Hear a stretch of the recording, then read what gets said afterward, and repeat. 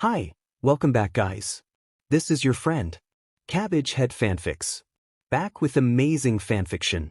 This is the series of What If Frozen Deku Had Meta Abilities? Now before starting, please give this video a like and subscribe to the channel if you want more videos like this. Now let's get into the fanfic. Nothing burns like the cold. George R.R. Martin. Arctic Circle, Greenland, November 2195. Even in a world full of superpowers, the cold could be deadly. Though there were some exceptions with certain individuals, humanity's aversion to settling in the far north and south only proved the rule that the cold was not to be trifled with. The wind howled across the dark frozen landscape, carrying a blanket of white with it. The sun was less and less noticeable in the skies lately, signaling the beginning of the Arctic winter. The merciless ice was starting its yearly campaign to reclaim its lost territory from spring. A seemingly endless cycle of thaw and freeze. This battle was suddenly interrupted by an Arctic vehicle driving across the icy surface. It was a heavy-duty, black truck equipped with caterpillar tracks to provide better traction. The headlights on the front and roof shone through the whiteness yet provided limited visibility. The two occupants inside were grateful the GPS was still functioning. Moments later, the occupants spotted a faint red light peeking out of the driving snow. As they drove closer, they recognized a person holding a long pole with a glowing red beacon on top, waving their arm out to them. The truck slowed down before finally parking a couple of meters in front of the signal bearer. The front two doors opened as the occupants stepped out and into the blizzard. To avoid the frigid air's deadly bite, they wore thick Arctic jackets, insulated breaths, and snow boots. The duo carefully ambled to the equally dressed signal bearer. "You the guys from Washington?" the signal bearer asked. "You get many other visitors out here?" the driver quipped. "How long have you been on site?" the passenger inquired, getting straight to business. "Since this morning." The trio proceeded to walk together. "An oil crew called it in 18 hours ago. How come nobody spotted it before?" "It's not surprising. This landscape is changing all the time. Hardly anyone comes out here anyway," he answered, still holding the beacon pole. "Any idea what this thing is?" "No clue. Probably just a weather balloon." More red beacons could be seen bleeding through the snowstorm. Other people could be seen moving in close proximity to the lights. "No way," he quickly dismissed. "Yeah, no, we don't have the equipment for a job like this." A dark object was slowly becoming visible amongst the beacons. "How long before we can start craning it out?" the driver asked. "I don't think you understand. Unless All Might tagged along with you, you're gonna need one hell of a crane." Walking closer, the dark object was revealed to be a huge piece of metal protruding out of the ice. A group of people were carefully walking around it and placing beacons around it. A man was atop the large structure, 5 meters in the air, shining a bright flashlight as he examined it. At first glance, it looked like the tip of an airplane wing. The Washington men were speechless. Through the blizzard, they could see the marker lights the crew had placed stretched out far into the snowy blanket. Whatever this object was, it was definitely not a weather balloon. Looked like it was time to get to work. Half an hour later, after talking with the on-site crew, the Washington men had a clearer picture of what the structure was. The size and shape were indicative of an aircraft of sorts, given its boomerang shape. As for the when, what, who, why, and how for the unknown craft's presence here, that was up to them to find out. As SHIELD agents, the special training they had received helped prepare them for investigative missions like this. The truck passenger from earlier was kneeling to the ground. His right glove was taken off, revealing his lighter-skinned hand, as brilliant green laser beams fired from his fingertips. With superb concentration and good control, he was able to cut a clean yet imperfect circle into the aircraft's hull. The hunk of metal finally broke free and fell, making a loud clang sound as it hit the floor beneath. The agent stopped firing the lasers and grimaced, swiftly putting his glove back on to prevent frostbite. "Smith, you okay?" the driver asked out of concern. "Why, fine." The revealed Agent Smith answered, biting his cheek as he felt the pain slowly reside. "Been a while since I used my quirk like that." A few crew members rolled a small crane into view, carefully positioning it over the hole. "Still not bad." I'm curious, with a quirk like that, why didn't you become a hero? He chuckled ruefully. It's not much of a heroic quirk. Can only use it for 10 minutes out of the day. Any more and my fingers would be unusable, could even burn them off. He turned to him. Now that wouldn't be ideal, would it, Williams? The driver, Agent Williams, visibly cringed at the imagery. Sorry about that. He shrugged it off in a nonchalant manner. Don't be. It's fine. Most kids dream of being heroes, but only a blessed handful can achieve that. Rest of us just gotta make do with what we got, ya know. Agent Williams nodded in understanding. As a quirkless man, the hero profession was completely off the table for him. Nevertheless, he was thankful to have this job, seeing it as the next best thing, even if it could get wearisome some days. Today was thankfully not one of those days. After all, it's not every day you get to investigate an unknown flying object, UFO. Or at least a former UFO. Hopefully there aren't any probes inside. He internally mused. The two agents ambled to their vehicle that had been pulled up closer to the extraction zone. Their equipment was stored in freeze-resistant cases in the back bed. They carefully retrieved it and got to work placing it on them. All right, the crane's all set. One of the researchers shouted. You guys ready? The agents stepped forward with their furred hoods pulled back, wearing fully sealed high-tech helmets with clear visors, breathing apparatus, communication system, LED lights, and camera. Strapped on their backs were protected oxygen canisters. It was unclear what was inside the craft, so precautions had to be taken. Doing a quick radio test, confirming their communications worked, the agents confirmed they were ready. Moments later, with the mechanical whirring sounds of the crane in the background, Agent Smith was steadily lowered into the aircraft by a cable and an LED flashlight strapped to his waist. Snow flurries gently fell and accumulated on the floor. Bright light from above shone down from the hole, illuminating the innards of the craft for the first time in a long while. As soon as Agent Smith's feet touched the grated floor, he unclipped from the HRS. Agent Williams was already inside, shining his flashlight around them. The air inside was stale and frigid, with the only circulation coming from the hole in the roof. The metal walls and floors around them were lined with layers of ice. Breaches in the hull were also visible. Base, we're in. Agent Williams notified through his comm. Copy that. The two agents carefully proceeded down a graded walkway with handrails, shining the light wherever they could. The sounds of their footsteps on the graded path echoed throughout the craft. Untrained normal people would feel uneasy in this situation, but the two agents using their past training steeled themselves. Closely examining their surroundings, they noticed lining both sides of the path were stacks of dull, gray cylindrical casings with attached fins at the ends, hanging from support carriers too, which were attached to the ceiling supports. There had to have been hundreds. What is all this? Agent Smith wondered. They came across an intersection connecting to a perpendicular walkway. On it, they spotted one of the casings lying on the grate. Agent Williams carefully approached the object and kneeled by it, shining his flashlight over it. His eyes widened slightly in recognition. Bombs. If that's the case, don't get too close. Smith urgently exclaimed. Could trigger an explosion. Williams then noticed something emblazoned on the bomb's shell. Actually, I don't think these are the exploding type. Look. He pointed his light at the shell, revealing a biohazard symbol. Chemical weapons. Agent Smith turned his light around and noticed the same symbol printed on all the other bombs in view. Think this could have been from the Third War? Maybe. Looks like a 21st century bomber, kind of. Williams stood up, his eyes catching a glimpse of more bombs lying below the graded pathway on the aircraft's bottom hull. Looked like they fell off during the landing. Though that begs the question, whose bomber was this? And what the hell is it doing all the way out here? That's two questions, but Smith looked ahead and saw an open hatch door at the end of the path. We may find answers in there. The agents cautiously proceeded forward and stepped through the hatch. The other side was a seemingly large open area with angular support columns.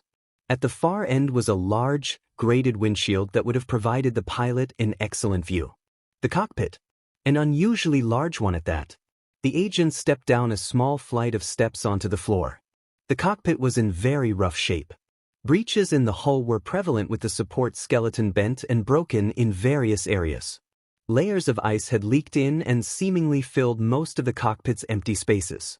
Looking ahead toward the big, broken windshield, they spotted what appeared to be smashed control panels and the pilot's seat. No sign of human remains. Agent Smith noted. Maybe they ejected before the crash?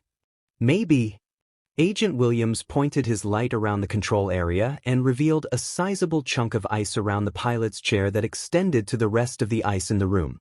Not seeing anything that resembled a human body, he was about to look away until catching a faint gleam of something. Wait. Williams squinted his eyes.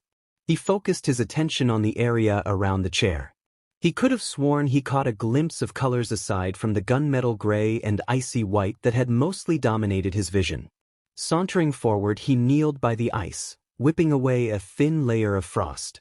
The agent gasped as his eyes widened. No, it can't be. Smith, he called out.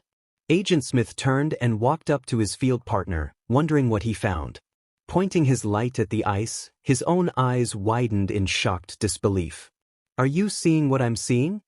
Williams asked, trying to confirm his vision was correct. My God. Smith activated his comlink. Base, give me a line straight to the director. Sir, it's 3 a.m. where he is, the man on the radio responded. I don't care what time it is. Smith retorted. This one's waited long enough. The object in question was a 26-inch wide, metal disc with a 5-pointed white star at the center in a blue circle. Surrounding that were 3 concentric circles colored red, white, and red respectively. A relic from a bygone era. Our dreams make us large. Jack Kirby. Mizudafu, Japan, April 2196. It was a sunny afternoon in Mizudafu, a respectable-sized city in Japan's Shizuoka prefecture. People of all shapes and sizes, some even appearing to be amalgamations of animals and seemingly other random things, were going about their business. The city's peace was suddenly disturbed when the ground began to rumble, followed by loud crashing sounds. As some people turned in the direction of the commotion in the distance, a young man swiftly sprinted past them, quickly shouting his apologies for bumping into them. He was well above average in height for a Japanese man, standing at 189 centimeters, 6 feet 2 inches, and appeared to be quite muscular, although his modest attire concealed most of it. He had a mop of dark green, curly hair with freckles dotting a well-defined, mature face and bright emerald eyes shining with excitement.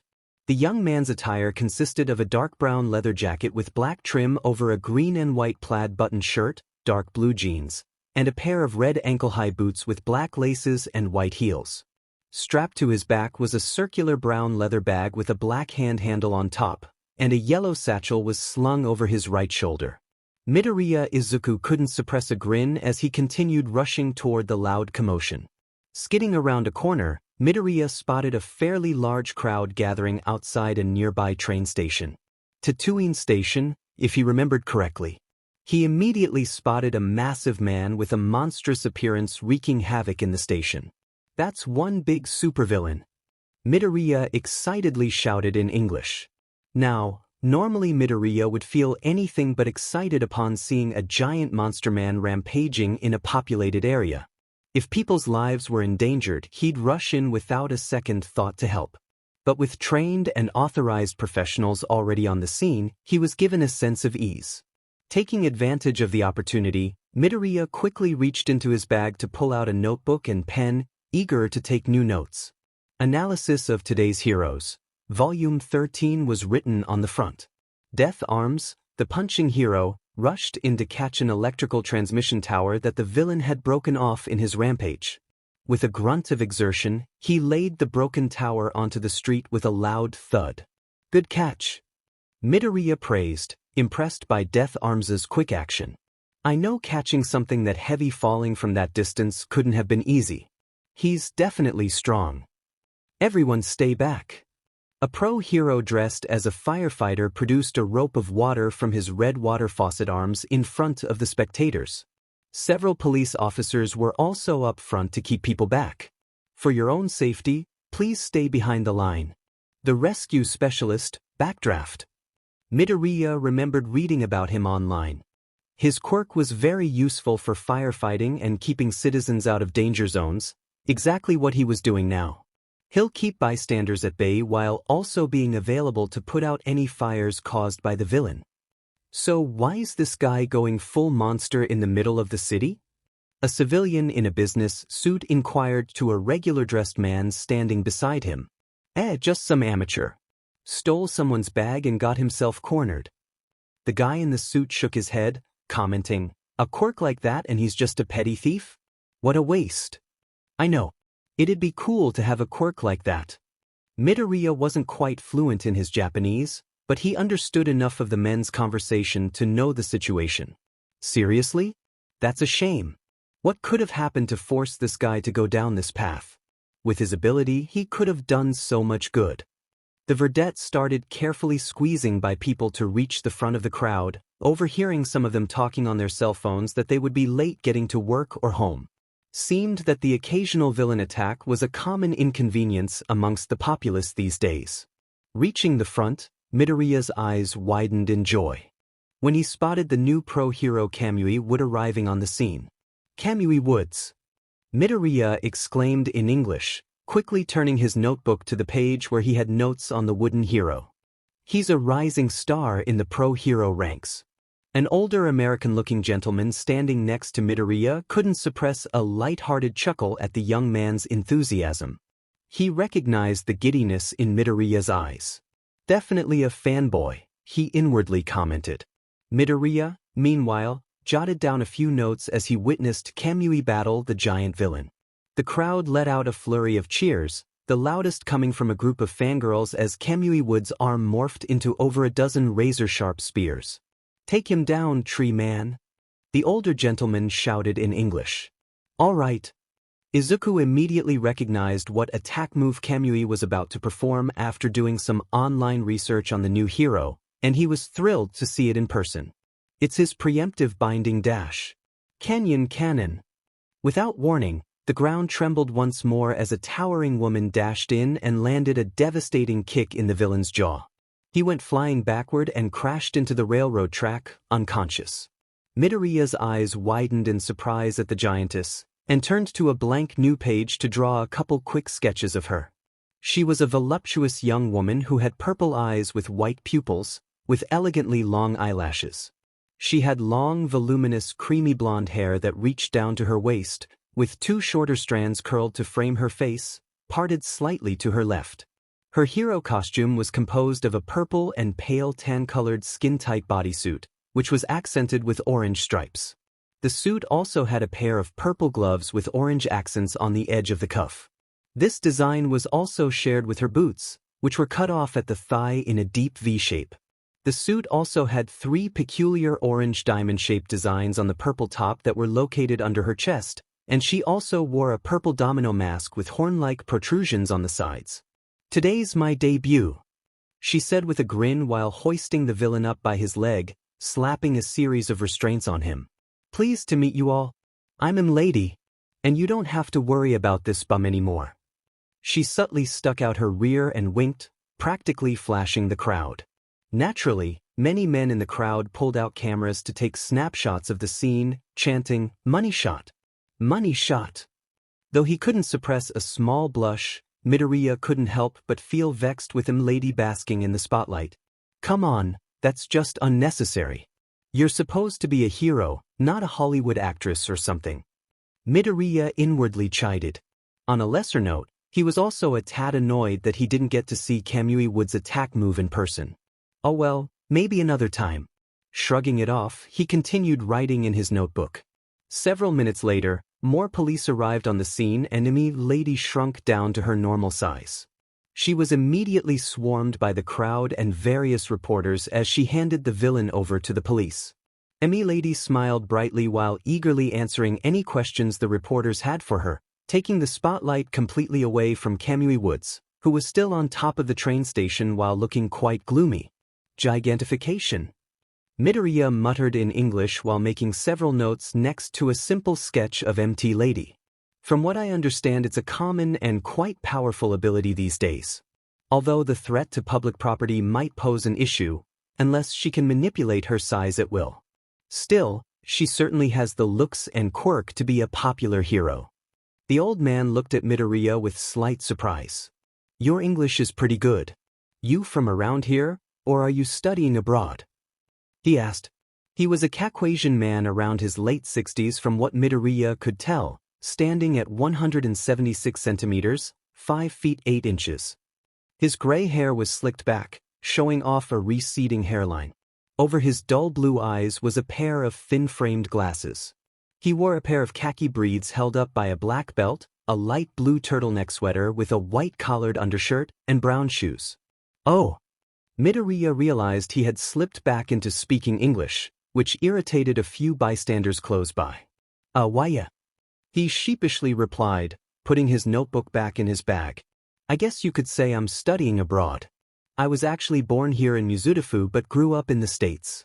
California, to be specific. No kidding. Queens myself, in case you couldn't tell, the man chuckled as his New York accent was prevalent. Nice to meet ya, Queens. Midoriya held out his hand, which the older American shook firmly. Likewise, Callie, he smirked. So, what brings you to Japan? Midoriya asked, hoping to strike up some small talk. Aside from acquaintances at the community college and at work, he didn't have much going for him in the friends department. The old man smiled roguishly. Oh, mainly here to kick back and enjoy retirement. Also hoping to get some inspiration for a new superhero comic I got ruminating in my head. Midoriya grinned. Japan does have great heroes. I'm sure they can give you plenty of inspiration. Haven't seen much in terms of superhero comics these days. Makes sense, given that this world is practically filled with superheroes and supervillains already. Midoriya thought. Why read a comic when you can just turn on the news or stream YouTube videos? Superhero comics aren't really a big thing anymore though. Midoriya mentioned with a small frown. So it may not get popular. He waved off the concerns. That won't stop me. Our dreams make us big, ya know? Midoriya smiled, admiring the old man's sunny outlook and determination. So, what are you studying abroad for? From all those notes you were taking, it sounds like you're wanting to be a hero yourself, am I right? Midoriya nodded, smiling. That's actually why I'm here. Well, good luck then. He gave Midoriya a thumbs up. Don't know what your quirk is, but it doesn't matter. He paused to look at his wristwatch, his eyes widening when he noticed the time. Well, I better head along now. Don't want to miss my train. Hopefully that giant ruffian didn't destroy the tracks. Goodbye, sir. Nice talking to ya. Midoriya gave him a lazy salute as he walked toward Tatooine Station. Good luck on your comic. Thanks, son. The old man gave him a peace sign. Certainly a mature air around that kid. I'm sure he'll be a great hero. I can feel it. With that, the aspiring comic writer proceeded toward the train station. Good guy. Midoriya began walking in the opposite direction. It'd be faster to take the train to his apartment, but he felt like walking today. He enjoyed walking home most of the time as it allowed him to stretch out his legs and learn the area better. Plus, he was never in a hurry to get back to an empty apartment solely to study and sleep. Stopping with a group of people at a crosswalk, the vedette pulled out his 13th hero analysis notebook. Can't believe I got to see those pro heroes in action today. They were pretty quick to take action. Midoriya began jotting extra notes on MT Lady and Kamui Wood's pages. Death Arms and Backdraft's profiles were in one of his 12 previous notebooks, Volume 5 and Volume 6, to be more specific, so he'd have to wait to get home and add notes to their respective pages. Still, the lady rushing in the way she did could have ended badly had some civilians or station workers been nearby the tracks. Hopefully she took that into account before making that decision. Given how eager she was to make her debut though, he doubted that was the case. Midoriya wasn't personally angry with MT Lady as he understood why she did it. Pro heroes were government workers and had the potential to earn higher wages, fame, and glory depending on their performance. Basically, the more popular you are and the more villains you capture, the more money you make. Midoriya mentally sighed. Sounds good on paper and all, to reward heroes like that, but that does potentially lead to other issues. The crosswalk light turned green, and Midoriya with the rest of the crowd proceeded across the street. He opted to take a longer route back to his apartment complex, not really in a rush. He furiously scribbled down notes, enraptured in his own world, which weirded out some passing bystanders. After jotting down as many notes as he could on Kamui Woods and MP Lady, he placed his notebook and pen back into his yellow satchel. Several high school students wearing black Gakuren uniforms walked past him until he realized he was walking in front of a high school. The words, Jaka High, were inscribed on a plaque on the school's brick entrance gate. Guess school must have just let out? Glancing at his green army wristwatch, he confirmed it was indeed past 1500 hours, 3 p.m. Making sure to step to the side to not impede any of the students walking by, Midoriya Izuku took a moment to stare at the school facility. Feels like it was only yesterday. Fresno, California, April 2042. A line of 13 yellow school buses drove down the relatively busy streets of Fresno with Vulcan High School District, labeled in black capital letters on both sides and their respective bus number present by the front doors. With all of their designated stops completed, the buses were on their way to the high school building. In bus number 9, the atmosphere of the bus was loud and rowdy, much like the other buses, as students conversed with each other while the bus driver did his best to tune out the noise. Meanwhile, a Japanese-American teen was sitting alone at the front bench seat with his eyes glued on his smartphone. He wore a white t-shirt with black kanji letters for t-shirt emblazoned on the front, baggy brown cargo briefs, and a pair of red high tops with white soles and black laces. A yellow backpack was resting in the unoccupied seat to his right. Izuku Midoriya's attention was focused on a national news article with the main headline, Metahuman riots continue in major cities. Hundreds dead. Izuku frowned as he read the unsettling reports of people with meta abilities causing havoc. It ranged from petty theft to full-out riots with many people getting hurt or killed. The government was under immense pressure to quell the violence, but they, like the rest of the world, were still debating on how to handle the sudden, unprecedented rise of human meta abilities.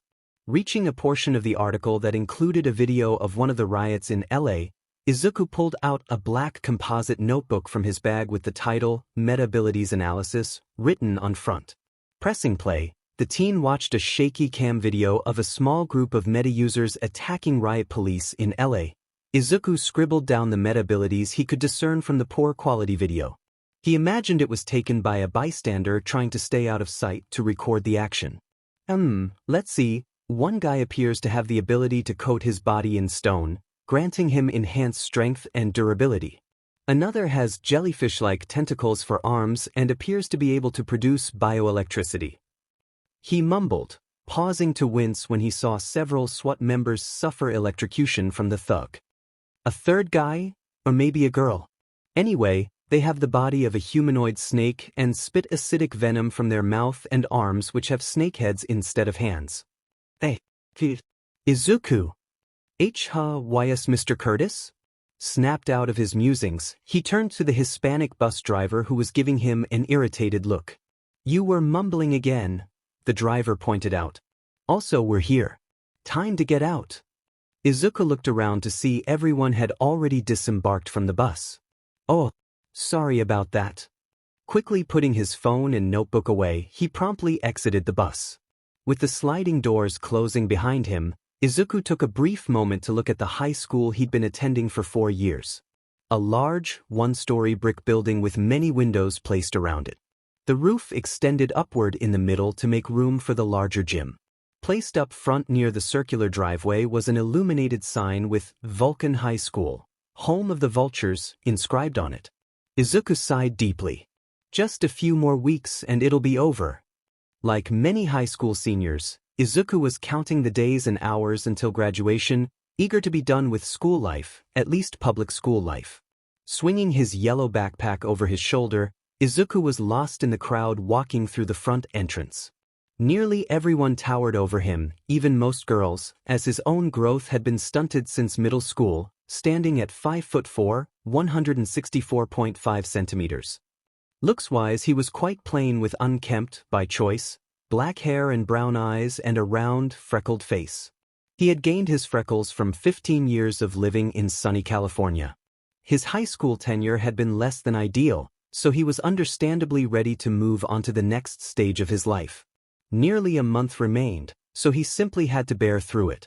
His first 3-class PRDS of math, art, and science he enjoyed and went by fairly quickly. Lunchtime came and Izuku sat alone at a table in a far corner, eating a homemade bento from his lunchbox. It was quite common for him to eat alone from his peers. Izuku would admit that he could be awkward sometimes, so he didn't hold it against others for being weirded out by his idiosyncrasies. Furthermore, he suspected that his Asian heritage discouraged some people from socializing with him, not that it mattered to Izuku as he didn't see the point in interacting much with people who couldn't look past ethnicity. Finishing his lunch early, Izuku gathered his belongings and headed to the library. The upcoming free PRD gave him the opportunity to unwind and catch up on any reading or assignments. The next 45 minutes or so was spent reading alone at a library table. Izuku was enraptured by an old Japanese book titled The Book of Five Rings. His eyes danced across the English translation pages with fascination. 2 more books were stacked to his right. Art of War by Sun Tzu. Dreams Are Now Reality, An Extensive Guide to the Rise of Superhumans, Volume 3, by Hatsum Teruko, Ph.D. Whoa, nearly 4 centuries later and Miyamoto's wisdom still holds up. Midoriya sounded impressed. Ding, ding, ding. An electronic bell sound emanated from a speaker in the library's ceiling. The same bell resounded throughout the school building to signify the start of another PRD. For Midoriya, it was the start of his least favorite yet most necessary class. For him personally, physical education piece. Gathering the 3 books in his arms, Izuku quickly walked to the librarian's desk to have them checked out. I have to say, Izuku, the middle-aged librarian said while stamping the due dates on labels on the back of various books, I think you've read more books than all the other students in this school combined. I'm sure that's an exaggeration. Izuku tapped his cheek bashfully. It isn't. She quickly refuted. You check out nearly 5 books a week and always return them on time. Good work. I'm sure that extra knowledge will take you far. She gave him a warm, earnest smile. Thank you, he smiled. I appreciate that, Mrs. Davis. Placing the books in his backpack, he rushed out of the library and through the hallway to the gymnasium. The PE instructor, Coach Simon, was serious about punctuality due to being a U.S. Army veteran and wasn't afraid to dish out more exercises on those that were tardy. Although Izuku inwardly admitted he could use the extra workouts, he didn't want them as a punishment. 10 minutes later, Izuku was standing in line with 24 classmates in their respective gym clothes. There wasn't a designated school gym outfit like with Japanese schools. Rather, students were given the freedom to wear their own outfit as long as it followed the school dress code. In Izuku's case, he wore a plain white shirt, blue shorts with a red and white stripe going down both legs, and old black tennis shoes. All right, listen up. Coach Simon shouted. Graduation may be around the corner, but that doesn't mean I'm gonna let you kids slack off. There was a collective groan from the students, with the exception of Izuku. The coach blew into his whistle. Shut it. We're running 10 laps around the gym, 25 push-ups, 25 squats, and then 25 sit-ups. After that, we're playing a couple rounds of dodgeball. He whistled again. Let's go, maggots. With that, the class started their run around the gymnasium with Izuku trailing behind as per usual. After only a couple of laps, Izuku was already sweating heavily and breathing hard, an asthma attack overtaking him. CRP. He mentally cursed. I still can't keep up even after doing all the exercises Peg-chan told me to do. Coach Simon noticed Izuku's struggles and quickly ran over to him. Reaching into his pocket, he pulled out Izuku's rescue inhaler and handed it to the teen, which he quickly accepted.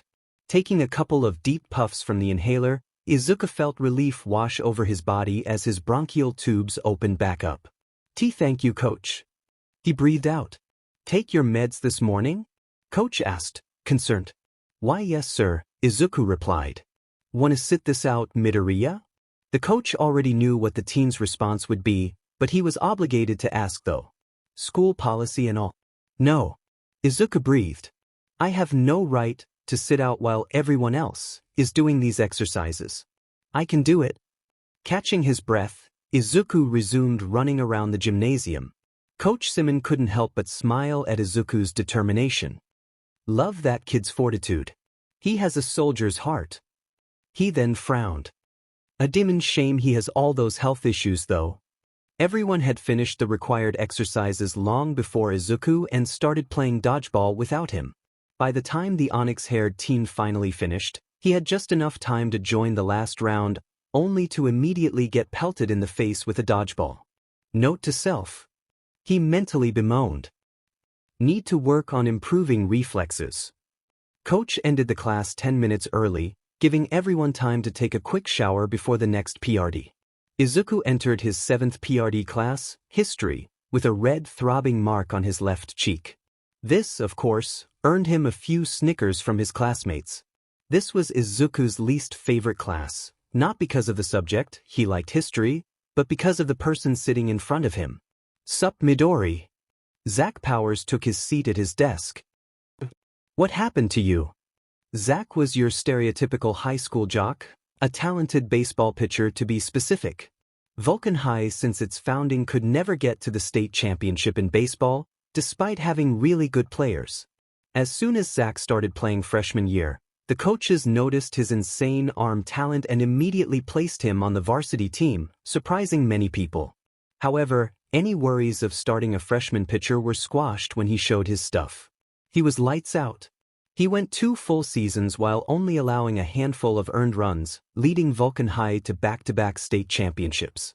He was the undisputed most popular guy on campus. Worst part was he knew it and fully embraced it.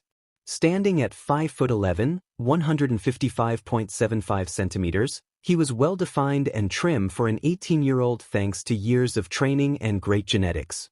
He had brown hair with a long bang covering his right eye, tan skin, and hazel eyes. Definitely eye candy for the ladies. He wore a red, black, and white Letterman jacket over a plain black t-shirt, blue jeans, and black Converse shoes. Dodgeball? Wish I could have been there, but alas, athletics and all. The baseball team is doing really good. You guys are primed to make another deep playoff run. Izuku stated. State's in the bag. Zach confidently replied. Can't wait to get my 3rd ring. He showed off the 2 state champion rings on his left index finger and thumb. I think I'll put it right here. Ha! He jitted while flipping Izuku the bird. Izuku did his best to ignore the rude gesture and continued. Your ERA is in the state's top 3 for the 4th consecutive year. Keep it up and you'll definitely make it to the majors. He was sincere in that assessment. Yeah, I know. Powers smirked, sounding very braggadocios. USC wouldn't have given me a full ride otherwise. By the way, Midori old pal, you have my homework. He glanced back with a roguish grin. Come on Powers. Izuku bemoaned. I know you're busy with training and all, but this is cheating. You should do the work on your dash. Do you have it? Zach gained a serious edge in his voice. Izuku sighed deeply and pulled out 2 papers from his bag. I tried to match your handwriting as best as I could. Also, I didn't answer every question correctly to ward off suspicion from Mr. Nicholas. Zach took the papers and his expression immediately lightened up. Thanks, pal. You're a true friend. Sure. Izuku knew better. Zach was not his friend, at least not anymore. Even though they got along quite well as children, that had all changed when his natural athleticism bloomed into existence. Specifically his throwing ability. Upon excelling in baseball in middle school and now high school, he had left Izuku in the dust to join the cool crowd. Couldn't let Izuku Midoriya, the weakest and most awkward kid in school, taint his image after all. Despite all that, Izuku Midoriya didn't hold a grudge against his former childhood friend. He wished him all the best in his future endeavors and hoped he excelled in baseball. Although, deep down, he'd be completely satisfied with never seeing him again after graduation. The middle of history class was interrupted by the school's daily announcements. Part of the announcements included the daily Pledge of Allegiance to the American and California state flags, respectively. While pronouncing the allegiance by memory, Izuku noticed Zack wasn't saying the right words. He was essentially being an immature child mismatching words to make it sound funny. Now, Izuku could tolerate many things, but this was not one of them. Zack, show some respect, Izuku said angrily after the pledges concluded. People died for that flag. Least you can do is say the pledge. Huh. Zack looked back, ping a brow. The little Jap is seriously gonna talk to me about the flag? Mr. Midoriya does raise a valid point, Mr. Powers. The history teacher, Mr. Nicholas, spoke up. It's school policy to have pledges every day. Students do have the right to not participate, however. Mocking the pledge is unacceptable. Also, he shot the jock a serious glare, making him temporarily freeze up. Derogatory terms will not be tolerated in my classroom. Opening a cabinet in his desk, he reached inside it to pull out a yellow paper slip. Take this note and head to the principal's office, Mr. Powers. That was strike 2. Come on, Mr. Nicholas, Any hope the school's ace had to charm his way out of trouble was ended when the teacher held out his hand. Unlike the rest of the school staff members, Mr. Nicholas would not tolerate Zack's bull CRP, star athlete or not. Don't go, or it'll be strike 3. I'll ensure you miss the rest of the baseball season due to misconduct, and forcing your peers to write assignments for you. A fearsome glare was present in the man's glasses. In words you can understand, you'll be out. Zack and Izuku both froze while the rest of the class watched with varied expressions. Some were in amusement at seeing Zack get taken down a peg while others were surprised in general. Zack remained silent and calmly walked up to take the slip and head to the door. Before he exited the classroom, he shot a brief glare in Izuku's direction. Oh. Izuku gulped. After finishing history and his last PRD, English, the final bell had rung. Izuku had hoped to make it to the bus before Zack caught him, but sadly fate was not kind to him today. It hardly ever was. Zack had been waiting for him behind a corner and, with an arm resting over Izuku's shoulder, led him out of the building. He wore a friendly smile to ward off any suspicion from others, but Izuku knew it was forced. He could feel the menacing intent gushing off him. This wouldn't end well. Moments later, in an empty alleyway near the school, Izuku stumbled into a trash can and fell to the ground with another red mark on his face. Zack shook the hand he used to punch Izuku, glaring daggers at him. Contrary to what you may think, I don't like doing this, Midori. Could have fooled me. Izuku groaned, weakly pushing himself back up. You embarrassed me. What's worse, you gave me my second strike. I can't afford to miss the season. You know that. Not when I'm so close to making history. You did that to yourself. As Izuku stood up, he noticed the metal trash can lid off to the side and scooped it up. You didn't have to disrespect the pledges like that. He held the lid in front of him like a shield. Yeah. What's it to you? Zack reached and pulled the metal lid out of Izuku's grasp, throwing it off to the side. He then socked Izuku with a right hook, causing him to stumble into some gross, greasy trash bags lying next to a dumpster. My great-grandfather fought Japs in World War II. Gave his life in the Battle of Okinawa. Zack glowered at his victim. Who are you to talk to me about being patriotic? Izuku shakily returned to his feet, getting in a boxer's stance with his fists clenched. I'm just as much American as you are, Powers.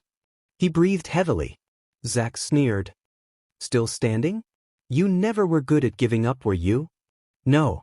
Despite his body quaking in fear and pain, Izuku directed a determined glare at Zack. I can do this all day. Zack was momentarily taken aback by Izuku's sheer tenacity, but then scoffed. You Japs just don't know when to surrender. Izuku threw a right haymaker up at Zack, but the pitcher easily caught it and countered with a strong punch to the face. Izuku collapsed into the trash bags with a pained Hey! A sharp feminine voice called out. Knock it off. Zack turned to the source of the voice standing a couple meters behind him.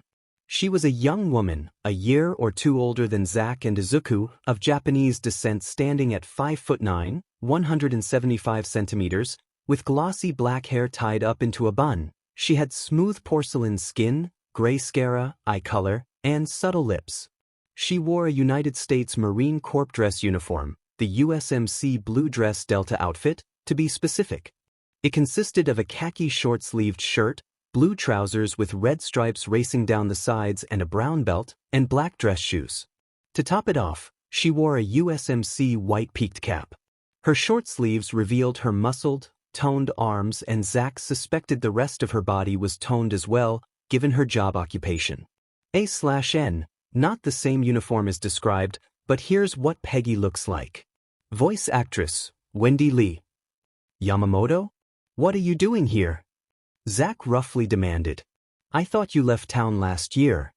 Step aside, Powers. The USMC woman, Yamamoto, ordered. Or I'll make you. A Marine now, huh? Wow. Zach couldn't suppress a snort. Didn't know the Marines accepted women. Are they desperate? Yamamoto resisted the urge to roll her eyes. She had heard it all before, so it was easy to tune out the noise. Want to find out how desperate they are? She challenged, narrowing her eyes. Zach visibly flinched. He knew he was strong, but trying to fight an active USMC member, woman or not, would definitely not end well for him, especially since it was Yamamoto. With first-hand experience from their childhood, he knew she was absolutely ruthless in a fight. Even in the ones where he had technically won, he didn't walk away without some painful bruises. On another and more important note, he couldn't risk losing his USC baseball scholarship if news got out that he had tried to fight a Marine. A woman at that. He wasn't that stupid. Fine, whatever.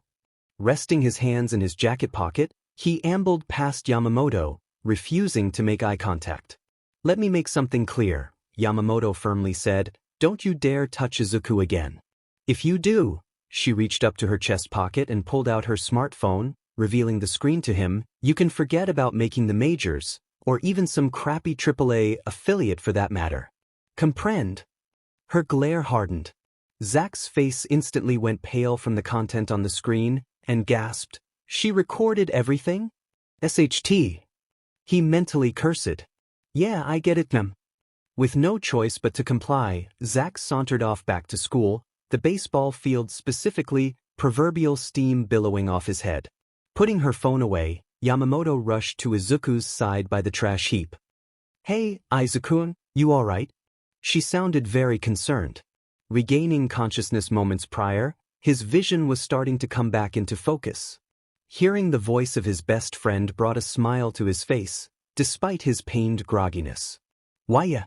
He weakly pushed himself off the garbage bags, with Yamamoto aiding him. I had him on the ropes.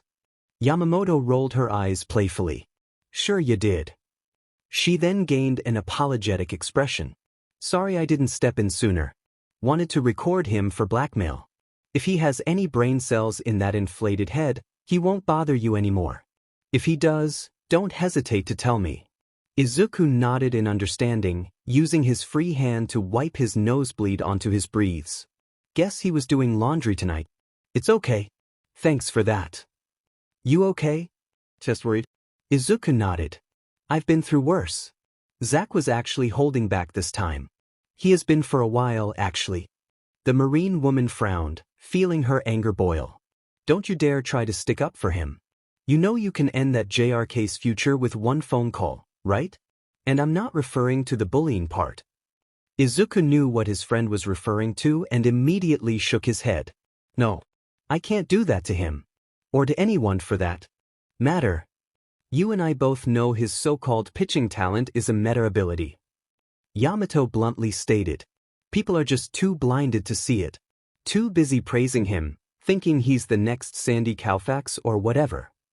Izuku was beginning to regain his bearings, and stood up unaided. I don't want to ruin his future like that, even if he may deserve it. Besides, it's not like we'll cross paths after graduation anyway. Yamamoto sighed, exasperated. Still too nice for your own good. And you still haven't learned to run away from a fight. Huh, nerd. Izuku smiled at the taller woman. It's good to see you, Peg-chan. Likewise, Izuku-an. Peggy Yamamoto and Izuku both embraced each other in a friendly hug. Past 8 months have been hell. I can imagine. Izuku commented. The Marines never make it easy. No, they do not. Come on, Peggy broke off the hug. I'll take you home since you missed the bus. Thanks, he said appreciatively. Picking up his backpack lying off to the side, Peggy and Izuku both walked out of the dirty alleyway and down the sidewalk. Many vehicles drove down the streets. Notably, there were more police cars patrolling as of late. Some of the buildings Izuku and Peggy passed were taped off with yellow police tape after suffering damage by late-night riots several nights ago. The damages included broken windows, stolen inventory, and various forms of graffiti painted on the buildings. Metas unite. Kill the meta monsters. FTP. Take back the human race. Evolve or die. FTP again? There were more slang words and phrases that included much more colorful language that Izuku didn't want to repeat. He shook his head at the amount of property damage inflicted. He knew some of the shop owners and they didn't deserve to have their businesses destroyed like this.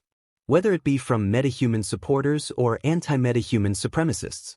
Ever since the first metahuman was born in KK City in China 28 years prior, more and more exceptional individuals had been born across the globe. The trend continued to this day and the reasons still remained unclear. Even the world's best geneticists and biologists were stumped and had no answers to this phenomena. So, how do people react when faced with the unknown prospect of a society of metahumans? Quite poorly, actually. Imagine that. Makes you angry, huh? Peggy noticed Izuku staring at the crime scenes. Seeing all this senseless destruction? I am angry, but more disappointed really, Izuku truthfully admitted. This is the time where we should be coming together as a nation. A people. Not fighting each other. Peggy nodded in agreement, but didn't say anything. She honestly didn't want to go off on a tangent talking about society's current woes. She already dealt with enough of it as it is with her job, and would soon have to face it head-on. They soon arrived at a nearby 7-Eleven convenience store, where Peggy's ride, a black Honda Goldwing, was parked out front. As they approached the vehicle, Izuku suddenly noticed something on his friend's left sleeve. An insignia badge with a new rank. You didn't tell me you got promoted to corporal? Izuku exclaimed, his eyes sparkling with surprised excitement. Heh, I was actually planning to surprise you with it earlier. Peggy frowned slightly. Then I came across the scene with you and Powers. That's awesome. You've only been in the Marine Corps for a year and a half, so for them to promote you already must mean you're doing great. Izuku said excitedly. I try not to brag. Peggy turned away with a small tint of red on her cheeks. Pulling off her white barracks cover, she placed it in her bike side saddle to pull out 2 helmets. One was black and the other was white, and handed the white one to Izuku. I can't wait to get in myself. Izuku placed the white helmet over his head. I enrolled on Wednesday, by the way. Completed the ASFOB and my physical. Should get a response back tonight. Peggy frowned behind her helmet. That's great. She feigned excitement. He's still determined to get in, huh? Should I break it to him, or let him find out for himself? The USMC girl was unsure on how to handle the situation, so she opted to stay silent for now. Taking his seat behind Peggy, she started up the bike and quickly pulled out onto the street. He held on tightly to Peggy's waist. Riding on Peggy's motorcycle was both frightening and exhilarating for Izuku. As the wind blew past him, he took a moment to admire his hometown. It was a warm, sunny day in the San Joaquin Valley city of Fresno. Of course, this was typical weather for the Central California city. Nowhere close in terms of population of its in-state neighbors in Los Angeles and San Francisco, but it was still a respectable size. Peggy weaved in between the modest traffic, clearly enjoying the rush of driving her bike after so long. What brings you back to town, Peg-chan? Izuku yelled over the loud engine and rushing air. Got a week of leave. Came back to spend time with Dad, and hang out with you. Peggy grinned. Izuku smiled brightly at that. Peggy had been his best friend growing up. Aside from their Japanese heritage, they shared many things in common, which included their love for old Japanese mecha anime, superheroes, and being raised in a single-parent home. In Peggy's case, it was her dad, as her mom had gotten sick and passed away when she was 3. Both of them had practically been inseparable most of their lives until Peggy graduated and joined the Marine Corps nearly 2 years prior. Another contributing factor to his lackluster time at high school. That'll all change soon. Izuku mentally stated. I'll get into the military. I'll protect and serve people like a hero should. They continued to ride in silence with a cacophony of the motorcycle engine, other vehicles, tires on pavement, and the wind filling their ears. Later, Peggy pulled up into the parking lot of a small, 4-story apartment complex on the edge of town. Parking the bike, Izuku pulled off the helmet and placed it in the bike's side saddle. Thanks for the ride, Peg-chan. Don't mention it, dude. It's Friday night. Wanna hang out tonight? Peggy inquired. Yeah, that sounds fun. Izuku responded happily. He hadn't hung out with his friend in a while and was eager to get out of his stuffy apartment. Oh. Peggy's eyes widened in recollection. Also, there's supposed to be this event going on in San Fran tomorrow night. Has to do with science and all. Would you want to see that? Wait, you mean the Innovation Expo? Izuku's eyes lit up. It's an event where the world's smartest minds come together to show off their inventions. Some of the stuff that's been featured there would have been considered science fiction several decades ago. Of course I want to go. Peggy smiled at Izuku's enthusiasm. Still the same dorky guy. Cool. I'll pick you in 2 hours then. Gotta take a shower, you should too. Izuku stopped and noticed he had grease stains on his clothes and smelled like garbage. No surprise there. Sorry if I got it on you. Trust me, it's fine. You know dirt and grime don't bother me. She waved off. Well, I'll see ya in a bit, Izuku-an. With that, Peggy pulled out of the parking lot, leaving a skid mark in the pavement. He shook his head, still smiling. That girl? He was happy Peg-chan was back, even if it were just for a week.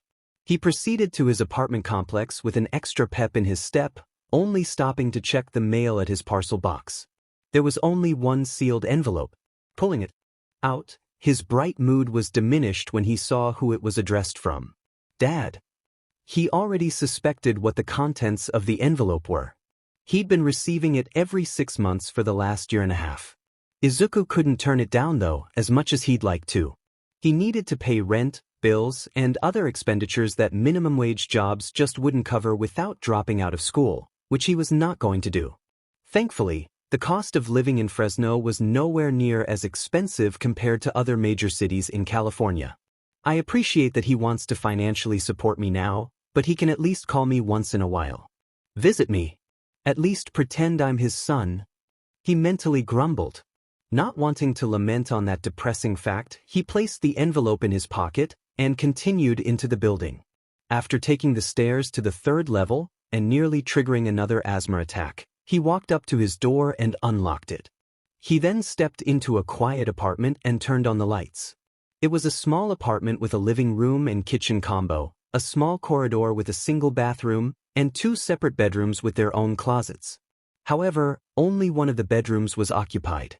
There was a small 2-seat couch in the living room with a small coffee table and side table, a small stand with a modest-sized television, and a tall shelf full of books. The kitchen was off to the right side and had a small stove, fridge, sink, and a few cabinets. Dropping his backpack to the floor, Izuku headed to the kitchen to grab a frozen bag of peas from the freezer to hold over his bruised face. It wasn't his first rodeo in treating injuries. He'd put some makeup on later to cover them up once he was ready to leave with Peg-chan. After spending time in the trash, he'd definitely need a shower. Izuku dropped to the couch and exhaled deeply, letting his pent-up stress flow out of him. Today, for the most part, had seeked badly till Peg-chan had surprisingly showed up. Getting to hang out with her tonight and attending the Innovation Expo with her in San Francisco tomorrow had certainly brightened his mood. Oh! Izuku suddenly sat up, recalling something important. The recruiter should have called by now. Reaching into his pocket to pull out his phone, he noted there was indeed a missed call and voicemail from the recruiter. According to the timestamp, it looked like he had called Izuku when he was getting his butt kicked by Zack. Please be good news, Izuku wished as he played back the voicemail. Mizudafu, Japan, April 2196. Hey! Green hair! A loud, gruff voice exclaimed. Huh! Midoriya was snapped out of his musings by a loud student. He was a young man standing at 175 centimeters, 5 feet 9 inches, and had a muscular build and lightly tanned skin. He had ash blonde hair spiked in all directions from his head, and his eyes were sharp and thin, bright red in color. He wore the same black Gakurin uniform as his peers. Judging from his looks, Midoriya guessed he had to be a third year. "The hell are you doing just standing there like a creep?" Bakugo Katsuki demanded. Midoriya was about to refute that claim but realized that he had indeed been standing motionless for a few minutes. He rubbed the back of his neck, feeling awkward. "Oh, sorry. Didn't know, going down memory lane." He responded in shaky Japanese. "Doesn't look that much older than me. Pretty sure I would have remembered seeing him. Also, what's up with his accent?" Bakugo ped brow. "What? You used to go here? I don't recognize you." "Oh no. Not there." Midoriya quickly clarified. "But seeing school reminds me of mine. That all." Bakugo narrowed his eyes. It didn't sound like he was lying, but he couldn't be too sure. He wasn't going to tolerate any perverted creeps hanging around campus if he could help it. "Yeah. Word of advice, I wouldn't do that. People get the wrong idea if they see you standing like a jackass in front of a high school." Bakugo curtly pointed out. Midoriya noticed a few high school girls giggling to one another after seeing him and quickly passed by. "Yeah, that's a fair point." He mentally agreed. "Point good. Thanks." Midoriya gave a polite bow. Bakugo momentarily glanced back at the taller dude. He had noticed Midoriya's Japanese sounded kind of off. Also, he started to recognize his accent as Western. Was he a foreigner? "You from around here, green hair?" Bakugo asked. "Born here, but from the States. Still learning Japanese." Midoriya responded, scratching the side of his head bashfully. As stealth gaijin." Bakugo had read about them. People who looked Japanese but were actually foreigners. He turned away with a scoff, not seeing any point in continuing the conversation. "Whatever, extra. Just know, if you're gonna live here, learn to speak our language better." "Why ya?" Midoriya nodded. "Working hard." With that, Bakugo continued down the sidewalk with his bag slung over his shoulder in a nonchalant manner.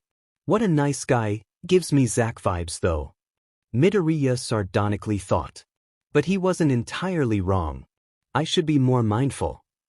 Midoriya continued walking down the sidewalk, going in the perpendicular direction of the blonde guy. The verdette was lost in thought, thinking back to his last days in Fresno. "Can't believe it's really been 154 years since then." Midoriya mentally lamented. He wondered if he should take the advice a couple of his new friends had recently given him regarding taking a trip to the States, visit his hometown and find some closure. However, there was still a lot of work he needed to do, so that was off the table. Also, it was still too soon for him. He just wasn't ready. He arrived at a small pedestrian tunnel that ran underneath a bridge, one he had walked under many times before without incident, still lost in his own musings. Unbeknownst to him, that streak would be broken today. "Hey you!" Midoriya turned around and the color immediately drained from his face. Dark green sludge poured out from a nearby sewer cover, bubbling and shaping itself into a vaguely humanoid shape. A slice of sharp teeth emerged from the muck and a set of menacing yellow eyes bore into him, sending a shiver down Midoriya's spine. He knew he shouldn't judge people by appearances, but everything about the man screamed dangerous. "You seem like a good vessel." "Definitely dangerous." Midoriya immediately started running to put some distance between him and the sludge man. Tossing his yellow satchel to the side, spilling out its contents as a result, he swiftly pulled off the circular leather bag on his back to undo the zipper. Unfortunately, it was too late as he suddenly felt his feet stuck to the ground by the mud. A sense of panic rose within him. The more he struggled, the more the mud rose and, like a snake restricting its prey, the tighter it squeezed him. The mud covered his arms and he was forced to drop the bag to the ground partially open, revealing a red, white, and blue disc inside. As he was about to cry out, the mud man covered his face, cutting off his oxygen supply. "Come on. Don't be shy. Let me in." The sludge chuckled, his voice reverberating in Midoriya's ears. I just need to hijack your body. It'll only hurt for a moment and it'll all be over soon. He thrashed even harder. No. Raw fear threatened to overwhelm Midoriya. He couldn't breathe. Agony was erupting in his lungs as he felt bits of the sludge trickling in through his hands. It squirmed around and made him queasy. He could feel it trying to crawl through his mouth and nose. He wanted to vomit, but knew that would make him vulnerable to the villain's meta ability. Not like this. He stared at the bag on the ground, revealing the half-hidden disc. Pekchun. Darkness began to creep over the edges of his vision. Was he really going to die here alone? Just as Midoriya felt his consciousness slipping, the nearby sewer cover went flying upward. The sludge villain turned around in shock to see a very large man, standing at a startling 220 centimeters, 7 feet 2 inches, with an equally muscular and well-defined physique. He had chiseled features on his face with a strong jawline, pronounced cheekbones, and bushy eyebrows. He had short blonde hair swept backwards, with 2 distinct tufts sticking up above his head similar to rabbit ears. His strong features cast a dark shadow over his face, hiding his bright blue eyes. He wore a casual outfit that included a white t-shirt, green olive cargo briefs, and brown combat boots. In his left hand was a single bag of groceries. Looks like he was off duty. But, as the saying goes, heroes never take a day off. Have no fear, for you are safe. The man's voice was booming and powerful. A strong, beaming smile was plastered on his face. Now that I am here. All Might, the #1 pro, was on the scene. Damn it. You're so persistent. The sludge villain yelled out with rage. He lashed out across the tunnel at All Might with one of his tendrils, slicing through concrete as the hero ducked down to avoid it. The villain's eyes widened in shock as All Might was rushing toward him at an incredible speed. Texas. All Might reared back his right arm, immense power building within him, making the wind swirl around him. As he brought it forward and completed his yell, the wind swirled and fired down the tunnel with hurricane levels of force. Smash! All Might's fist never made contact before the Mudman had been broken apart into hundreds of pieces that splattered across the tunnel, absorbing nearly all the force of the wind. Midoriya, now released, fell to the ground. Midoriya, even in his dazed state, recognized the hero by his silhouette under the bridge. All Might? He then fell into unconsciousness. Several moments passed. Feeling light, rapid tapping on his face, Midoriya slowly regained consciousness. His eyes fluttered open as his vision was temporarily bleary. He could tell that he was lying outside the tunnel as the sun was shining down with a large man standing over him. Remembering who he was, Midoriya tried to sit up but suddenly started coughing. After several rounds of coughing, to which he expelled bits of sludge, he tried to get a hold of his breathing. Are you all right, young man? All Might asked, his beaming smile still present. Why? Midoriya coughed a bit, talking in Japanese. Thank you, All Might. Good to hear. And no need to thank me. All Might replied, his smile still prevalent. I apologize for getting you caught up in my justicing. I'm usually more careful at keeping bystanders safe. But this city's sewer system is pretty difficult to navigate. He placed his right hand over his forehead while admitting his blunder. Midoriya, however, wasn't listening. The shock of his near-death experience kept him immobile. He didn't understand how he was reacting. Midoriya had faced off dangerous people before. Some with very dangerous meta abilities. That ability, though, that quirk as people nowadays call them. He shivered, arms wrapping around himself to stave off full-body tremors. The sense of suffocation via sludge was all too familiar and personal to Midoriya. Flashes of cold and darkness from his last mission filled his mind, making him shudder. All Might noticed Midoriya's distress and looked at him with concern, dropping his smile. Are you sure you're all right, young man? Midoriya brushed his green bangs aside, trying to get a grip on reality once more. Why? That was frightening. He replied shakily. If only I got here sooner, that must have been terrifying. All Might mentally berated himself. That expression. He had seen that expression several times before with trauma victims, particularly veteran pros and retired police officers. However, it could just be conjecture as he wasn't a professional psychologist. All Might was curious yet worried about the young man but thought it'd be best not to pry. Maybe he could try to cheer him up? Well, there's no need to worry anymore. Thanks to you. Emphasizing the last word, All Might pulled out a soda bottle filled with sludge, the villain's eyes floating inside. I've captured the evildoer. Haha. That's good. Ouch. Midoriya's eyes widened as he finally snapped out of his daze. My stuff. Spotting his satchel and leather bag resting by him, he immediately went to pull out his notebook. Please, like to get autograph all? You already signed it? Sure enough, All Might's signature took up an entire page. He swiftly turned back to bow. Thank you much. All Might smiled brightly, happy to see he was okay now, although was it him or did his Japanese sound a little off? Well, no matter. He gave the boy a thumbs up. It's the least I can do. His eyes then traveled to the brown leather case by Midoriya's feet. The number 1 hero had gotten a glimpse of its contents earlier while Midoriya was unconscious. By the way, that's quite the replica you have in there. Looks just like the original. All Might acknowledged, pointing to the circular case. Neat case too. Whyya? Midoriya sheepishly rubbed his neck. I'm big fan, suppose. He paused to pick up the zipped case, placing it on his back once more. Believe what he stood for is timeless, ya know? All Might laughed heartily. I can understand, young man. I'm actually a fan of the captain myself. He was a big inspiration of mine. Midoriya couldn't help but smile. If he didn't have good emotional control, he was positive he'd be tearing up right now. The world symbol of peace actually looked up to Dash. He was snapped out of his musings as All Might turned around. Well, I'd better get this crook to the police station so they can take care of him. He placed the bottle in his breathes pocket. Stay out of trouble. See ya around. Wait, going already? Midoriya asked.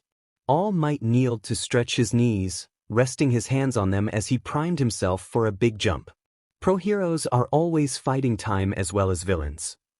Yeah, I guess I can't argue with that. I imagine he's a pretty busy guy, being the number 1 pro in everything. Midoriya internally rationalized.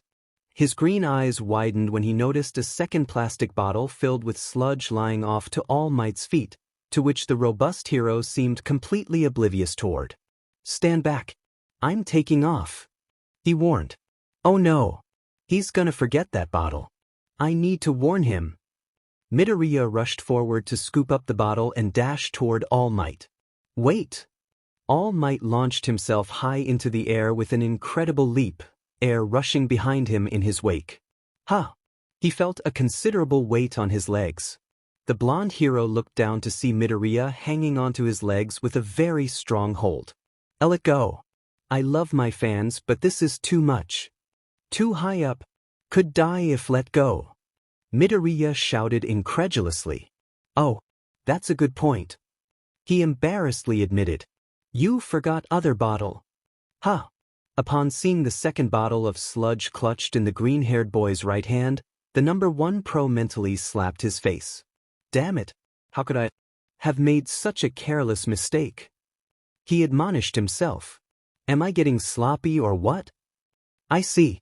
Thank you, young man. All Might replied, sounding grateful. Keep your eyes and mouth shut as I find a landing spot. Midoriya immediately acknowledged All Might's request. As All Might scanned the plethora of buildings beneath him, he felt a little blood leak out of the corner of his mouth. Well, CRP. Moments later, All Might softly landed on the roof of an office building. He set Midoriya down, who fell to his hands and knees, breathing heavily. That was intense. Midoriya mentally yelled. Haven't felt a rush like that in a while. All Might picked up the second bottle and, without looking, placed it in his other breathes pocket, unaware that the other bottle had gone missing. That wasn't a smart move, but I do appreciate your help once again. He then turned, making his way to the building's ledge. Bang on the door a while. Someone will eventually let you in. See you on the flip side. Midoriya's eyes then widened as a realization struck him. All Might, this world symbol of peace, was standing in front of him. This was the perfect time to ask him an important question. something he was eager to hear the #1 hero's stance on. Surely he could spare a moment, could he? Wait. Midoriya called out, returning to his feet. One moment. No. All Might refused. I have no time. Can a quirkless person become a hero? Midoriya shouted out, hoping he used the term for folks without superpowers correctly. All Might stopped dead in his tracks. Want know what you think? Midoriya added. What makes a hero, power or heart? All Might was motionless for a moment before glancing back. Power or heart? He murmured to himself. His eyes then shot open as an all-too-familiar spike of pain struck his body. His time limit was up. No. Now. He crouched over, feeling his strength rapidly decrease. Midoriya continued. I am quirkless. Professional hero, wannabe. People say not possible. Do not believe that.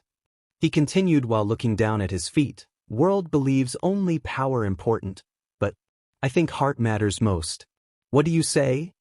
Midoriya couldn't immediately comprehend what was happening as All Might's body was suddenly shrouded in a cloud of steam. The steam then blew away, revealing an entirely different person. Midoriya's eyes widened in a comical fashion. Standing before him was a very skinny man with angular features, long limbs, and a long neck. He had long, messy blonde hair with 2 strands running down his face and lacked eyebrows as well. He wore All Might's clothes, but they were much baggier, of course. Who are you? Midoriya demanded anxiously while reaching back to his round case. Imposter? The haggard-looking man deeply exhaled in exasperation. I assure you I'm Ald Blalik. He suddenly started coughing up a considerable amount of blood, worrying Midoriya greatly. MHA. All right? He lowered his hand and approached All Might in concern. Imposter or not, he couldn't stand to see someone suffering. Yagi Tashinori wiped the blood off his mouth and sighed, I'm fine. It happens sometimes. Midoriya guided the skinny man to the side, helping him sit down and lean back against the guardrails. Sure not need to call vehicle emergency? Midoriya inquired. He then mentally kicked himself, worrying he didn't phrase that sentence correctly. He was proven correct as Yagi pet a brow, looking at Midoriya strangely. Your Japanese is off. Are you a foreigner, young man? Midoriya nodded, slumping his shoulders in slight embarrassment. Yes. Grew up in States, still learning Japanese. It makes sense now. Yagi cleared his throat and, much to Midoriya's surprise, spoke in fluent English. Okay, how does this sound? You know how to speak English? He asked.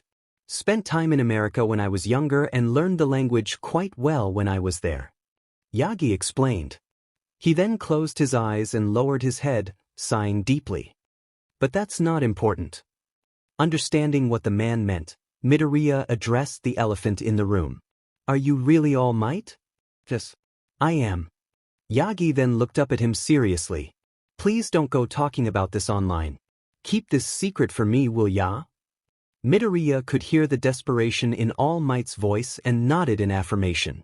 You can count on me. Nodding, Yagi lifted his shirt and revealed ugly blue and purple scars on his left side. Midoriya blanched at the gruesome injury. Holy sir, what happened to him? Pretty gross, right? Got this in a big fight 5 years back. Yagi explained. My respiratory system was compromised, and I lost my stomach. All the surgeries have worn me out, and nothing can fix it. That's awful. How the heck is he even still alive? Midoriya pondered. He'd be dead if this happened in my time. Wait. A possible explanation then occurred to him. Maybe people with healing-related quirks were able to save him. I can only do hero work for 3 hours a day. Rest of the time, this is what I look like. Yagi further elaborated. That's wow. Midoriya was stunned. He had watched plenty of footage on All Might and had been awed by his raw power and durability. It seemed unnatural, in his opinion, but considering his own origins he had no room to talk. Furthermore, his charisma had greatly impressed Midoriya as well. Midoriya would admit that he most likely would have grown to be a huge All Might fanboy had he lived in this era. Who could have done this kind of damage to him? How'd it happen? Who did this? He questioned. I'd rather not get into that. Yagi hesitantly replied. The world doesn't know about this fight. Did everything I could to keep it a secret. He paused momentarily, adopting a grim look. I'm supposed to be the guy who's always smiling, right? I'm the symbol of peace. People have to believe I'm never afraid. Midoriya looked at Skinny All Might emphatically. In a way, he could understand the pro-hero's plight. He wasn't an invulnerable, godlike figure. Even with his great power, All Might was still only human, and humans, super or not, were not immune to fear and injury, or even death. That smile, it's just a brave face I put on when the pressure is high. Yagi confessed. This job isn't easy. The skeletal man looked at Midoriya with a serious expression. Heart over power? It's a nice, old-fashioned sentiment, but I'm afraid that's just not how the world works. Power is crucial for a pro-hero. They can't do their job without it. So can a quirkless person be a hero? No. Midoriya kept a neutral look, but inwardly flinched. Deep down, he had expected this answer from him. Nevertheless, it didn't make it any easier to hear. I see. He lowered his head in disappointment. With a grunt of exertion, Yagi stood back up. If you want to help people, there are other ways to do it. You can become a police officer, a firefighter, or a doctor. Those are fine professions. He walked to the door across the roof. Before leaving, he metaphorically twisted the knife in the wound by saying, It's okay to dream, young man. Just make sure your dreams are attainable. Realistic. He twisted the knob and, thankfully, the door was actually unlocked. With that, he went through the door and closed it, leaving Midoriya alone on the roof. Yagi felt a sickening knot in his non-existent stomach with that last statement he had made. He certainly admired the young man's ideal of heart over power, and believed heroes certainly needed to have heart, to a degree, but he had learned the hard way that power was important. Villains didn't care how much heart a hero had if they were unable to stop them. Hate to crush the kid's dream like that, but the sooner he accepts reality, the better. Yagi resigned himself, but he still felt like garbage. This job was never easy. As Yagi Tashinori walked down the stairs, he refocused on his task. All right, now let's get you to the station. He just realized the other bottle was gone, the one that had the villain's eyes in it. Or could it have? Boom. He then felt the ground rumble as an explosion could be heard in the distance. Looking out a window, he saw a dark mushroom cloud billowing several blocks away. Oh no! Earlier, back on the roof, Midoriya let out a deep, disappointed exhale. He's not entirely wrong. Still though, saying power is more important than heart? I thought out of all the heroes he'd understand. Midoriya couldn't help but feel let down by the world's symbol of peace. After the research he's done on pro-heroes so far, All Might seemed like someone who'd understand his beliefs on what it means to be a hero. Though after seeing that gruesome injury, the Verdette could understand why he'd think that. Nevertheless, it didn't make it any less disappointing to hear. Taking a seat by the guardrails, Midoriya took the leather case off his back. Unzipping it, he pulled out a metal disc with a white star in the center inside a blue circle surrounded by 3 rings colored red, white, and red respectively. Holding it in both hands, he gazed at the American-themed disc with an introspective expression. I know what I'm capable of. I know I have what it takes. Still though, there's so many powerful heroes in this era, and then there's me. Just a super soldier with a shield.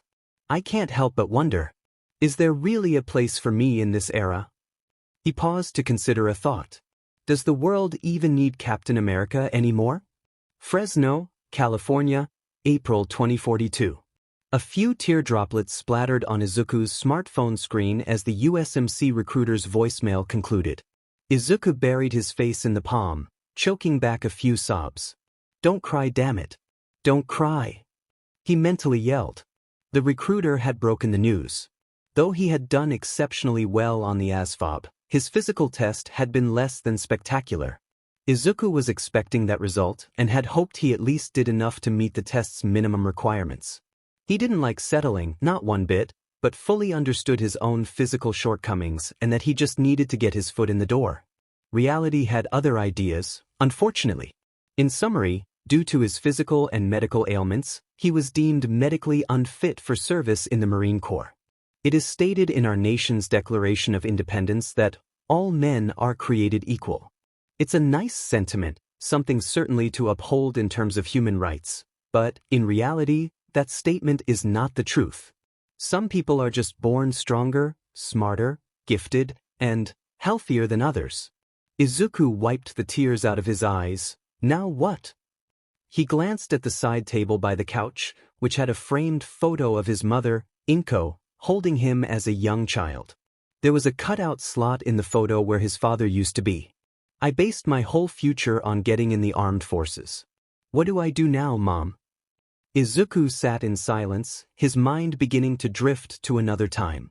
All right, go Ultraman, a 7-year-old Izuku chanted, engrossed in the television displaying the Japanese sub of the old TV show. Izuku! Inko called from the kitchen. Pause it for a sec. It's time to take your afternoon meds. Okay. Grabbing the remote and pausing his show, little Izuku scampered to the kitchen. His mother was in the process of making dinner while talking on the phone. Asthma, heart arrhythmia, and pernicious anemia? He's only 7, doctor. How could Izuku have this many issues so young? His father and I don't have any of these diseases. Is there anything we can do? I understand. Thank you, doctor. Inko ended the call and let out a deep exhale. Izuku spotted several pills lying on the counter with a big glass of water. After swallowing the pills, an involuntary shiver raced down his spine. He never liked taking them, but his mom told him he needed the medicine to control his asthma and prevent those painful stomach ulcers from returning. He took a big swig of water before turning to his mom, noticing her sad frown. Mom, are you okay? He asked innocently. Inko sniffled and turned to him with a feigned smile. I'm fine, sweetie. You can return to your show. Mommy will have dinner ready in a moment. Izuku could tell she was sad. He could feel it. He wanted to help her, but he wasn't sure how. So, he did the only thing he knew that he could do. Walking up to her, he hugged his mom's waist.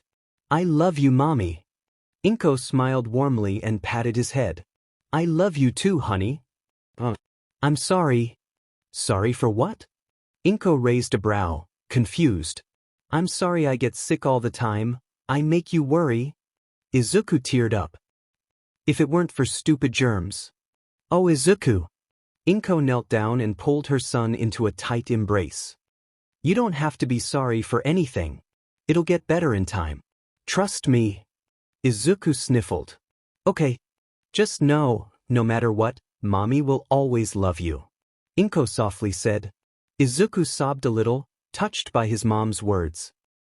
Always love you too, Mom. I'll try to get better. Hey. Inko moved her fingers through her son's hair. You remember the family motto, right? Izuku nodded. Can you say it? Izuku repeated in Japanese. That's right. Do you know what it means? She asked. He racked his little brain for a moment to remember the lesson. To go plus beyond? Inko chuckled and shook her head. Close. It translates to go further beyond. Doing your best and then some. Go further beyond? Izuku repeated. That's right. Inko smiled determinedly. Even when you think you're beat, even when you get pushed down, you get back up and keep going. Never let others discourage you. You just keep chugging along. You mean, Izuku blinked, like Ultraman? Why yeah. Inko briefly hesitated. Just like Ultraman. I think I get it. Little Izuku then glanced back at the TV, which had the paused frame of Ultraman preparing to battle. Staring at it for a short moment, his eyes then lit up as inspiration struck him. He looked back at his mom with a determined smile. Don't worry, Mom. I'll get better. I'll be stronger when I grow up. I'll work hard. I'll go plus ultra. Plus ultra, huh? Inko couldn't help but giggle. Her son was so adorable. That does have a nice ring to it. Yeah. Izuku cheered while jumping around excitedly. Plus ultra. Plus ultra. Plus ultra. Izuku stood up from the couch and walked over to a decorated table by the wall. On it was a dark green urn with a framed picture of his mother standing by it. "Hey mom, I didn't get in." "It is." Izuku sighed and rubbed his neck. "My ailments aren't as bad as they used to be, but they're still around.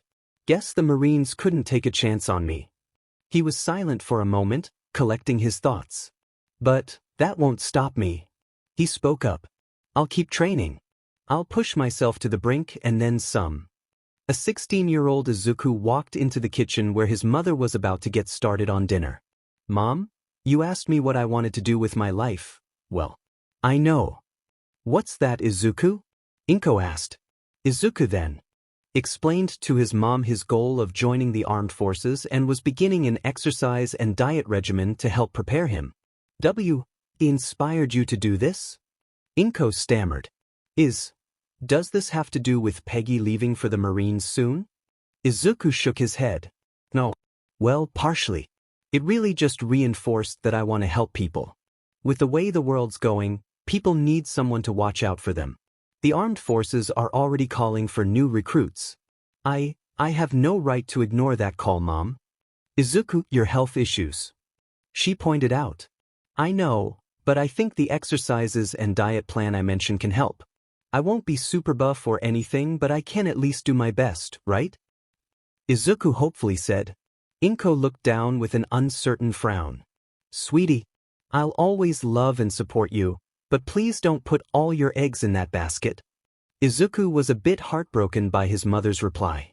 Before he could respond, Inko descended into a coughing fit, trying to hold herself up by the kitchen counter. Izuku quickly rushed to her aid and helped her to a chair. "You okay?" Izuku asked worriedly. "Wait, I'll be fine, sweetie.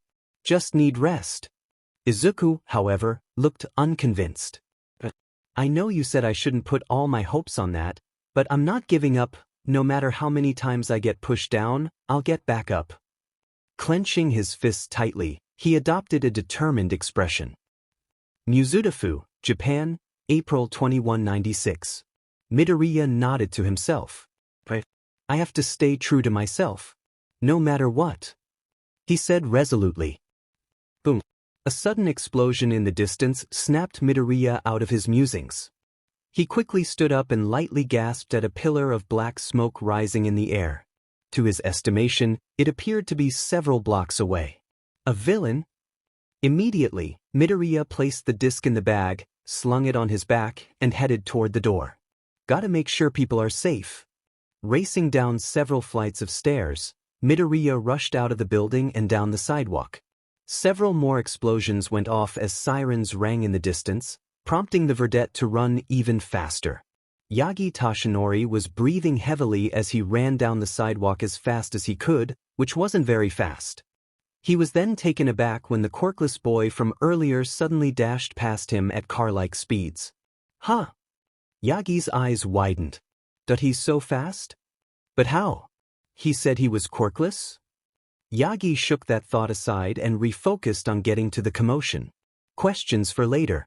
Bakugo Katsuki was not having a good day. It had started with the extras from his school being especially pushy, always trying to get him out to the arcades, smoke, and even to the bars to drink and, hopefully, pick up chicks. Idiots. They were never going to get anywhere if they continued doing that CRP. He refused to go with them. He couldn't go with them. They'd only be a distraction. He was the smartest kid in his class, but he had to work his butt off studying for UA University's entrance exam and keep up with all his work from Jakuhai as well. Bakugo didn't understand why they couldn't get that through their thick skulls. He finally got them to leave him alone though, at least for today. Then he had a run-in with a stealth gaijin at the school's front gate, staring at the building like a moron. His Japanese definitely needed work too, which had only made that encounter even more frustrating. He promptly left while making a mental note to keep an eye out for the stealth gaijin around campus in case he was actually a creep or stalker. The day got much worse as, on his way home, he was suddenly overwhelmed by some guy made of sludge. Now, he was fighting for his life trying to get the sludge man off him, but to no avail. The explosions from his quirk were causing only property damage and fires around the street. In summary, he'd had better days. I'm gonna send you back to whatever sewer you crawled out of. Bakugo exclaimed loudly, setting off more explosions across his body. Let me goo-goo. The Sludge villain grinned in twisted excitement. I really hit the jackpot with you, kid. With a quirk like yours, I can get my revenge on that All Might. Meanwhile, a crowd was beginning to gather at the end of the street from the commotion. Midoriya slowed down upon approaching the crowd, squeezing his way through people in order to get to the front. He gasped at the destructive scene transpiring. Several buildings were on fire, charred debris was scattered across the street, and smoke choked the air. He was mildly relieved to see several heroes were already on the scene, including Death Arms, Backdraft, and Kamui Woods. Empty Lady was also present, but it appeared she was unable to get closer since she couldn't fit her giant form through a one-lane street without causing property damage. When his attention shifted to the cause of the destruction, his eyes shot open in shock. Oh no! He murmured. That's the same guy who attacked me. That can't be right. All Might captured him. I even gave him back the second bottle. Midoriya thought back to when he and All Might were flying through the air. His expression was filled with dread when he realized what happened. The other bottle must have fallen out when I was holding onto his leg, which means this is my fault. Why aren't the heroes doing anything? A civilian asked. It looks like they met their match, plus the villain captured someone and things aren't looking so good, another civilian responded. A hostage situation? Oh no, that'll make things worse. Midoriya inwardly dreaded. I wonder how long they've been in there. How could they survive being suffocated like that? I thought I'd die after like a minute of struggling. The fear from his near-death experience threatened to return, but he suppressed it. He couldn't let his trauma control him, especially now.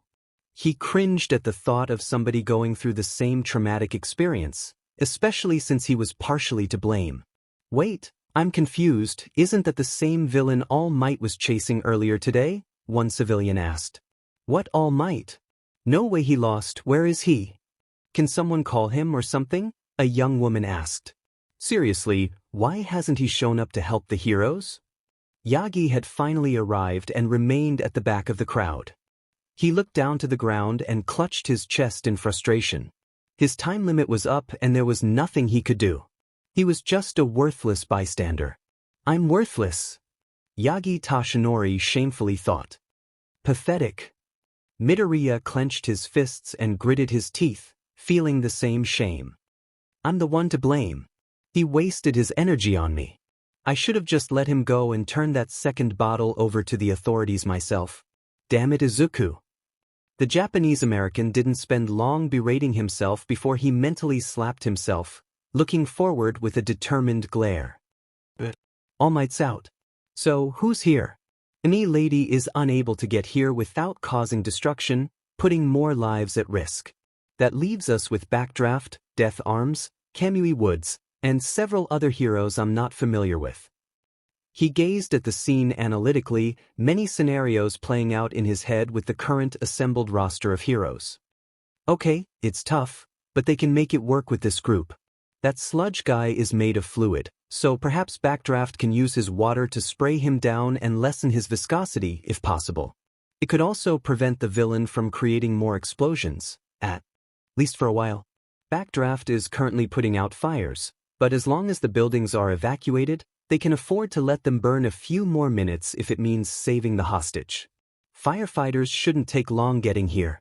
Death Arms, meanwhile, can keep the villain distracted while Kamui Woods sneaks in and uses his branches to pull the hostage out of the villain's body. Other heroes can provide backup and help evacuate and protect bystanders. Once the hostage is free, they can focus their attention on detaining the villain until more pros show up. Midoriya waited for the pro heroes to make any move but grew exceedingly frustrated by the second. Backdraft was too focused on putting out fires in empty buildings while the other heroes were simply standing by. Come on. Why are you just standing around? There's enough of you here to formulate a plan of attack. Midoriya grew frustrated. Death Arms. With keen hearing, Midoriya heard one of the heroes shout amidst the explosions and sirens, I think the boy is getting weaker, what should we do? None of us have the quirk to stop this guy. I hate it, But we're just gonna have to wait a little longer till more pros show. Death Arms yelled, sounding frustrated. Midoriya clenched his fists to the point his knuckles turned white and fingers popped. What? He inwardly yelled, his body visibly beginning to tremble in anger. So what if your quirk isn't perfectly suited? You're supposed to be pro-heroes, for crying out loud. Work together. Are you too afraid to put your lives on the line? Is that it? Midoriya's blood boiled at these heroes' actions, or lack thereof. He could feel the urge to rush in himself but stopped, remembering what he was told about quirk regulation laws. Japan's quirk laws were some of the strictest in the world and forbade citizens from using quirks on others unless it could be proven to be in self-defense or you were authorized by the government. He wasn't authorized, so he'd be breaking the law if he rushed in. The hostage may not last much longer.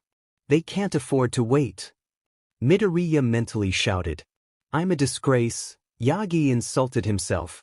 Someone has to take action. Midoriya thought anxiously. A real hero has to come. I'm not a real hero. Yagi clutched his side even harder, pain and shame overwhelming him. Someone, anyone. Midoriya was internally holding out hope one of the pro-heroes would take action, but they didn't. They were merely helpless bystanders. Looking past the heroes, Midoriya saw the face of the person being held hostage by the Sludge villain. His eyes widened in shock. He recognized the spiky ash blonde hair and red eyes. It was the same guy from the high school gate earlier.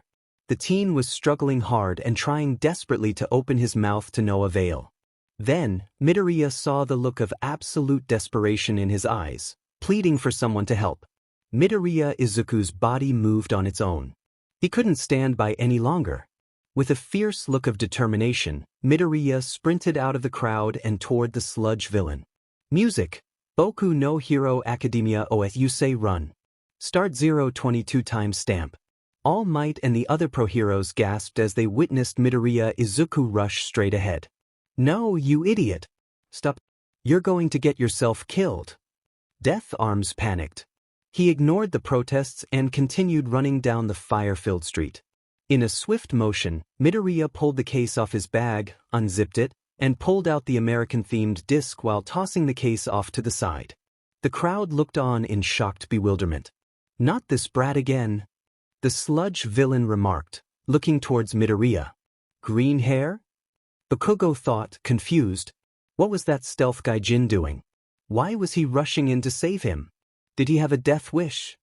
Gotta distract this monster long enough to pull that guy out. Midoriya swiftly analyzed his surroundings for anything that could help and immediately spotted something several meters behind the villain. A water hydrant. Perfect, but he'd need a distraction first. You're toast, kid, the Sludge man yelled, stretching out a slimy fist toward Midoriya. Midoriya dodged to the side at the last moment and jumped onto a wall, using it as a springboard to launch himself back forward, leaving a small indentation where his feet pushed off. Yagi saw this and was taken aback. Chow? That shouldn't be possible.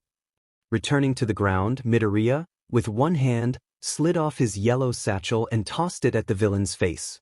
Several items went flying out and struck the monster's eyes, momentarily stunning him. His grasp on Bakugo loosened enough to give the blonde teen the opportunity to finally breathe. With the villain distracted, Midoriya readied his left arm. Gotta throw it precisely. His eyes narrowed while expertly gauging the trajectory and then flung the shield from his hand like a frisbee. The unique bell-like sound of the disc's metal sung through the air. It rebounded off a nearby street pole perfectly, heading toward its target. The shield struck the hydrant at the right angle to spout a torrent of water directly towards the Sludge villain. The hell? The mudman shouted as water was doused over him, putting out several fires nearby in the process. The disc bounced off the hydrant and towards Midoriya's location, who reached out to snatch it in midair. All of this happened in one fluid motion. The pro-heroes and bystanders watched the scene in shocked awe. How did that happen? How could that frisbee have broken the hydrant? And he caught it so easily? Was it part of his quirk? Yagi's eyes widened in shocked disbelief. He knew of only one object from history that could do what that disc just did. But it couldn't possibly be his shield. It disappeared along with him over 150 years ago. Damn it! The monster cursed as his parts of his goopy body started falling to the ground. My own fluids are being watered down. Midoriya rushed in to grab a hold of Bakugo and pull him out of the sludge monster. He then pulled him several meters away where he could kneel and catch his breath. Bakugo coughed a bit, and then looked up at Midoriya dumbfounded. What the hell? What are you doing here? Midoriya stood back up, slid his left forearm through two brown leather straps behind the disc, and held it up like it were a shield. He looked back at Bakugo with a confident, reassuring smile. To save you. Could not watch you die. Yagi Tashinori gasped in utter shock. Here was this young man, who claimed to be quirkless, risking his life and doing everything in his power to save someone from a much stronger foe. Meanwhile, he, the so-called symbol of peace, was just standing back doing nothing. World believes only power important. But I think heart matters most. Midoriya's words from earlier came to the forefront of his mind. All Might, who before had felt himself anchored down and powerless, felt a surge of emotions rip through him. After everything I told that young man, he's the one doing everything he can to save that boy. Not the other heroes. Not me. An ideal Yagi had cherished since his youth yet had been watered down in the last few years, was suddenly reignited with a new intensity. His grip on the light pole he had been leaning against tightened. The metal creaked under his fingers as steam began to rise from his body. All Might's teeth grit together as he dug deep into himself to find his power. As the steam increased, his body began to grow. Yagi Tashinori fully resolved. Himself. I have to do something. No matter the cost. Demon brat. I'm done playing with you. The sludge villain managed to move away from the water torrent, gaining enough control of his goopy body, and moved to attack Midoriya. Save the boy. This thing will kill him. Death Arms yelled as the pro-heroes advanced to rescue Midoriya from the Mudman's attack. Midoriya did not express fear and stood firm in front of Bakugo, holding his shield out to protect the ash blonde and himself. A small explosion went off in front of him, forcing him to shift his shield to cover his face. I really am pathetic. Midoriya lowered the shield to see All Might blocking the Sludge Man's attack. All Might? But I told you that power is crucial to being a hero, but I remember now that power alone is worthless without the heart to use it. All Might lifted the slime tentacle upward and clenched his fist tightly while Midoriya and Bakugo looked on in amazement. Pros are always risking their lives. That's the true test of a hero. All Might yelled with blood leaking from his mouth, illustrating the pain that he was suffering from due to pushing himself beyond his buff form's time limit. Dimming you, All Might? The sludge villain stretched out numerous sludge tentacles to strike the number 1 pro. Detroit Smash. All Might punched the villain square in the face, and the force behind the punch scattered the villain and easily put out the fires around the street. The heroes were able to protect the onlookers from the shockwave and the rest of the wind. Music end.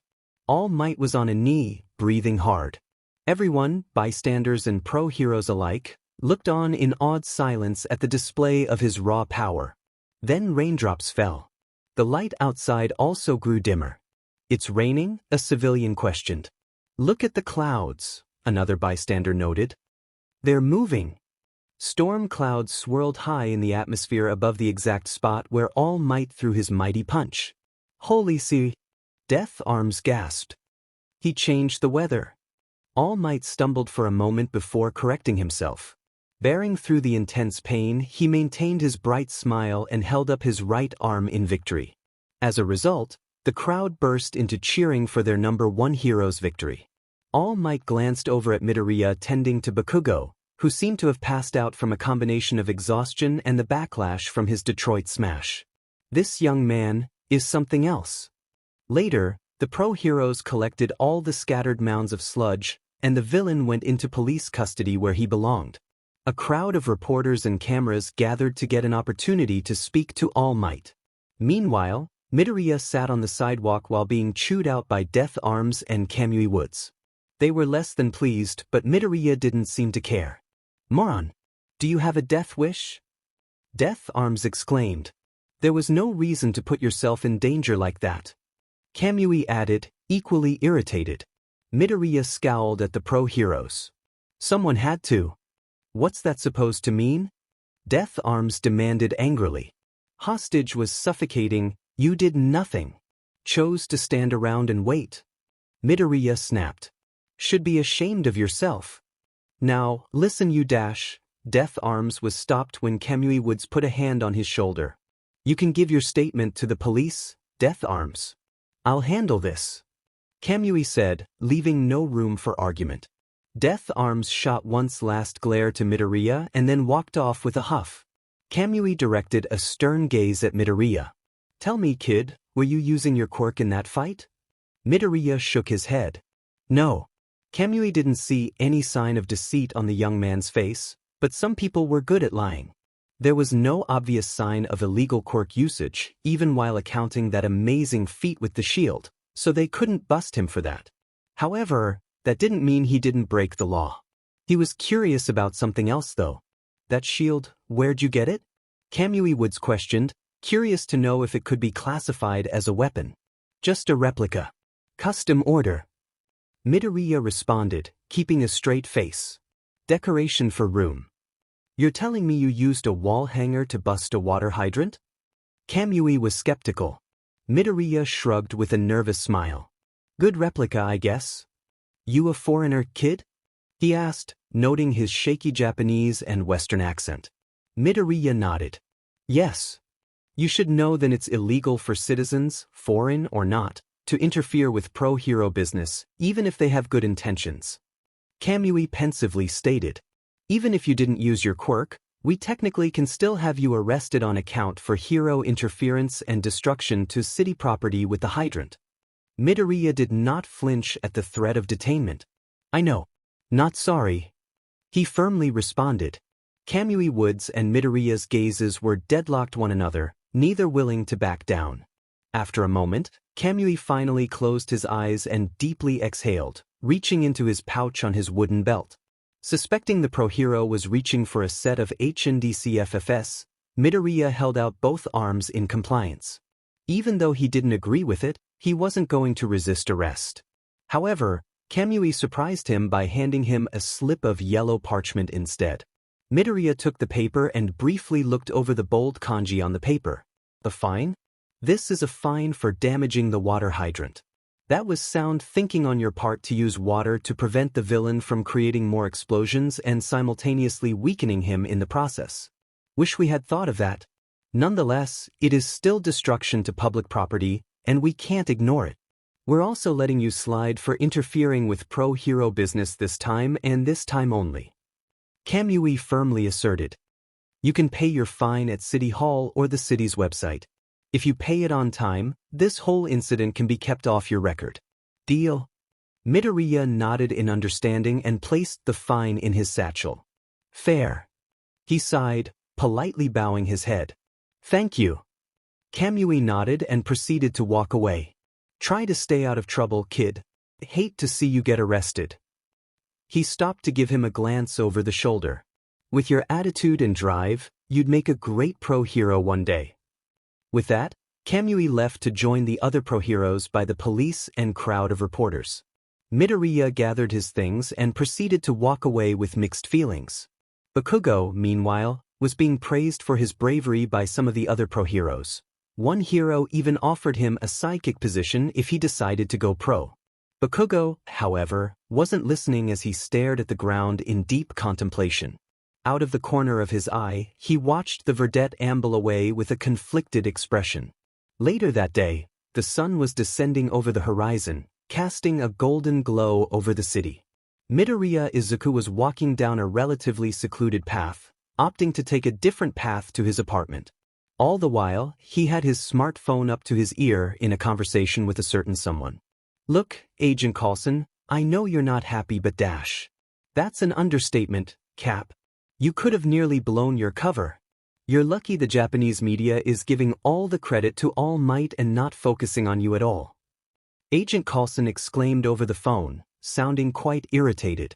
Special Agent Phil Coulson was his own personal liaison to SHIELD, an American extragovernmental counterterrorism and intelligence agency tasked with maintaining both national and global security. Basically, if Midoriya needed to contact S.H.I.E.L.D. or vice versa, Phil Coulson was the man to go to. Unbeknownst to Midoriya, Coulson had volunteered for the position and seemed very adamant in doing it. What were you even doing in that part of Muzutafu anyway? Agent Coulson continued. That's way off the normal route from the community college to your apartment. Well, after finishing my classes, I heard there was a villain attack near Tatooine Station, so I went to check it out. Took some notes on the pro-heroes there. Midoriya calmly explained. I decided to just walk back, get some fresh air. And you just happened to stumble across the scene with the Sludge guy? That sounds way too coincidental for my tastes. Agent Coulson was rightfully skeptical. Are you sure there isn't anything else I need to know? Midoriya wondered if he should mention his initial encounter with the Sludge villain which led to meeting All Might and discovering his secret. But he made a promise to All Might, and he was a man of his word. No, nothing that's relevant. Was just a coincidence, I guess. Right? And you couldn't turn the other way and let the heroes there do their jobs. Agent Coulson questioned. You weren't there, Agent Coulson? Midoriya yelled, aggravated. There were more than enough heroes there to formulate a plan, but they were completely okay with just standing around, waiting for someone else to do their DMN jobs. The hostage, he would have died if someone didn't act. I get that, Cap. But Japan's quirk regulation laws are very strict. This isn't the 2000s Wild West anymore. You have to be mindful about this stuff now. He lectured. Midoriya paused to sigh, momentarily collecting his thoughts. I know, and I am trying to follow the rules, but if I see someone in trouble I can't turn the other way, whether I break the law or not. Coulson was silent for a moment before exhaling deeply. You don't make things easy, Cap Hat. He chuckled ruefully. Happy to know you're the real deal like the legends say. Don't worry about your fine, by the way. S.H.I.E.L.D. will cover it and I'm not taking no for an answer. You have more important things to focus on than trying to pay a city fine. Midoriya smiled lightly. Thanks, Agent Coulson.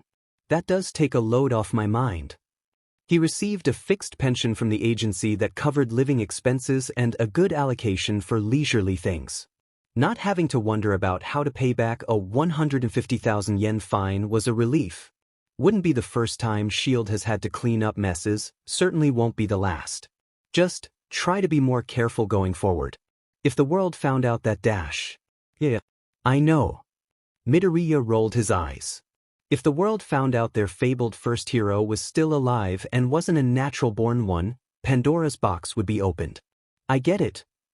I don't agree with it either. But we can't afford to take this lightly. Coulson expressed sternly. There are many resourceful villains out there that would drool over the fact that artificial superpowers are possible. It's already been over 150 years. If they haven't figured out her serum's formula yet, I doubt they ever will. Least she can rest easy. Midoriya solemnly thought. S.H.I.E.L.D. and I'll be here if you need us, Cap. Coulson continued. Just keep studying hard and training your body back into fighting shape. UA University's entrance exam is no joke. Only 1 out of 300 applicants are accepted. I know, Agent Coulson. I'm studying hard to get caught up on everything. Midoriya stated. You can just call me Coulson, Cap. Whatever's comfortable with you. Oh. Midoriya heard Coulson's tone shift to excitement. You should take the time to also catch up on some of the latest pop culture trends in your free time. That way when you get into UA you know the lingo of your peers. If I get into UA, Midoriya corrected. When? Coulson retorted strongly. Also, unrelated, there's a new movie from Disney coming out about you in July. A new trailer just released today. You think you can check it out and tell me your thoughts? Midoriya sweat dropped with a sheepish smile. Coulson sure is a fanboy. Sure. I'll add it to the list, he replied. Good. Also, thanks again for signing my replica shield. And no problem. Midoriya lightly stuttered, feeling bashful. Spend your time wisely, Cap. Don't be afraid to make some friends while you're there. Coulson out. With that, the call ended. He placed the phone back in his pocket and sighed deeply. He reached into his satchel to pull out a notepad titled Things to Catch Up On. flipping over several pages of various list items that included movies, books, and music from the last 150 years. At the end, he added, "Disney movie trailer about me." He sighed heavily, placing the notepad back in his bag. "I have my work cut out for me," he murmured in English. "Green hair." Midoriya stopped and turned, surprised to see it was the ash blonde running toward him. "Hi, it's you. Didn't get your name," he awkwardly said. Bakugo stopped a few meters away from Midoriya and took a short moment to catch his breath. Did he run the whole way here? Bakugo! Yukai-jin, what's your deal? Huh? Midoriya tilted his head in confusion. "Why'd you rush in like that?" Bakugo clarified. "You don't know me. So why?" "Oh, looked like you need help." Body moved on own. Midoriya shakily replied. Bakugo's gaze narrowed as if he were scrutinizing Midoriya's reply. His body moved on its own, huh? He shot Midoriya with an expression mixed with indignation and confusion. "Yeah, well, it was All Might who saved me at the end of the day, so don't think I owe you or anything, got it?" Bakugo yelled angrily. "And don't you dare think you can look down on me for this, green hair. I will be Japan's #1 hero. And this'll only make me stronger. Not you or anyone else will have to ever save me. Got it?" Midoriya simply nodded. "Why, understand? Also, work on your DMN Japanese. It's freaking annoying to listen to." With that, Bakugo stuffed his hands in his briefs pockets and stomped away. After Bakugo turned a corner, Midoriya shook his head and chuckled lightly. That guy definitely has a lot of pride. Bakugo. A thought then occurred to him. He said he wants to be the #1 hero. I wonder if he's trying out for the UA entrance exam too? Should ask him if I see him again. "I am here," All Might announced, popping up from around a corner. Midoriya yelped at All Might's sudden entrance. "All Might? Why you here?" "The reporters." Haha. All Might laughed boisterously while flexing his impressive biceps. "I stand for justice, not sound bites. Because I am All Mig Dash." In the middle of his monologue, All Might's form suddenly reverted to its shriveled state in a puff of steam. He was also spitting out blood for good measure too. "Hey, you okay?" Midoriya screamed in concerned shock. "Why? Yagi Tashinori wiped the blood off his mouth. Clearing his throat, he spoke in English. "Young man, I came to thank you and revise what I told you earlier. I also have a couple questions." "What do you mean?" Midoriya asked, curious. "If it hadn't been for you, I would have just been a worthless bystander in the crowd." "Thank you." "You shouldn't thank me." Midoriya shook his head. "It was partially my fault that the villain was there to begin with. I got in the way of your work, unintentional or not. I wasted your energy and not to mention your time. I'm not done. Of all the people there, it was only you who acted, despite being quirkless. Seeing you try to save a life spurred me to action." Yagi confessed. "You reminded me that true heroism isn't about power, but the heart. And you showed that more than anyone today." Midoriya lightly gasped and looked at the emaciated man in surprise. There are stories about every top hero, all the way back to the first hero, and how they became great. Most have one thing in common: their bodies moved before they could think. A small smile began to take shape on Midoriya's face as he understood where All Might was going with his speech. "And that happened to you today." Several key memories from Midoriya's past surfaced, ranging from various people telling him that he'd never amount to anything to loved ones gently telling him it'd be impossible to achieve his dreams. Midoriya? No way. He's an idiot if he thinks the military would want anything to do with him. You're just a scrawny, little weakling who'll be lucky to live past 30. Sweetie, I'll always love and support you, but please don't put all your eggs in that basket. I'm sorry, Izuku. I'm your friend, so I won't lie, you really should reevaluate your options. There had only been one person who had believed in him, and her memory was causing his heart to clench. Heroes, soldiers or not, are measured by their heart, not their strength. And you got lots of heart. Her cheerful yet wise voice echoed in his head. The wind started blowing as cherry blossoms flew. Those who inspire others to do good, quirkless or not, are heroes. Yagi declared. Midoriya lowered his head, unable to suppress a proud smile, and felt his eyes get a tad misty. Hearing the symbol of peace confirm his ideals was reassuring. Maybe he could find a place in this crazy comic book-esque world. Thank you, All Might, he replied. Yagi Tashinori smiled at the verdette. There's something I need to know about you, though. His expression became serious. Earlier, you ran past me on the sidewalk at a speed too fast for any normal person. And in the fight, you left a small indentation in the wall when you pushed off. Those both are superhuman feats. How is that possible if you're quirkless? You didn't lie to me, did you? Midoriya internally flinched. He really does need to be mindful of his actions. Well, no sense in trying to cover it up. No, I didn't lie. I really am quirkless, but I didn't say I was powerless. Midoriya replied. Yagi pet a brow ridge, bewildered. What does he mean by that? Not sure I understand what you're saying. What about that shield then? Yagi directed his gaze to the circular case on Midoriya's back. With how that thing bounced off objects and broke the fire hydrant, no way that thing is a prop. Well, you see. Midoriya stopped, unsure of how to explain. And you used it quite well. Color me impressed. With the way you swung that thing around, I would have thought you were Captain America or something, Yagi joked, trying to lighten the air. I'm just curious to know your story, ya know? Midoriya looked away with a nervous expression while sheepishly rubbing the back of his neck. All Might noticed the change and was confused. What? Did I say something wrong? Well. Midoriya's eyes were directed to the ground, squirming under Yagi's gaze. You think you could keep a secret from me, All Might? Of course. Yagi replied truthfully. You're keeping my secret, after all. Least I can do is keep one of yours. You swear to keep this between us? Midoriya lifted his head to look him straight in the eyes. He was completely serious. Yagi was confused. He wondered what could be so important that the verdette would swear him to secrecy. I will. Yagi nodded. You have my word. Midoriya's shoulders relaxed slightly. Letting the straps fall off his shoulders, he pulled off the case and unzipped it, pulling out the replica of the first hero's support item. This shield isn't a replica, he confessed. Yagi blinked twice. It wasn't?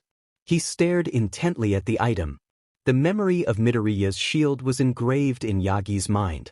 He had seen that object throughout his youth being wielded by the captain in old footage, movies, and posters. Yagi then paused to look at Midoriya more closely. Something did seem familiar about him. That wasn't possible. Just a genetic coincidence. Also, it had been over 150 years since the captain's time. Then again, he was very old as well. What do you mean, young man? Yagi inclined.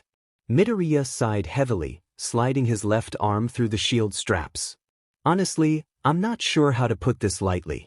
I'm still new to this era and all, trying to catch up on everything I've missed.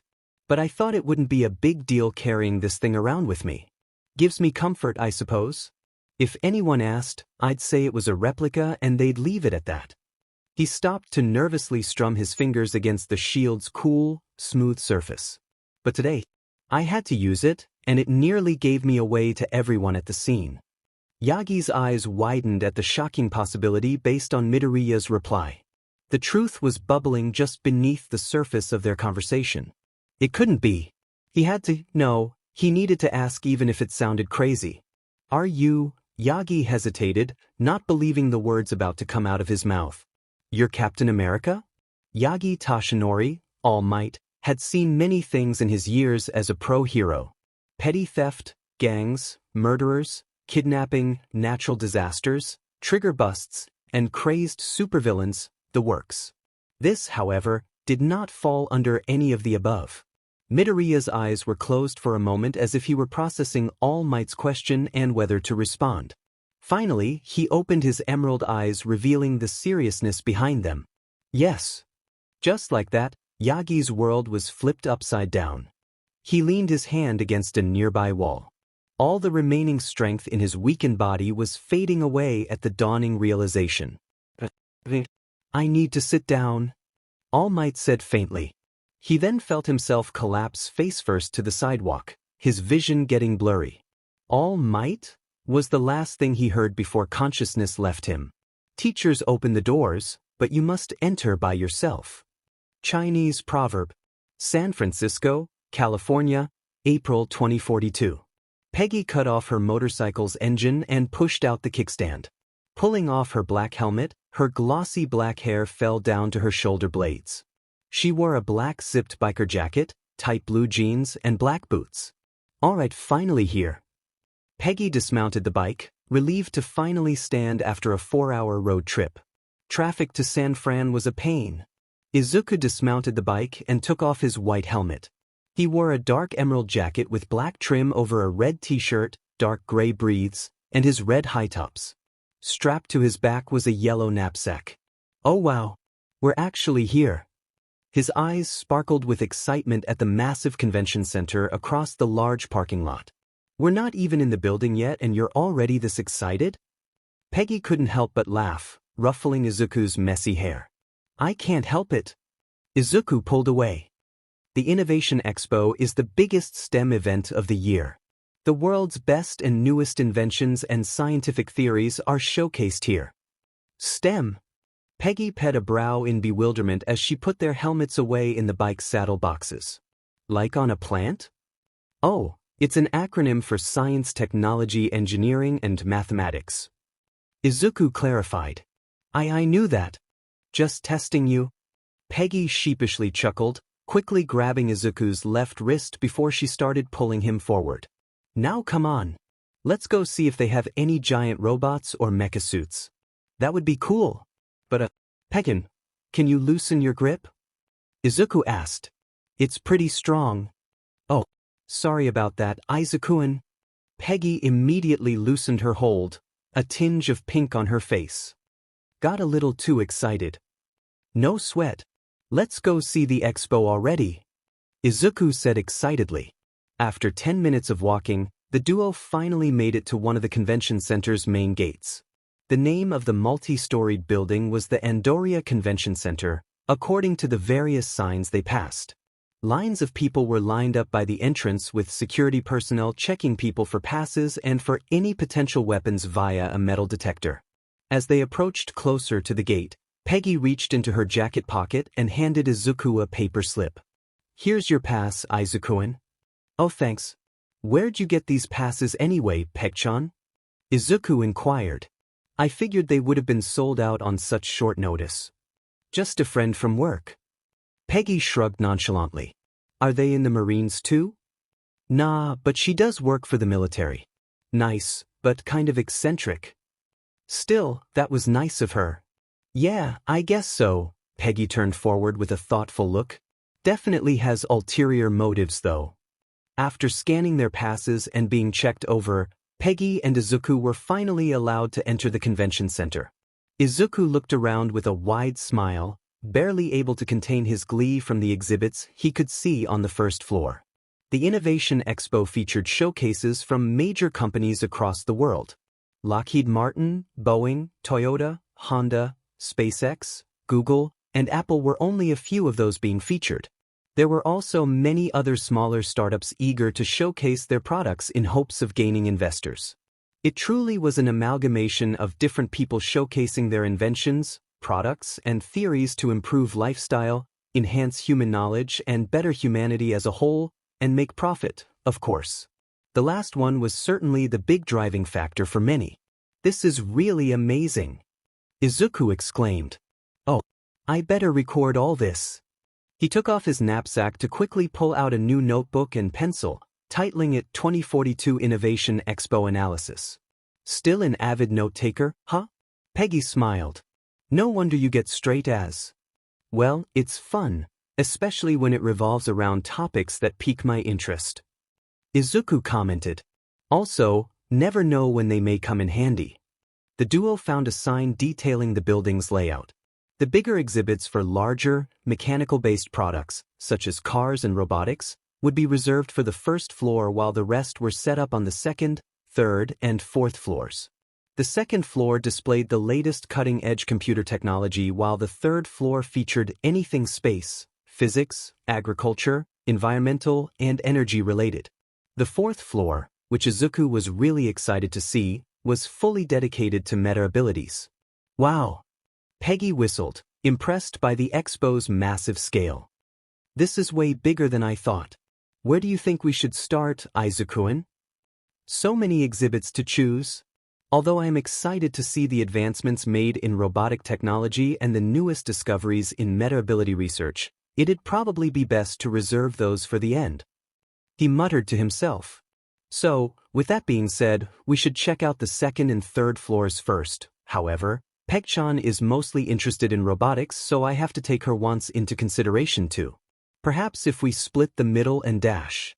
Peg-chan groaned in exasperation as Izuku continued to mumble, making several people passing by uncomfortable. There he goes again. Hey, Izuku-san. The marine woman snapped her fingers in front of Izuku's face, snapping the teen out of his mumbling trance. What? Izuku blinked. Were you saying something, Peg-chan? Let's check out the second and third floors first. We can save the more exciting stuff for later, deal? She offered with a small smile. Izuku returned the smile and nodded. Sounds good. The pair found a set of escalators that took them up to the second floor, which was packed with people. Most of the exhibits featured future models for desktops, laptops, smartphones, and various devices. The most popular booth was showcasing prototype hologram technology, much to the pair's amazement. Though the hologram itself was transparent and not well detailed, it was still cool nonetheless. Izuku took many notes and sketches detailing the prototype hologram projector. Satisfied they had seen enough of the computer floor, Peggy and Izuku went to the third floor. Much to their surprise, there were not many people present on the floor in spite of the major exhibits. NASA and SpaceX had exhibits to showcase the latest development in nuclear-powered thrusters that could, in theory, get humans to Mars and the outer solar system in relatively quick time. Oil gas companies like ExxonMobil and BP were demonstrating new efficient methods for creating biofuels. Energy companies proudly featured cutting-edge technology for nuclear, windmill, and solar panel efficiency. One exhibit was a mechanical engineer displaying his idea for a floating, artificial city that included an elaborate scaled model. In theory, according to him, these city islands would be self-sustaining communities on the oceans, each capable of moving to avoid devastating storms and remain in temperate weather for most of the year. Izuku found the concept interesting, believing it could be a solution to overpopulation in some countries. However, it was doubtful that anyone would ever invest in such an expensive idea. Izuku did dedicate a page in his notebook for the artificial island concept though. The most interesting exhibit, however, came from a new energy startup company named Howard Shield Inc. On display was a tractor tire-sized circular tube surrounded with wires and complex devices placed haphazardly around the perimeter, making a low humming noise. What really garnered attention was the brilliant blue energy sparkling inside the tube. What you see here is the future of energy, people. Please, gather around. A well-groomed, flamboyant man exclaimed. The prototype reactor I've designed, dubbed the arc reactor, has the capability of producing all the clean, free energy the world needs. Introducing just a few joules kickstarts a chain reaction that, in theory, produces gigajoules of energy.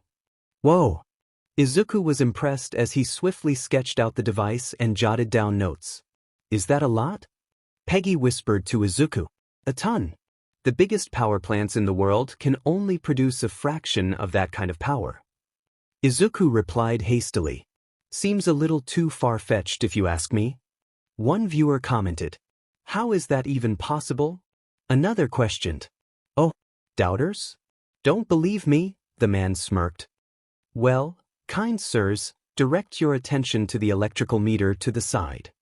The crowd turned to a LED screen displaying the reactor's energy output in bold, green numbers.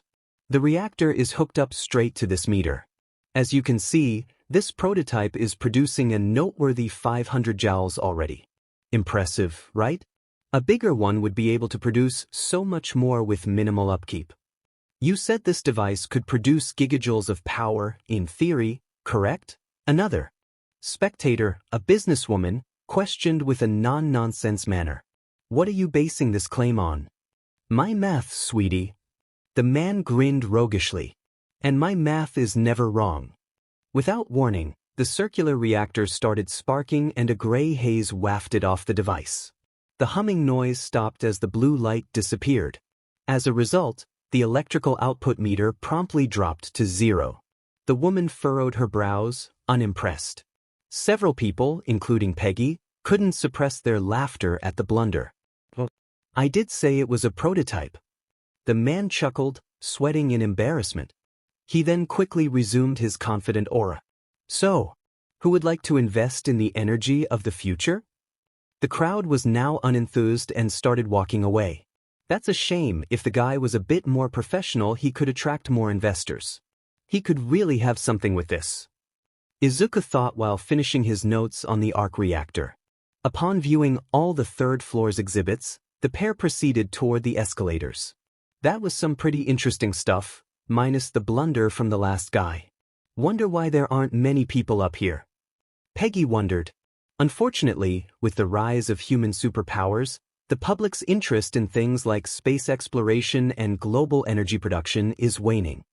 Izuku frowned, finishing his notes on the third-level exhibits. Meaning most funding, public or private, is being directed into meta-ability research instead. Peggy nodded in understanding. Makes sense, I suppose. Shame though. I was hoping we'd reach Mars in my lifetime. Izuku shrugged. Don't know if that's gonna happen now. Yeah, with everything that's happening in the world, and everything that could happen, people could care less about going to space or clean energy. Peggy mentally lamented. Peggy and Izuku rode the escalator to the 4th floor and were shocked by the huge crowd. There had to have been at least 3 times as many people present here than the lower 3 floors combined. Meta abilities were certainly the rage these days. Peggy could have sworn Izuku was about to burst from excitement. He's really into this stuff, huh? From there, the pair viewed every exhibit they could despite the growing crowd. Most booths were research teams showcasing their findings on the nuisances on the mechanics of meta abilities. It was fascinating stuff for Izuku, who was scribbling down notes so fast Peggy was worried that his notebook might burst into flames, while Peggy herself was only half listening. Her mind seemed to be somewhere else. Something that garnered both their interests was an exhibit featuring a prototype for meta ability suppression cuffs. To demonstrate, the speaker introduced his colleague, who had the ability to produce an icy mist off her arms. The display freaked out some people in the crowd, but the speaker was quick to assure them that she was harmless. He placed the bulky cuffs on her and the icy mist promptly disappeared. She tried to activate her meta ability but admitted she was unable to do so. The crowd was very impressed as multiple cameras went off. Izuku spotted groups of people in expensive suits approaching the Metacuff team, speculating that they were potential investors. That could definitely be useful for law enforcement. Peggy noted. They need to be developing more stuff like this. Right. Izuku sketched the cuffs and wrote lines of notes. This could make containment for crazed meta users much more doable for authorities rather than just tranquilizing them, or worse. Peggy felt her thigh vibrate and pulled out her phone. Sorry for being late. Traffic was hectic? On the 1st floor. You hear? Peggy signed and replied. Yeah. On top floor with friend. We'll be down soon. Great. Standing by East Gate. Putting her phone away, the onyx-haired young woman turned her attention back to her friend. Hey, Izuku-san. Why don't we head down to the 1st floor? We can come back up when there's less people. Yeah. It is getting pretty crowded. Izuku commented, realizing how little space they had to move. Peggy and Izuku carefully maneuvered their way out of the crowd and back to the escalators. Moments later, the pair finally made it back to the 1st floor, which was thankfully more spaced out. I'm gonna head to the restroom, Izuku-san. You go on ahead. I'll catch up. Peggy said. All right. Izuku nodded. I'll be by the mechs. Peggy nodded and the duo walked away. The Marine went past the restrooms and around the facility until arriving at the building's east side entrance. She looked around the crowd of people and spotted her target standing close by the entrance. Approaching her target, who was looking away and unaware of her presence, she spoke up. "Doctor." "Whoa!" Phil jumped and turned to face Peggy, startled. "They don't sneak up on people like that." The doctor was a young woman standing at 5'5", 167 centimeters, had smooth pale skin, and was of Asian descent judging by her facial structure. She had ruby red hair tied into a ponytail by a black hair tie hanging off her left shoulder. A pair of thin glasses rested on her face, and if one looked closely, they would notice 3 light yellow rings around her pupils contained within her emerald irises. She wore a light purple shirt under a long white lab coat, black breathes, and black slip-on shoes. Dangling from her neck was a red lanyard with her ID card attached. A gray satchel loosely hung from her right shoulder. Overall, despite some wrinkles around her eyes presumably from overwork, she was fairly attractive and had a bubbly aura around her. A/N voice actress, Laura Bailey. Peggy remained stoic as she waited for the shorter woman to calm down. "Well, anyways," the doctor sighed, "I'm glad you could meet me here, Yamamoto-san, or should I say Corporal Yamamoto?" She smirked. "Corporal is fine, doctor." Peggy replied plainly. "So serious. In any case, have you been enjoying the expo so far, Corporal? Would have been here to meet you sooner, but traffic is pretty crazy in this town, ya know." Peggy nodded, keeping a straight face. "Thank you for the passes. My friend is basically in heaven right now. He can't get enough of this stuff." "He?" The doctor pet an eyebrow. A teasing grin formed on her face. Could it be that the Iron Woman has a secret boyfriend? "It's not like that." Peggy quickly denied, trying to hide a light blush. She straightened herself and resumed her professional attitude. "Can we just get to the point of this discussion? Straight to business, huh? Okay." She motioned to the doors. "Follow me outside. We can talk somewhere a little more private." Peggy nodded and followed the redhead out of the building. Meanwhile, Izuku was in awe of the robotics exhibit. He could feel his hand hurting from how fast he was jotting down notes and sketching things out, but he pushed on anyway. There were full-body mech suits that pilots could operate for moving much heavier objects weighing up to several tons. There were even exhibits showcasing the latest developments on robotic prosthetics for amputees. One amputee, a retired veteran who had lost his left leg in battle, had a prototype hooked up to demonstrate. The veteran and everyone else were impressed by how responsive the prosthetics seemed to be. It was almost as if it were the real appendage. "So fascinating," Izuku mumbled while writing. "So many applications for those mech suits. They could be used in warehouses, construction sites, and even in the military. Prosthetics are also a major leap forward in medical technology." Izuku mindlessly walked to the side to get out of other people's way while continuing to fill his notebook. He stopped by the glass panels lining the wall. Satisfied with the notes he had taken, the dark-haired teen closed the book and placed it back in his knapsack for now.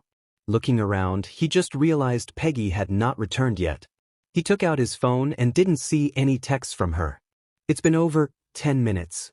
Izuku was mildly surprised by how much time had passed since they separated.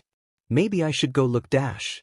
He stopped when he spotted something out of his peripheral vision through the glass panels. Across the street, he saw American flag banners hanging around a building. Looking closely, he realized it was a military recruitment office and, judging by the signs, it was for the U.S. Army. The lights were still on, so maybe the office was still open? Izuku's expression hardened, deciding on what he needed to do. Meanwhile, Peggy and the doctor were sitting on opposite sides at a park bench in the convention center's gardening square. They were in a relatively secluded spot with tall green hedges around them and, more importantly, no people within earshot. It was late evening as an orange glow was cast over the city as the sun began its descent in the west. "So, have you considered the offer I made?" the doctor inquired in a serious tone. Peggy did not respond immediately. A short moment passed as she lowered her head, exhaling deeply. "I have." "And?" the doctor pressed. "I'm honored that out of all the candidates, you chose me." She shut her eyes and shook her head. But I have to respectfully decline, Doctor. And may I ask why, Corporal? She sounded surprised. Clearly this wasn't the answer she was expecting. I dunno, maybe because I don't want to be mutated into a monster, or something along those lines. Peggy dryly responded. See, Corporal? The redhead stammered. I can assure you that That what? I won't be mutated? I won't die. Peggy challenged. You said it yourself, Doctor. The project in itself is risky and practically untested. I'd essentially be your guinea pig. Corporal, I wouldn't ask for human test subjects unless I was 95% sure it'd be successful. The doctor asserted. Such a statistic did not alleviate Peggy's concerns one bit as she turned to the doctor incredulously. Only 95%, huh? And the other 5%? Well, the doctor tapped her index fingers together timidly, that is reserved for the unexpected circumstances that even I can't account for. DNA is crazy complex, ya know. She shook her head and adopted a determined look. But it will be successful. I've perfected the formula this time, I'm sure. Maybe you have, but honestly the whole idea behind the AMP is dangerous and too risky for my tastes. Peggy responded. I'm sorry, Dr. Hatsum, but my decision is final. You'll have to find someone else to test your formula on. Dr. Hatsum frowned, disappointed. I understand. Thank you for your time, Corporal. Again, thank you for the passes. Peggy nodded and stood up to leave. Good luck to you, Doctor. Yeah, same to you. Dr. Hatsum replied, disheartened. As the Marine walked away, Dr. Hatsum slumped her shoulders and practically deflated. Shoot! She exclaimed to herself. I was positive she'd accept, and Corporal Yamamoto was the perfect candidate too. Darn it! She collapsed back on the bench and groaned in frustration. At this rate, I'll have to choose one of those stuck-up JARCs the Colonel keeps recommending. She internally lamented. Idiot doesn't even understand how the formula works. Give it to those muscleheads and you'll practically be creating supervillains. The red-haired doctor stood up and collected her satchel. Too depressed to even see the expo now. Might as well just head on back. Try to rethink my strategy for acquiring candidates. She was about to walk until she overheard something. It sounded like Corporal Yamamoto was arguing with someone around the corner. She couldn't see her since a tall hedge was blocking the view. Curious, the doctor quietly walked closer and poked her head around the corner. Corporal Yamamoto was standing in front of a shorter, Asian-American boy. The doctor guessed he must have been in his late teens. It seemed the corporal was angry with the younger man if her posture and tone of voice was any indication. Dr. Hatsum knew she shouldn't eavesdrop on others' private affairs, but she couldn't help but be a little nosy. Was this the friend Yamamoto had mentioned? She remained hidden, quietly listening in. What was the worst that could happen? Moments prior, Izuku was walking out of Andoria Convention Center's East Gate. Taking the shortest route, he walked down the path leading through the garden square. The recruitment office would then be directly across the street. He pulled out his phone to text Peggy in case she was looking for him, but was confused to see her walking out from a perpendicular sidewalk up ahead. Peg-chan? What are you doing out here? Izuku asked, bemused. Restrooms are that way. He pointed back to the main building. Izuku-an? Peggy was mildly surprised to see Izuku outside. She was sure he'd be enraptured with the robotics exhibit long enough for her to sneak back in unnoticed. Did he get concerned and start looking for her? I could ask the same for you. I asked first. Izuku retorted. Peggy sighed, seeing no point in trying to lie. I was just talking to a friend from work. No big deal. Izuku pet a brow. The same one who gave you the passes?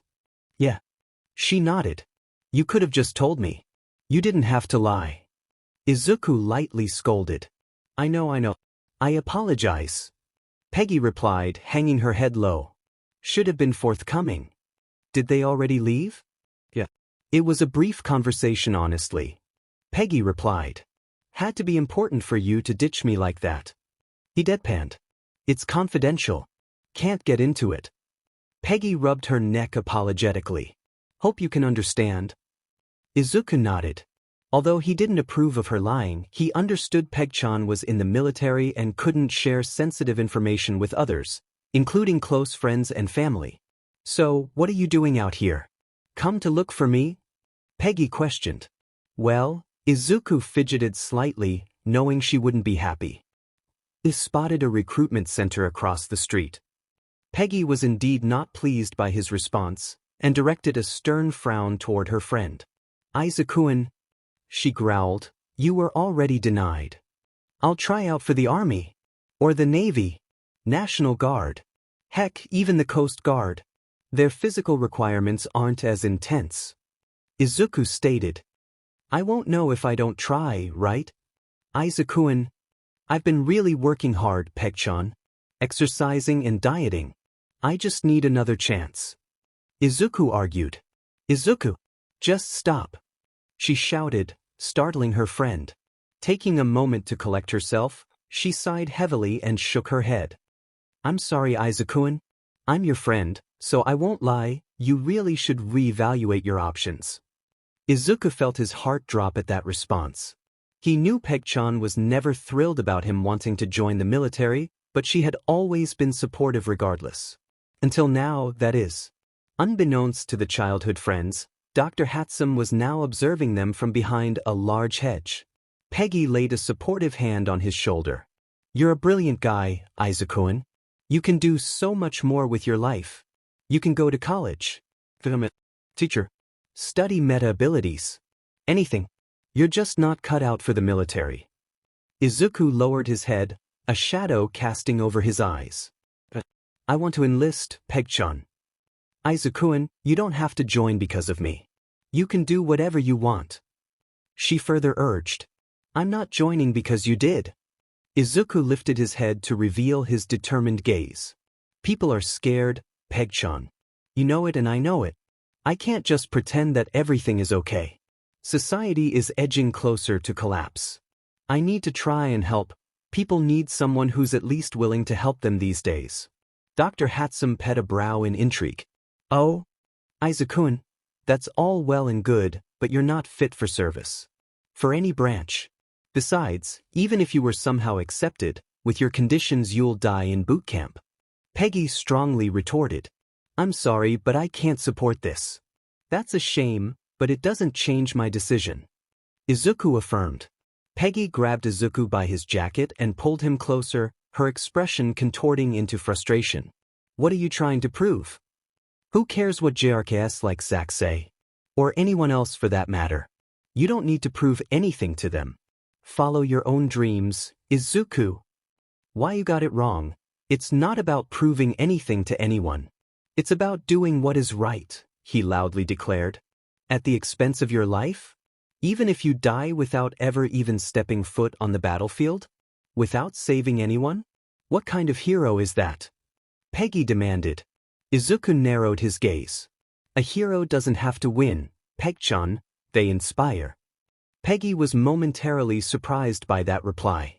Izuku continued. There are people risking their lives, Peg-chan.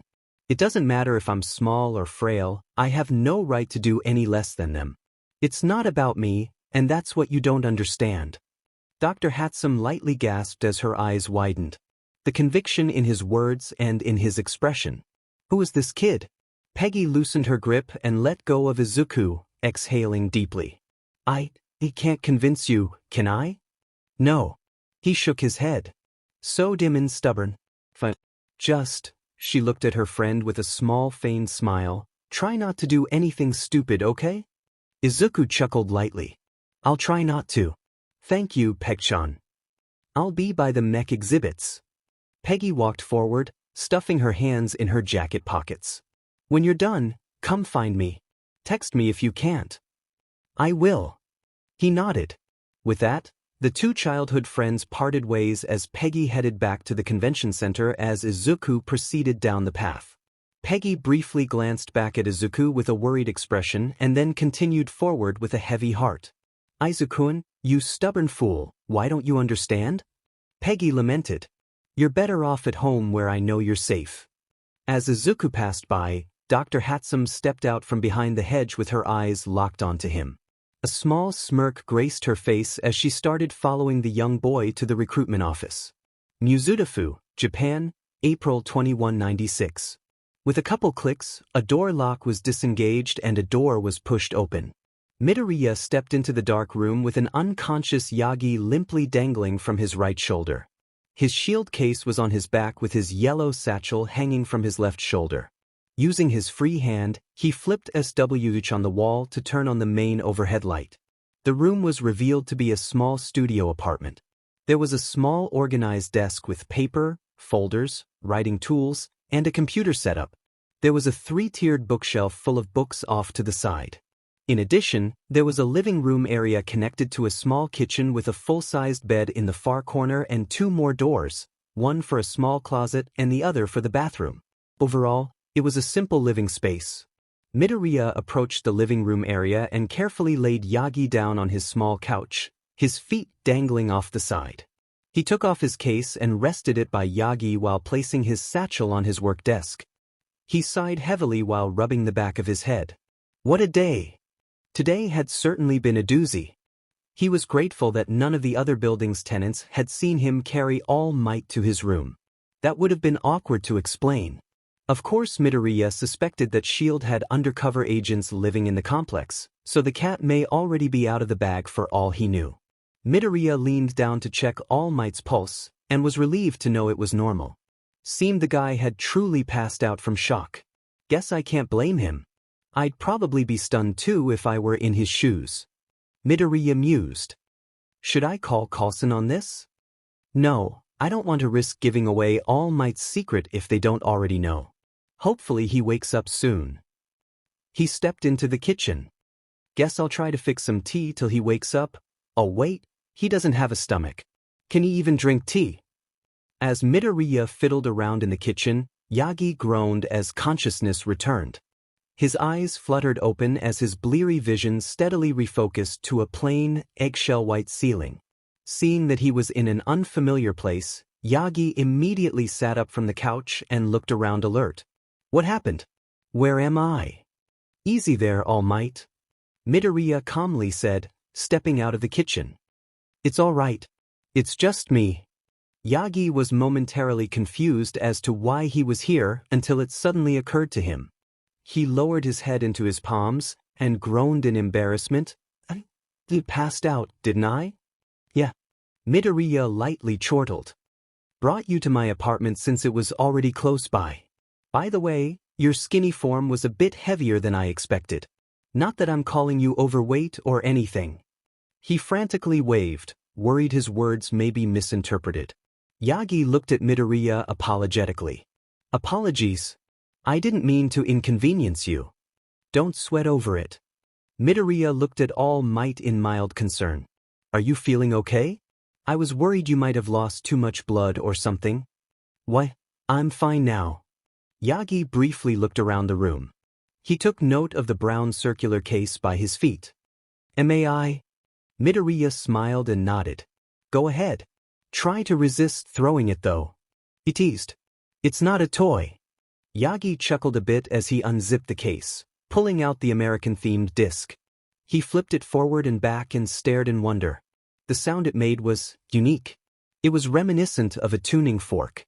This is really light, yet it's so strong. All Might mused.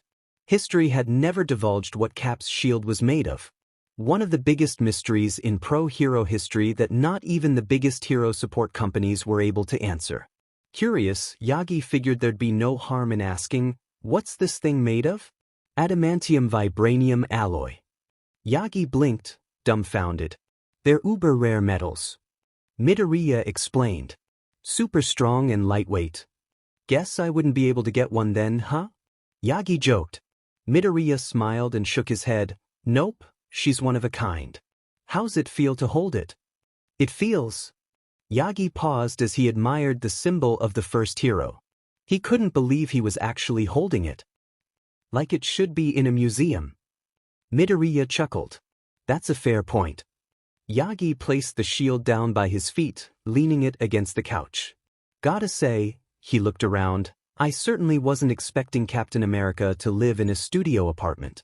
Midoriya shrugged. I prefer it actually. Helps me keep a minimalist mindset. Do you want any water? I'd offer tea, but I wasn't sure with your condition and all. Tea is fine actually, Yagi assured. It's just coffee and most solid foods I can't really consume anymore. Midoriya nodded and walked back into the kitchen. As the verdette prepared to put on a pot of tea, Yagi's eyes slowly widened in realization. This was real. He was actually talking to the first hero himself, the man he had admired and based his own pro-hero career on. It was so surreal. Talking to an historic figure that should have been dead over a century ago. Over tea no less. He was wondering if overexerting himself against that sludge villain was affecting his mind. He stopped to look at Midoriya. The few written accounts that had survived the Third War described Captain America as an Asian American, Japanese, according to some writings. Of course, nothing was ever officially confirmed, and the truth had remained a mystery. Until now, that is. So, you're really him, huh? You're the Captain America? Yeah. Midoriya glanced back, smiling nervously. Please don't pass out again. I don't. Yagi stammered in disbelief. How? How are you still alive? Well, that's a long story actually. Some of it I can't really get into. With the tea on, Midoriya stepped away and leaned on the countertop. But the short story is that I got into an altercation, and it resulted in me being frozen in the Arctic. Wait, frozen? Yagi blinked. Shouldn't you be dead then? Midoriya nodded, keeping an even look. Yeah, I should, but I guess fate had other plans. Altercation? Not exactly specific. Yagi racked his brain for any clues based on his past extensive study into Captain America's hero tenure. He had been to many places across the globe. According to history, the last place he had been spotted by the public eye was. Wait, did this happen during your time in Norway? Midoriya glanced back with a mildly surprised look. You know your stuff, huh? Yeah, it was actually. What happened? According to eyewitnesses, Oslo was the last place you were seen before you disappeared. Midoriya lowered his head, shifting uncomfortably. Sorry, I can't really get into that part of it. Maybe another time. Yagi was a bit disappointed. However, out of respect, he didn't pry any further on the matter. After the tea was finished, Midoriya carefully brought it over to the couch and placed it on a small coffee table. As All Might took a sip, he tried to keep a straight face despite the bitterness biting his tongue. Definitely needs work. He inwardly commented. He didn't want to dare call out his hero for making bitter tea. Midoriya noticed as he took a seat in a chair across the table. Sorry if the tea isn't to your liking. Still learning. He chuckled awkwardly. Not commenting, Yagi sat the cup down and looked at the verdette seriously. I've got some questions. I can imagine, Midoriya noted. How much time ya got? Plenty. Can't promise to answer all of them, at least, not yet. But fire away. Midoriya extended his index finger and thumb to mimic a pistol, but then immediately panicked. Oh wait. Ugh, pointing is rude in Japan, right? Sorry about that. No, don't worry about it. Yagi placated, reassuring the verdette. Guess he wasn't lying when he said he grew up in America? But that does beg the question. Why are you in Japan? All Might inquired. Shield, he simply replied. Yagi pet an eyebrow in bewilderment. Shield? He knew they were a counterterrorism/intelligence agency headquartered in America. They had influence both nationally and globally, essentially the old American CIA on steroids. He personally knew a few people who worked in high places with them. A couple of them even knew his secret. But what did they have to do with this? He connected the dots and it occurred to him. They're the ones who found you, right? In the Arctic? Midoriya nodded in confirmation. Several months ago, a research crew found me. SHIELD came in and carefully thawed me out, helped me recover while filling me in on my situation. There were many questions running through All Might's head.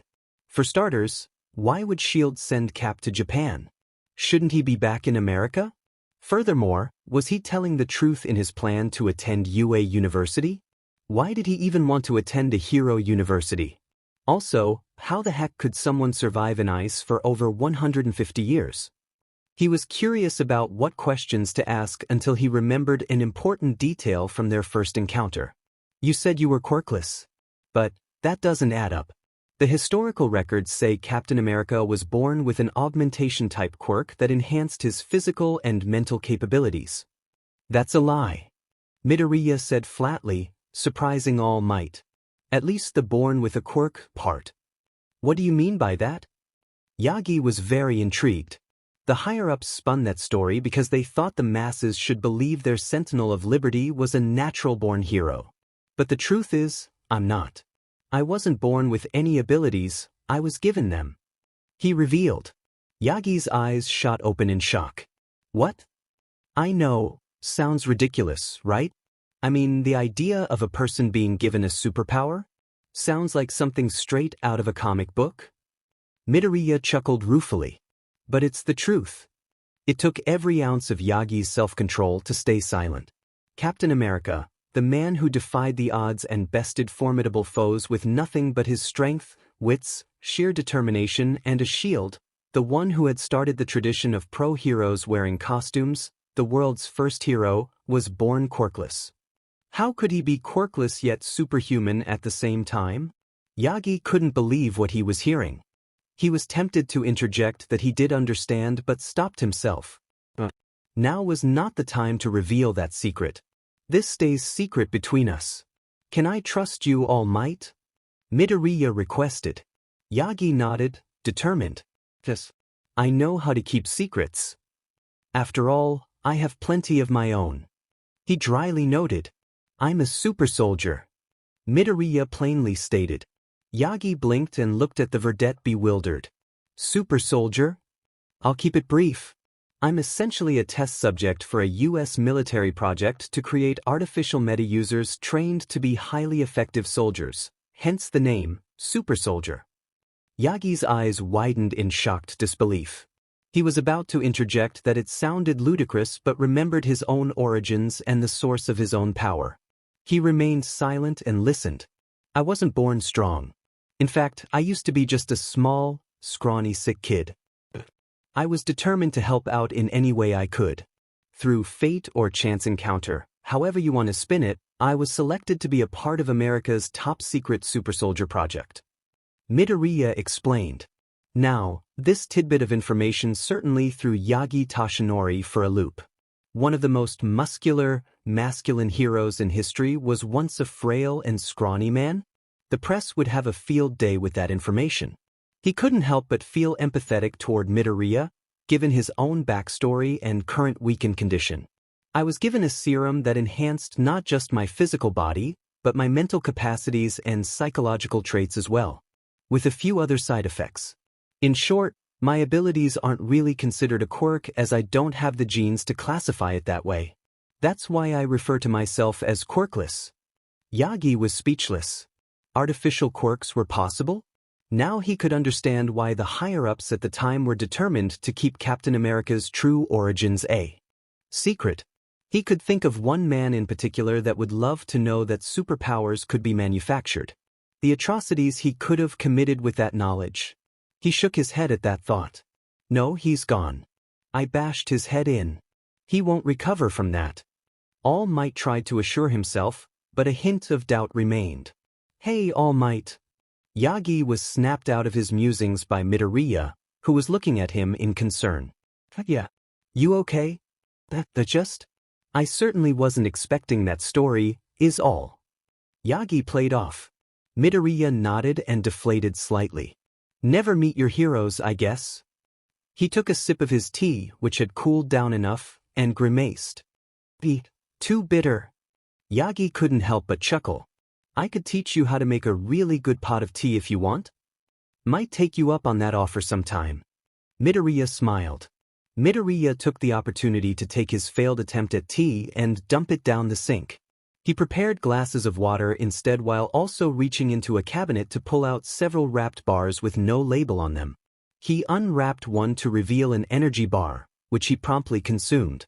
Thanks. As Yagi took the glass, another thought occurred to him. I'm curious about something though. Midoriya took a few gulps of water before unwrapping another energy bar to take a few bites. I can imagine. What's up? On the rooftop, why did you ask me what it means to be a hero? You already knew that for yourself, so why try to ask me? Yagi questioned, curious. He chuckled wryly. Fair question. Midoriya was silent for a moment as he collected his thoughts. When I learned that being a superhero was an actual career in this era, the fanboy in me was stoked. I mean, I was in a world of actual superheroes and supervillains. Straight out of a comic book. I was eager to study them and took down as many notes as I could. He motioned to his desk, which had over a dozen notebooks stacked to the side. After briefly reading and signing Midoriya's 13th book, All Might surmised the other 12 were filled with detailed information about many other pro-heroes and villains as well.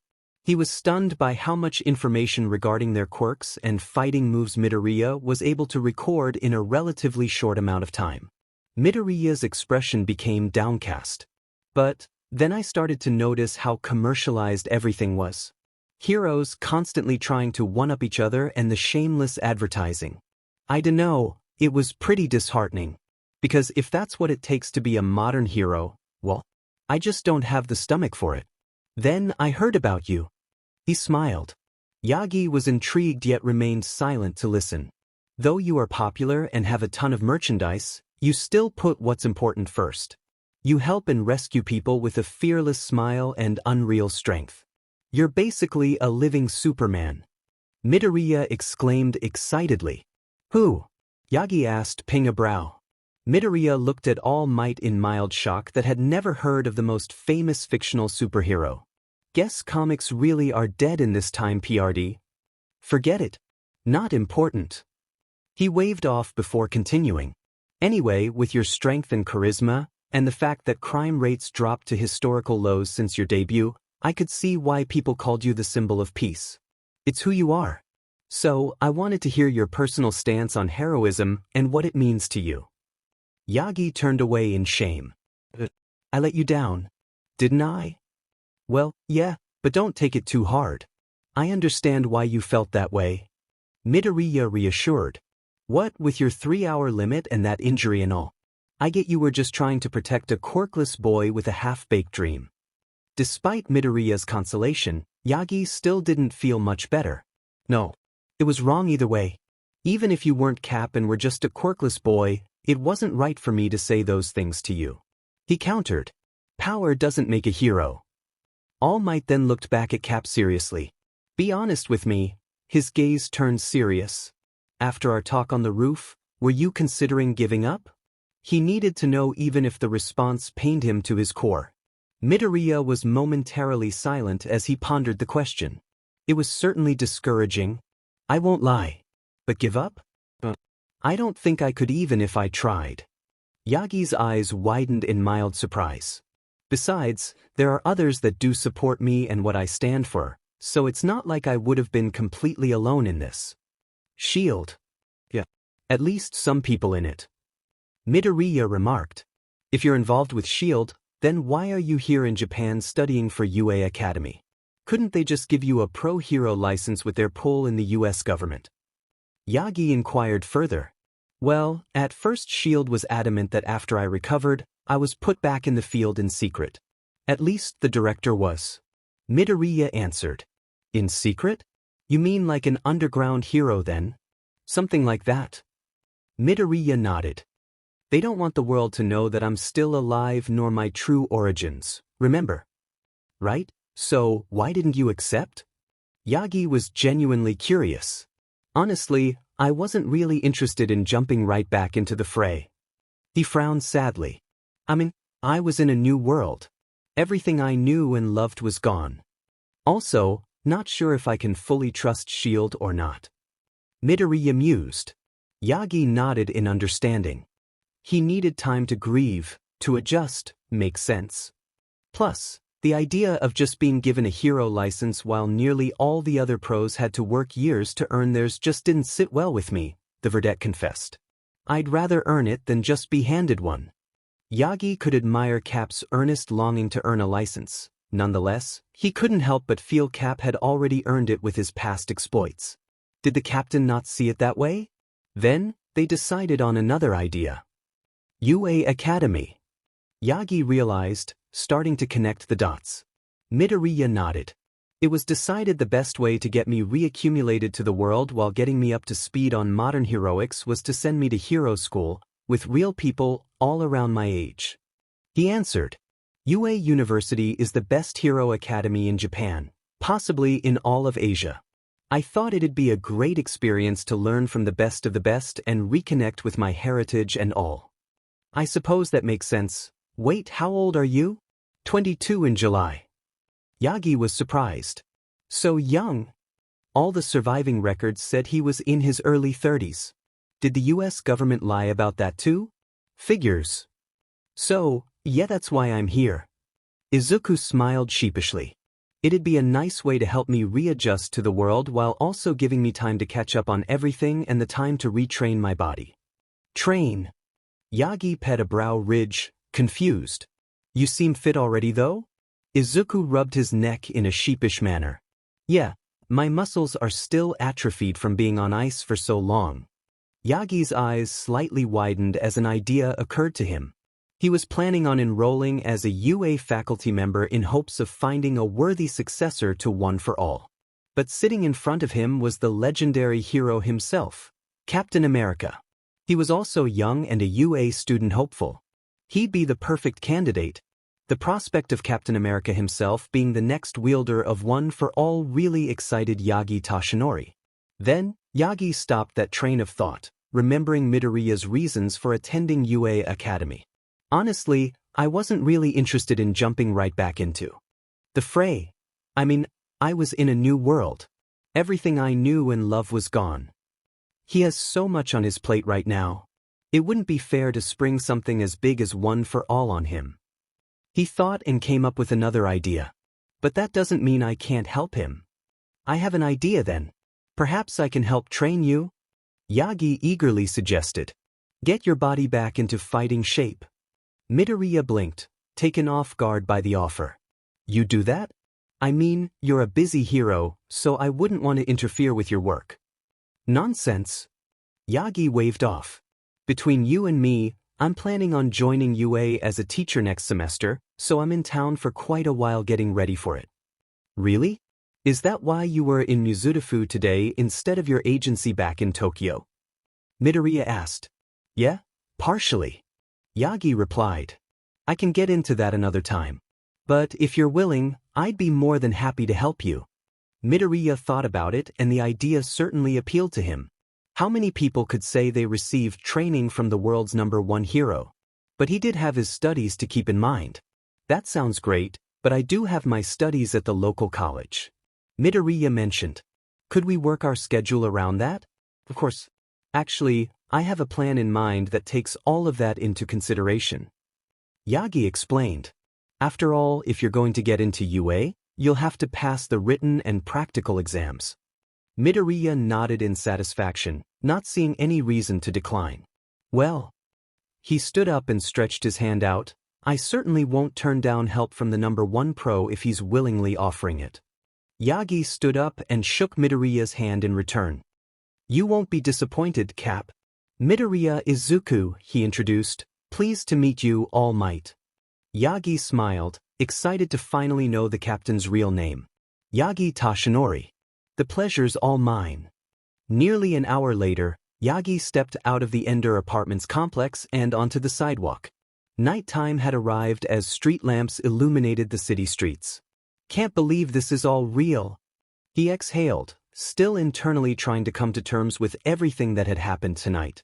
I'd better get back soon to at least get a head start on writing up Cap's plan. Yagi pulled out his phone to look at the notepad app, momentarily studying the info Midoriya had given him on his body specifics and diet. Who would have thought those energy bars he was eating were 3,000 calories each? His metabolism was crazy high. He'd just have to factor that into the plan. He hoped Midoriya would have a sizable food budget though. Yagi then switched to the GPS app. The truck's parked over a few miles away. Maybe I should call a cab? Although I guess a little walking won't hurt. Taking a deep breath of the brisk night air, Yagi walked down the street. However, he didn't make it far before a vehicle suddenly drove up beside him and stopped. Much to his surprise, it was a 1962 Restomod, cherry red Chevrolet Corvette convertible with a red cloth roof up, bearing California license plate numbers 381 PC. Yagi's eyes widened as he only knew one person who owned and drove a piece of automotive history like this. The right side window slid down, revealing the driver on the left side and confirming the car was left-hand drive, as well as the identity of the driver. The driver was an American-looking Caucasian man 182 centimeters, 6 feet 0 inches, tall with a muscular build and short brown hair. He wore a black suit with a white button shirt with a silver pennant of an eagle on his jacket and black shades over his eyes. All in all, the man's appearance practically screamed government agent. "Need a lift, stranger?" he asked in fluent Japanese. "You look like you could use one." "Phil." Yagi walked to the car with a small smile. "It's been a while. Hop in." Agent Phil Coulson of S.H.I.E.L.D. gave a wry smile. "Let's go for a drive, Toshinori." After today's events, Yagi was feeling pretty exhausted. So, Coulson saving him from walking several miles was a welcome relief. Yagi pulled open the door and slid into the passenger seat while internally admitting it felt odd to be riding in a left-hand drive vehicle after so long. That brought up another question in All Might's mind: how was he even allowed to drive this car in Japan? As soon as All Might closed the door, the car jerked forward rapidly enough to leave a skid mark in the pavement. Nevertheless, Agent Coulson stayed under the speed limit. "I thought the whole point of a secret agent was to be inconspicuous," Yagi commented lightheartedly. "Hiding in plain sight," Coulson mentioned. "Nobody would expect a government agent to be driving a flashy sports car." "James Bond?" All Might retorted. Coulson laughed a little. "Only in the movies. I don't even want to guess how you're allowed to drive Lola in Japan." Yagi shook his head. "S.H.I.E.L.D. has its ways," Agent Coulson replied. S.H.I.E.L.D. Yagi suspected there would be more to this ride than two old friends simply catching up and didn't need his old sidekick's quirk to foresee what the crux of this conversation would be about. Deciding to skip the pleasantries, Yagi asked, "Not that I'm not happy to see you, but what are you doing here? I haven't seen you in 5 years, not since since your accident." Coulson finished, making Yagi slightly flinch, and then briefly glanced at his passenger. "I'm here on assignment, also looking for any old pro-hero memorabilia I can find. Japan is a treasure trove for those kinds of things." "Still trying to grow your collection, huh?" "Always," Coulson smirked. Yagi lightly chuckled and shook his head. "Coulson, still a hero fanboy. But we're not here to discuss me or my admittedly impressive hero merchandise collection," Coulson continued, "even though I'd like to." "Young Midoriya," Yagi stated rather than asked. "Not sure if young is an accurate description or not, but yes. I take it you're his overseer then? Liaison, to be specific." Coulson came to a stop at a traffic light, allowing pedestrians to cross. Several bystanders openly gawked at the red convertible. It made sense, after all, Coulson's car was over 200 years old. How he was able to acquire such a relic and restomod it, Yagi still had no idea. He didn't give out much, if any, details on Lola's history. "I already promised Midoriya I wouldn't tell a soul of his identity, Phil." Yagi sighed. "You don't have to swear me into secrecy or anything like that. You know me." "I know that." "Not concerned about it." Coulson turned to Yagi with a serious look. "I just want to know what happened today." Yagi didn't respond, only looking at the agent curiously. "We spotted Cap carrying your unconscious body into his apartment, so naturally I'm curious." Coulson elaborated. The traffic light turned green, and Coulson resumed driving down the street. "Wait, you were spying on us?" Yagi slumped his shoulders while placing his right hand on his forehead, exasperated. "Of course you forgot who I was talking to." "If they saw Midoriya taking me to his apartment, did they also see my transformation in that street?" "Sirbi." Yagi inwardly lamented, fearing the entire spy organization would soon know his secret. "It's our business to make sure nothing happens to Cap. If it makes you feel any better, The agents reported only seeing him carrying you, nothing before that. So your identity is safe. Coulson assured. Yagi sighed, feeling a huge weight off his shoulders. That's good to hear. You're the only one I can trust in your organization. No offense to the director and everyone else. You know Director Fury would die before giving away your secret to anyone. Coulson pensively mentioned. He knows how important it is. I know, it's just well. Yagi wasn't sure how to say how he felt about the enigmatic director without coming off as too aggressive. His secrets have secrets? That's actually a good way of putting it. Yagi admitted. Fury's secrets aside, Coulson such topics away from his boss and friend. Cap went off his usual route today and our undercover agents lost track of him. Then the whole thing with the Sludge villain went down. He glanced over to Yagi, pulling his shades off. He knows your secret, doesn't he? Yagi sighed. He knows I'm all might, yes? If it isn't too much trouble, can you please share what happened today, Toshinori? How did you and Midoriya meet? Coulson asked politely. Yagi spent the next several minutes explaining to Coulson the circumstances behind his encounter with Midoriya. Starting from his pursuit of the Sludge villain, saving Midoriya from said criminal, Midoriya hitching a ride on his leg, his secret being revealed on the rooftop, how the villain escaped, and finally witnessing Midoriya's heroic actions against the Sludge villain. He then explained how his second meetup with Midoriya unfolded, and finally learned the legendary captain's true identity. Coulson had taken the story in stride, but his visage darkened upon hearing how Midoriya was almost killed by the Sludge villain. It seemed he would need to have a long, unpleasant discussion with those Level 3 agents tasked with watching Cap. As soon as Yagi finished, the Level 7 agent nodded. I see. Explains why Cap didn't want to give details earlier.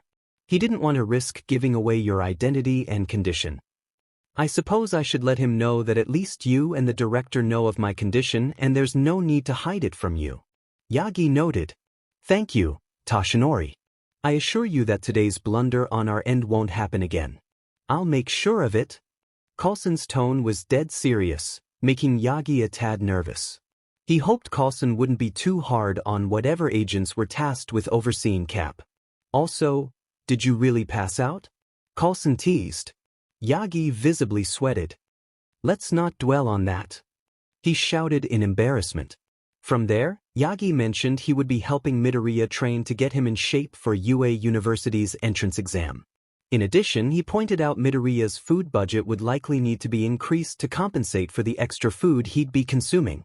Coulson was very understanding of it all.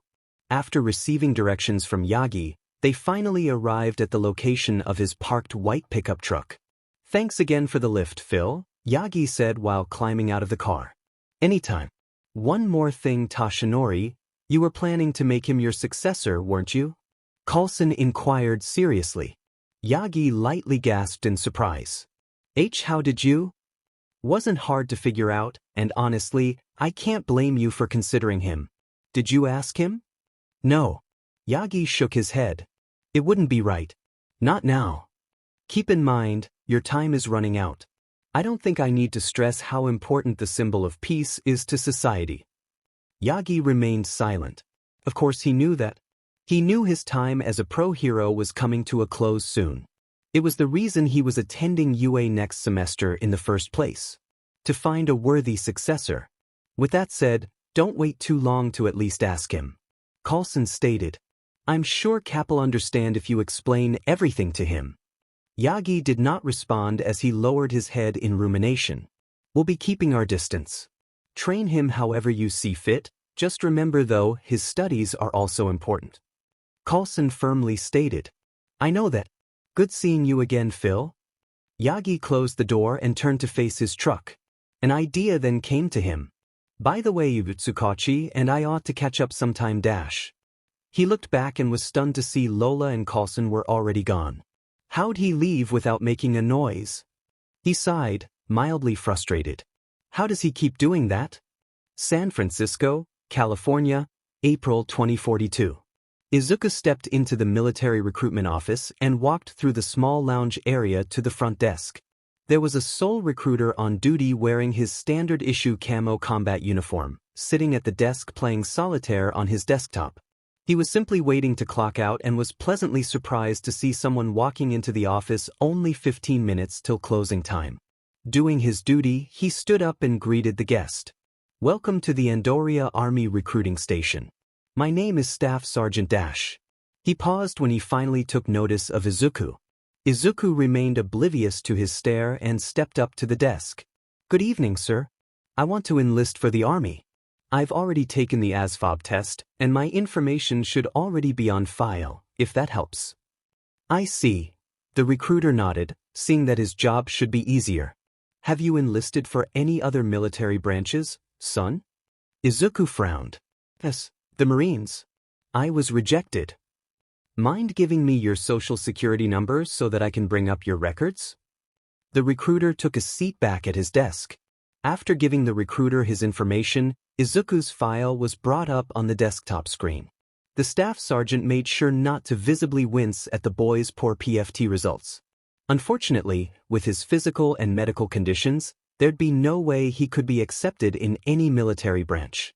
He was about to break the bad news to him until the bell at the door rang, signaling that another person walked in. It had been dead for most of the evening, and now people were starting to walk in so close to closing time. Typical. "Welcome to the Midoriya Army Recruiting Station. If you could take a seat, I'll be with you." Dash. The recruiter was cut off when the new person, an Asian American woman wearing a lab coat, walked past Izuku and up to the desk. "At ease, Staff Sergeant Ted Gray," Dr. Hatsum said while pointing to Izuku. "I'm with him." Izuku blinked dumbly. Who was this woman? He didn't know her. He stared at her closely and, aside from her being quite appealing, something seemed familiar about her. Dr. Hatsum pulled out an ID card from her satchel, handing it to the recruiter. Staff Sergeant Ted Gray's eyes widened slightly as he read it. What was someone with her kind of military clearance doing in his recruiting station? He glanced over to Izuku, who seemed equally confused. "If it's all the same with you, Staff Sergeant, I'd like to supervise this young man's physical test," Dr. Hatsum requested. "Huh." Izuku was left further dumbfounded. "Who is she?" According to his records, he's already taken and failed the physical test for the Marine Corps just earlier this week. So, I don't see why Dash. It's the Marines, Staff Sergeant. You know how brutal their physicals are. Doesn't hurt to give this young man another chance, now does it? Dr. Hatsum smiled. Staff Sergeant Gray pondered for a moment and conceded. It was late and there'd likely be no one else coming in tonight anyways. Might as well get it over with now. Fine. He conceded. Opening a drawer, he pulled out a clipboard with some paper to hand to the doctor. There's a room in the back. You can take Mr. Midoriya there. Try to be quick though, doctor, we're going to be closing soon. Taking the clipboard, Dr. Hatsum gave a thumbs up. Thanks, Staff Sergeant. You're the best. Motioned for Izuku to follow her. He complied but was still bewildered over the situation. Dr. Hatsum and Izuku stepped into a room with a treadmill and exercise mats positioned across the floor and U.S. Army motivation posters on the white walls. All right, Mr. Midoriya? Or do you prefer Midoriya-san?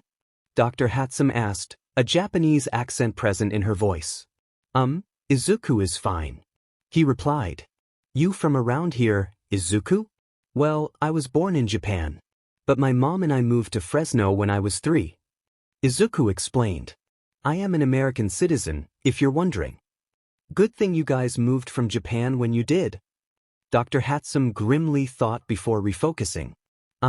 Sorry if I sound rude, but who are you? Izuku asked, confused. Up there at the desk you acted like you knew me. But I don't believe I've ever met you. Oh, silly me. Where are my manners? She laughed awkwardly. Composing herself, she held out her hand. Dr. Teruko Hatsum. Izuku shook her hand. Izuku Midoriya. Pleasure to meet you, doctor. He paused when he noticed, behind her glasses, 3 light yellow rings in Dr. Hatsum's eyes around her green irises. He didn't want to be insensitive, but he figured it wouldn't hurt to ask. Doctor, what are those circles in your eyes? Oh, it's part of my meta ability. She adopted an expression of slight concern. Does this bother you? No. I think it's fascinating, Izuku asserted, grinning. If you don't mind, could you tell me what your ability is? Dr. Hatsum closed her eyes and grinned proudly. I call it micro-insight. It allows me to zoom in on objects at the microscopic level and provides me a solid understanding of that object's inner workings, whether it's organic or not. Pretty cool, right? Opening her eyes, she was taken aback to see Izuku briskly scribbling notes down in a notebook. Fascinating, a meta ability like that is perfect for the science field. I wonder what the limit is on how far you can zoom in on something. How long can you zoom in? Does it cause eye strain if you use it too long? How much knowledge do you gain from the object? Do you acquire more insight the longer you look at it? Is it possible to gain absolute knowledge on it? He continued to murmur. Dr. Hatsum blinked twice, sweat dropping. Whoa, this kid sure is analytical. I'd be impressed if it wasn't kind of creepy. Also, where'd he get that notebook? She internally mused. Izuku suddenly gasped as his eyes widened in realization. Wait, hold on, you're the Dr. Teruko Hatsum? You've heard of me? She pet an eyebrow. Have I? His eyes sparkled in amazement. You're one of the world's most renowned scientists when it comes to the study and understanding of meta abilities. I've read both volumes of your book. I'm actually getting started on volume 3 soon. And you, understand it? She was definitely surprised that a teen was able to understand her writings. It certainly wasn't directed at the average reader. Of course. You've proven that not all meta abilities are the same even if they share similarities. They're unique to each individual. And each ability stems from a quirk factor, as you dubbed it, encoded in a person's genes. It's very fascinating stuff. He exclaimed excitedly. I can't believe I'm actually meeting you in the flesh. He then groaned and face-bombed in frustration. Shoot, if only I brought my books for you to sign. Putting aside his muttering, Dr. Hatsum was impressed by Izuku's intellect. She glanced at Izuku's notebook in curiosity. Are those your notes on meta abilities? When Izuku nodded, she asked, Mind if I take a look? Sure. Nothing too special though. I just like to take notes on them since it's a hobby of mine. Izuku commented while handing her his notes. Dr. Hatsum flipped through the notebook and was stupefied. He had pages dedicated to different people detailing their meta abilities' strengths and weaknesses and how they could be implemented. The latest page was a quick full-body sketch of her with notes of her own meta ability and its practical uses listed by it. She was amazed as some of her own colleagues couldn't write notes this detailed. And he only did this as a hobby. Not gonna lie, this is some impressive stuff, kid. She stated, handing the notebook back to Izuku. I'd kill to have an assistant like you. He blushed and rubbed the back of his neck from the unexpected praise. Oh, thanks. That means a lot coming from you. He stammered bashfully. Oh. Hatsum's eyes widened. Right, the exercises. Let's get started so the staff sergeant can come home soon, yeah? Izuku nodded in determination. Right. From there, Dr. Hatsum gave Izuku the Army's physical fitness test, which consisted of the following exercises. 2 minutes of push-ups, 2 minutes of sit-ups, and a 2-mile timed run. Applicants had to pass with at least a score of 60 on each event and overall score of at least 180 points. The ruby-haired doctor didn't think it was too big of a deal. After all, Izuku was young. Surely he could do these exercises in a timely fashion even if he was on the scrawny side. 15 minutes later, Dr. Hatsum was left speechless. To say Izuku did badly would be an understatement. He could barely do 10 push-ups and sit-ups and was forced to stop in the middle of his run on the treadmill to take multiple puffs from his inhaler. She tailed up his score and visibly winced. 70 overall. This kid shouldn't be anywhere near the military. His asthma alone is a big disqualifier. And yet, she glanced up from his clipboard to see him leaning down with his hands on his knees, breathing hard and sweating heavily. There are people risking their lives, Peg-chan. It doesn't matter if I'm small or frail, I have no right to do any less than them. It's not about me, and that's what you don't understand. Finding a couple folding chairs off to the side, Dr. Hatsum placed them in the center of the room. Izuku took a seat as Dr. Hatsum sat across from him with her legs crossed and looking at the clipboard. I failed, didn't I? Izuku said, sounding disheartened. Yep. Badly. Dr. Hatsum saw no point in sugarcoating it. Honestly, I didn't think it was possible for someone your age to get a score this low. So, congrats on surprising me. Oh. Izuku lowered his head in disappointment.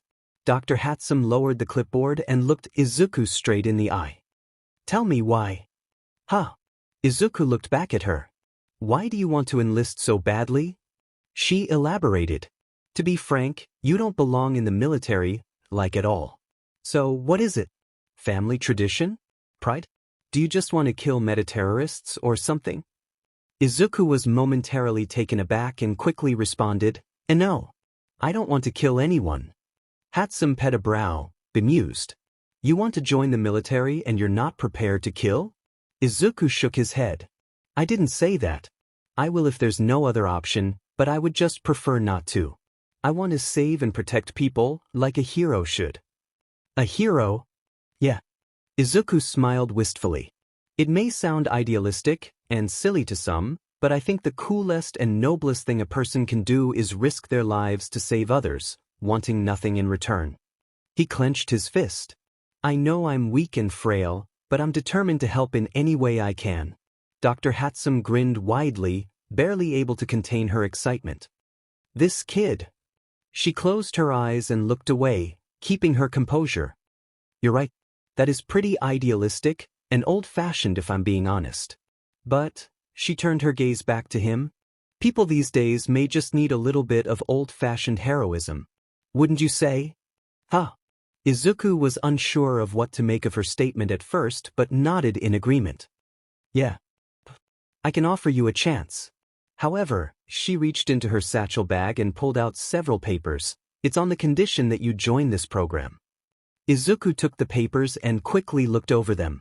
From what he could gather, these were waiver and consent forms to participate in a military project. MP? He couldn't find the words for the acronym anywhere on the pages. You're not 18 yet, right? No. I will be in July. I already have my father's consent though. He doesn't care either way. He shrugged nonchalantly. Dr. Hatsum nodded. Her intuition told her there was a story there but opted not to pry. Maybe another time. Okay. Just have him sign this and fax or email it here. She handed Izuku a detailed form for parental consent. Just know that if you are brought on board, you'll be sworn into secrecy. Dr. Hatsum explained, sounding serious. This is a very important project and I won't lie, we need worthy and willing candidates badly. I wonder what this is for exactly? Izuku internally wondered. It sounds like a big deal. Is this supposed to be dangerous or something? I can't give you more details until all your paperwork is signed and you're sworn in. But honestly, kid, this is going to be your only chance to get enlisted. So, if you're willing to dash, I'll do it. Izuku quickly responded, adopting a determined expression. Dr. Hatsum smirked. No hesitation. I like you, kid. Izuku spent the next few minutes signing the papers before handing them back to Hatsum, who placed them in her bag. Once all your paperwork goes through, you'll get an acceptance letter in the mail. It'll detail the time and place for us to meet up again. Dr. Hatsum explained as she stood up. Get you sworn in and all that jazz. Izuku was trying to keep his composure but couldn't hold back a few tears. Thank you, Dr. Hatsum. I promise. I won't let you down. Don't thank me just yet, kid. She shot him a roguish smirk. You haven't entered the crucible yet. The what? Izuku blinked in bewilderment. But in any case, she smiled, welcome to the army, soldier. Izuku felt a sudden rush of emotions at that sentence. He couldn't contain the bright smile from his face and the waterworks flowing down it. He had accomplished the first step toward his goal. Mizudafu, Japan, April 2196. It was breaking dawn at Takoba Municipal Beach Park, 4:45 a.m., to be exact. The sun's yellow rays peeked over the eastern horizon across the ocean, providing a magnificent orange sheet of gleam against the blue darkness of the concrete jungle. The waves crashed against the sandy beach, depositing several empty metal soda cans. The cans, however, were lost amongst the mountains of garbage and scrap piled across the coastline. It was essentially a scrapyard with an oceanfront view. Yagi Toshinori pulled up in his white pickup truck and parked in front of the beach. He stepped out wearing baggy black sweatpants, a loose blue shirt, and white shoes with a black backpack slung over his shoulder. Looking out at the heaps of junk, he whistled in amazement. The pictures online didn't do the scale of the garbage on this beach any justice. Yes, this will do splendidly for Cap's training. He nodded in satisfaction. He proceeded down the sidewalk toward the stairway that went down to the beach and was surprised to already find Midoriya by the stairs doing military-style push-ups. I mean young Midoriya? He corrected himself, not wanting to risk blowing Midoriya's identity. Good morning, Yagi-san. Midoriya replied in English, finishing a few more push-ups before jumping to his feet. He wore a black sleeveless workout shirt with the U.S. Army logo in the center, dark green sweatpants, and red work boots with black laces and heels. A pair of dog tags hung around his neck. To Yagi's perspective, Midoriya's muscles appeared to be fairly well-toned even though he was technically experiencing muscle atrophy. He could only imagine what he'd look like after he had gotten back in shape. Please, Toshinori is fine. You're certainly early. Meetup time is 5 o'clock. Yagi pointed out, replying in English as well. He shook his head and smirked. U.S. Army rule, if you're not 15 minutes early, you're late. I got here at 4:30 though and decided to do some light workouts till you arrived. Yagi nodded in approval at Midoriya's punctuality. Well, glad to know I won't have to worry about you being late then. He chuckled. Yagi and Midoriya walked together down the seawall's stairway to the beach. Next to the stairway was a small ramp for vehicles to get on the beach, not that it was currently in use. What is this place, by the way? Midoriya looked around in shocked disgust at the garbage mounds. Did the city convert this beach into a landfill or something? 2 days had passed since his encounter with All Might. After agreeing to let All Might train him, they agreed to meet at this beach early on Saturday morning. At the time, Midoriya assumed he would be doing beach workouts and swimming.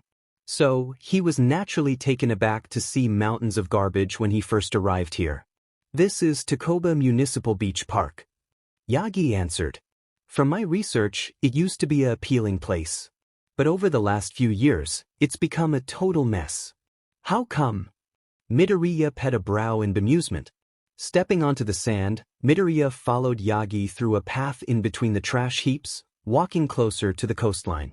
From my understanding, the ocean currents wash up anything dropped in the water within 100 miles off coast to this specific area of the beach. Yagi continued. Unfortunately, people take advantage of that fact and illegally dump their trash here. Which further compounds the problem, Midoriya realized. I'm confused though. He looked around, shocked by the wide variety of trash present. There were far more than just standard everyday trash items. There was a plethora of junky appliances such as AC units, water heaters, fridges, microwaves, stoves, etc. Much to his shock, there were also a few abandoned vehicles too, and was that a freaking bulldozer hidden under that pile? How come the city hasn't tried to clean this place up? Or even any of the local hero agencies? The Verdette inquired. I mean, this would be a great community service project. The city doesn't feel it's their responsibility to spend public funds on a massive cleanup project like this. Yagi frowned slightly. As for the hero agencies, well, most pros these days are focused on showing off and catching flashy villains. Because of that, projects like these go mostly unnoticed or flat out ignored. Midoriya frowned at that, feeling annoyed. Right, makes sense. Not really much money or any glory to gain from doing a massive cleanup project like this. He understood pros needed to be paid like anyone else, but the criteria for earning higher wages was really bugging Midoriya. Catching criminals wasn't the only thing that mattered in heroism, after all. All Might's body expanded into his muscle form, his clothes fitting him perfectly. Until today, that is. Your mission, soldier, is to clean up the beach and restore the coastline to its former glory. He placed his hand atop a nearby industrial fridge and pushed down, easily crushing it like a soda can.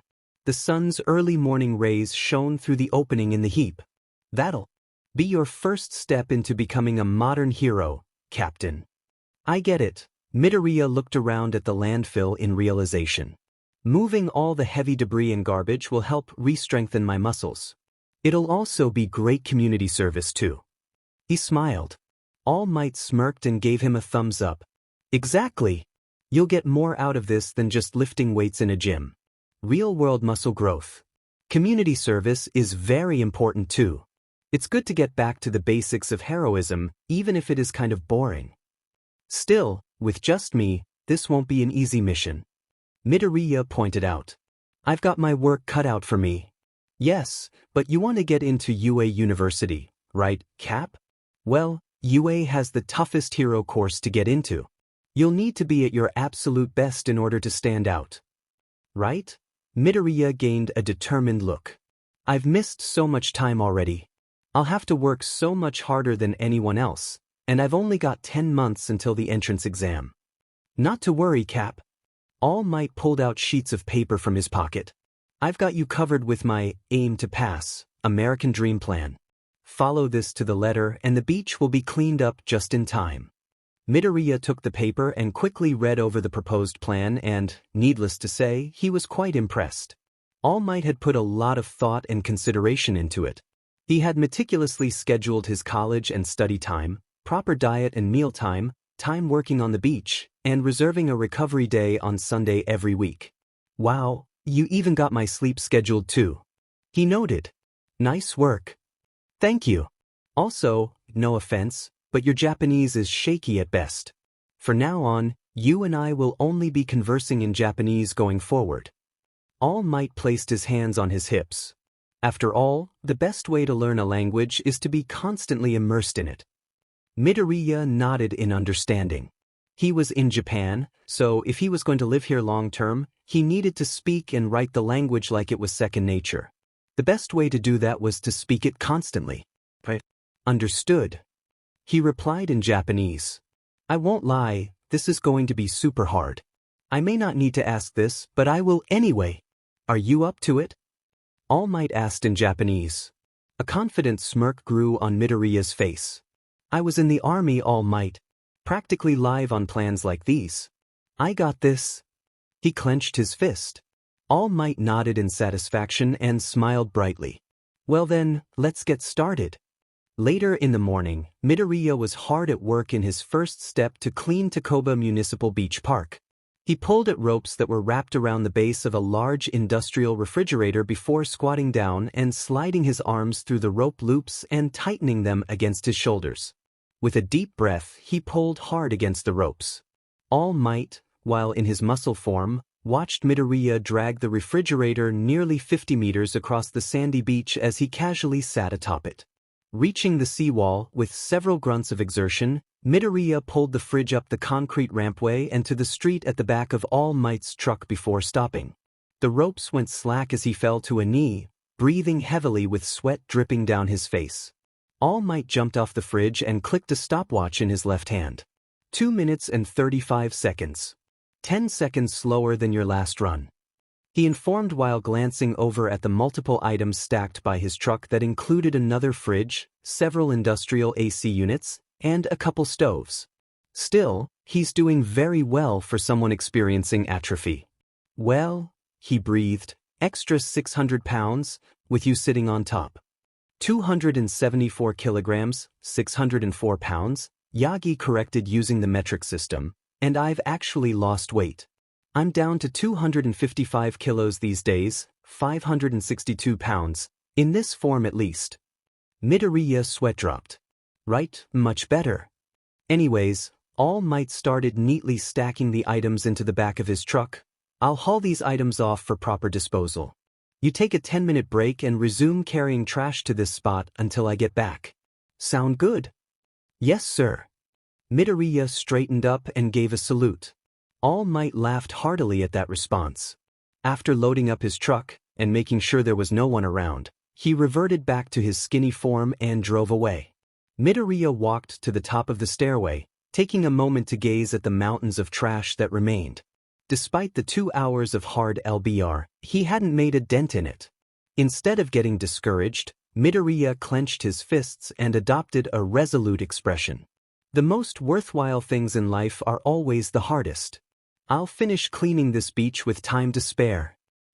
With that resolution, Midoriya Izuku rushed down the steps to get back to work, fully motivated to accomplish his goal.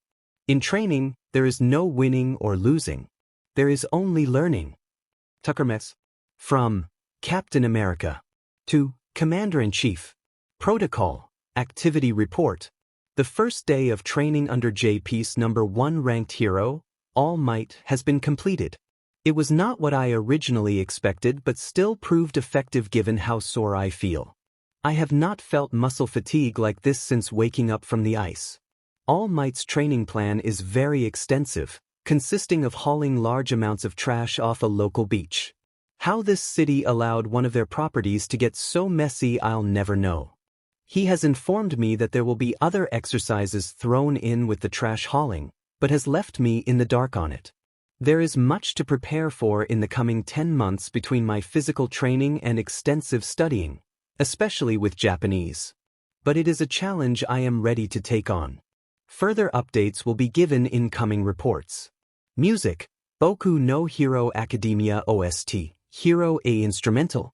Ever since the day Yagi had assigned Midoriya his mission to clean up Takoba Municipal Beach Park, the super soldier had been hard at work every morning and evening. He was very methodical and efficient in his cleaning, never wasting a step or motion. One morning, Midoriya was focusing on removing a pile of old tires. He had both arms extended with 2 large tires, each weighing 23 kilograms, 50 pounds, hanging from them. He rushed down the beach and up the stairway to deposit them in Yagi's truck. He then rushed down to repeat the process until the entire pile was removed. "Tires are removed, sir." Midoriya saluted.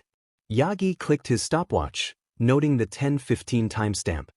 He then looked at the large stacks of tires neatly placed in his truck. He nodded. "Not bad, soldier. Still need to be faster though." "Yes, sir." Yagi chuckled at the verdette's antics. Even though Yagi had told him he didn't have to refer to him as sir, it appeared the U.S. Army's training was drilled deep into his head. Oh well, All Might didn't mind it. In fact, he felt giddy that the captain was addressing him in such a manner. Midoriya continued pushing and pulling old junky appliances across the beach like sleds while All Might in his muscle form would occasionally ride on them to provide extra resistance. The super soldier did not once complain and continued his task undeterred. One night, Midoriya walked into his apartment and found a small steel box with the shield logo on the side lying on the floor by the door. He picked it up and was initially surprised by its heavy weight. Laying it back down, he pulled off the top and found a set of dark green arm and ankle bands. There was a note lying by them. "The training weights you requested.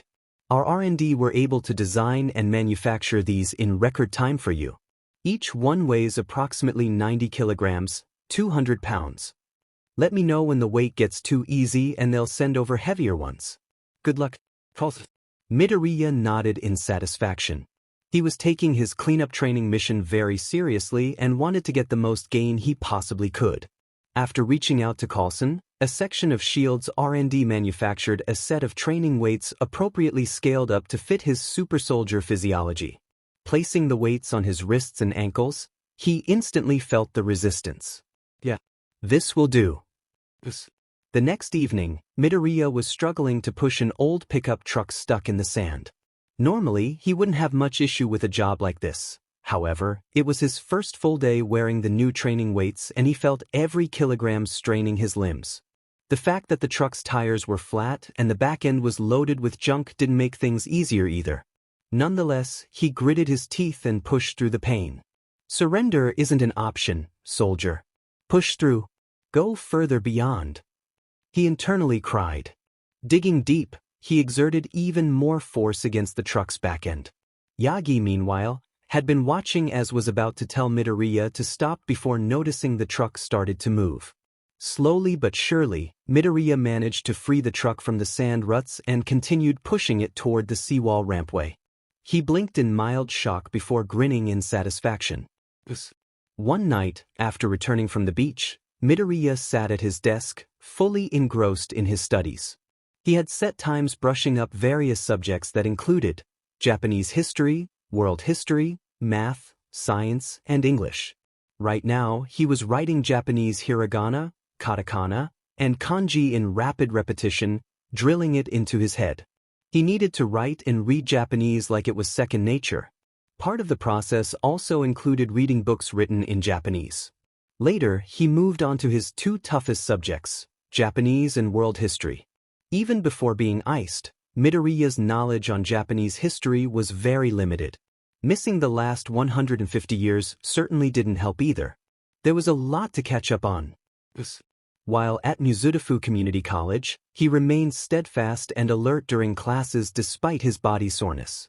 He received the results for his first handwritten essay from his Japanese professor. Not bad, but there was plenty of room for improvement. One evening, Midoriya was watching a series of YouTube channels regarding new fighting styles he could implement, specifically ninjutsu and kung fu. While YouTube wasn't the ideal way to learn these new fighting styles, it was better than nothing. Midoriya was almost surprised to learn the online video website was still around 150 years later. Perhaps he should talk to Coulson about having S.H.I.E.L.D. aid him improve his hand-to-hand combat abilities during his free time? During an evening session at the beach, Midoriya was swimming several hundred meters offshore. He was still wearing his weights, which made it exceedingly harder to stay above water, but he managed. Reaching an offshore red buoy that served as the halfway point, he began swimming back to shore. He used the offshore breakers to help propel him faster to the shore like a surfboard. Stepping out of the water with only dark green swim trunks, he breathed heavily. 1.5 miles, a 2.4 kilometers, he corrected himself, in 3 minutes. Not bad. I can still be faster though, huh? Midoriya stopped when he spotted All Might in his buff form surrounded by a group of women fangirling and ogling him. Where did they come from? Are those lipstick marks on his face? Dang Tashinori. A few of the women saw Midoriya step out of the water and his chiseled muscles, tall stature, and cute handsome face immediately drew them in. Before Midoriya knew it, he was swarmed by several women with hearts in their eyes, much like All Might's predicament off to the side. Hey, you're really hot. Are you a friend of All Might's? Can I have your number? Take me. Midoriya blushed profusely and backed away, feeling very uncomfortable, especially with that last exclamation. He was never good at dealing with women in general, before or even after the procedure, especially when they were this forward. With that, he rushed back into the ocean and swam back out, leaving the women on the beach dumbfounded. While in his apartment, Midoriya opened a steel box from S.H.I.E.L.D. to reveal another set of training weights, with the exception of them being black. Reading the note, his eyes widened slightly when it stated the new weights were 180 kilograms, 396.8 pounds, apiece. Well, he sweat-dropped, I was getting used to these old ones. Time to start from square one again. Midoriya's Japanese professor handed him a recent graded essay. He smiled proudly at the result. Much better. But he knows he could do even better. Late at night, Midoriya sat at his work desk reading through various books. Lying to the side was a mock UA university entrance exam from years past. Studying it would help him prepare for the type of questions that would be asked. But he made it a priority to study beyond the written criteria. Prepare for the unexpected. Midoriya was strolling through Yukio Food Store, a local grocery store chain. He was filling his cart with a wide variety of food items. He was able to read Japanese clearly now without having to use his phone to translate. He held a coupon pamphlet in his free hand, scanning diligently for as many deals as possible. Just because S.H.I.E.L.D. was paying for his expenses didn't mean he would splurge money. Lifetime habits built from living off his mom's paychecks help reinforce Midoriya's value for money. Many store employees were initially appalled by the amount of food he bought. However, after sheepishly explaining how his body burned through a lot of calories, they understood. After all, there were people with quirks who had to consume more food than the average person. From that point, Midoriya became a valued customer for the Yukio food store. This didn't prevent the shocked expressions he would normally get from other shoppers. He learned to just ignore it. What can he say? A super soldier has to eat. Early one Sunday morning, Midoriya dedicated time to training his shield skills, as he called it. Technically, he was supposed to be resting on Sundays. But All Might never stated that he couldn't do any work at all on Sundays, only suggesting that he use that day to rest and recover.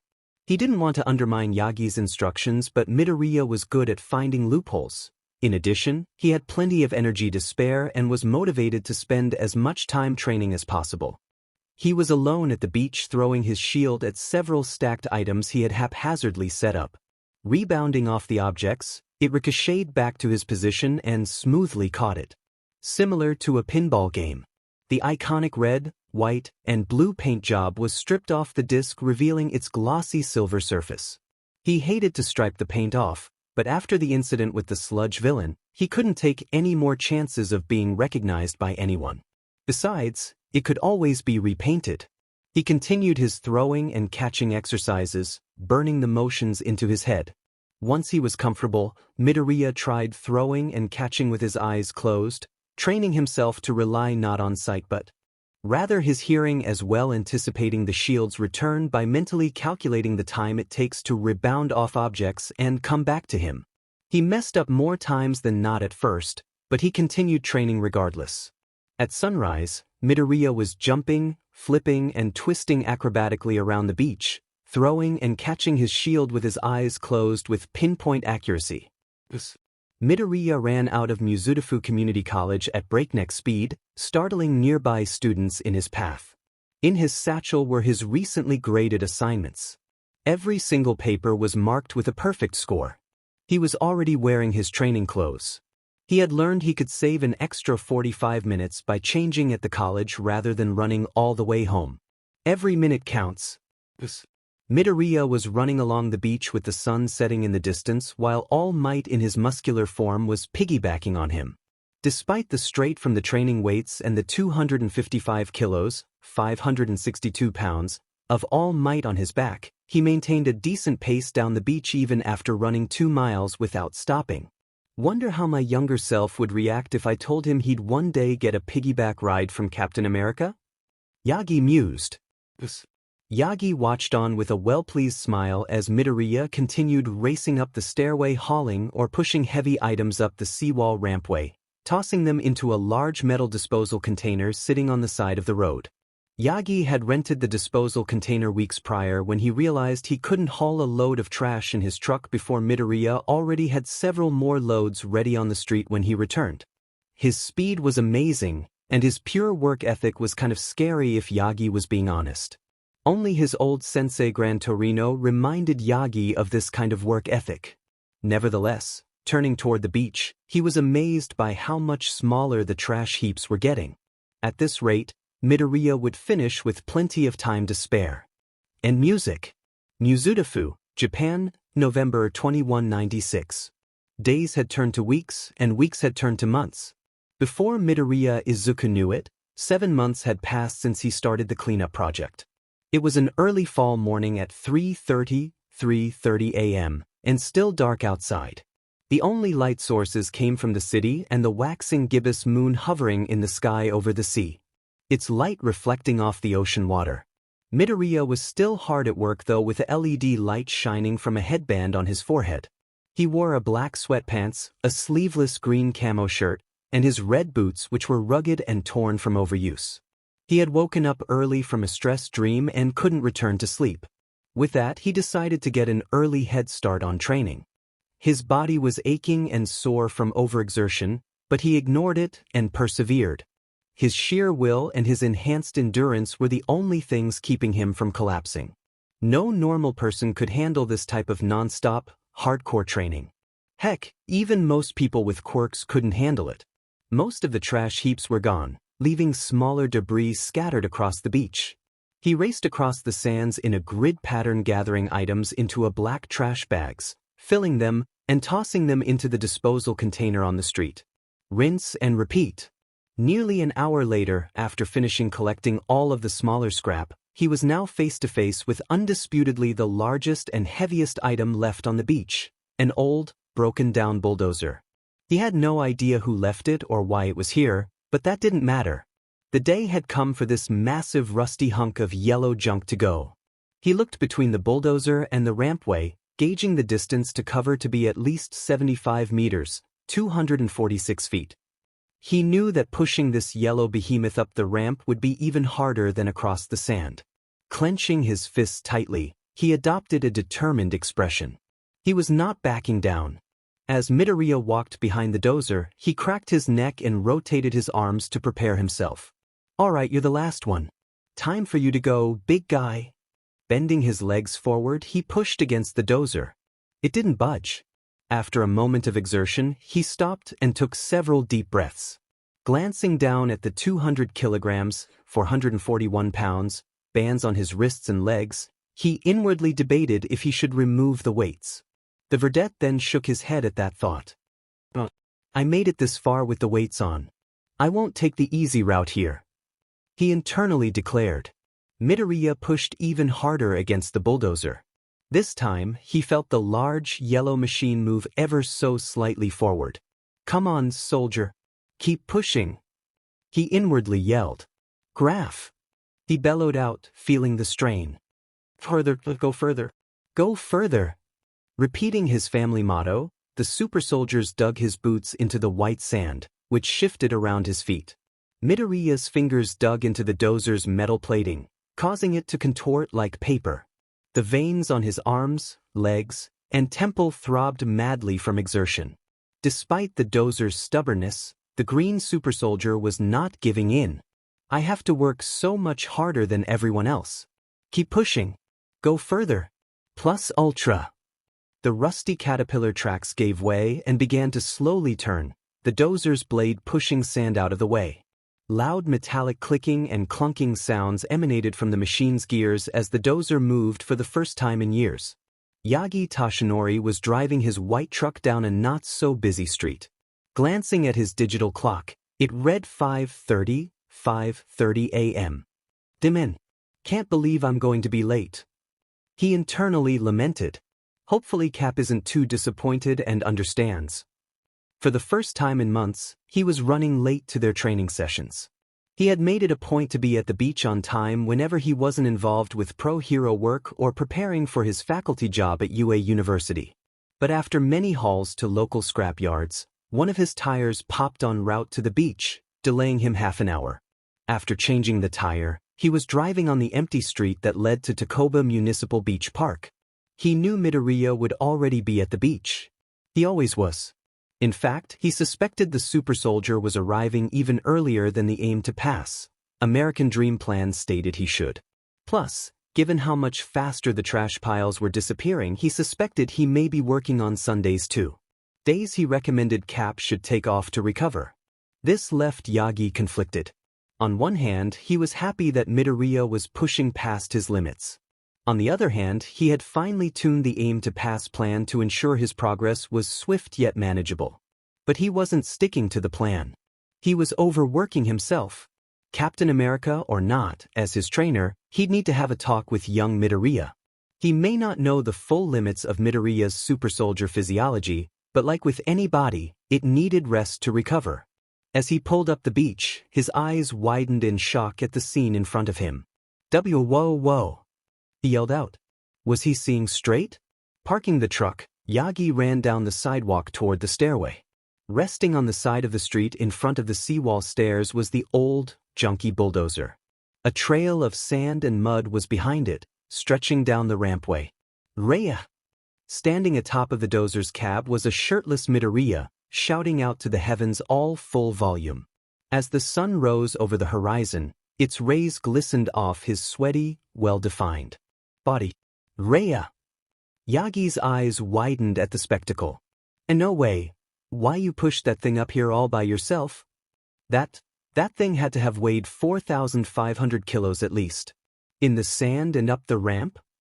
It was then that he noticed the long disposal container was full of garbage, nearly overflowing.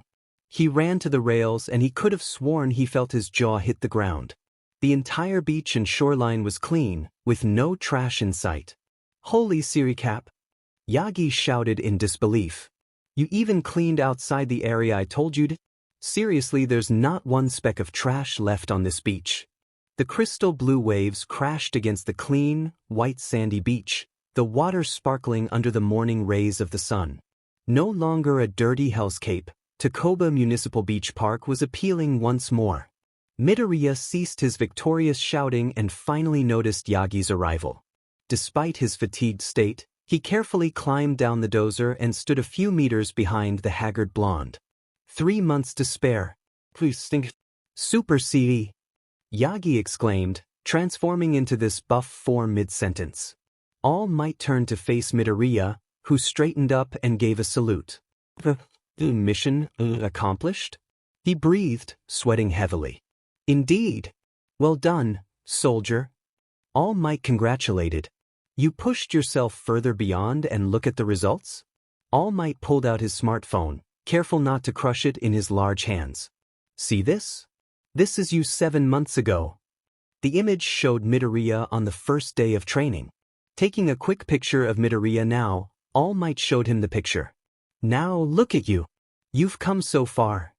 Indeed, Midoriya's body had bulked up and was more well-defined and sculpted like a Greek god, yet not too overly muscled. There wasn't an area of his body that had flab or hadn't been worked during his hardcore training sessions. It appeared he had even grown an inch in height, making him 192 centimeters tall, 6 feet 3 inches. All Might's smile brightened.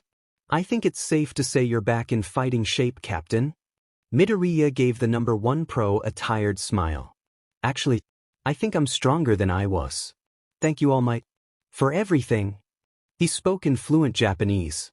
Months of practice, repetition, and listening had finally paid off. Haha. The blonde giant laughed heartily. It was your hard work, soldier. Not mine. Catching his breath, Midoriya couldn't help but ask, What now, sir? The cleanup mission is accomplished, and we still have 3 months to spare until the exam. All Might didn't immediately respond. Should he finally tell Captain about the secret of his quirk? Ask if he would be willing to inherit one for all? After all, with his physique and enhanced physiology, Midoriya would be the perfect vessel for one for all. He dare say Midoriya would be able to use it at full power right off the bat as he once did. No. Now's not the time. Yagi inwardly decided. Besides, he doesn't need my power to get into UA. He'll be just fine for now. Besides, there are other things we can work on till then. Haha. All Might laughed. Well, I'll tell you what you're not going to be doing. For the next week, you are forbidden from any physical training, Captain. Yes, sir? Midoriya blinked, confused. You haven't been sticking to the plan. You overworked yourself, didn't you? The blonde hero asked, ping a brow. I suspect you were working on Sundays too, yes? When you should have been resting. That's partially why you're 3 months ahead of schedule. Midoriya frowned and nodded in confirmation, not wanting to be dishonest with the pro who dedicated his time to training him. Just, apologies, All Might, sir. Wanted to go the extra mile. All Might shrunk down to his skinny form, his clothing becoming baggy. I wish you had told me. I could have adjusted your plan. But still, rest and recovery is important. Yagi laid a hand on the vedette's shoulder. Please, take a week off from training. Focus on your studies. Enjoy some downtime. Let your body recover. That's an order, by the way. A small smile graced Midoriya's face as he nodded. Yes. Understood, sir. A week from now, meet me at the front of your college at 1700 hours sharp. Yagi instructed with a smirk. We'll get started on combat training then. Combat training, sir? Midoriya blinked. Yagi resumed his muscular form and laughed boisterously. Indeed. You'll have to face faux villains in the entrance exam. What better way to prepare you than sparring with an old pro? Haha. Midoriya could not argue with that logic. It made perfect sense. He'd get more out of fighting an actual opponent than a punching bag or something. However, images of All Might blowing away the sludge guy and changing the freaking weather with a single punch played through his mind. He was going to have to spar with this guy. Granted, All Might would likely be holding back a lot, but still. Well, CRP. Midoriya internally cursed. Let's see, it should be around this corner, a teenage girl murmured to herself, glancing down at her pink phone for directions to the nearest local library. She was a short, curvy girl standing 168 centimeters tall, 5 feet 5 inches, with brown hair that was tied into a short messy ponytail with 2 long strands framing her face and short bangs on her forehead. She was fair-skinned and appeared to have a cute perpetual blush on her cheeks. Her eyes were large and round warm brown irises that radiate warmth. She was currently wearing her new school's uniform that hugged her frame, which was a traditional white sailor fuku. It consisted of white sailor shirt with a navy blue sailor collar and red tie, a navy skirt, black leggings, and brown shoes. Strapped to her back was a black book bag. Now, Uraraka Ochako would be lying if she said she wasn't feeling a tad nervous. It had only been a week ago she had to say goodbye to her parents after they helped her unpack all of her things into her new apartment. It was such a foreign thought that she was still trying to process. Her parents' construction company had been contracted to help construct a new apartment complex that just opened up at the start of the year. After construction concluded, tenants were needed and her family had been offered a great deal for an open room. To make it better, the location was close enough for anyone living there to attend UA University with relative ease. UA University did have some dormitories available on campus, but the cost of tuition to attend UA was already high. Adding dormitory fees was too much for Uraraka's family to pay, even after their last big job. The only reason her parents could afford to send her to UA University in the first place was because they had been putting money back into a savings account since she was a little girl, when she made her longing to become a hero known. UA did offer scholarships for those who placed in the top 3 of the regular entrance exam. She knew it was a long shot, but Uraraka was studying and training hard in hopes of potentially securing one of those spots. It would certainly alleviate the financial burden from her parents and herself for living and school supplies. Uraraka had always planned to be ready to live by herself if she made it to UA, but for it to suddenly happen during her 3rd year of high school was a lot to take in. There was always the chance she wouldn't pass the entrance exam too. However, if she was going to become a hero and ensure her parents lived happy financial stable lives, she couldn't let this opportunity slip past her. Talking it over with her parents, they agreed to jump on an opening at the complex. In a flurry of leases and school transfer paperwork, she now had her own place. Alone. Uraraka shook her head, not wanting to dwell on that thought, and refocused on her current task in finding the library. Earlier that afternoon, her new history teacher had assigned the class a project covering famous historical figures, but no one could cover the same person. History wasn't exactly her best subject, but she was elated that no one had picked her favorite old pro hero. After doing some quick research on her phone, she found a book online covering her hero in good detail, at least what was publicly known about them. However, it appeared her school library didn't have it. This was why she was currently en route to one of the local libraries near her apartment in hopes it was available. Turning a corner, she smiled when she spotted the building down the street. After walking to the building and up the stairway through the front doors, she was impressed by how much bigger it looked on the inside. There were 3 floors with giant bookshelves everywhere. Her hometown library was like a closet compared to this place. Stepping to the front desk where the librarian sat, Uraraka politely asked, "Excuse me, you wouldn't happen to have the book? What was it? Dawn of Quirks in the 21st Century, would you?" She hoped she remembered the name correctly. The older lady hummed, "It sounds familiar. One moment please." The librarian searched for the book on her computer and looked back to Uraraka with a smile. "Yes. It's on the 2nd floor in row I, one of the middle shelves, dear." "Thank you." With a polite bow, she headed off to the stairway to the side. After navigating to the correct row, Uraraka was scanning the shelves. "Okay, it has to be. Here." Her eyes lit up when she spotted her target. As she reached for the book, someone else's hand reached for it as well. "Oh, my apologies. I didn't see you there." The other hand belonged to a tall teenage girl standing at 173 centimeters, 5 feet 8 inches, with a buxom physique. She had long black hair styled into a spiky ponytail with a large strand hanging on the right side of her face.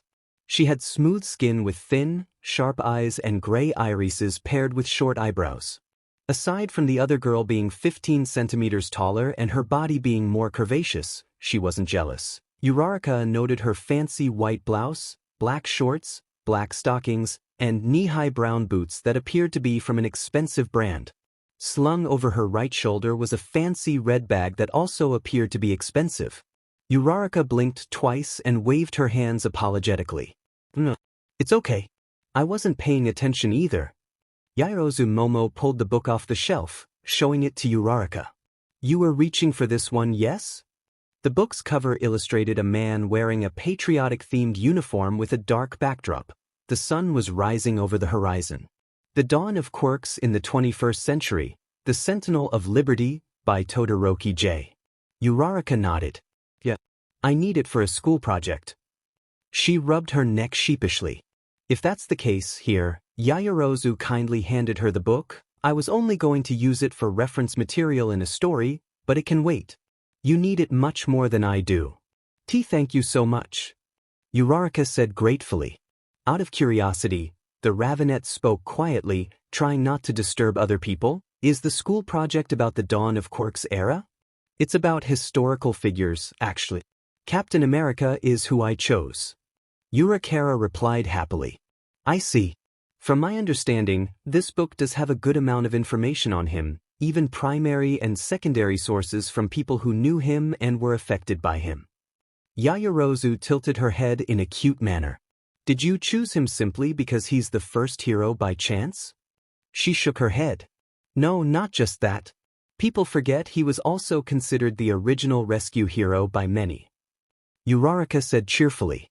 "And rescuing is my passion." Yaoyorozu smiled softly at the brunette's reply. She then took notice of two little chibi accessories hanging from her bag. One was of 13 and the second was Captain America. She must be a real fan. "He is certainly a good choice. You can't go wrong with him," the tall beauty acknowledged. "Thank you for letting me take the book, by the way." Uraraka bowed politely. "Oh, it's no trouble at all." She waved off kindly. "My family can order a copy for our private library. So please, no need to fret." "Wait, her own library? Is her family rich or something?"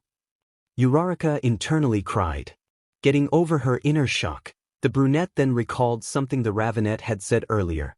"You said you were writing a story? Was it about Captain America too?" She asked curiously. "Oh, why yes." Yaoyorozu looked away, looking embarrassed. "Well, it's a historical fiction, a bit of romance. Nothing serious though. Just something I do for fun in my downtime." "Oh." Uraraka pet a brow, intrigued. "Like a fanfiction or a serious book?" "I may be prying now that I think about it. It's none of my business to dash." Uraraka couldn't complete her thought when Yaoyorozu immediately responded. "Oh, it's just a fanfiction online. I wouldn't dream of this actually being published one day." "Oh, I see," Uraraka responded. "Wait a minute, historical fiction, romance, fanfiction?" Her eyes widened slightly when a possible answer occurred to her. "No, it couldn't be that one, right? But what else could it be? I don't know anything else like it." "Well, if that's all you needed, I'll just be going over here to look for some more reference material," Yaoyorozu said, walking past Uraraka. "It was a pleasure talking dash. Your story wouldn't happen to be Save the Date, would it?" Uraraka asked bluntly. "Eep." Yaoyorozu squeaked, freezing in place. "No way. How'd she figure that out? I was sure I kept it vague enough." "Wi?" The Ravenet turned back with a cute blush. "Maybe." Yaoyorozu was surprised when the brunette's expression brightened as her eyes sparkled in excitement. "You're really the incredible Yamamo?" Uraraka whispered excitedly. "Oh my gosh. I'm a big fan of your work." "Ah, really?" Yaoyorozu stammered lightly, not expecting this reaction at all. "Why, have you read it?" "Of course." Uraraka couldn't contain her excitement. "I keep up with every update, and I've read through your story 3 times now, at least what you have so far. It's really good writing." Yaoyorozu blushed at the genuine praise to her story. Oh, thank you. Oh. Reaching into her skirt pocket, Uraraka quickly pulled out her phone. Here, I've actually made some fan art for your story for a while now. Why, you did? Yaoyorozu blinked in surprise. For the next few minutes, Uraraka showed an intrigued Yaoyorozu some artwork she had done for her story. Most of it consisted of the main female lead being held, hugged, or kissed by Captain America, bringing a blush to Yaoyorozu's face. There were some pieces of the female lead riding with Captain on his motorcycle. This is all really good. She complimented. Why, you're a really good artist. Uraraka chuckled sheepishly. I'm an amateur at best. No, really, this is all good. Yaoyorozu insisted. It really is amazing to see these scenes on paper than just in my imagination. Uraraka blushed at the praise, and lightly gasped when realizing she had been talking to this girl for a while, and had not introduced herself. I'm Uraraka Ochako, she extended her hand. A pleasure to meet you. Yaoyorozu Momo, the Ravenet, gently shook her head. The sentiment is shared. From there, Uraraka and Yaoyorozu walked around the library quietly conversing with each other, careful to not disturb other people as the latter gathered a few other WW3 and Captain America-related books and articles. Uraraka was impressed by how dedicated the Ravenet was to ensure she was historically accurate in her story, for the most part. She did take creative liberties with the time-traveling detective and her romance with the captain, after all. After checking out her books, the two girls walked out of the library together and down the steps. Their conversation had since shifted to another important topic. So, Uraraka-san, do you plan on attending any university after high school? Yaoyorozu asked. Actually, I'm hoping to attend UA Academy next semester. I'll be taking the entrance exam in 3 months, so, she grinned nervously and crossed her fingers. Fingers crossed. I'm sure you'll do fine. I'm planning to attend UA as well. Yaoyorozu then looked away bashfully. I have received many recommendations, so I'll be taking the recommendations entrance exam a week before the regular exams. Uraraka almost tripped from this news. Whoa, really? That's so cool, Yaoyorozu-san. It's really not a big deal, Yaoyorozu tried to play off. Are you enrolling in the hero course? Uraraka asked. Stepping off the concrete stairs, the two girls walked down the relatively quiet sidewalk together. I am. The Ravenet nodded. My quirk is very suitable for heroics. It just makes sense. Oh, what is your quirk? Uraraka was intrigued. For Yaoyorozu to be recommended means she must have had an impressive quirk. Creation. I can convert the lipids of my body into any inorganic material as long as I understand its molecular structure. Yaoyorozu explained. Uraraka's eyes lit up. That sounds really cool. Does that mean you can make something like, I don't know, a car? I've never tried making a car before. But as long as I have plenty of lipids and know the molecular structure of every component and how they go together, I could do it. Yaoyorozu replied. That's awesome. No wonder you got recommended. What about you, Uraraka-san? What's your quirk? Yaoyorozu inquired curiously. Zero gravity. She held up her hands to show her calloused fingertips. If I touch something with all 5 fingers, I can remove gravity's effect on it, making it weightless. That's impressive. Yaoyorozu complimented. I can think of so many uses for it. I'm sure you'll make a great pro hero with that ability. Thanks, she rubbed the back of her head sheepishly. That's my goal, at least. And to make sure my parents never have to worry about money ever again. Uraraka mentally noted. Let's see, Yaoyorozu stopped to examine her surroundings. I believe my ride should be picking me up on the opposite end of this block. They should be here soon. Her ride? Does she mean her parents? Mind if I walk with you then? Uraraka offered kindly. If you have nowhere to be, then yes, I'd be grateful for your company, Uraraka-san. Yaoyorozu smiled. Yaoyorozu couldn't remember the last time she had a friendly conversation with another person her age. Though she was thankful for the advanced learning she received at home from the private tutors her parents hired, it made forming friendships a bit challenging. But so far, She seemed to be doing good, right? How about we cut through here? Uraraka pointed to an empty alley to their right. It looks like it cuts through to the other side. Yaoyorozu nodded. With that, the two girls walked into the alley, continuing their conversation. However, unbeknownst to them, a group of shady individuals had seen the girls walk into the alley alone. With no witnesses, pro-heroes, and police around, the group promptly pursued after the girls. Midoriya sighed deeply, feeling exasperated. Our history assignment just had to be over World War III. Not anything from the last century that could be interesting, it had to be the war. He inwardly bemoaned. He turned a corner and headed in the direction of his local library. Like any assignment regarding historical events, he needed to cite his sources, meaning he needed to check out books covering the Third War. He really didn't need it for obvious reasons, but he was trying to make a new life for himself, so writing a detailed and very accurate report over his past experiences may not be the best idea. It had been 4 days since All Might had barred him from any physical training, with the exception of his wrist and ankle weights. However, he'd already gotten accustomed to those by now. When he wasn't doing college work, he spent time going through his things to catch up on notebook. Even with the extra free time, he only got through 2 pages from the list. There was that much. Even with the 2 complete pages, he still felt like he was significantly behind on the times. The verdette looked ahead and spotted a few guys rushing into an alleyway ahead of him. They looked like they were in high school. With keen hearing, Midoriya inadvertently overheard the guys conversing. You see those babes? They were smoking hot. Hurry up. Don't let him get away. Relax, it's a dead end where they're going. Nowhere to hide.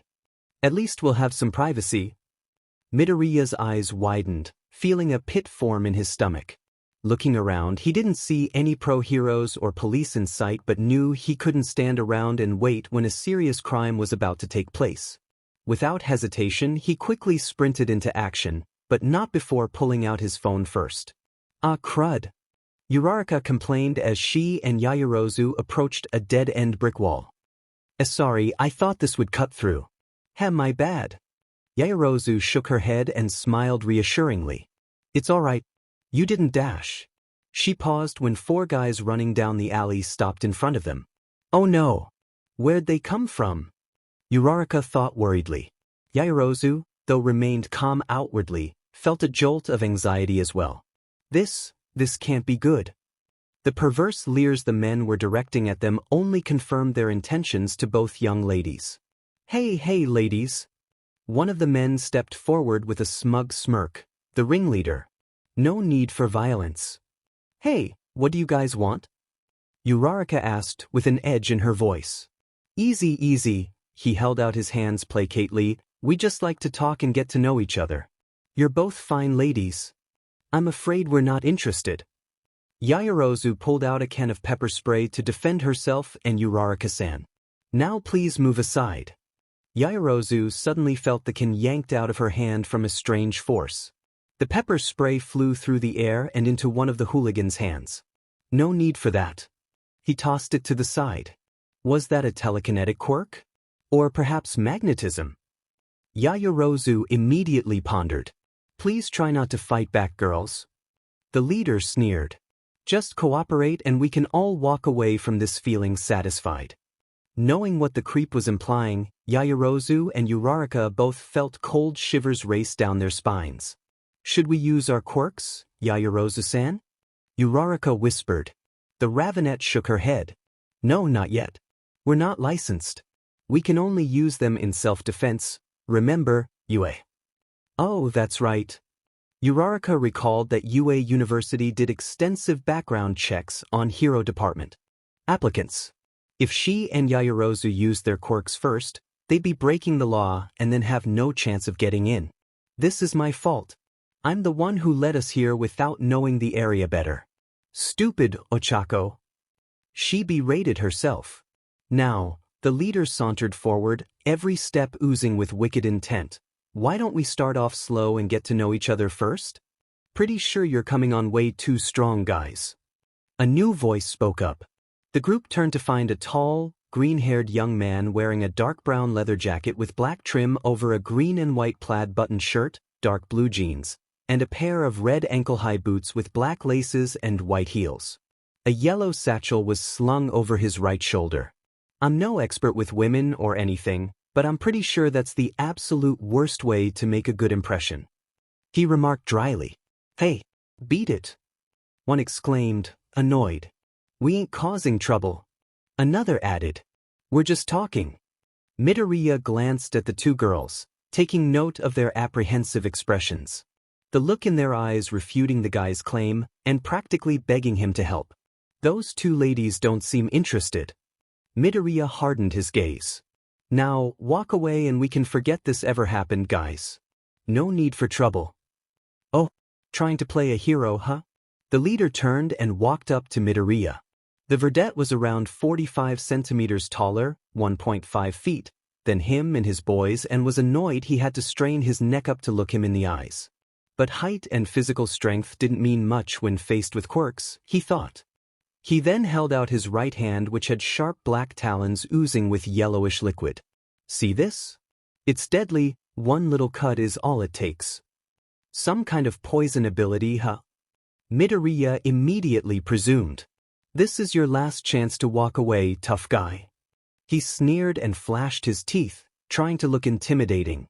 Wouldn't want to make a mess, now would we? Midoriya, undeterred, flashed a confident smirk. I was about to say the same thing. With a growl, the high schooler raised his arm back to slash his poison-dripped claws across Midoriya's face.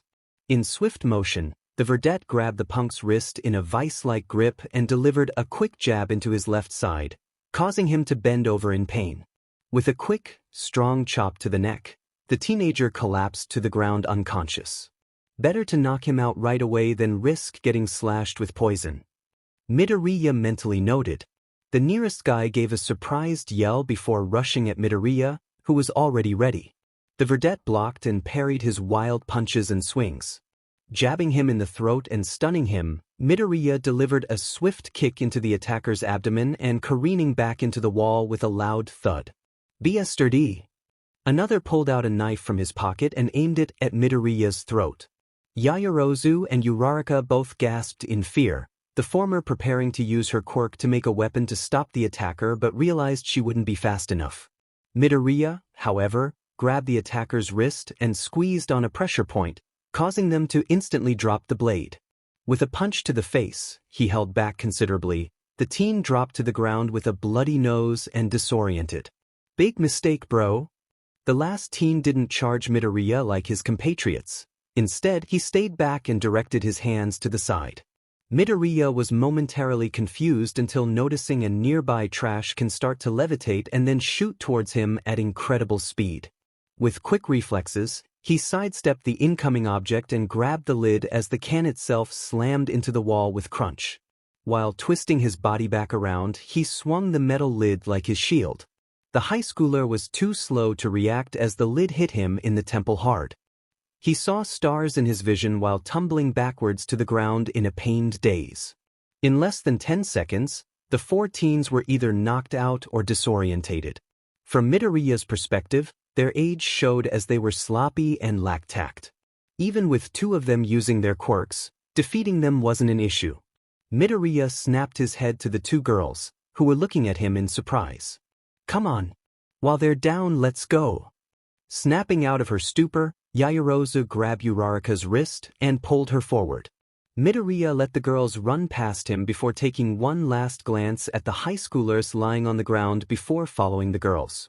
They ran out of the alley and back on the sidewalk where there were more people present before coming to a stop. You both okay? Midoriya asked, concerned. Regaining their bearings, Yaoyorozu and Uraraka both nod in confirmation. Weiss, thank you, the former replied with a bow. Yeah, I'm okay too. Thank you so much for saving us. Uraraka gave a grateful bow. It was no big deal. I'm just glad I was able to be here before anything bad happened. Yes, Yaoyorozu adopted a concerned expression, though despite your good intentions, it was risky for you to step in like that. You would have broken the law had you thrown the first punch, or worse had used your quirk first. Midoriya's smile never wavered as he pulled out his phone from his shirt pocket, turning it around to reveal he had the video record mode activated. It's okay. I got it covered. Right on cue, a police car pulled up beside the trio and a couple officers stepped out. They both wore blue button-up shirts with a protective vest over the top. One of the officers was a lean man and had the head of a gingery tabby cat with big yellow eyes. Much to Uraraka's amusement, he even had a golden bell on his neck. Are you the one who called in the assault in progress? The cat officer, Tamakawa Sansa, asked. Midoriya nodded. Yeah. For guys around high school age cornered these two in that alley. They can give you their testimonies and I also have this for video evidence. He held up his phone to the policeman, Oi police cat. They used quirks against us. Later, after giving their report and watching the four teens hauled off in the squad car, the trio walked together down the street to Yaoyorozu's pickup point on a street corner. Yaoyorozu and Uraraka were both relieved that neither they nor the guy who helped them would be getting into legal trouble. Speaking of whom, thank you again for your help. Yaoyorozu bowed. You're welcome. Really though it was no biggie. Midoriya waved off. It is a biggie. Uraraka sternly interjected. Not very many people would have stepped in like that. And be calm and rational enough to call the police and record the event for evidence. The Ravenette beauty added. That was sound thinking on your part. You're a hero. Uraraka stated proudly. Midoriya smiled fondly at that as many old memories flooded back to him. You were amazing. How you took down those JRKs like nothing. It was so cool. Uraraka started doing a punching motion with her right arm, a habit of hers when she was really excited. Thank you. He rubbed the nape of his neck sheepishly. Oh. Yaoyorozu's eyes widened in realization. We didn't get your name. Midoriya held out his hand. Midoriya Izuku. Yaoyorozu Momo. Hi. I'm Uraraka Ochako. He shook both of their hands, ignoring how soft they felt. Pleased to meet you both. By the way, what happened? Why were those guys chasing you? Uraraka looked away, feeling slightly embarrassed. Well, that might have been partially my fault. The brunette quickly explained that she had led her and Yaoyorozu down the alleyway to cut across without knowing beforehand if it actually did. Midoriya nodded in understanding. I see. Just the wrong place, wrong time. But yeah, maybe don't go down strange alleyways anymore, Uraraka-san? You're telling me? Uraraka sighed in defeat. Lesson learned. Yaoyorozu looked at the taller, green-haired young man intently. You handled yourself pretty well even though you were outnumbered 4-1. Well, I have been training to hopefully get into UA's hero department this coming semester. So, I would hope I could stand my ground against some back-alley thugs. Midoriya chuckled bashfully. Both Yaoyorozu and Uraraka's eyes widened slightly at this revelation. Oh wow. You're trying out for the UA hero course too. Uraraka leaned closer to Midoriya with excited eyes. What a coincidence, so are we. She's so close. The verdette tried to keep his composure as the cute brunette leaned into his personal space. Did she not realize how close she was? How close her chest was to him? Oh? That is pretty cool, he stammered, unable to suppress a small blush. Man, I really need to stop clamming up around appealing women. Noticing Midoriya's flustered state, Yaoyorozu gently pulled Uraraka back. I'm curious, what is your quirk, Midoriya-san? She asked politely. Is it related to how you took down those hoodlums so quickly? It's nothing special. Just an augmentation-type quirk. The verdette rubbed his neck awkwardly, trying to play it off. Every aspect of my body is enhanced. That's partially why I was able to beat those guys so fast. Of course, they were also amateurs that didn't have any real fighting skills. Don't sell yourself short. Uraraka argued. That sounds like a really neat power. I see, you said every aspect of your body is augmented. That would include your reaction time and mental processing too, correct? Yaoyorozu cupped her chin in a cute thinking pose. Why yeah actually. Midoriya nodded, impressed by her on-point deduction. Before the conversation could continue, a fancy black limousine pulled up next to them. Oh, this is my ride. Must be from a wealthy family. Midoriya presumed. I knew she had to be rich. Uraraka inwardly shouted. An idea then crossed the heiress's smart brain. She realized it may be a long shot, but it didn't hurt to ask, right? Before I go, I have an idea. She looked at both Uraraka and Midoriya hopefully. Since all three of us are going to get into UA, perhaps we can get together for a study session sometime? She had been expecting the two to give a valid excuse or reason that would prevent them from meeting up again, or flat-out decline. After all, they didn't need any potential distractions from. Sure. Uraraka happily agreed. Midoriya nodded. I'd like that too. Can't be too prepared after all. Really? Yaoyorozu was momentarily surprised by their responses, but her face immediately brightened in elation. Okay. Let's exchange contact information and we can plan out a time. Pulling out their phones, the trio quickly exchanged numbers and waved Yaoyorozu off as she drove away in the limousine. Midoriya turned to the brunette, smiling. Do you live close by, Uraraka-san? I could walk you home if you want? Just to be safe. Actually, Uraraka lightly blushed. After what happened, I would feel better walking home with someone. She bowed politely. Thank you, Midoriya-san. It's okay. I'm happy to do it. He truthfully replied. It's not far from here. Follow me, Mr. Hero. Midoriya chuckled as she led the way. Midoriya and Uraraka walked down the sidewalk in comfortable silence. A moment passed and the verdette thought he could break the ice with the kind brunette. So, Uraraka-san, you're trying out for UA next semester. Does that mean you're going to a local school right now? Midoriya asked, curious. Uraraka nodded. Yeah. I'm attending Crate High School just a few blocks from here. Just transferred there last week actually. Oh, where are you originally from? Mie Prefecture. Just outside Yokkaichi. Remembering Japan's layout, he calculated her home was at least a 3-hour bullet train ride away. Long way from home, huh? Yeah. She hung her head low and slightly frowned. It's different being far from my parents. Seeing her distress, Midoriya wanted to change topics immediately but wasn't sure how to transition. However, Uraraka surprised him when her demeanor did an immediate, but it'll be worth it when I get into UA and become a full-fledged pro hero one day. Uraraka adopted a determined smile while clenching a fist.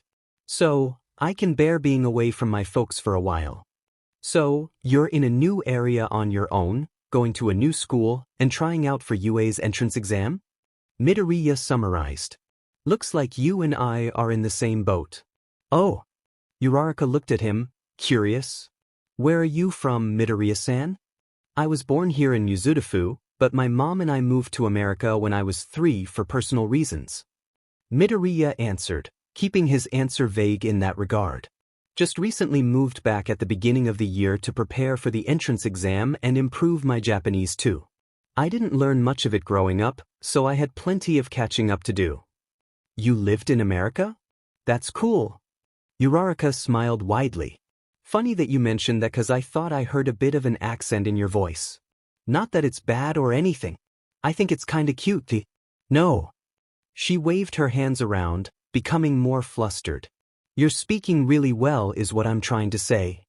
She finally settled. Thanks. He smiled awkwardly.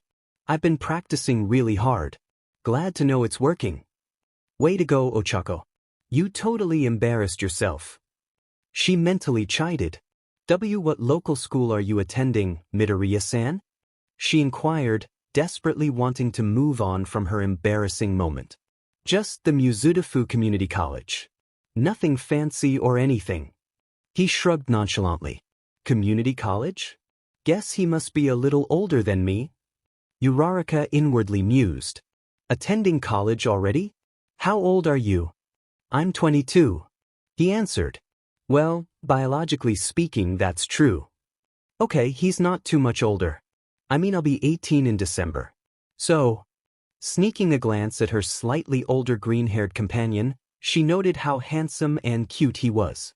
The way his clothes hugged his body subtly showed off his impressive physique beneath. It caused her blush marks to turn redder. Stop it. She mentally scolded herself. Remember, you're here for your parents. Not to get distracted by cute, hot guys. You okay, Uraraka-san? Midoriya inquired, noticing the brunette's reddening face. Was she unwell? Yep. Totally fine.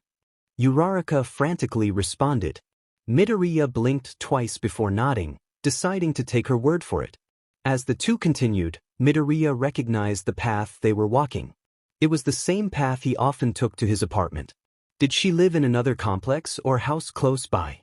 Much to his surprise, she stopped at the entrance to the Ender apartment complex. Well, this is where I'm staying. Uraraka turned to him. Thank you for walking me here. I hope to see you soon, Midoriya-san. Heh. I actually live here too. Midoriya chortled lightly. Uraraka's eyes shot open in shock. Wait, seriously? What building and floor? Building A on floor room 333 if you can believe it. Uraraka's shock intensified. No way. I'm on the same floor. Room that means we're practically neighbors, Midoriya-san. Smiled brightly. Really? Midoriya blinked in mild surprise. That was a crazy coincidence. Interesting. That is pretty cool. Did you just move in recently? He asked. I don't remember seeing you around. Yeah, I just moved in this past week. Uraraka answered. My family couldn't ignore the good deals this place had, and it was close enough to Crate High School and UA. Good deals, huh? Could S.H.I.E.L.D. be responsible for that? He snapped out of musings before he started mumbling hypotheticals aloud. Midoriya nodded. I get that. It's difficult to pass up on a good deal. He and his mother were never wealthy and had to be responsible with money, so he could understand where Uraraka was coming from. I've been here several months now, and I think you'll like it all right here. Good safe area that is patrolled daily by the pros, and you'll find deals at Yukio's close by. Neighbors are respectful too. He assured her. That's good to hear. Uraraka sighed, sounding relieved. Plus, I feel better knowing there'll be someone like you living a few doors away, Midoriya-san. Thank you, Midoriya lightly stammered. They walked together up the stairs to the third floor and stopped in the corridor before arriving at their respective rooms. Well, I've got to get started on my schoolwork. Uraraka said. Yes, same here. Midoriya nodded. Try not to be a stranger, Midoriya-san. Maybe we can both help each other out with our studies. Her eyes then darted away bashfully. Or maybe just hang out? Midoriya smiled at her bubbly aura and could have sworn he felt his face get a tad warmer. Her perpetual blush spots were just too adorable. The verdette was also happy that he had a potential friend living close by that wasn't just a S.H.I.E.L.D. agent assigned to watch over him. Was this another step in making real friends with other people around his age? He hoped so. Yeah, I'd like that. An idea then occurred to him. Hey, if you want, I could show you around the neighborhood sometime? Uraraka's expression somehow brightened. Yeah, that sounds great. Maybe we can go tomorrow if you're not busy? I'm not. He shook his head. Sweet. Looking forward to it. Well, I'll see you then, Midoriya-san. You too, Uraraka-san. With that, the two parted ways. As Midoriya walked into his room, his eyes then shot open in realization and slapped his forehead in frustration. I totally forgot to go to the library to get those books, didn't I? The next day around mid-afternoon, Midoriya was showing Uraraka around their neighborhood. 2 hours had passed, and he had already shown her several cafes, an arcade, and the local Yukio food store he frequently visited that had many good deals, which she was grateful for. Uraraka was wearing a casual outfit that consisted of a zip-up pink hoodie jacket, baggy tan shorts that reached to her mid-thighs, and black tights with pink shoes. Her hair was done up in a side bun to the left with 2 strands framing her face. Meanwhile, Midoriya was wearing a plain white shirt with the English word for t-shirt printed on the front with his brown leather jacket over it, blue jeans, and his red boots. Currently, they were both strolling the sidewalk running alongside Takoba Municipal Beach Park. Several people could be seen either jogging or lounging in chairs by the shoreline. Several signs were set up all around, demanding citizens pick up their trash. Ya no, Uraraka touched her chin thoughtfully. After I moved here, I thought I read somewhere online how dirty this beach was, but it was cleaned up recently? Is that right? She looked to Midoriya for confirmation. Yeah, that's right. Midoriya replied. Who do you think could have done it? She asked, tilting her head curiously. No one has taken credit for it, so who can say? He shrugged. Ooh, maybe it was a new local pro hero or sidekick? But it's kind of weird that whoever it was hasn't spoken up about it, don't ya think? Uraraka wondered. I mean, all that work and they won't get any credit for it. Well, hero agencies are usually too busy with more important stuff to do a big cleanup project. Midoriya pointed out. It's possible it could have been a resident or a local group who just wanted to see the beach clean again and didn't want any media attention. But that's just my theory. That'd be pretty cool, she commented, grinning. I mean, whoever did all that cleaning isn't bragging about it or seeking any praise. They just did it because it was the right thing to do. It's kind of inspirational. Midoriya nodded in agreement, smiling. Yeah, I guess it is. Going past the beach, they walked further into the city for Midoriya to show Uraraka other areas of the neighborhood. He even told her which alleys she could use for shortcuts and which ones she should actively avoid, bringing an embarrassed blush to her face, but she was thankful regardless. As they walked in comfortable silence, Uraraka decided to strike up another conversation with her guide. Midoriya had been sweet and friendly since meeting him, and she wanted to get to know him better. Hey, Midoriya-san. Yes, Uraraka-san? He turned to her. I was wondering if you'd tell me more about yourself. Uraraka smiled. You've been giving me such a wonderful tour so far, but you haven't said much outside of that. Oh, there isn't much to say, he replied bashfully. She shook her head in denial. I don't believe that. Her smile brightened. You said you lived in America most of your life, right? Why don't you tell me about that? What was it like living abroad? Let's see. He paused momentarily to collect his thoughts, trying to be careful in how he responded. My mom and I lived in a town called Fresno in the state of California, 4 hours away from Los Angeles. She moved there because the cost of living was a bit cheaper. We didn't have a whole lot of money growing up, but it was still nice nonetheless. I see, kind of like me, Uraraka thought. See? I'm already interested. What was it like there? Did you have many friends? How about your mom? Is she still in Fresno while you're attending school here? She eagerly asked. Midoriya's expression faltered as his shoulders slumped and looked at the ground. Hey, what's the matter? Uraraka noticed his mood change and became worried. Did I say something wrong? I'm sorry if I did. Oh no. He gave her a sad smile, shaking his head. It's fine, it's just, I didn't have many friends growing up. Actually, I only had one, and they're no longer around. He looked down again, his smile fading.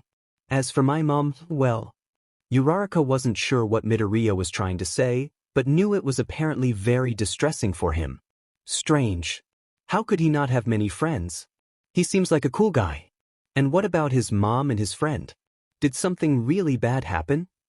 She worriedly thought. She placed her hand gently on the young man's shoulder, trying to comfort him. Disappointed that her attempt at conversation had made her new friend sad, she apologized. Hey, I'm sorry. I didn't mean to make you sad. It's all right. You didn't know. He let out a sorrowful sigh. I guess I'm still learning to move on. The zero-gravity girl wanted to help the Verdette boy but didn't want to push him into talking about something uncomfortable. After all, she had only just met him yesterday, it wouldn't be fair. So, she instead reached up and gave his shoulder a gentle squeeze, causing him to look back at her face, and she smiled at him. Hey, it's okay, Midoriya-san. You don't have to talk about it, but if you ever do, I'm all ears. Okay? Midoriya's eyes widened slightly in surprise. Uraraka was very kind. It reminded him of her, in a way. Thank you, Uraraka-san. No problem. And you can just call me Uraraka, if you want. She gave him a warm smile. I mean, what are friends for? Friends? He was taken a bit off guard. She chuckled. Of course. I mean, I know we just met yesterday, but I'd like it if we could be friends. What about you? Friends. Midoriya briefly closed his eyes and a handful of people immediately came to mind. People that he would trust with his life, and most of them were not alive anymore. It made him want to tear up, but he stopped himself, not wanting to worry the brunette any further. It would be nice to have that again. He opened his eyes and gave Uraraka a smile. Yeah, I'd like that, and you can call me Midoriya, if you want. Uraraka smiled back at him, glad she'd made him happy and that they were comfortable enough to drop suffixes around each other. Before she could respond, both of their phones vibrated in their pockets. Pulling them out, they saw that Yaoyorozu had messaged them both in a group text. Yaoyorozu, hey, this is Yaoyorozu from yesterday. If both of you are still interested, we could meet up at the same library this coming Saturday afternoon? Let me know if this time doesn't work for you. Uraraka looked back to Midoriya and smiled. I think Yaoyorozu-san wouldn't mind being your friend too. Two pretty girls wanting to be my friend? Things certainly have changed. Midoriya inwardly mused. Uraraka, hey Yaoyorozu. I'm free then. Midoriya, I'm free that afternoon Yaoyorozu, excellent. I look forward to seeing you both again. Thank you again. Midoriya and Uraraka both smiled at that. As they put their phones away, he noticed that Uraraka's phone was a pink, older model smartphone, several models behind the latest. Even though it was the year 2196, cell phone technology had not changed much in the last 150 years.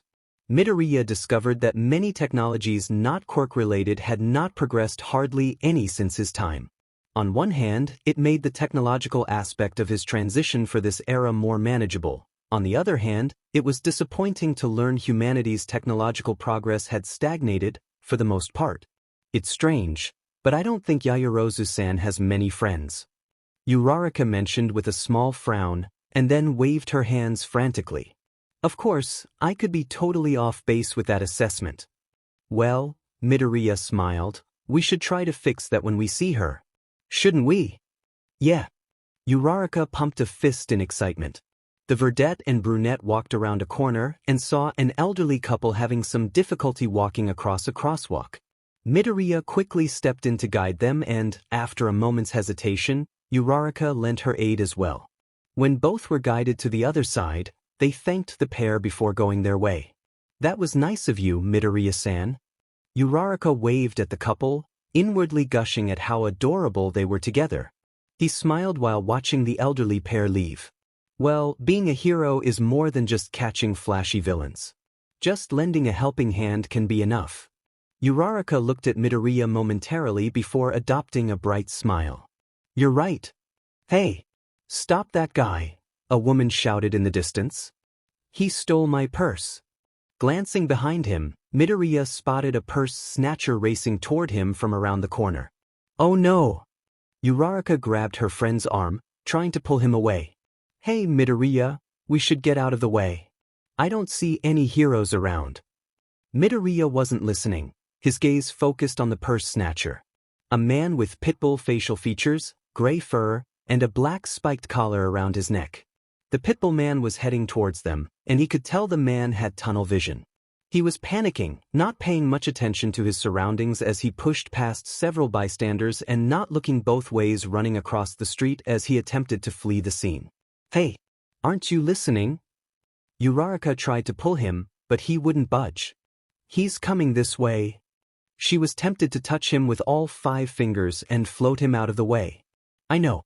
It'll be okay, he said calmly. Huh. Pulling away from her, he turned to act inconspicuous, and as the thief passed by him, he stuck out his leg to trip him, causing him to drop the purse while tumbling to the sidewalk. What the? Pitbull man turned to look up at Midoriya, smirking down at him. Why you? Midoriya, watch out. Uraraka cried. The thief pushed himself up and swung a wild punch at the verdette, but the blow never landed as the man was suddenly ensnared in a web of branches. Lacquered chain prison. Calmy Woods suddenly swung onto the scene from high up, landing by the thief. Purse snatching and attempted assault. You are the incarnation of Eva? It's you. His eyes widened when noticing Midoriya standing by. Good to see you again too, Kamui. Midoriya waved casually. Thanks for that save. Sweet. Got to see his special move up close. He inwardly cheered. Gotta write this down when I get back. Hold on, that's Kamui Woods. Uraraka lightly gasped. I've only seen him on the internet. Kamui swiftly pulled out a pair of cuffs from his belt and restrained the criminal, still keeping a few branches wrapped around him. Midoriya then reached down to pick the purse off the ground, handing it to the pro hero with a sly grin. I hope I wasn't interfering with your business. Kamui Woods momentarily stared at the verdette before shaking his head. No. Thank you for the assistance. Midoriya shrugged and smiled. Anytime. Kamui then gave him a serious glare. This doesn't change anything. Remember what I told you. I know. I know. Midoriya replied easily. I remember clearly. Kamui nodded and glanced over to Uraraka, standing close to Midoriya. A friend of yours? Why, I am. She nodded, still surprised. Keep an eye on him. Kamui warned the brunette. He's a good kid, but he can be quite reckless. With that, Kamui returned the stolen purse and swung away with the criminal in tow, taking him to the nearest police station for processing. That was a little uncalled for. Midoriya frowned, watching the hero swing away. I haven't gotten into any trouble since that day. Uraraka blinked in confusion. Am I missing something? Oh yeah. Midoriya rubbed his neck sheepishly. Funny story actually. As the pair continued down the sidewalk, Midoriya retold the Sludge villain incident while leaving out his encounter with All Might. After he finished, Uraraka punched him in the arm. What was that for? No wonder Kamui warned me to keep an eye on you. She puffed her cheeks out in frustration. Why would you endanger yourself like that? You could have been arrested, or worse, killed by that villain.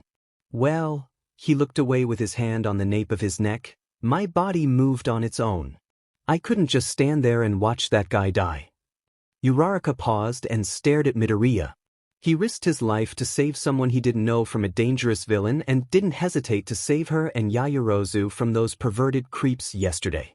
He wasn't arrogant or bragging about it either. He seemed to be humble and down to earth. This guy just continued to surprise her. Are you okay, Uraraka? He asked, noticing she went silent and was staring at him hard. Did he have something on his face? Why yeah, Uraraka lightly stammered, her blush marks turning a shade darker. I'm fine. It's just, you're really cool, Midoriya. Oh, thank you. He blushed lightly. Where'd that come from? Hey, why don't we head to the arcade before we head back? Uraraka eagerly suggested. Get a little more fun in before doing more schoolwork? Midoriya nodded. Yeah, I'm down with that. I haven't had a chance to go though, so I likely won't know any of the games. That and pretty much every video game from my era is gone or in a museum somewhere. Midoriya internally commented. That's okay. I'll show you how to play them. Uraraka grabbed his hand and pulled, making sure to keep her pinky lifted. I think it was a couple blocks this way, right? Why yeah, Midoriya replied, allowing himself to be guided by the cute brunette. Midoriya looked at Uraraka pulling him down the sidewalk. Her excitement was infectious as a warm smile appeared on his face.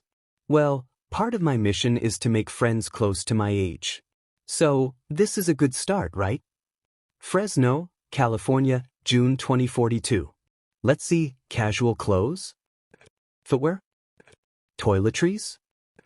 Personal documents? Check. Izuku went down a list while shuffling through his duffel bag. Medicine bag? Check. The day had finally come. He was leaving to start U.S. Army boot camp. He was both excited and extremely nervous.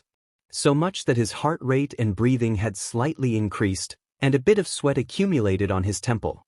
The encounter with Dr. Hatsum at the Innovation Expo 7 weeks prior was still fresh on his mind. He really couldn't believe this was happening. He was finally getting a chance at the armed forces.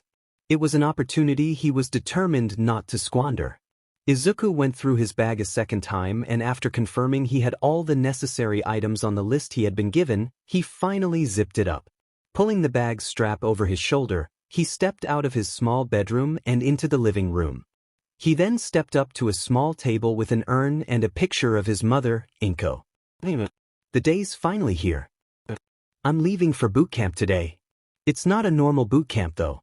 The program Dr. Hatsum signed me up for seems pretty top secret given how little info they've given me. Hopefully I'll get some answers today. He paused to collect his thoughts, twiddling his thumbs. I know you and Peg-chan aren't exactly thrilled with this decision, but... He clenched his fists in determination. But I promise I'll give it my all and then some. I won't let you down. Upon saying his piece, he bowed to the picture and urn. I love you. I'll see you when I get back. With that, Izuku stepped out of the apartment and locked it. Going down the stairs, he stepped outside out of his apartment complex and into the parking lot. It was early in the morning, around 4:30 a.m., 4:30, and the sun had yet to peek over the horizon. Street lamps provided enough lighting outside the building though. Hey, kid, a familiar voice shouted. Izuku looked ahead to see Dr. Hatsum standing by a red sedan, waving her hands to get his attention. He smiled and walked over to her. Hey doctor, it's good to see you again. He greeted, holding out his hand to which she eagerly shook. Despite the bags around her eyes, she seemed very energetic. Likewise, Fresno. Hope you've been well. Nice shirt by the way. His current attire consisted of all-black t-shirt with a gray Superman logo, olive cargo breathes, and his red shoes. Thank you. He replied shyly. Bet you're glad to be done with boring high school? She asked. Why, you could say that. Izuku chuckled lightly. Well, put your bag in the trunk and hop on in. Dr. Hatsum pulled her door open. Your bus to the fort leaves at 6, and we got quite a drive to the pickup spot. Izuku nodded and, after placing his duffel bag in the trunk, he sat in the passenger seat. Thanks again for the lift, doctor. He closed the door and buckled up. They don't have a ride, and the buses aren't running this early in Fresno, so dash. Think nothing of it. I'm happy to do it. The redhead smiled widely. After all, it's a freaking miracle I met you after Yamamoto's rejection. By the way, you can just call me Teruko if ya want. No need for formalities. She cheerfully stated. Are you sure? Izuku blinked, dumbfounded by how casual she was acting. Of course. Of course. She started the car and pulled out of the parking lot and onto the main road. By the way, you're friends with Corporal Yamamoto, right? Yeah. Peg-chan and I are childhood friends, actually. Izuku replied. Peg-chan? Oh, that's cute. Teruko gushed. That's like, what, the foundation of many love stories, right? What? Izuku stammered, feeling his face get hotter. It isn't like that. We're just friends. Teruko slyly smirked. That's how it begins. I think you're reading too much into it, doctor. He stuttered. Teruko. She corrected him. Also, you told her you were accepted, yeah? How'd she take it? Upon eavesdropping on Izuku and Peggy's conversation at the convention center, it sounded like the latter didn't want her friend anywhere near the military. She could only imagine her reaction. Well. Izuku looked away, scratching his cheek sheepishly. Izuku was standing outside his apartment complex with Peggy sitting on her motorcycle, with her duffel bag securely strapped to the back. Her helmet resting in her lap. It was nice seeing you again, Peg-chan. Izuku said. Even if it was just for a week. Peggy nodded. Same here, Izuku-an. I'm sorry I couldn't stay longer. But duty calls, ya know. Izuku nodded. Yeah, I get it. He smiled hopefully. Maybe after I get through boot camp, we can meet up again? That's if we can both get time off at the same time. Peggy frowned and looked away. Izuku's smile dropped as he asked, Is something wrong? I'm being reassigned, Izuku-an. I can't give any details since it's classified, but I have no idea when I'll be free again. She answered. Izuku was disappointed to hear that but nodded in understanding. I get it. Duty comes first. Peggy was silent for a moment. She was still in disbelief that Izuku had been accepted into the army. He never should have passed the physical exam. It made her wonder if the recruiter at that station in San Fran was desperate to fill a quota and just passed him. She was very tempted to report him to the higher-ups, but she couldn't bring herself to do it. She looked back to her friend. Hey, Izuku-an, boot camp is going to be hell for you. You know that, right? She said bluntly. He knew better than anyone his physical ailments would affect him the most out of all the recruits, but he didn't care. He was driven. Izuku simply nodded. I know. So, you know there's no shame if you fail, right? If you do, can you move on and accept that you gave it your best shot? She asked hopefully. Izuku knew Peg-chan wasn't a fan of him joining the armed forces, but it sounded like she was inwardly hoping he'd fail. Peg-chan, if my best isn't enough, then yeah, I'll accept that. But, he adopted a determined expression, I'm gonna push myself beyond my limit before that happens. I'm not gonna squander this one chance I have. Peggy stared hard at Izuku for a moment and then sighed deeply. Surprisingly, her lips shifted upward into a warm smile. You can be really cool sometimes. You know that, Izuku-an? Thank you, he lightly stammered. He hadn't expected that response. Well, I still don't think you should be in the military, but you do deserve a chance. She held out her hand. Good luck to you. Izuku blinked and smiled before accepting the handshake. Thank you, Peg-chan. After retelling the event, Izuku ended by saying, she surprisingly took it better than I expected. She still doesn't approve of me being in the military, but she wished me luck nonetheless. I see. Teruko replied, taking in all she heard. Yamamoto is a classic tsundere without knowing it. She inwardly giggled. Shockingly though, my former friend didn't take the news too well. Izuku continued. Former friend? Teruko side-eyed the teen in confusion, still keeping her attention on the road. Yeah. We used to be friends when we were younger, but… Izuku sighed happily as he closed his locker for the final time, spending the last several minutes emptying its contents into his yellow backpack. Most of her peers had already finished and had cleared out of the hallway. Finally. Last day is over. He started walking away but didn't make it a few steps before his ex-friend and bully stepped in front of him. Zack looked at him with a condescending smirk. Midori, got a minute? Izuku frowned. Powers, please don't start anything. Remember, Peg-chan has that video of you dash. I'm not here to cause trouble. On the contrary, I'm here to make an offer to you. He declared. Offer. Izuku blinked, confused. Zack grinned while pulling out a piece of folded paper from his Letterman jacket pocket and handed it to the Asian American. Izuku cautiously took it and unfolded it, quickly reading its contents. His eyes then shot open in shock. Why you're going to the Dodgers? That's right. Zack smirked, rubbing his knuckles on his chest proudly. As soon as I win the state championship next week, I'm heading straight for LA. He made that statement with no sign of hesitation. He was fully confident in his personal abilities. Zack, it takes a team to win. Izuku thought dryly. Zack, that's great. But what about USC? Your scholarship. Turn them down. Who needs it? Zack waved off dismissively. Why bother with college when I can go straight to the big leagues and cash in? I guess, but dash. Izuku was cut off when Zack put an arm around his shoulders in a friendly manner. But I'll cut to the chase. Since I'm going pro, I'll be making a lot of money in no time. He smirked down at the smaller teen. I could use a manager. Someone to manage finances, my daily schedule, track my stats, keep the house clean and all. A partner in my success, if you will. First person I thought of was you. What do you say? Izuku was dumbfounded. Where the heck did this come from? It. I get it. You're shocked. I gave you CRP the last few years. Well, Zack smiled, but Izuku could tell it wasn't genuine. I say we put that all behind us and let bygones be bygones. If you accept, I'll make it worth your while. I'll give you, say, 3% of my earnings? I could bump it up to 5 if you play your cards correctly. Think about it.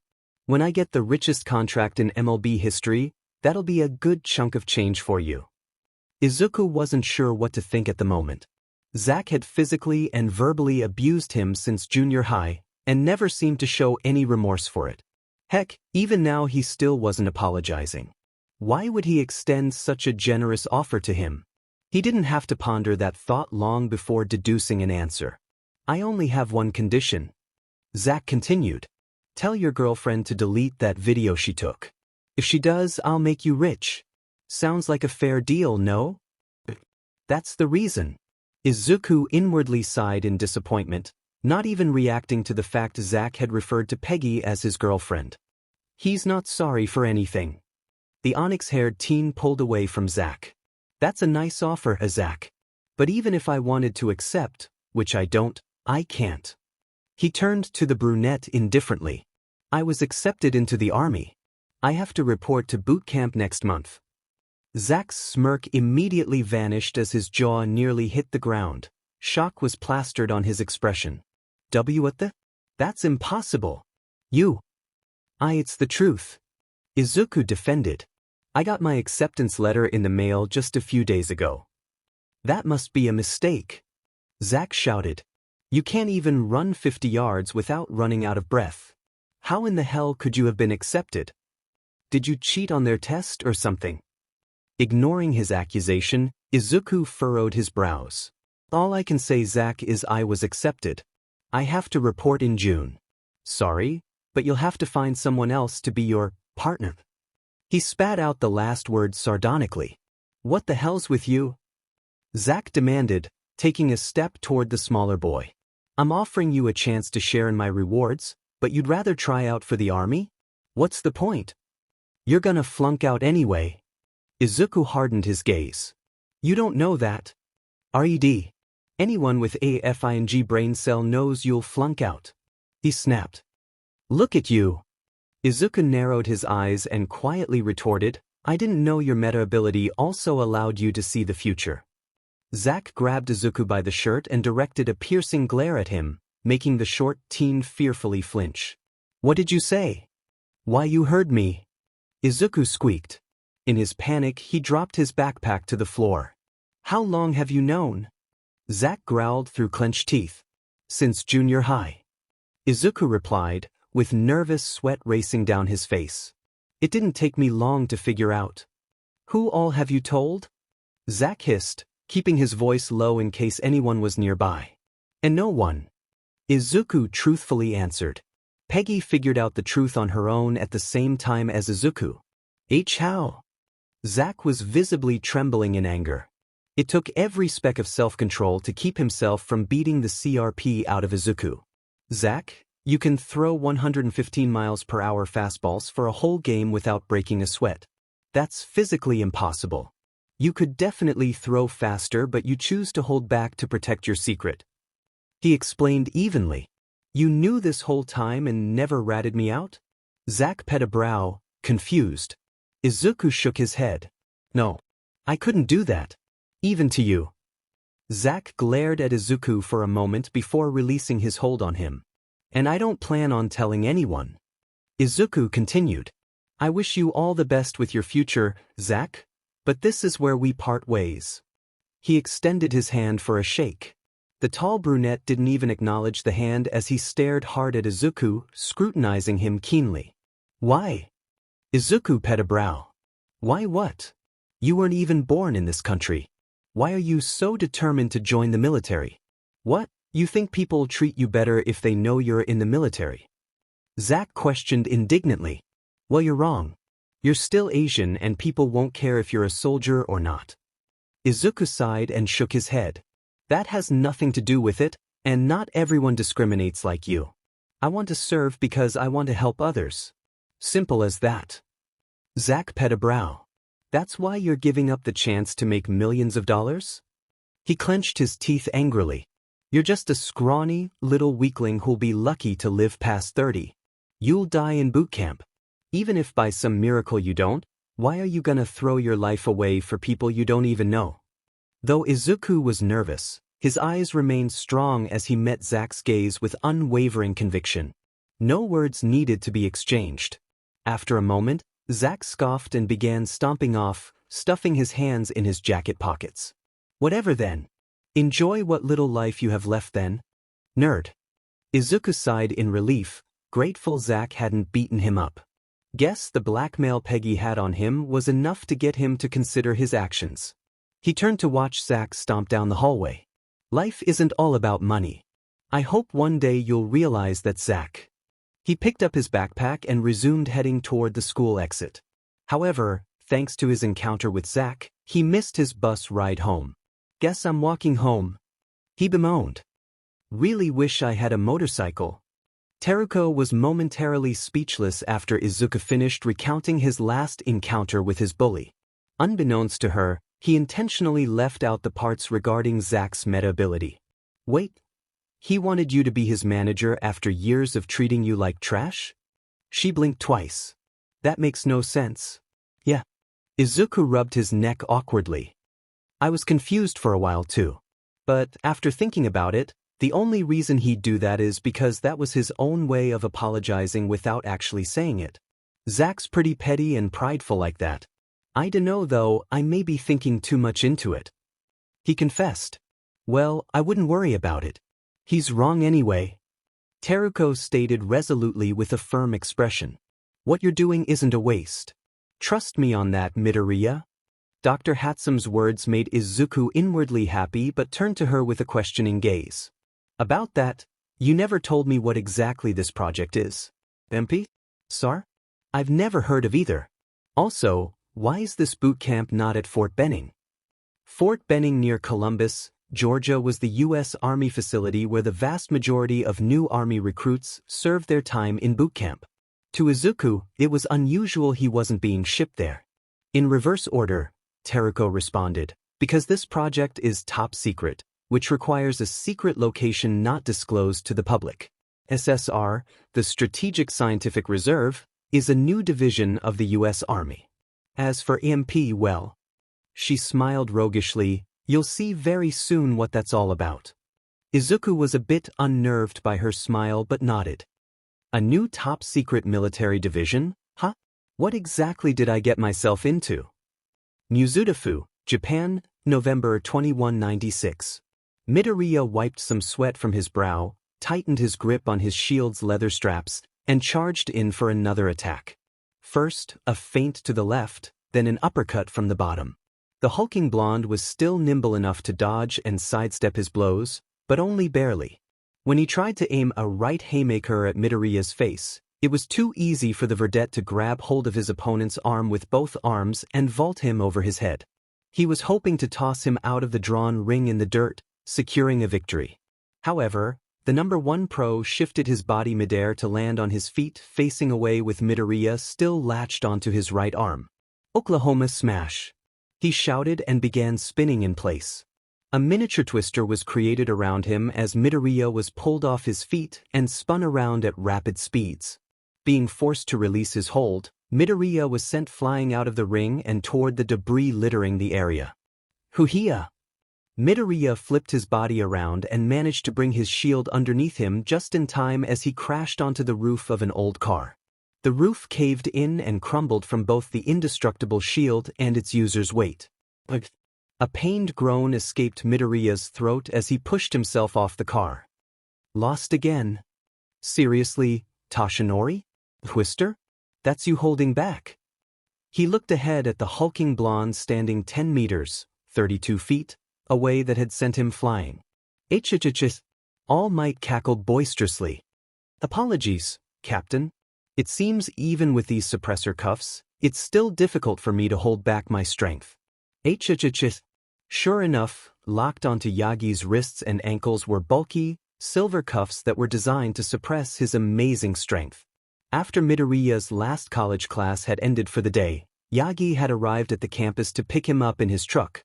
Since Takoba Beach was clean and an attraction for locals, the pair could no longer use it for training together without risking their respective secrets. Instead, Yagi brought them to the outskirts of Mizudafu to an old scrapyard.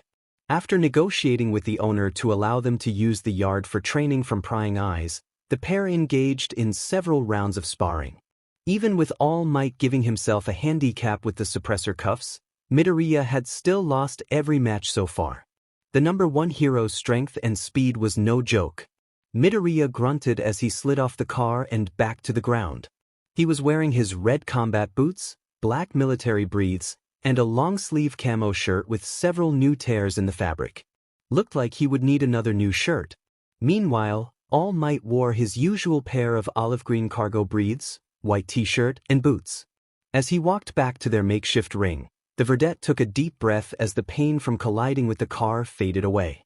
Honestly, I can only imagine how hard it is for you to fight opponents that are weaker than you without accidentally killing them, or worse, getting civilians caught up in those whirlwinds your attacks create. Midoriya commented. Still smiling, All Might adopted a serious look in his eyes. Yes. It is certainly a challenge, but with decades of practice, I've learned when to pull my punches, so to speak. Living in a world made of cardboard. Midoriya remarked. His gaze then shifted to Yagi's left side. Yet someone still managed to give him such a gruesome injury. You know, perhaps you may have better success if you remove those weights? All Might mentioned. Midoriya was still wearing the 200 kilograms, 441 pounds, bands on his wrists and ankles from the beach training. He hadn't removed them except when he took showers. The verdette shook his head. No can do, All Might. These stay on till I take the practical portion of the entrance exam. All Might nodded in understanding. I understand. Do you need a break then, Captain? He inquired. We've been at it for an hour now.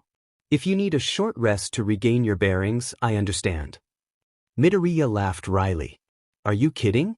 I can do this all day.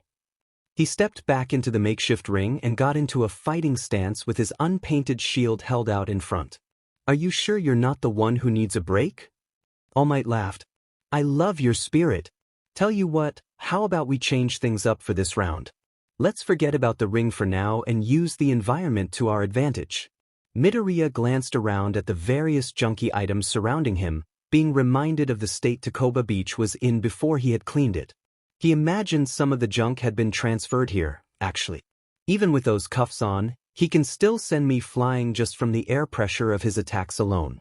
I would stand a much better chance using the scrapyard as opposed to trying to fight him in the open ring. Midoriya quickly deduced. I can agree to that. He nodded. Excellent. If you're ready, then let's get started. With that, All Might rushed forward, bringing up his hands in an X-shaped position. Carolina Smash. Right off the bat? Midoriya inwardly shouted.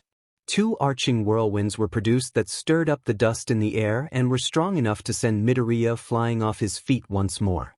He flipped acrobatically in midair and nimbly landed on his feet next to some debris. All Might didn't stop as he casually grabbed a broken AC unit one-handed and tossed it at his opponent. Midoriya swiftly jumped to the side as the unit smashed into the scrap behind him. All Might continued picking up debris around him and threw them at Midoriya, who dodged and deflected them with his shield. All Might knew he didn't need to throw anything at him, but he figured it wouldn't hurt to emulate something a strong or telekinetic villain would do. He's making me focus solely on defense before he rushes at me again. Midoriya realized. I won't give him that chance. After sidestepping a microwave that came within an inch of hitting his head, he twisted his body and tossed the shield away without looking. The shield ricocheted off several items around the area and All Might's eyes followed it, preparing to dodge or knock it away when it came close. However, this small momentary distraction was enough for Midoriya to quickly close the distance and send a roundhouse kick into All Might's jaw. Right as All Might recovered and was about to counter, the shield came flying and slammed into his mid-back area. He winced from the hard impact and nearly stumbled before quickly regaining his bearings. In that time, the shield bounced off a nearby car and back into Midoriya's hands. Pushing the offensive, Midoriya rushed forward to hit his opponent with the shield's edge. All Might, however, dodged the swing and pulled back his right arm for a powerful punch. Midoriya reacted immediately by holding up the shield and crouching low with his right leg back to anchor himself. Daininning. A small shockwave with the sound of a large bell resonated across the scrapyard. The ground underneath Midoriya cracked around him. The super soldier though maintained his ground as he held up the quaking shield. Toshinori's power really is no joke. Midoriya was reminded once more of the massive power gap between him and the number 1 pro. Yagi, meanwhile, tried not to visibly grimace from the pain flaring up his right hand and the ringing in his ears. He didn't look but guessed there was bloody bruising on his knuckles. The shield really is no joke, isn't it? He thought. I don't believe I could break it even if I wanted to. Shaking off his surprise, All Might continued to push forward. The blonde giant and the verdette super soldier were locked in with both parrying and dodging the other's blows. The shield rang as Midoriya blocked his opponent's hits and swiped it at them. Despite his best efforts, Midoriya was forced into a corner between large scrap items. Backed into a corner, Captain? All Might kept up his broad smile. What shall you do now? Midoriya smirked, an idea occurring to him. How about I throw my mighty shield? He quipped. He threw the disc to the right as it bounced off a couple items before heading straight for All Might's left side. The smiling blonde swiped his arm to the side, creating a small whirlwind that was enough to knock the shield off course. It hit the ground and rolled far out of Midoriya's reach. That was predictable. You have to be more creative than that.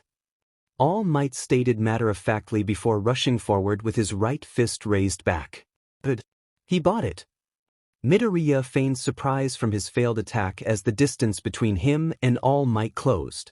Quickly calculating the speed of All Might's incoming punch, Midoriya reacted by ducking and sidestepping in time for the punch to swing past him and into a large industrial freezer. With his arm temporarily lodged inside it, Midoriya immediately turned to deliver his strongest kick into All Might's exposed left side. Brag! All Might's eyes shot open from the intense pain, unable to stop the torrent of blood spraying out of his mouth. Still locked into the fight, Midoriya stood up to deliver a strong neck chop. The number one hero couldn't stop himself from falling to his right knee. Unable to hold his form, All Might transformed back to his scrawny state in a cloud of steam. He gasped heavily with blood leaking from the corners of his mouth, too stunned from the pain to counter. Midoriya's eyes shot open in panic, realizing what he had done. MHA, are you all right? He shouted. I had worse. He breathed heavily. Just give me a moment. Kneeling by his side, Midoriya looked away and frowned. I'm sorry, Toshinori. I shouldn't have done that. I just got caught up in the spar and then dash. That's fine. No need to dash. Please, don't talk. Midoriya cut him off, noting the blood coming out as he talked. You can't lose any more blood. It took a few moments for Yagi to regain control of his breathing and for the flaring pain to steadily subside. With Midoriya's help, he shakily returned to his feet and helped guide him to an old oven for him to sit on. Please, I'm really sorry. Midoriya apologized, regret written over his face. I didn't mean to hurt you like that. Ha! Yagi laughed without any blood spewing from his mouth thankfully. Seriously, I'm fine. No need to apologize. I had that coming. I got too cocky there. Still I dash. I said we should treat this sparring seriously. Yagi interrupted. You saw an opening and took it. You treated it like a real match and took advantage of an opponent's weakness. So, I'm not mad. That's on me for getting too cocky and leaving myself open like that. If you say so. Midoriya wasn't convinced. It didn't feel right to attack Toshinori's weak spot like that in a sparring match. This wasn't a real fight or a war zone, he reminded himself. Still though, Yagi's sweat dropped. Maybe we'll tone it down a bit after today and focus on technique a little more going forward. That might be for the best, Midoriya said awkwardly. After fully recovering from the painful blow, Yagi decided to call it a day. It was getting late and offered Midoriya a ride home, which he gladly accepted. On the drive back, the verdette glanced at the haggard blonde driving across from him, specifically his left side. Hey, Toshinori, I know it may not be any of my business, but have you considered wearing a protective vest? Midoriya inquired. What? Yagi glanced at him while keeping his full attention on the road. Yeah, no, just some gear with thick padding or better yet maybe something shock absorbent? Midoriya elaborated. It wouldn't hurt to have something there to protect your side. Yagi sighed. I never really needed support items in my career. I had some gauntlets for a while when I was younger, but those didn't work out. Didn't need them or anything else. With all due respect, you're not in your prime anymore, All Might. You have a pretty glaring weak spot that could knock you out of a battle if a villain gets lucky and hits it, or worse, finds out and intentionally targets it. Midoriya mentioned pensively. He didn't reply immediately. You take that into consideration, young Midoriya. A thoughtful expression on his face. No shame in trying to cover up your vulnerable areas. Midoriya continued. I mean, that's part of the reason why I use the shield. He pointed to the leather circular case by his legs. I'm not bulletproof, so it's a lifesaver having something I can use to defend myself from gunfire. Speaking of the shield, Yagi spoke up. I noticed in our matches that when it gets knocked out of your reach, you're always moving to reclaim it whenever you can. That is a weakness that can be exploited. Midoriya nodded in agreement. Yeah. That's why I train so hard in throwing it. Make sure it always returns to me or at least near my location. But, he looked away as he remembered the shield earlier being blown away by All Might's attacks. That's not always foolproof, I'll admit. Perhaps take that into consideration when designing a costume? Yagi suggested. Support companies employ brilliant engineers and designers. I'm sure they could figure out something to help. Yagi then blinked as something occurred to him.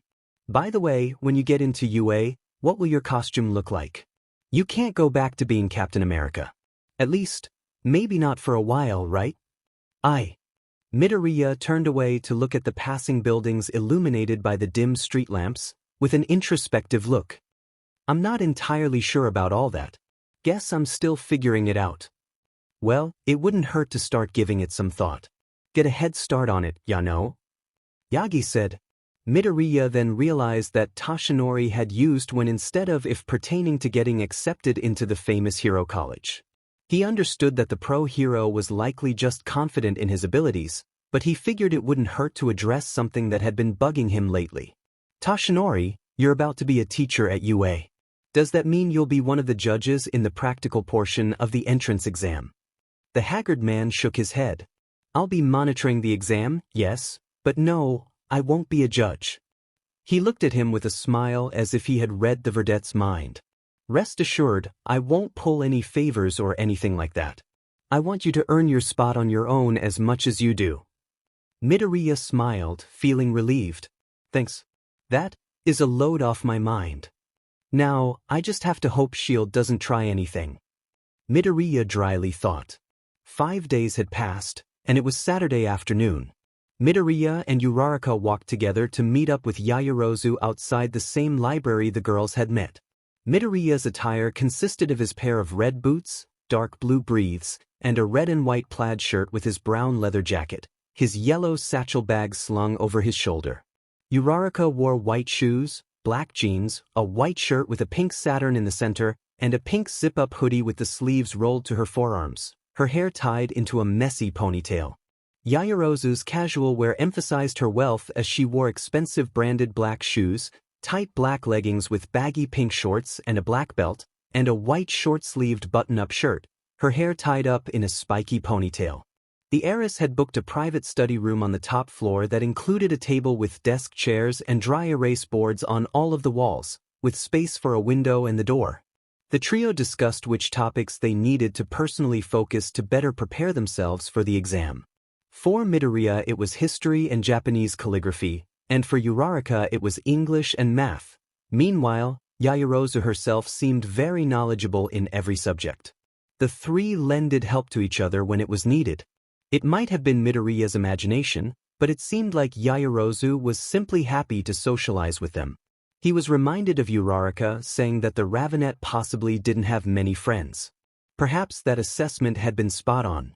After a couple hours of studying, the trio decided to take a snack break and relax for a bit. My brain hurts. Uraraka leaned back in her chair, rubbing her temples with 4 fingers. Midoriya had noticed the brunette didn't use all of her fingers to touch anything. He wondered if she was intentionally doing it, or if it was a subconscious thing. Why does English have to be so hard? Midoriya smirked at her. People who speak English would say the same thing about Japanese, ya know. Not all of us grow up in America, Midoriya, Uraraka retorted. To be fair, English is considered the hardest foreign language to learn. Yaoyorozu chimed in. So it can be difficult learning for the first time. You seem to speak English quite fluently, Yaoyorozu-san. From what I've heard so far at least. That doesn't count. Uraraka sternly countered. Yaoyorozu-san's a genius. Yeah, that's true, he conceded. Oh, you both are too kind. Yaoyorozu looked away shyly. I wouldn't say I'm a genius. I would. Midoriya stated plainly. I already know you're very smart, and I've only known you a week now. Thank you, Midoriya-san. She blushed lightly. Uraraka felt a slight twinge inside her chest at that interaction. She wasn't sure what it was but shook her head to forget about it. Yeah.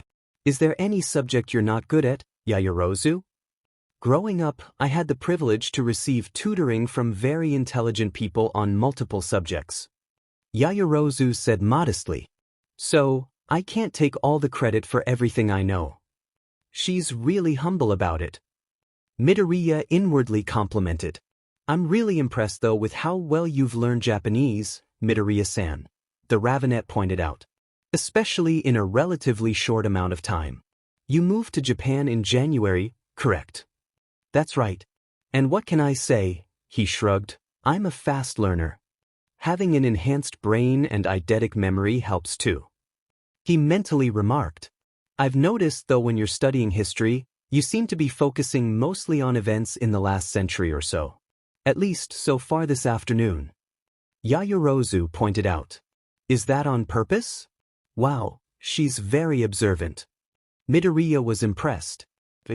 I like to focus on different time PRDS in my history studies. Just to make sure I'm getting good exposure across the past. He half-lied. Today I'm focusing on the time after the Third War. I see. That does make sense.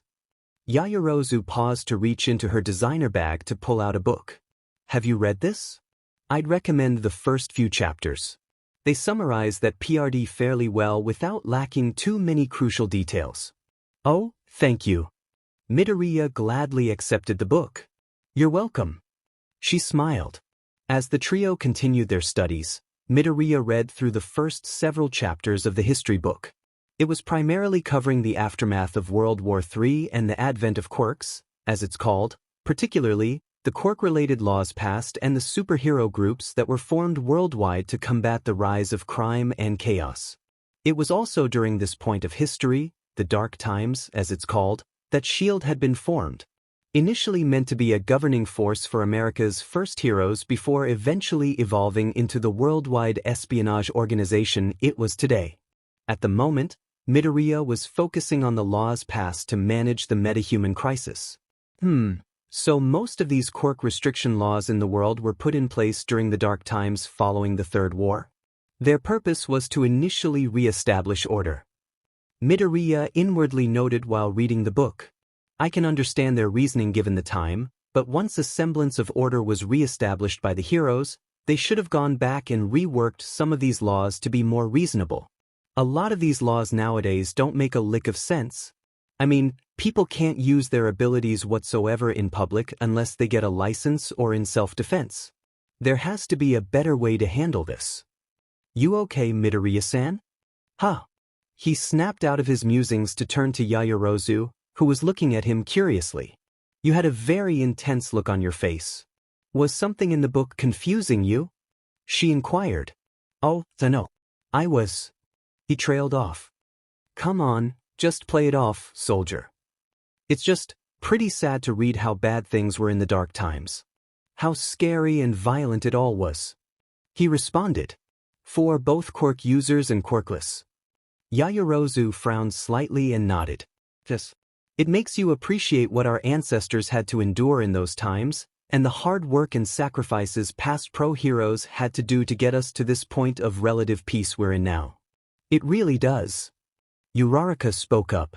Believe it or not, my great-grandparents on my dad's side were in the meta-concentration camps. My dad showed me an old journal that has been passed down in our family. She frowned despondently. It's just really horrible to read what they went through, just for being different. Midoriya lowered his head, frowning at the memory of those inhumane facilities set up across various nations, not just in Japan. Did their journals say if they made it out alive? Yaoyorozu asked, concerned. Many early quirk users in Japan were killed in those awful camps. Uraraka nodded, a wistful smile appearing on her face. This. Thankfully, they were both saved by Captain America and the Howling Commandos. Midoriya's eyes widened slightly. Really? Uraraka replied happily. Yeah. When I was little, sometimes before bed, my dad would read some of the entries to me. They simplified it for me and skipped over the graphic stuff, of course. But my great-great-grandparents were going to be gassed in the chambers. She paused momentarily to collect her thoughts, continuing, they thought they were going to surely die. Then, at the last second, Captain America and his team stormed the camp and liberated everyone. Midoriya remained silent and listened intently. There were several rescue ops in Japan, but I think I remember what mission this was. That's amazing that your family has such a big part of quirk history as an heirloom, Uraraka-san. Yaoyorozu said excitedly. You wouldn't happen to know which camp they were in, would you? Uraraka nodded. It was in the Osaka prefecture camp. Osaka. Midoriya immediately recalled that night. He remembered it vividly. If I remember correctly, they were liberated on September 24, 2044. Midoriya instantly responded. At 2000 hours. It took approximately 30 minutes to take the camp and free the prisoners.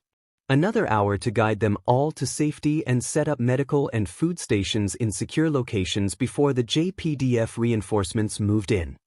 Both Uraraka and Yaoyorozu looked at Midoriya in surprise, who was staring at the tabletop in a trance. Uraraka blinked twice. Yeah, that's right. How did you? The verdette's eyes widened, realizing his error. Oh, He rubbed his neck awkwardly, trying to quickly think up an explanation. A big fan of Captain America. I studied his hero career extensively while I was living in America. I remember reading up on the Osaka meta-concentration camp liberation. That's all. Please buy it. He inwardly hoped. It's believable, right? I suppose that makes sense. Yaoyorozu nodded, looking at him dumbfounded. Although, I'm impressed you were able to state all of that based on the limited info Uraraka gave. Seriously? Uraraka grinned.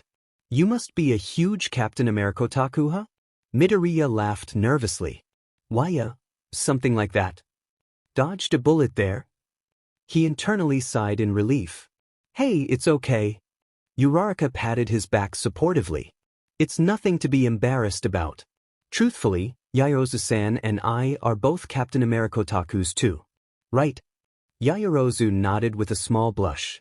Wise, admittedly I am. Wait, what? This really dumbfounded Midoriya. Although he was globally acknowledged as the first pro-hero, something he didn't agree with, he had noticed it was mostly Americans that still loved Captain America, not surprisingly. Sure, there were people across the world that liked him and appreciated what he accomplished, but most countries primarily supported their own national heroes, past and present. Nothing wrong with that, he thought. Needless to say, the super soldier was quite flummoxed over already meeting 3 people in Japan that were fans of his old hero identity with All Might, Uraraka, and now Yaoyorozu. He honestly wasn't expecting anyone in Japan to know Captain America outside the name alone when he initially moved to the country. Is something wrong, Midoriya-san? Yaoyorozu inquired. Huh? Midoriya snapped out of his musings, looking at the ravenet. And oh, why? Well, it looked like you were thinking hard about something. She mentioned. Oh, I was actually curious about something, he calmly said. Why do you like Captain America, Yaoyorozu-san? I mean, it makes sense for Uraraka, and I grew up in America, so I had more exposure to him growing up than any of you would. Honestly, I didn't think anyone in Japan would know who he is outside the name. Uraraka turned to Yaoyorozu, equally curious. Well. She lowered her head, seemingly contemplating how to answer. My family has always been fans of the captain, I suppose. One of my ancestors apparently knew him and was good friends with him if their personal writings are any indication. And, aside from his cheesy hero name, she chuckled lightly before continuing, I think Captain America was what all heroes should strive to be, regardless of race or nationality. He was selfless, courageous, intelligent, and held strong conviction in doing the right thing. It's no coincidence the first generation of pro-heroes and vigilantes after his mysterious disappearance were inspired by him, dressing up in colorful uniforms with hero names to help make people feel safe. He didn't care about popularity polls or becoming #1. He wanted to save and protect people. He was a true hero. Midoriya and Uraraka were speechless. Realizing they were both staring at her, Yaoyorozu blushed heavily in embarrassment. I mean, that's just what I think. Sorry if it doesn't make sense. Uraraka shook her head, smiling brightly. No, that's a great reason, Yaoyorozu-san. That was pretty deep. Midoriya commented, but a thought then crossed his mind. She said one of her ancestors knew me? I don't recall anyone by the name Yaoyorozu. Must have had a different surname maybe. He pondered. Who could it be? Thank you. Yaoyorozu blushed cutely. I don't know if I could ever be like the captain, but I do want to rescue people like him and 13 do. Uraraka stated, adopting a determined smile.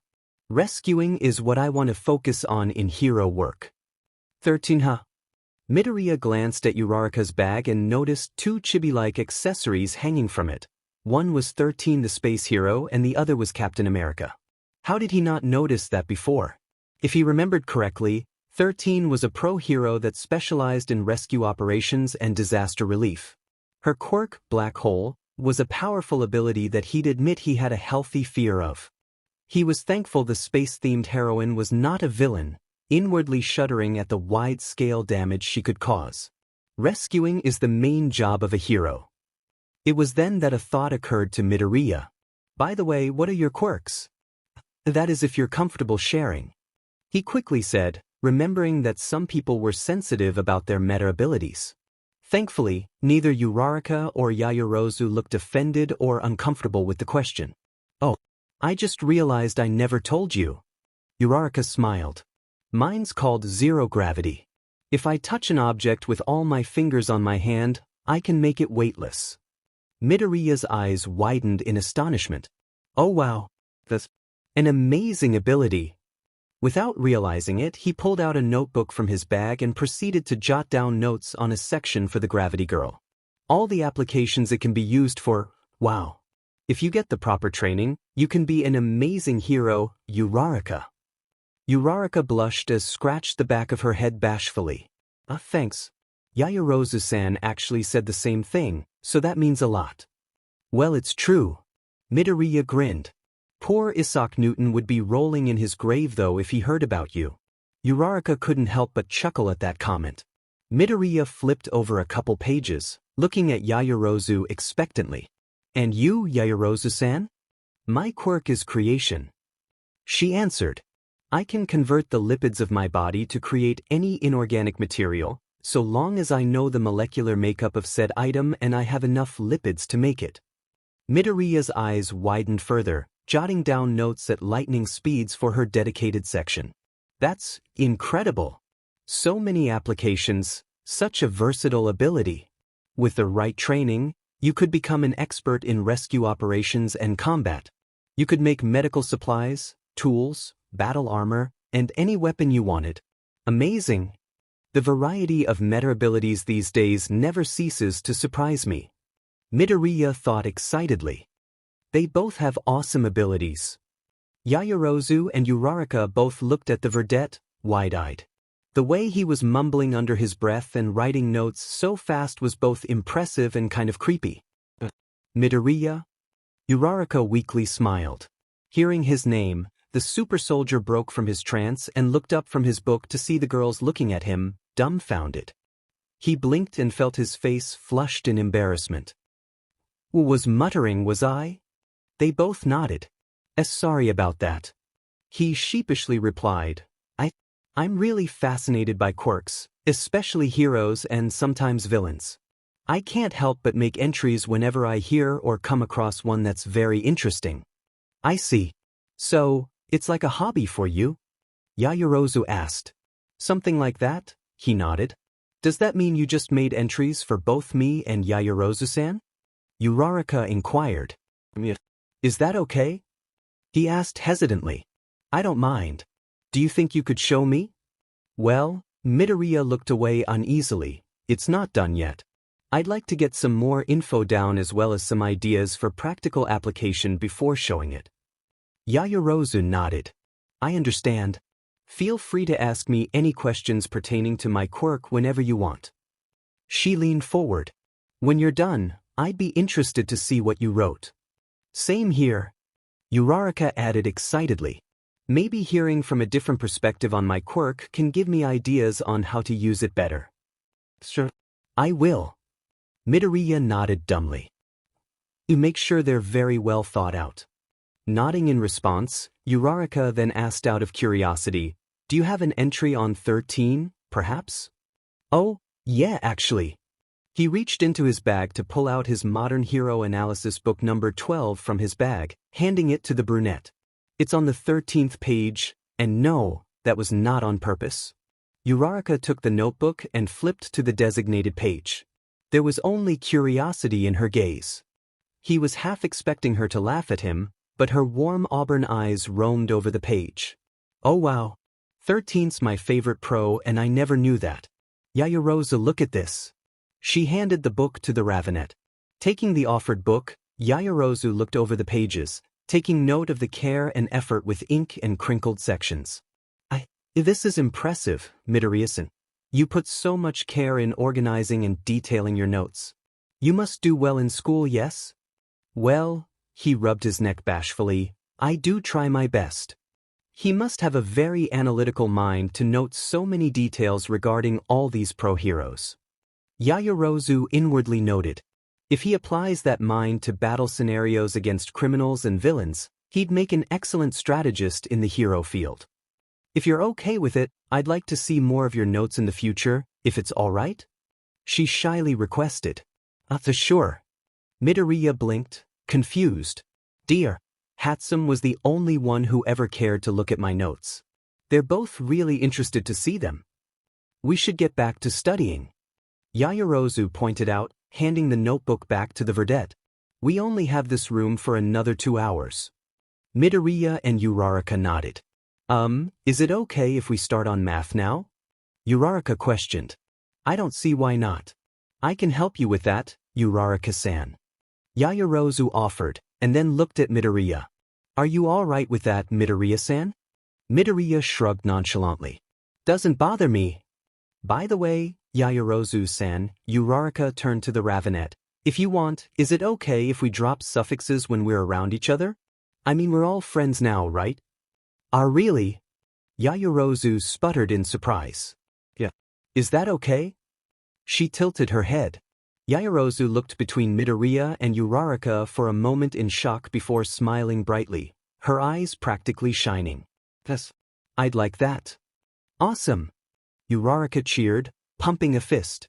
The black-haired heiress felt a warm feeling swell inside her. She had many acquaintances in her life, but never friends who actually wanted to get to know her aside from the fact that her family was wealthy. However, both Uraraka and Midoriya never once inquired about her financial status so far. They genuinely wanted to be friends with her. She couldn't be any happier. I haven't even been accepted into UA yet and I already have 2 friends? This is certainly a welcome surprise. Midoriya simply smiled, happy to have made another friend, especially over the fact they were all UA hopefuls and aspiring pro-heroes. His thoughts then drifted to their reasonings for admiring his hero identity. His actions resonated through time to inspire Uraraka and Yaoyorozu, and even made it possible for the former to be born.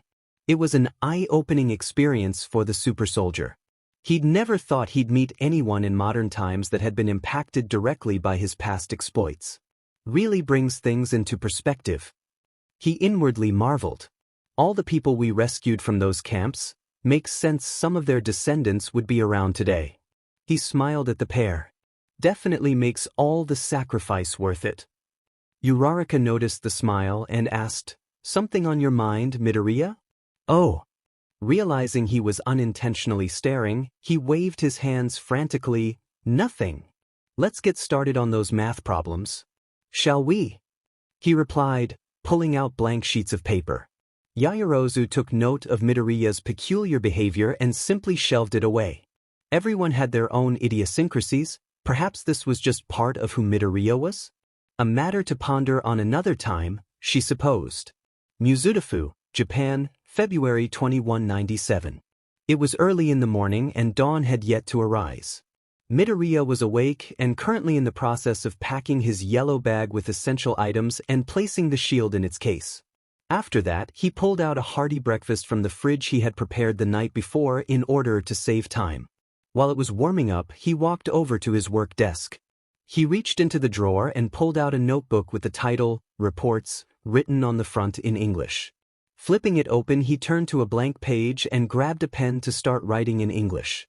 From Captain America to Commander-in-Chief. Protocol, Activity Report. February 26th, the day of JP's UA University entrance exam has arrived. I have trained and studied the last 14 months for this day. The success or failure of my mission hinges on today. I am fully confident in my abilities to pass both written and practical portions. The efforts of those who helped get me to this point are greatly appreciated. However, successfully accomplishing this mission will not just depend on me, but how the panel of judges at UA perceive my abilities. It is possible they may gloss over me for candidates they deem more qualified, whatever those requirements may be. Nevertheless, I intend to make my country proud. My next report will outline the results of the exam and determine next steps.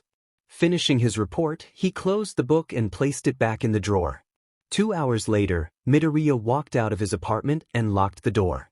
He wore his red boots, faded blue jeans, and button-up green and yellow plaid shirt with his usual brown jacket over it. His shield case was strapped to his back with his yellow satchel hanging from his left shoulder. Placing his keys away, he looked down the corridor to see Uraraka stepping out of her apartment. The recently turned 18-year-old was wearing her high school uniform with a thick brown jacket over it, and her black school bag was strapped to her back. "You ready, Uraraka-chan?" Midoriya asked. Stepping away from her door and down the hall toward him, she smiled brightly. "Ready, Midori-kun?" Midoriya couldn't help but smile at the nickname. Uraraka had decided to give it to him after Christmas, and even Yaoyorozu, or Yamamo as Uraraka now called her, was even calling him by it. He didn't mind, however. It felt good to have people who sincerely cared about him. "Not gonna lie though," she fidgeted slightly, "I'm a bit nervous." Midoriya chortled. "Join the club. But it'll be okay. We've studied and trained hard for this." "Right." Uraraka pumped her right fist in determination. "Let's both do our best." Midoriya nodded before they walked together down the stairs, ready to take the test that would determine their futures. No matter how long you train someone to be brave, you never know if they are or not until something real happens. Veronica Roth. Fort Erskine, see, June 2042. Izuku couldn't help but nervously twiddle his thumbs as he sat in his seat in the dimly lit room. He was unsure of what to make of his predicament as he sat with a dozen other people at a long table all on one side, waiting in silence. Dr. Hatsum had dropped him off at the designated bus stop. The ride to the base was an uneventful one, but it gave Izuku time to calm his nerves to a degree. The dozen or so occupants on the bus, the same that were in the room with him, were relatively silent and didn't speak a word to each other. It was a bit weird that no one was talking, but Izuku figured it was army procedure, so he remained silent as well. After a long drive, they finally arrived at the base. Located in Northern California and nestled in a hilly forest, the military facility designated as Fort Erskine was secluded well from civilization. The nearest town was half an hour drive away. The barbed wire fences, constant MP patrol, and the restricted area signs reinforced the impression that this place was not for civilians. In the couple hours since arriving, Izuku had gone through the standard procedure of onboarding new army recruits. He had filled out various forms of paperwork, taken a physical exam, and had been presented the military's code of conduct, policy, and guidelines that he was expected to follow. He was also required to turn over any inappropriate material, not that Izuku had any. Though the personnel he had interacted with had been professional, Izuku could see the shocked confusion in their eyes when they first laid eyes on him. He couldn't really blame them. He wasn't exactly an ideal army candidate physically. The only thing that deviated from the onboarding protocol was the dreaded army haircut, or the lack thereof. Just as he was about to get his head shaved, Dr. Hatsum swooped in at the last second to stop it. She ordered the barber to only take off enough to where Izuku could comfortably put on his uniform's cap and nothing more. The barber merely complied with an uncaring shrug. Izuku was both grateful and surprised, grateful that he wouldn't have to sport a crew cut, he knew he couldn't do it, and surprised that Dr. Hatsum had such authority on the base. When he asked the doctor about it, she nonchalantly waved it off while stating, "We do things a bit differently here. You'll see soon." She winked. It was confusing, but he supposed he shouldn't look a gift horse in the mouth. Meanwhile, Izuku's brown eyes darted left to right from his place at the long table, studying the room and the people sitting with him. There were a dozen or so, some late teens and a few young adults, all dressed in standard U.S. Army combat uniforms. He was in one as well, though his uniform was comically baggier on him. Apparently, his current uniform was the smallest size they had on base until they could acquire a custom one to fit his smaller size. He hoped it would come soon. He felt like more of a dork than usual in these baggy clothes. The astute teen took note of the badges on the group's uniforms, signifying their ranks as privates. Each of them sat straight with correct posture and neutral facial expressions. What's going on here? He anxiously wondered. This isn't a training camp for cadets, at least, not from what I've seen so far. Where am I? He wished that whoever was in charge would show up. The silence of the room and stiffness from everyone present was making him mildly uncomfortable. As if his wish had been answered, the room's door off to the side opened. Immediately, everyone at the table stood up at attention. Izuku momentarily stumbled out of his seat before doing his best to mimic the other's stance. Despite his best efforts, it was clear that he stuck out like a sore thumb. Man, this is so embarrassing. Izuku inwardly fretted. I look like such an idiot. Izuku didn't have long to lament on his improper stance as he laid eyes on who walked in. His eyes snapped open while his breath hitched. Is that? No way. Gracefully stepping into the room was a young woman with glossy black hair tied into a bun with a large strand hanging on the right side of her face. She wore a USMC Blue Service uniform, USMC Blue Service A, to be specific. It consisted of a midnight blue long-sleeve coat, a white collared shirt, a white belt around her waist, a midnight blue dress skirt, black tights and black pumps. To top it off, she wore a USMC white peaked cap. She stopped by the projected screen on the wall and turned to face the group. Recruits, welcome to Fort Erskine. I'm Corporal Peggy Yamamoto of the Marine Corporation. I have been tasked with dash. She trailed off as her professional demeanor instantly vanished when she spotted Izuku at the table. A tense moment of silence passed as the two childhood friends stared at each other in shocked disbelief. Neither could believe what they were seeing. PP Peg-chan? Izuku felt himself tremble. What is she doing here? What the hell is Izuku doing here? Peggy inwardly screamed. Meanwhile, everyone else in the room looked on at the scene in confusion. What was going on?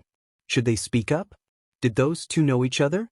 At the end of the table was a young Caucasian man shorter than Izuku at 5 feet 3 inches, 161 centimeters, yet was gruff and burly with dark brown hair.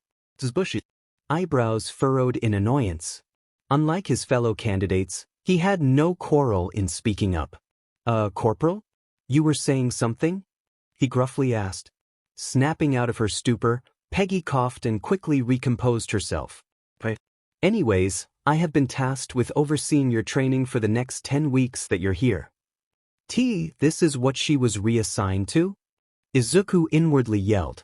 Though most of you are already in shape, Peggy's eyes briefly lingered on Izuku, which didn't escape his notice, as she continued, I assure you that this intense training regimen will be necessary to ensure your bodies and minds are fully prepared for the coming procedure. Izuku blinked. Procedure? To elaborate further, I'll leave that to the director of this program. On cue, another figure walked through the door. Colonel Chester Phillips, U.S. Army.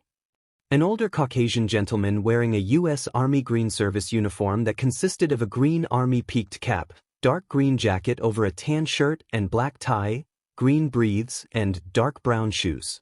The Colonel insignia was stitched onto his jacket with other noteworthy badges of achievements as well. Thank you, Corporal. At ease, recruits. With that said, everyone relaxed and returned to their seats. Colonel Phillips looked at the recruits with a serious, impassive expression. The great General Patton once stated that wars are fought with weapons, but they are won by men. Reaching into his breath's pocket, he pulled out a clicker. A ceiling-mounted projector then displayed various video clips and photos on the wall in front of the table.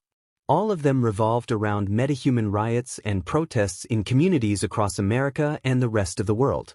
Metahumans and police/National Guard fighting each other. Violent protests and riots from various sides, one calling for equal rights for metahumans while the other demanded segregation. The extreme sides included metahuman supremacists calling for their fellow brethren and sisters to unite against regular folks, while the pureblood supremacists pushed for the extermination of metahumans altogether. Other clips displayed the carnage and damage caused by these incidents. One of the candidates sitting to the right of Izuku was a young Caucasian man, only 2 years older than Izuku, 5 feet 9 inches, 175 centimeters, tall with short brown hair and a relatively attractive face. When one of the clips displayed a massive fire breaking out in a Brooklyn neighborhood, his fists clenched tightly as his face scrunched up. Though Izuku was no stranger to the current climate, it was impossible to not grimace at the awful scenes. It pained him to see so many people, brothers and sisters, American citizens, people in general, all fighting one another, killing each other. All because some were born with abilities they never asked for. Did that make them any less human? It all stemmed from one thing: fear. That being said, Colonel Phillips continued, today we are faced with a different kind of war. Ever since the first metahuman was born in 2014, more and more exceptional individuals have been born. The metahuman phenomenon is one that the world is currently unprepared to handle. That is where we come in, ladies and gentlemen. With a click, another slide appeared displaying a black circle with an eagle spreading its wings. A shield with the letters SSR was positioned over the predatory bird's BRST. Izuku, the military geek he was, had never seen that logo in any of his readings. The Strategic Scientific Reserve is an effort made up of the best minds in the free world. Our goal is to create the best army in history. Its purpose isn't to conquer, rather, to re-establish order and maintain peace. Colonel Phillips explained. It will give the U.S. and her allies the time needed to overhaul their legal systems to account for metahumans before total anarchy consumes the world. I see. They want a force that can effectively combat metahumans, preventing them from overthrowing governments on a whim. Izuku nodded in understanding. However, every army starts with one man. And yes, when I say man, I am including women too. Don't lecture me. It took every fiber of Peggy's being to suppress an eye roll and groan. At the end of these 10 weeks, we will choose that person. They will be the first in a new breed of super soldier. This caught everyone's attention. Super soldier? Yes, you heard me. Super soldier. He seemed to have read their collective minds. Clicking the remote, the screen changed to display the acronym AMP. Under it was an animated outline of a human body. The Artificial Meta Project, or AMP as you've seen in your paperwork, was created and is led by Dr. Teruko Hatsum, the world's most renowned scientist in meta-ability research. Without getting technical, candidates will undergo a procedure by Dr. Hatsum that will push the human body far beyond its natural limits into the realm of superhuman. The animated human grew taller with bigger muscles, a turquoise glow shimmering off it. Even the more stoic recruits at the table couldn't help but react to this revelation with shocked expressions. An artificial meta-ability? It was possible? Izuku himself couldn't believe what he was hearing. His eyes widened as his facial expression contorted from shock. What? Wait, that's impossible, isn't it? Ever since he started studying meta-abilities, the thought of a normal person acquiring one never occurred to him as a realistic possibility. It was something you had to be born with. If you weren't born with an ability, you weren't getting one. End of discussion. This news, however, changed everything. Izuku wished he had his notebook on him. There were so many questions he wanted to ask, But he didn't dare interrupt the colonel and digress into one of his infamous mutterstorms, as Peg-chan called them. So, he remained silent and listened carefully. Now when I say superhuman, the colonel further elaborated, I don't mean you'll be flying, shooting lasers from your eyes, lifting buildings, or any nonsense like that. Though you will be capable of physical feats that no normal human being would ever be capable of, we're still in the real world here. He says it's nonsense, but there likely are meta abilities that would make those feats possible for some. Izuku reasoned. Or at least there could be one day. This super soldier army will turn the tide in the growing conflict with meta-terrorists and human purists alike, and re-establish peace to the world. Colonel Phillips stated. The screen returned to the SSR emblem as the colonel walked from one side of the table to the other to look at the recruits closely. All 13 of you have been selected because you stand out amongst your peers. You exemplify qualities that make you the best candidates. Whatever challenges may come, we will win because we will have the best men. Colonel Phillips trailed off when he finally noticed Izuku's presence. The Asian American teen remained upright in his seat and tried to look composed and not meet the colonel's gaze. Phillips blinked twice to snap out of his stupor. And because they're going to get better. Much better. As he walked away, Izuku side-eyed the colonel. Subtle. His sweat dropped. Colonel Phillips returned to the front of the room. Any questions? One hand went up, the brunette sitting by Izuku. Yes, Private Barnes? What exactly is the criteria for getting selected first? He asked. I can't say. That decision will not be up to me. Ultimately, Dr. Hatsum will be the one who decides, the colonel answered. It might have been Izuku's imagination, but he could have sworn the colonel looked annoyed upon giving that response.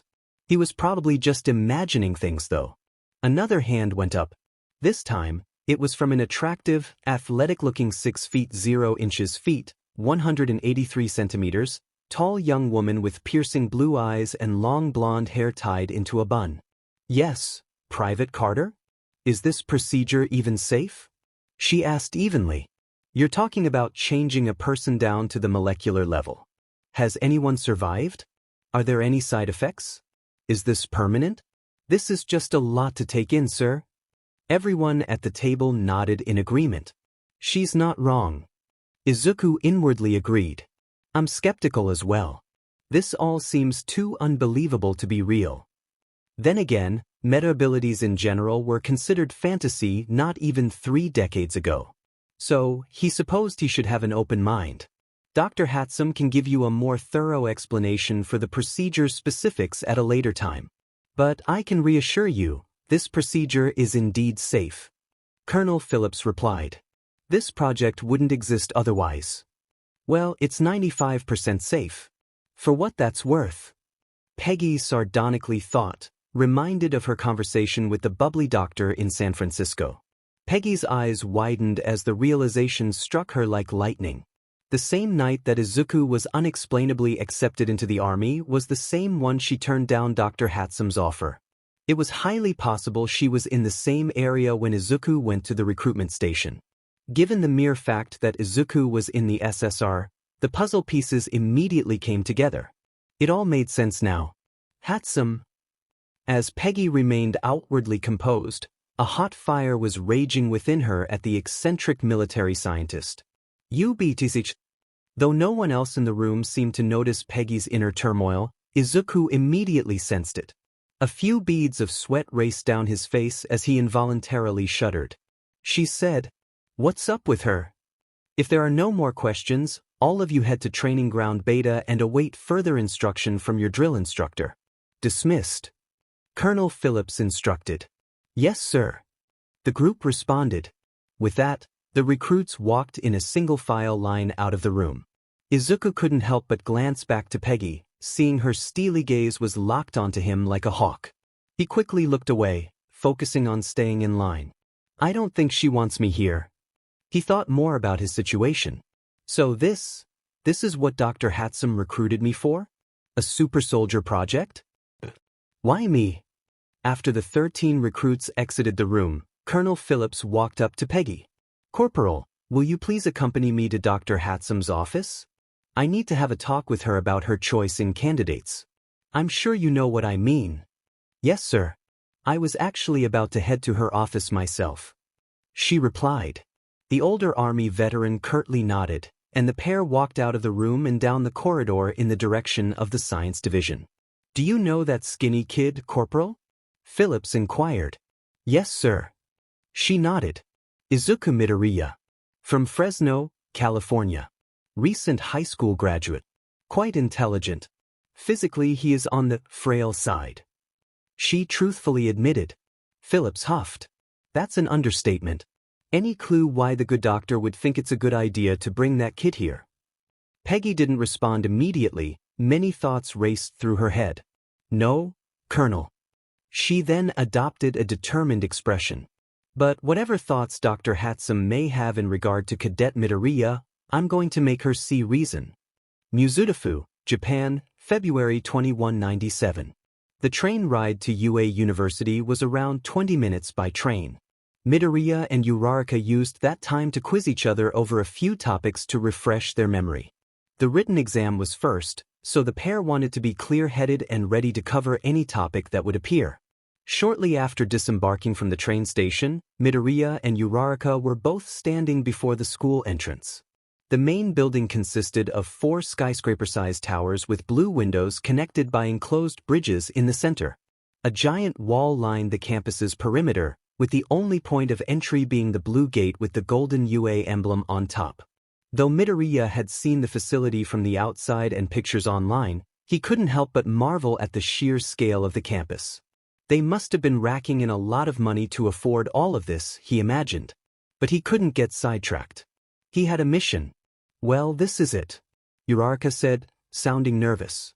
Midoriya nodded. Yeah. The start of our journey. This is pretty nerve-wracking, huh? She rubbed the back of her head nervously. No kidding. He admitted. Despite living through war and combat, Midoriya would be lying if he said he wasn't feeling a tad nervous. After all, over 14 months of training and studying had been dedicated for the purpose of passing and being accepted into UA's hero course. He couldn't let it all be for nothing. He steeled himself and took a deep breath. Panicking would not resolve anything. He needed a clear mind to have the best chances of success. After all the studying on his own, and with Uraraka and Yayarosa recently, he was sure he'd pass the written portion. In addition, after all the training with All Might, he was feeling confident regarding his chances in the practical exam. However, he knew he was walking into unknown territory. What type of quirks might the other applicants have? It was quite possible that he'd be completely outclassed by some, if not most of them. Deep down, he wondered if he would even be able to keep up. The verdette shook his head to dispel those pessimistic thoughts. No. I can only focus on what I can do.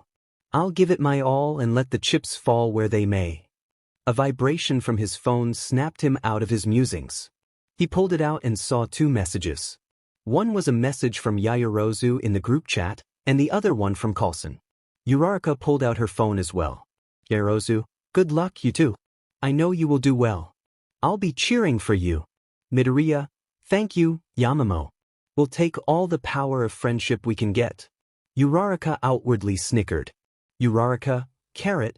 Uraraka, face with tears of joy. Uraraka, you're the best, Yamamo. Hashtag friendship power.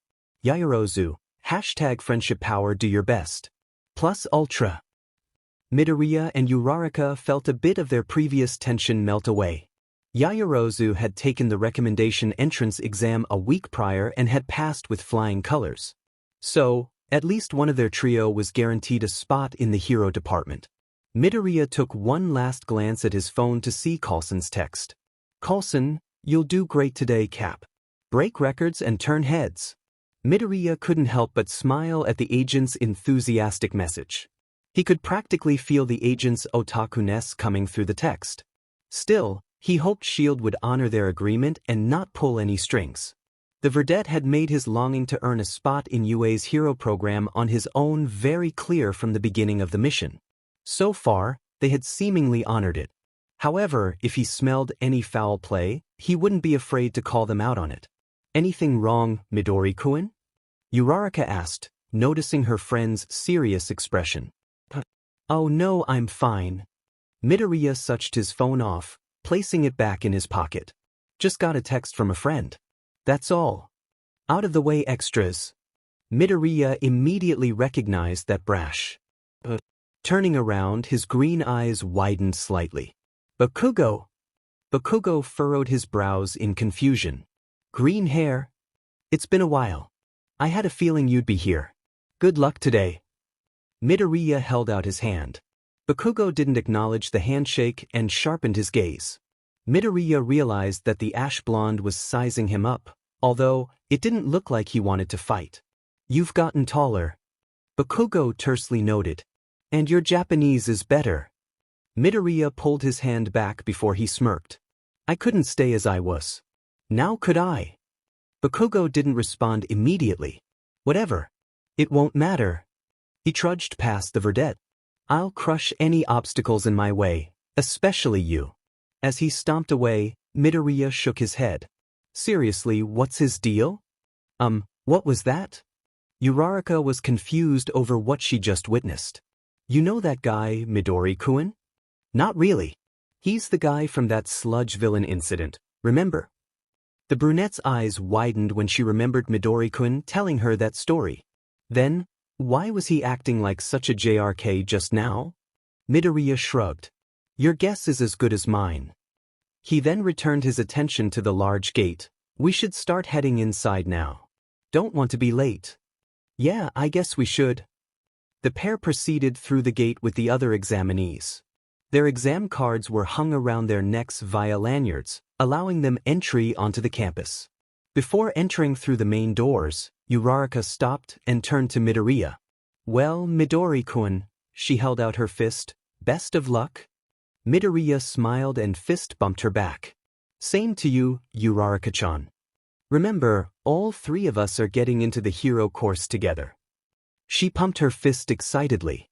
Yamamo kept her end. Now we both gotta keep our ends. Right. Midoriya smiled and nodded. Right.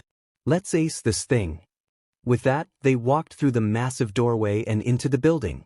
I can't waste this opportunity. I have to make it count. After following the signs, Midoriya and Uraraka arrived at a large auditorium reserved for the hero program's exam orientation. It had many levels of rows and seats, and there were already hundreds filling the room. The super soldier was impressed by how many applicants there were. And to think only 40 out of all these people will be accepted. Crazy. A message on a projected screen at the front directed students to sit at their assigned seats and not to touch the exam in front of them. Midoriya and Uraraka gave each other one last fist bump before heading toward their assigned seats. Thanks to his eidetic memory, he didn't need to double-check his exam card that had come in the day before. Exam ticket, examinee no, 7418. Test location, Battle Center B. Glancing at the row numbers on the outer seats, he determined that he'd be closer to the front of the auditorium. Descending down the stairs, he passed by a student with a bird for a head and a floating set of clothes? Meta abilities were certainly more varied nowadays, he thought. He was very tempted to break out one of his quirk notebooks and start jotting down as much info as he could, but restrained himself. After finding his row, he dropped his things at his designated seat near the center. He was sitting next to a short girl at 155 centimeters, 5 feet 1 inch, tall with a cute round face and a short equine muzzle, and had a mix of Asiatic and Caucasian features. Her face was framed by thick, wavy blonde hair reaching halfway down her back with shorter bangs hanging down her forehead.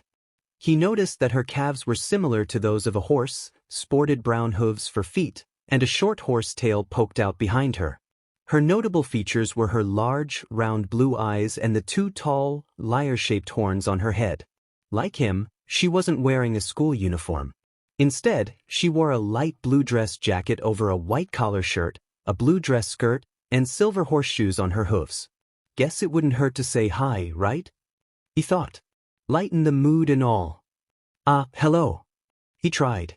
Hi. She shyly muttered. Nervous? He asked, smiling. Why? Just a little.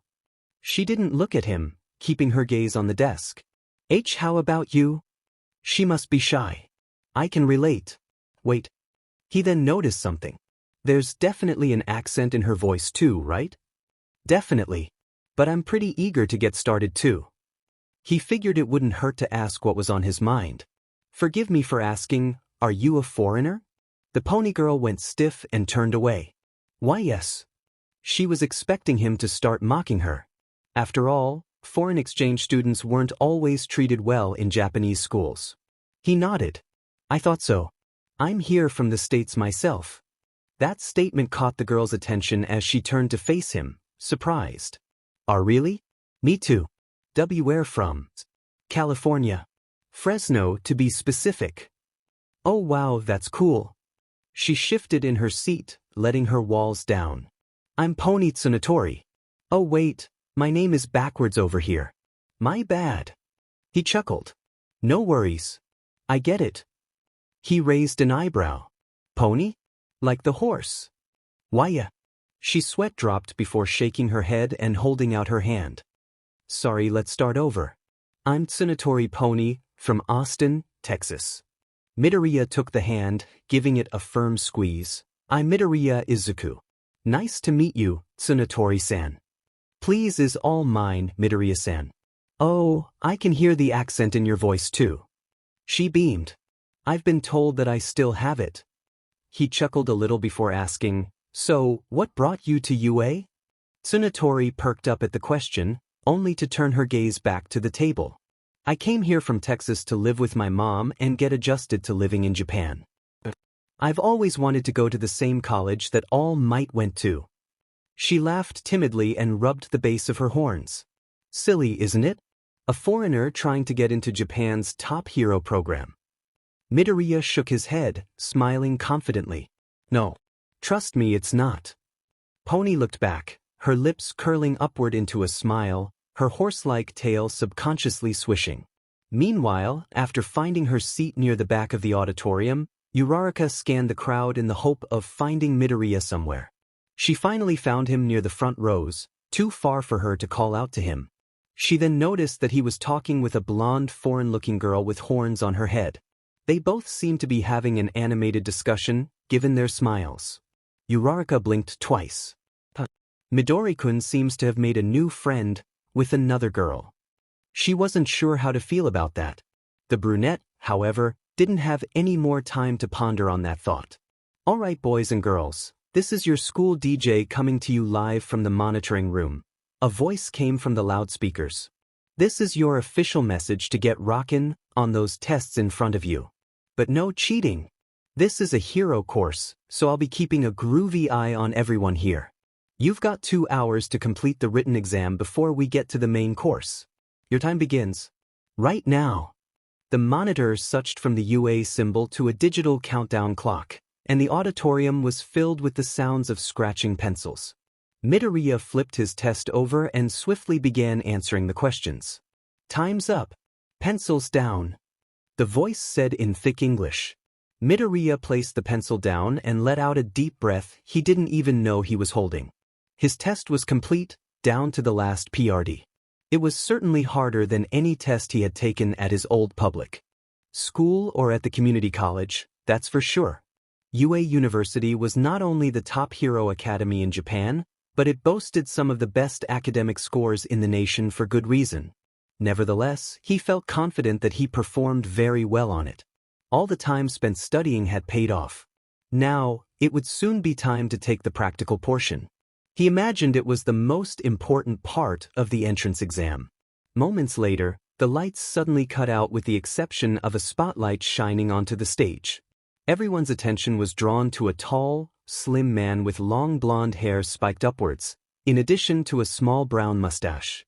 His outfit consisted of a black leather jacket with a tall collar, upturned and complete with studs, as well as matching black breeches and knee-high boots. He sported tan shoulder pads, a red belt, and elbow pads, all of them studded, and lastly a pair of black fingerless gloves. His neck was obscured by what appeared to be a directional speaker which was likely used with his quirk. He also wore a pair of headphones with the word Hage written on the headband and a pair of orange-tinted shades.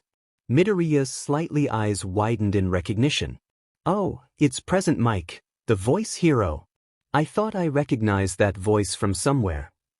He had listened to a few of his podcasts before, noticing that he tended to combine English with his speech. Perhaps it was considered groovy to do that in Japan? Welcome to today's live performance. Everyone say hey. Hey! Midoriya shouted with a wave. He then immediately realized that literally no one else in the auditorium responded to Mick's request. There were several moments of dead silence before a good portion of the room started laughing. Midoriya lowered his head, feeling his flush in embarrassment. Was I not supposed to answer? Was that part of the test? Did I fail already? He was confused. Next to him, Tsunatori patted his back reassuringly, giggling to herself. Bakugo, from his seat in the back rows, rolled his eyes in annoyance. Stupid stealth gaijin. Uraraka, at her seat, held her hand over her mouth in a futile attempt to contain her laughter. He's such a cute dork. After getting the laughs out of their systems, the room soon quieted down once more. Present Mike didn't seem affected by the scene at all. If anything, he relished in it. Hey, I got a live audience. Love it. Now, I'm here to present the guidelines of your practical exam. Are you ready? Yeah. Silence met his outcry as Midoriya made sure to stay quiet this time. He thought it was awkward, but Present Mike didn't seem to mind, still smiling a megawatt grin. Now, like your application said, you're going to be throwing down in our super hit urban settings. That's right, boys and girls, you're going to be rocking out in this 10-minute mock battle. The screen behind Present Mike changed, showing a pseudo-map of the auditorium and 7 testing centers labeled AG. Midoriya sat up straighter and paid full attention to the presentation. Gird your loins because after I drop the mic here, you'll be going to your specified battle centers. Sound good? Okay. When silence met him for a second time, the hero simply laughed it off. Snapping his fingers, the screen changed again. Alright, let's check out your targets. You'll have to face 3 different kinds of robots, which we've named faux villains. These guys are worth 1, 2, or 3 points each, depending on their model. You'll need to destroy as many of these faux villains as possible with your quirks and get all those sweet points. But check it, he warned, make sure you're keeping things heroic. Attacking other examinees is the biggest no-no that we have. Makes sense? Midoriya nodded. No sense in becoming a hero if you're just going to attack people. The verdette could have sworn he heard someone in the back rows groan with his keen hearing. Who was that? He didn't get the opportunity to wonder though. Excuse me, sir, I have a question. Present Mick's grin widened at the attention. Hit me. A spotlight shined down on a tall, muscular student wearing glasses, with his hand raised standing several rows behind Midoriya. On the printout there are 4 types of villains, yet you say that there are 3. With all due respect, if this is an error then it is a great disservice to us and the reputation of UA. We are exemplary students, so we expect the best from Japan's most notable university. Ha! Midoriya glanced down at his printout to confirm the tall examinee's point. Good catch, glasses. Still, coming on a little too high-strung there, aren't you? He wondered if this guy was a soldier too given how straight his posture was and how uptight he seemed to be. All right, Present Mike said, silencing the hall. Examinee, thanks for calling in with your request. He gave him a thumbs up. But it is not an error. The 4th villain type is worth 0 points. Midoriya blinked, ping an eyebrow. What was the point in having a faux villain not worth any points? That guy is the thwomp to your chances. Very old video game reference, by the way. Anyone catch it? Present Mike asked with a cheeky grin. No one in the audience did, except for one. It's Super Mario Brothers. The super soldier exclaimed internally. Why did they ever allow that franchise to die? I do. Midoriya stood up in his excitement, and a spotlight shined down on him too. He blanched when he realized he had unintentionally spoken out again and was literally under the limelight. He quickly sank back into his seat, holding his head low. I understood that reference. This earned the verdette more laughter from the audience, and an annoyed growl from Glasses for disrupting the presentation. Pony gave him another shoulder pat while snickering. He shot her an appreciative look, quietly mumbling, "Traitor." Meanwhile, Uraraka couldn't contain her laughter as she held her sides. This guy's gonna kill me. Midoriya sighed deeply. So much for any potential social life at school. Even if he passed, he was sure that this was what he'd be remembered for. The guy who embarrassed himself twice in the exam orientation. Some things just never change, I guess. Present Mike continued, grinning brightly. I got a fellow retro gamer in the crowd. But I digress. Anyways, this faux villain will just be there to get in your way. There's one in every battle center. It's not impossible to beat it, but you're on the clock and there's really no point. I recommend that my listeners ignore it and focus on the ones topping the charts. Thank you. With his question answered, Glasses gave a polite bow and sat back down. The spotlights on both Glasses and Midoriya turned off. Midoriya overheard a few students whispering amongst themselves how it was like a video game. The points, the boss, and the whole shebang was set up like one. It sort of reminded Midoriya of the military games he played while training in the army. That's all for today, listeners. Head to your battle centers with a little gift, a sample of our school motto. Present Mike continued on. As General Napoleon Bonaparte once said, a true hero is one who overcomes life's misfortunes. Now that's one tasty soundbite. Midoriya nodded in agreement. True words indeed. Mike pet an eyebrow, eyeing everyone expectantly. So, you ready to go beyond? Let me hear a plus ultra. Silence. Okay. Good luck. Midoriya blinked twice, dumbfounded by Mick's earlier exclamation. Did he really just say, but how? Questions for later, he supposed. The bus ride to the battle arena was quick, yet uncomfortable and noisy. Examinees were smushed together shoulder to shoulder, and some of the boisterous ones started talking loudly, either bragging about themselves or trying to psych out perceived weak targets. Midoriya paid no mind to it, focusing on the task ahead. When the bus came to a stop, he disembarked as quickly as possible. The verdette took a brief moment to marvel at how big UA's campus truly was. They really had to have a lot of money to afford all of this. Earlier, after leaving the auditorium and wishing Tsunatori the best of luck, he headed to one of the designated locker rooms to change. His outfit was a cyan tracksuit with white accents and a new pair of red combat boots since his old ones had been worn out from training.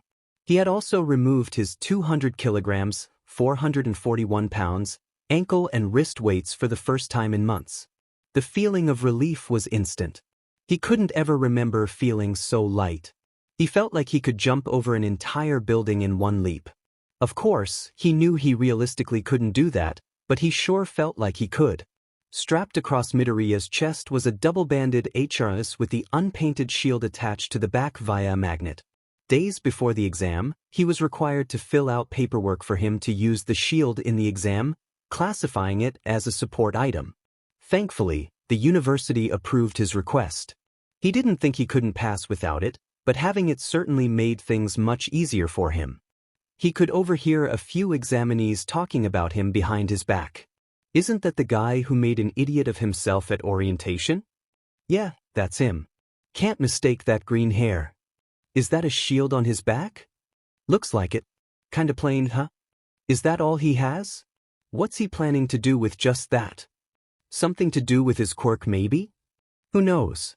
Maybe defense is all he's got. Lame. One less contestant to worry about then. Midoriya couldn't help but roll his eyes at their comments. Already underestimating their competition. Not smart. The crowd outside the arena was steadily growing as more examinees filed out of the buses. Looking around, he spotted a set of horns sticking out of the crowd.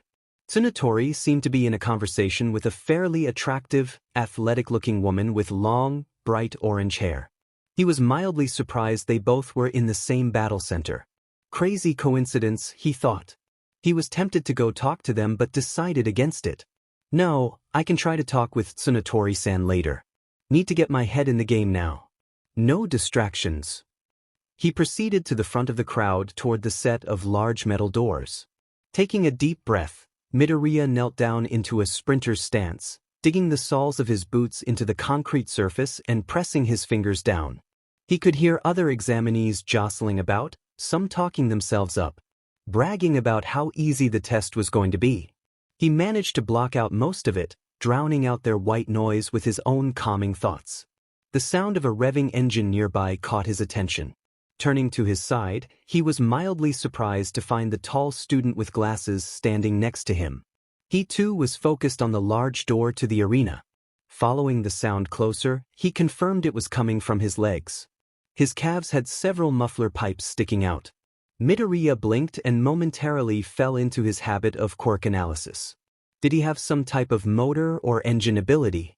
Did it make him faster or something along those lines? Getting a better look at the muscular teen, he stood 180 centimeters, 5 feet 11 inches, tall, had short dark blue hair, an impressive jaw, and squarish-shaped eyes with glasses. "Ah, it's you." Glasses turned to Midoriya with a serious expression. "This guy has to be, or at least was in the military at some point, right?" Midoriya wondered.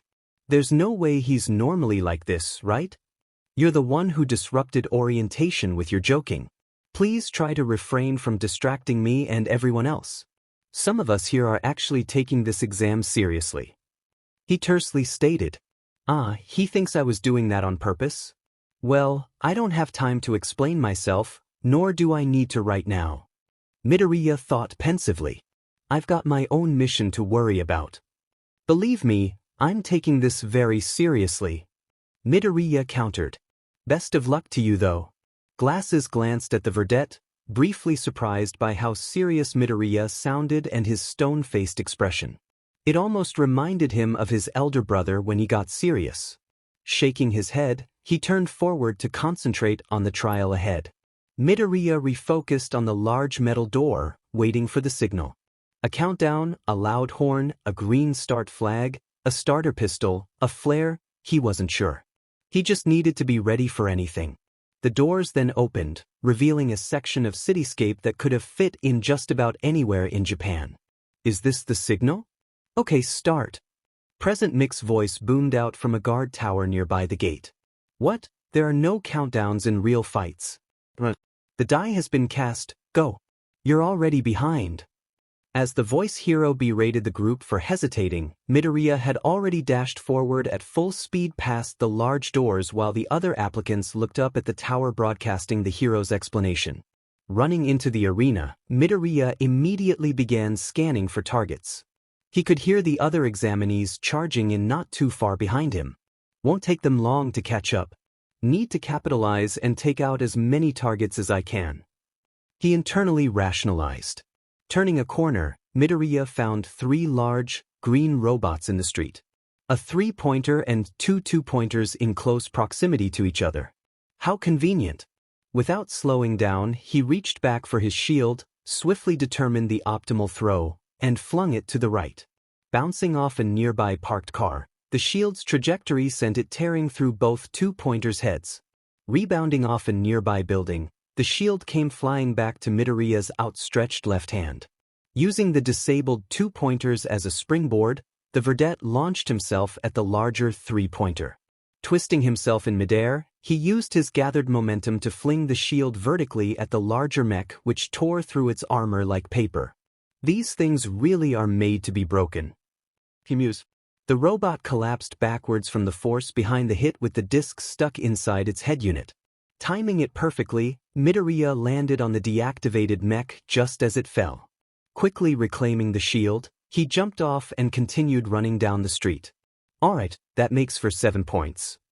Turning down a different street, a 1-pointer spotted him and started racing toward him. Spotting the robot out of the corner of his eye, Midoriya leaped to the side to dodge a hit in the nick of time.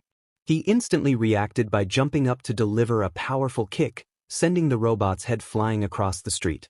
The super soldier was momentarily surprised by how easy it was, not feeling much resistance, before rushing down the street. 8 points. Let's keep this going. Bolting further down the street, a 2-pointer turned a corner, spotted Midoriya, and charged at him. Come at me. Just as he was about to throw the shield, Glasses rushed in at incredible speed out of nowhere and delivered a devastating kick into the 2-pointer. Its armor was instantly crushed as it collapsed to the ground, deactivated. Midoriya immediately stopped, lowering the shield. Both examinees briefly looked at each other before glasses rushed down the street, leaving dust in his wake.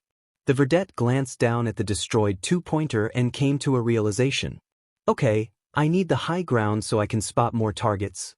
If I stay on the streets, the other examinees will just catch up and there won't be many points left for me. He broke off into a run, keeping watch for any more robots and ways of quickly getting up to the rooftops. Down a nearby alley, he spotted a fire escape hanging off a fake office building and immediately changed course. Gathering enough speed, he bent his knees and leapt nearly 9 meters, 30 feet, into the air and grabbed onto the fire escape's railing. Pulling himself over, he climbed up the graded steps and after reaching the top level he jumped to grab onto the building's ledge. Pulling himself up onto the roof, he ran across and stopped at the other side, scanning the area for targets. He could hear the other examinees spreading out across the area and destroying the faux villains, if the sounds of crushing metal and explosions were any indication.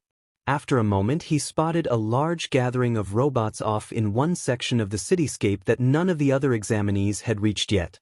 Better get over there fast. Taking a few steps back, Midoriya jumped to the other building. In the observation room, a dark room filled with monitors, UA faculty members sat watching the test unfold. The screens switched to different areas of the 7 arenas, allowing the group to have an uninterrupted view of the applicants. Doesn't this year's group look promising? Midnight pointed out. A few murmurs of agreement echoed in the room. One screen showed a scene that immediately caught Powerloader's eye. Hold on, focus on screen 18 really quick.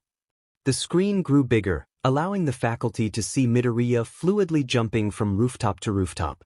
Performing acrobatic flips, he threw the shield at the faux villains in the streets below. Amazingly, the shield would crush the mech's head units on impact, instantly deactivating them, before somehow always ricocheting on a path back within Midoriya's reach. That support item he's using, Powerloader marveled, I've never seen anything like that before. He rubbed his chin under his helmet. And I've been in the support business a long time. Is it part of his quirk? Vlad King asked. Ectoplasm pulled up an electronic file. Examine 7418, Midoriya Izuku. His quirk is registered as an augmentation type, so, no, not likely. The support item itself is labeled as a shield in his paperwork. That thing is more than a shield. Snipe argued. It's a weapon. Look at how it's tearing through the faux villains like tinfoil. Yet it's bouncing off them like RBB. I'd be curious to know what it's made of. Powerloader said with an impressed air. The way he's handling it is quite impressive as well. Cementos commented. He certainly knows how to use it. Yagi, in his shrunken form, wore a baggy yellow pinstripe suit. He looked at the screen with a grin. He's also getting around the city pretty well too. The kid's definitely skilled. Is it even fair to have an item like that in the test? 13 wondered. I mean, it isn't related to his quirk, right? At the back of the room in the shadows, Aizawa leaned against the wall with his arms folded over his chest. His tired eyes and haggard appearance made it look as though he hadn't slept in days, and with the upcoming new semester, that was likely true. His tired yet analytical gaze focused on Midoriya's screen as he remained silent. A small, white-furred creature that, had it not been wearing a suit, would have been mistaken for a large mouse, a dog, or a very small bear. Whatever he was, took a sip of tea and grinned knowingly. I don't see any reason why not. The UA Dean of Heroics, Nizu, stated in a calm but high-pitched voice. Whether it accentuates his quirk or not is irrelevant as far as I'm concerned.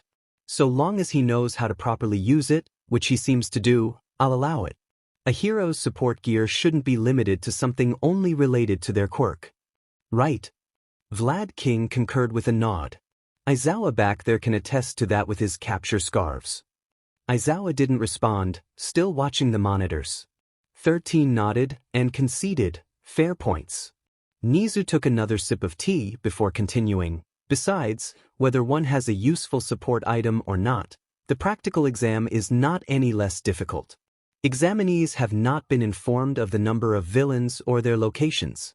They have a very limited amount of time to cover a large area, so they are forced to find different methods to draw the faux villains out.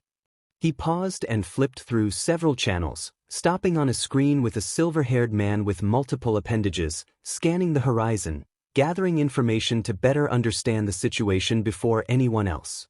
The screen changed to show a tall and muscular, bespectacled examinee rocketing down the road and crushing targets with devastating kicks. It then shifted to display a floating brunette with pink cheeks jumping in between buildings, searching the area for targets. Mobility that can be used in many different circumstances.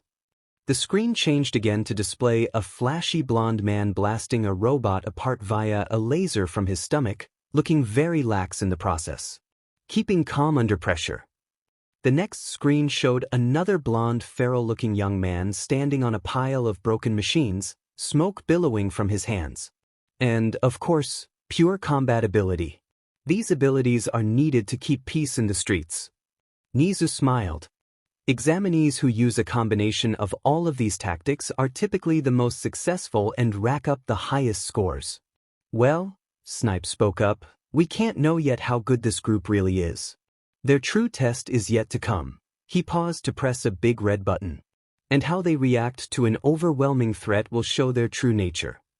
Uraraka groaned as she leaned against her most recent pile of faux villains, all one-pointers. She was thankful that she had her sweatband, otherwise, sweat would be in her eyes. Her outfit consisted of a simple black jogging suit with pink accents and pink running shoes. Her long hair was tied up into a bun to keep it out of the way. She rubbed her stomach, taking a few moments to catch her breath and give her stomach time to settle.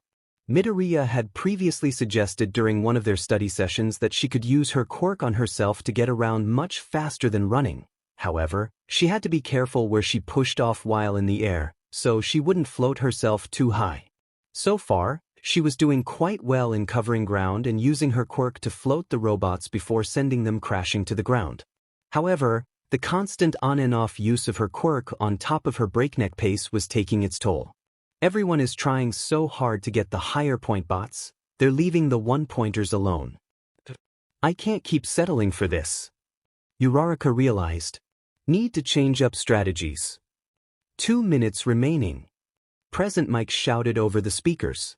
Better hurry up and rack up those points. Uraraka suddenly became alert. The test was almost over already? She only had 28 points. She needed to get more. She had to land that top 3 scholarship. Smacking her cheeks, Uraraka straightened herself up. Okay, no plans. Pick a direction and get as many points as you can before the buzzer. The brunette bolted down the street, but only got a few meters before the ground beneath her feet rumbled. What's going W? She didn't complete her sentence as she and several other applicants were thrown to the ground as the concrete in front of them exploded into dust. Steel beams twisted and tore, and shattered glass rained down in the wake of a giant green automaton. The zero-pointer towered over the buildings, easily crushing them as its treads pulled forward. Uraraka stared up in horrified awe at the mechanical monster. Are you kidding me? That's the zero-pointer? I thought it'd be the same size as the other ones. Even though she was around 20 meters, 65 feet, away, she could feel the Titan rolling down the street as it crushed everything in its wake. She let out a sigh of relief to see that it wasn't heading in her direction. As she was about to run in a new direction to find more, she noticed a couple of examinees in the zero-pointer's path. They were frozen, looking up at the incoming mass of metal in horror. More importantly, not turning around and running for their lives like everyone else. Hey, you guys need to run. Neither of the applicants moved. Were they too scared? Uraraka looked between the zero-pointer, still rolling towards them, and the 2 terrified students. It would stop before running over them, right? UA wouldn't allow anything like that to happen, right? She looked back and forth between the robot and petrified students. What should she do? Well, my body moved on its own. I couldn't just stand there and watch that guy die. Midori-kun's words echoed in her mind. She blinked, realizing what she needed to do. Be just like Midori-kun. With a scream, Uraraka willed herself forward and broke off into a sprint. Slapping a hand to her thigh, she kicked off the ground and rocketed down the street. It was going to be a close call. As she was about to pass the two examinees, she grabbed them to both remove their gravity and pull them away by their shirts. As a result, all three went flying across the street together and narrowly avoided the zero-pointer as it rolled over the spot the two students had previously been. Feeling her stomach twist and confident they were far enough away, she touched her fingers together. Release. Gravity's effect returned as the three hit the ground and tumbled across the street. With a pained grunt, Uraraka willed herself off the ground. That was a close call. It worked out though. She was about to ask if the other two examinees were okay, but noticed they were looking behind her. Curious, she looked back and was horrified to see the zero-pointer looking straight at them. It then shifted its treads and began heading in their direction. Uraraka blinked and gulped loudly. "Oh, CRP." She turned to the examinus. "You both run now." Nodding, the two scrambled to their feet and ran away. At the same time, Uraraka pivoted and took off down a perpendicular street just in time to avoid a giant mechanical fist crashing down. Though she avoided the main hit, she was caught up in the shockwave which sent her flying and tumbling across the pavement. Coughing, Uraraka struggled to return to her feet. The dust cloud kicked up from the punch burned her eyes and coated her throat, making it harder for her to catch her breath. Spitting out globs of spit and dust, Uraraka stood on wobbly legs while at the same time the zero-pointer began to slowly pull its arms back. "Have to put some distance between us. It's powerful but slow. Just need to get dash." Uraraka couldn't complete her thought as several red glowing lights pierced through the dust. She was not alone. "See, where'd all these guys come from?" When the faux villains broke through the dust and charged at Uraraka, she gave a startled yelp while dodging and weaving around them, trying to keep an eye on the zero-pointer. If I didn't have to worry about the stupid zero-pointer, this would be a great group to get points from. Uraraka rolled under a wild swing from a two-pointer. "Stupid monster. Why is it trying to crush me anyway?" The gravity girl was then struck with an idea. Glancing back up, seeing the zero-pointer pulling its arm back, Uraraka narrowed her eyes and set her jaw in determination. "You can do this, Ochako." Diving forward and scrambling between as many faux villains as she could, Uraraka floated them while being careful not to push them away. She needed them in one place around her. Taking inventory, it looked like there were 2 of each robot model worth points present, making 12 total points. Perfect. After floating the last robot, she heard the zero-pointer's arm lock into place as gears and pistons strained under its own weight. It was now or never. Pressing her fingers into her thigh, she kicked off the ground as hard as she could. She floated away from the zero-pointer just as it pulverized the area she had just been. It destroyed everything, the road, the buildings, and the robots. She believed that she was in the clear until the shockwave slammed into her, sending her spinning through the air across the cityscape. Toy. Unable to control herself, she eventually slammed into the side of a building, knocking the air out of her. Ow! Dizzy swirls filled Uraraka's eyes. Dazed and out of breath, she looked back to see if she was a safe distance from the zero-pointer now. After taking a moment to catch her breath, she let out a sigh of relief. Out of danger for now. Need to focus on getting more dash. Time's up. You'd better hope that you earned enough points. Present Mike shouted over the speaker. Or not. Still, 40 points is good, right? Uraraka sighed, pushing herself down and calmly floating back to the street. Pressing her fingers together and mumbling, "Release," Uraraka felt her gravity return. She stood tall and proud now that she had completed the entrance exam. And Uraraka, after a few seconds, promptly fell to her knees and proudly vomited. Midoriya jumped from building to building, swiftly scanning the city in search of any faux villains that hadn't been destroyed by his fellow examinees yet. As he suspected, the number of remaining robots was beginning to dwindle fast. Spotting a smaller robot driving out of an alley, he twisted around to throw his shield at it. It crushed the head like tinfoil before bouncing off a nearby car and street lamp to return to his hand before his feet even hit the ground. One glance at the robot's remains and he spotted the giant one painted on it. That's 37 points so far. He thought. This area is mostly cleaned out. Better head east. Taking a sharp turn, he cleared several buildings before jumping over a small street. While in midair, he was taken off guard to see Tsunotori flying past him. Safely landing on the adjacent building, he paused to look at her. She was flying on a pair of horns, just like the ones on her head. Several untouched faux villains were down the street. Getting close, she came to a stop while standing on her levitating horns. "Thunder horn!" He heard her exclaim before an onslaught of horns shot out of her head, reducing the robots to scrap metal. Midoriya blinked before an excited grin crossed his face. But she can use her horns to fly and instantly regrow more for a barrage attack. That's so cool. I gotta ask her about her quirk later. Suddenly, a two-pointer zoomed out from around a corner and targeted Tsunotori while she was turned away. She was close enough to the ground, and, well within the robot's reach. Midoriya instinctively tossed the shield forward. Tsunotori turned around just in time to see the two-pointer's scorpion-like head decapitated by a silver disc. The disc bounced off the asphalt, off a nearby tree, and then back to Midoriya's left hand. Midoriya gave Tsunotori a salute before rushing off across the roof. Tsunotori blinked. What was that support item Midoriya was using? That was so cool. She'd have to ask him about it later, if she saw him again. The super soldier continued jumping across roofs and looking for more targets. I'm at 39 points now. There can't be much time left in the exam. Do I have enough?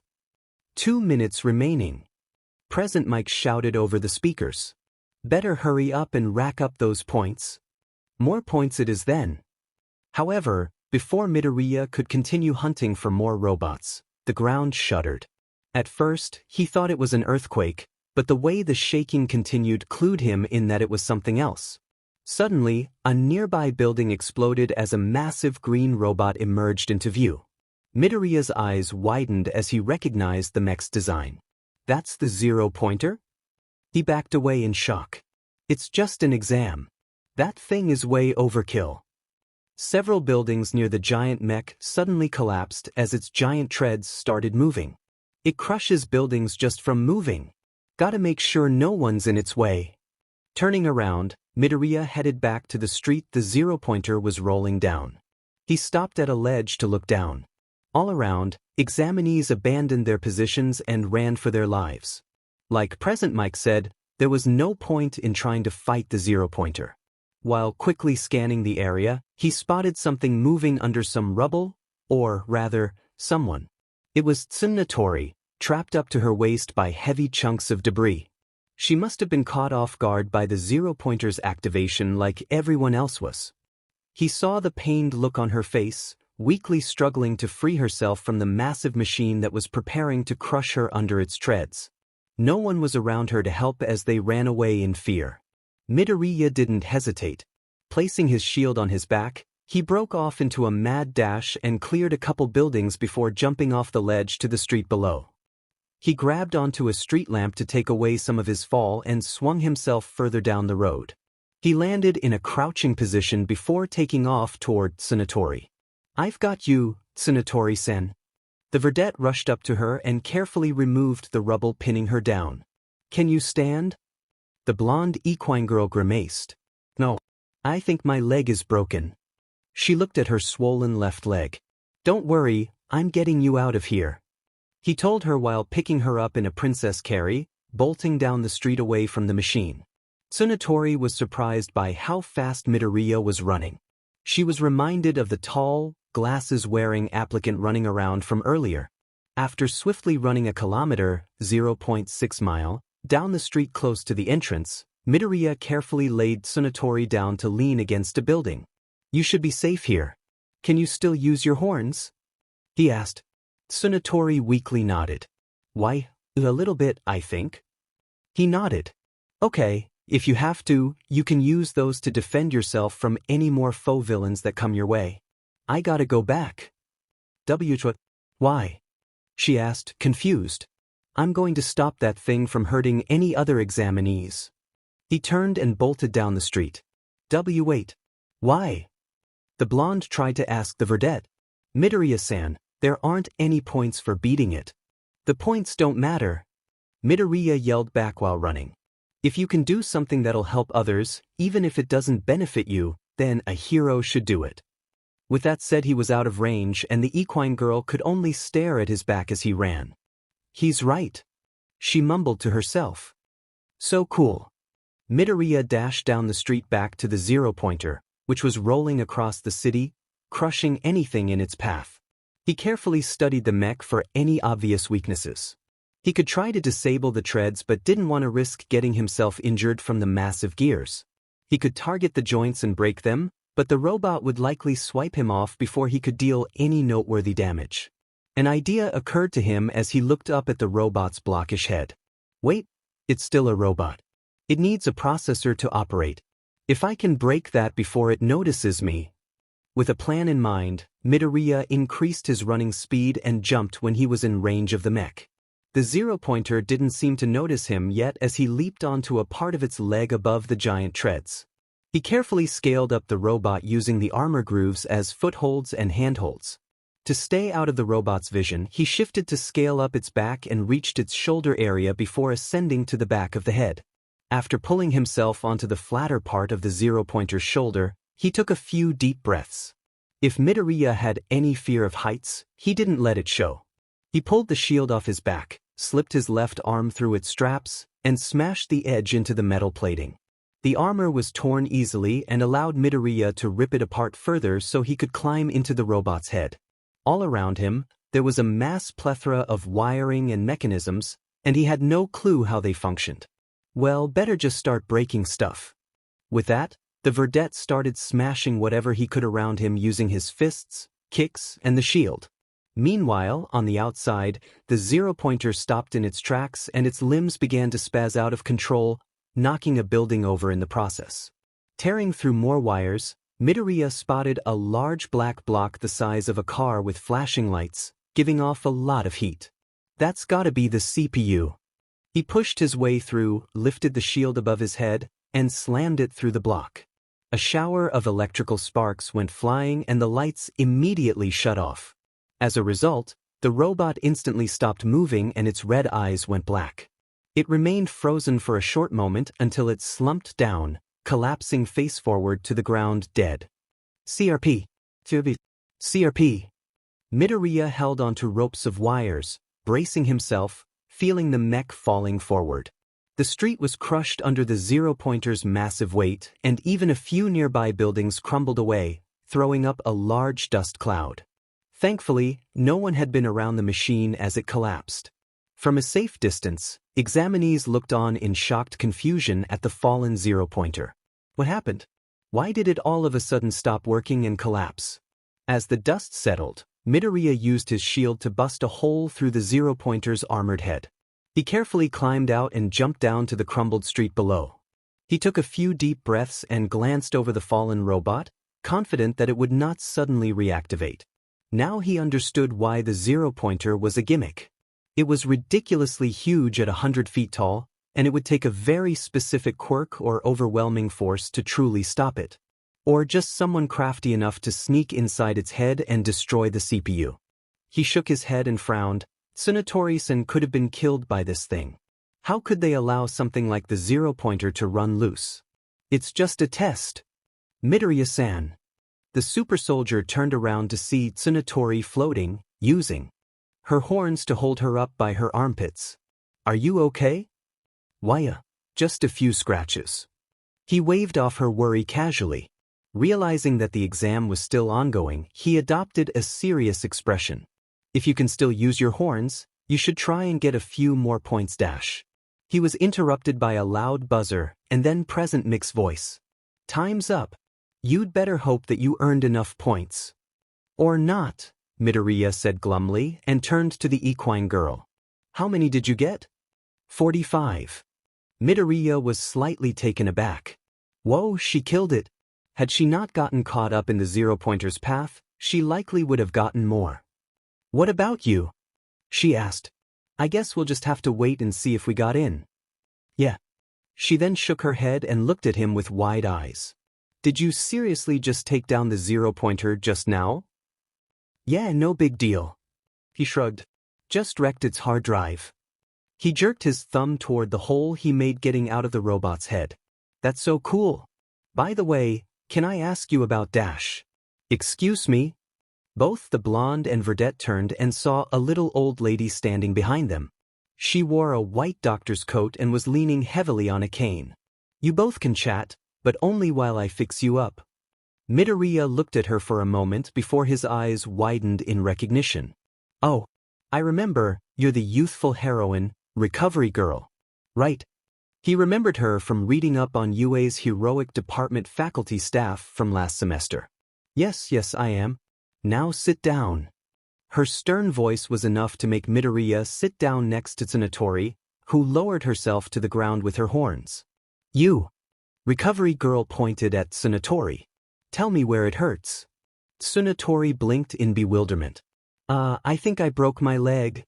She pointed at her left leg, grimacing. It's pretty swollen, and it hurts. Midoriya glanced at her in worry. All that pain and she still came to check on me? Recovery Girl nodded. Easy fix. Hold still, dear. She leaned forward and kissed Tsunatori's forehead. In seconds, the girl looked much better, though she seemed to be fighting off drowsiness now. My quirk speeds up the healing process, but you'll be tired for a while. Still, that's an impressive ability. Midoriya complimented, awed at seeing a broken leg healed within seconds. Thank you. And you, young man, what's the damage? Just a few scratches. Nothing serious. Good, that means I don't have to do anything. Recovery Girl smiled. Tiny injuries like that are best left to heal on their own. Just don't do anything crazy for a day or two. Actually, mine will probably be gone by the time I get home. Midoriya inwardly mused. Now, if you'll excuse me, there are others who need my attention. After Recovery Girl hobbled away, Midoriya and Tsunatori let out breaths they didn't know they'd been holding. She's kinda scary, Tsunatori said quietly. She is. He turned to her. Hey, before she showed up, you were about to say something? The blonde perked up a bit. I was about to ask you about your support item and your quirk, if that's okay. Well, in reverse order, my quirk is called Augment. Like its name suggests, every part of my body is enhanced, especially my strength. As for the shield, he pulled it off its magnet carrier and showed it to her. It's something that's been in my family for a while. Don't know what it's made of, but it's pretty strong and vibration absorbent. He hated lying, but he didn't have much choice. That's cool. Tsunatori beamed. Your quirk and the way you used your shield reminds me a lot of Captain America, actually. Heh. Yeah, I have been told that before a few times. Not sure I even come close to him though. He chuckled bashfully while rubbing his neck. What's your quirk? Tsunatori-sen? The way you used your horns was pretty cool. Oh, my quirk is Horn Cannon. She happily explained. I can launch my horns and grow back a new set instantly. I can telekinetically control up to 4 of them at a time and shoot a barrage of them, but that does drain my stamina though. That's impressive. Midoriya complimented. You'll be an excellent long-range fighter, and you can use your horns to help you fly. That's a big plus. If you can learn to balance yourself on one horn, you'll have 3 extras to use for attacking or assisting someone. He paused to quickly look over Tsunatori's horns. Given their shape, you can also pierce or pin down enemies too. Tsunatori's tail swished from the praise and nodded. I have been working on trying to fly with one horn. It's a little challenging. You could also try increasing the number of how many horns you can control? He suggested. That may help. Tsunatori nodded. Yeah, I'm still working on that too.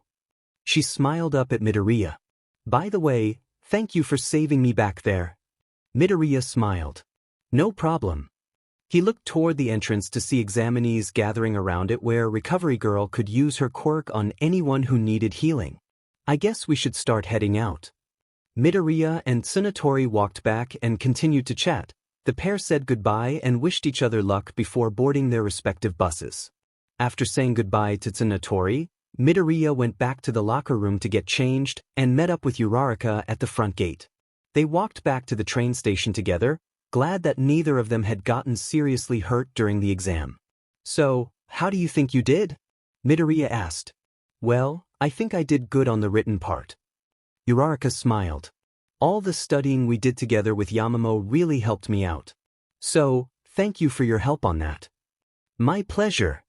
The freckle-faced man nodded. I think I did pretty well on the written exam too. Never had to take a test that hard in America, so all that extra studying paid off. He then asked, how about the practical part? I got 40 points. She said proudly. I got beat by Tsunatori-san and Uraraka-chan. Midoriya internally commented. Though their abilities do allow them to cover areas faster than I can on foot, especially in a cityscape environment. Plus, they can both take out things like those robots faster than I can with just my shield and my punches.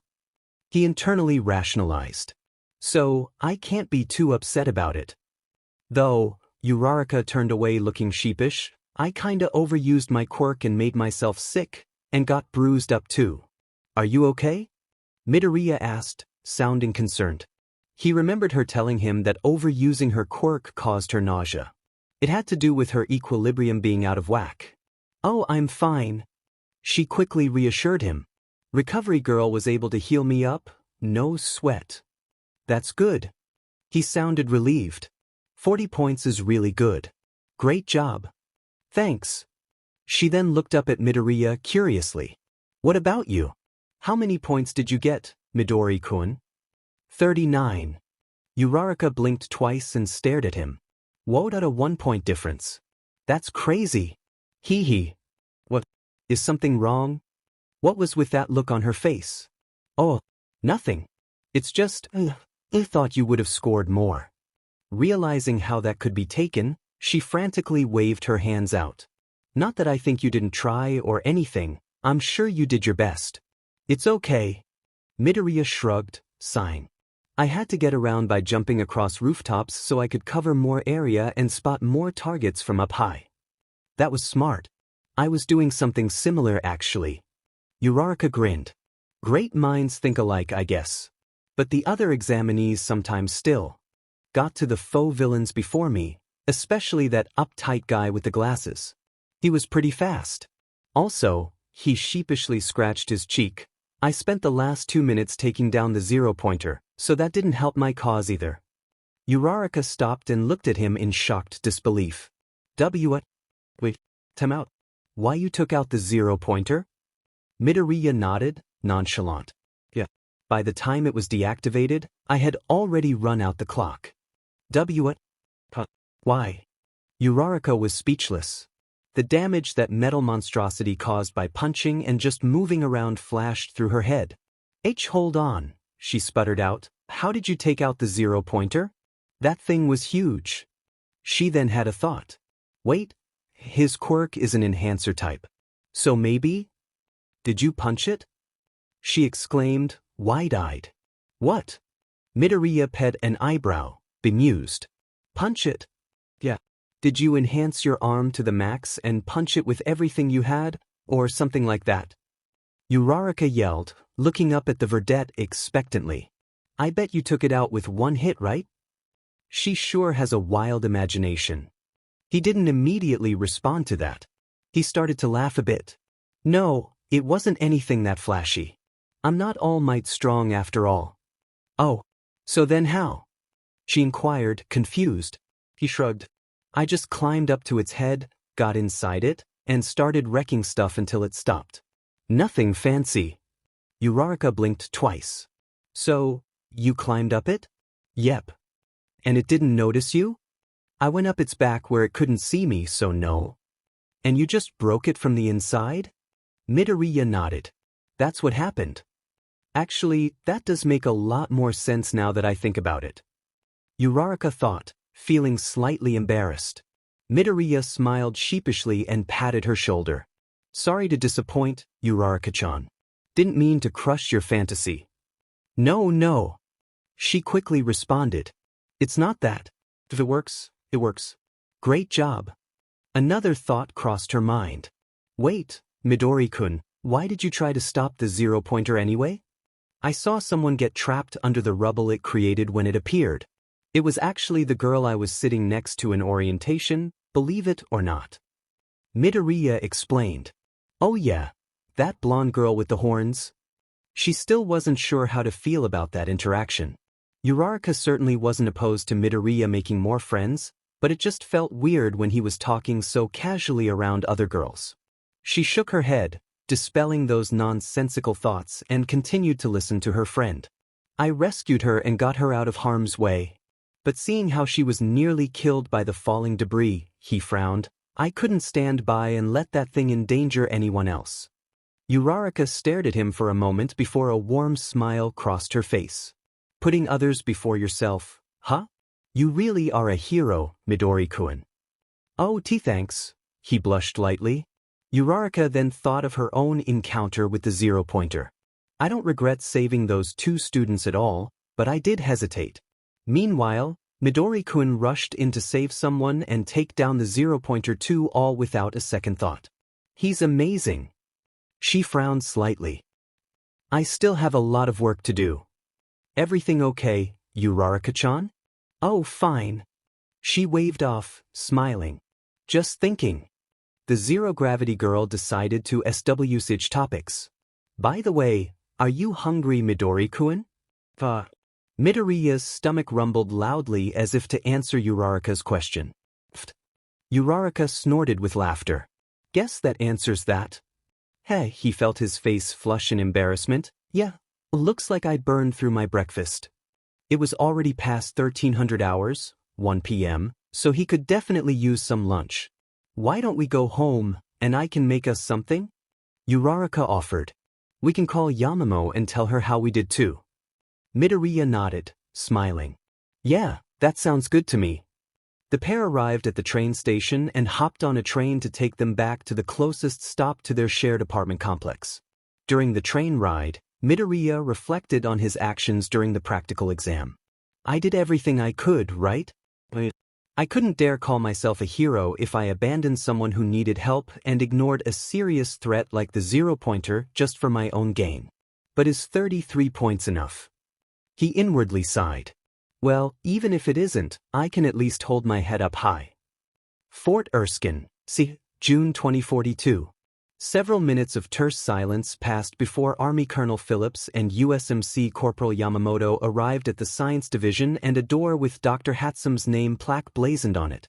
Without knocking on the door, Colonel Phillips swung the door open and stepped in with Peggy behind him. It's called knocking. Ever try it?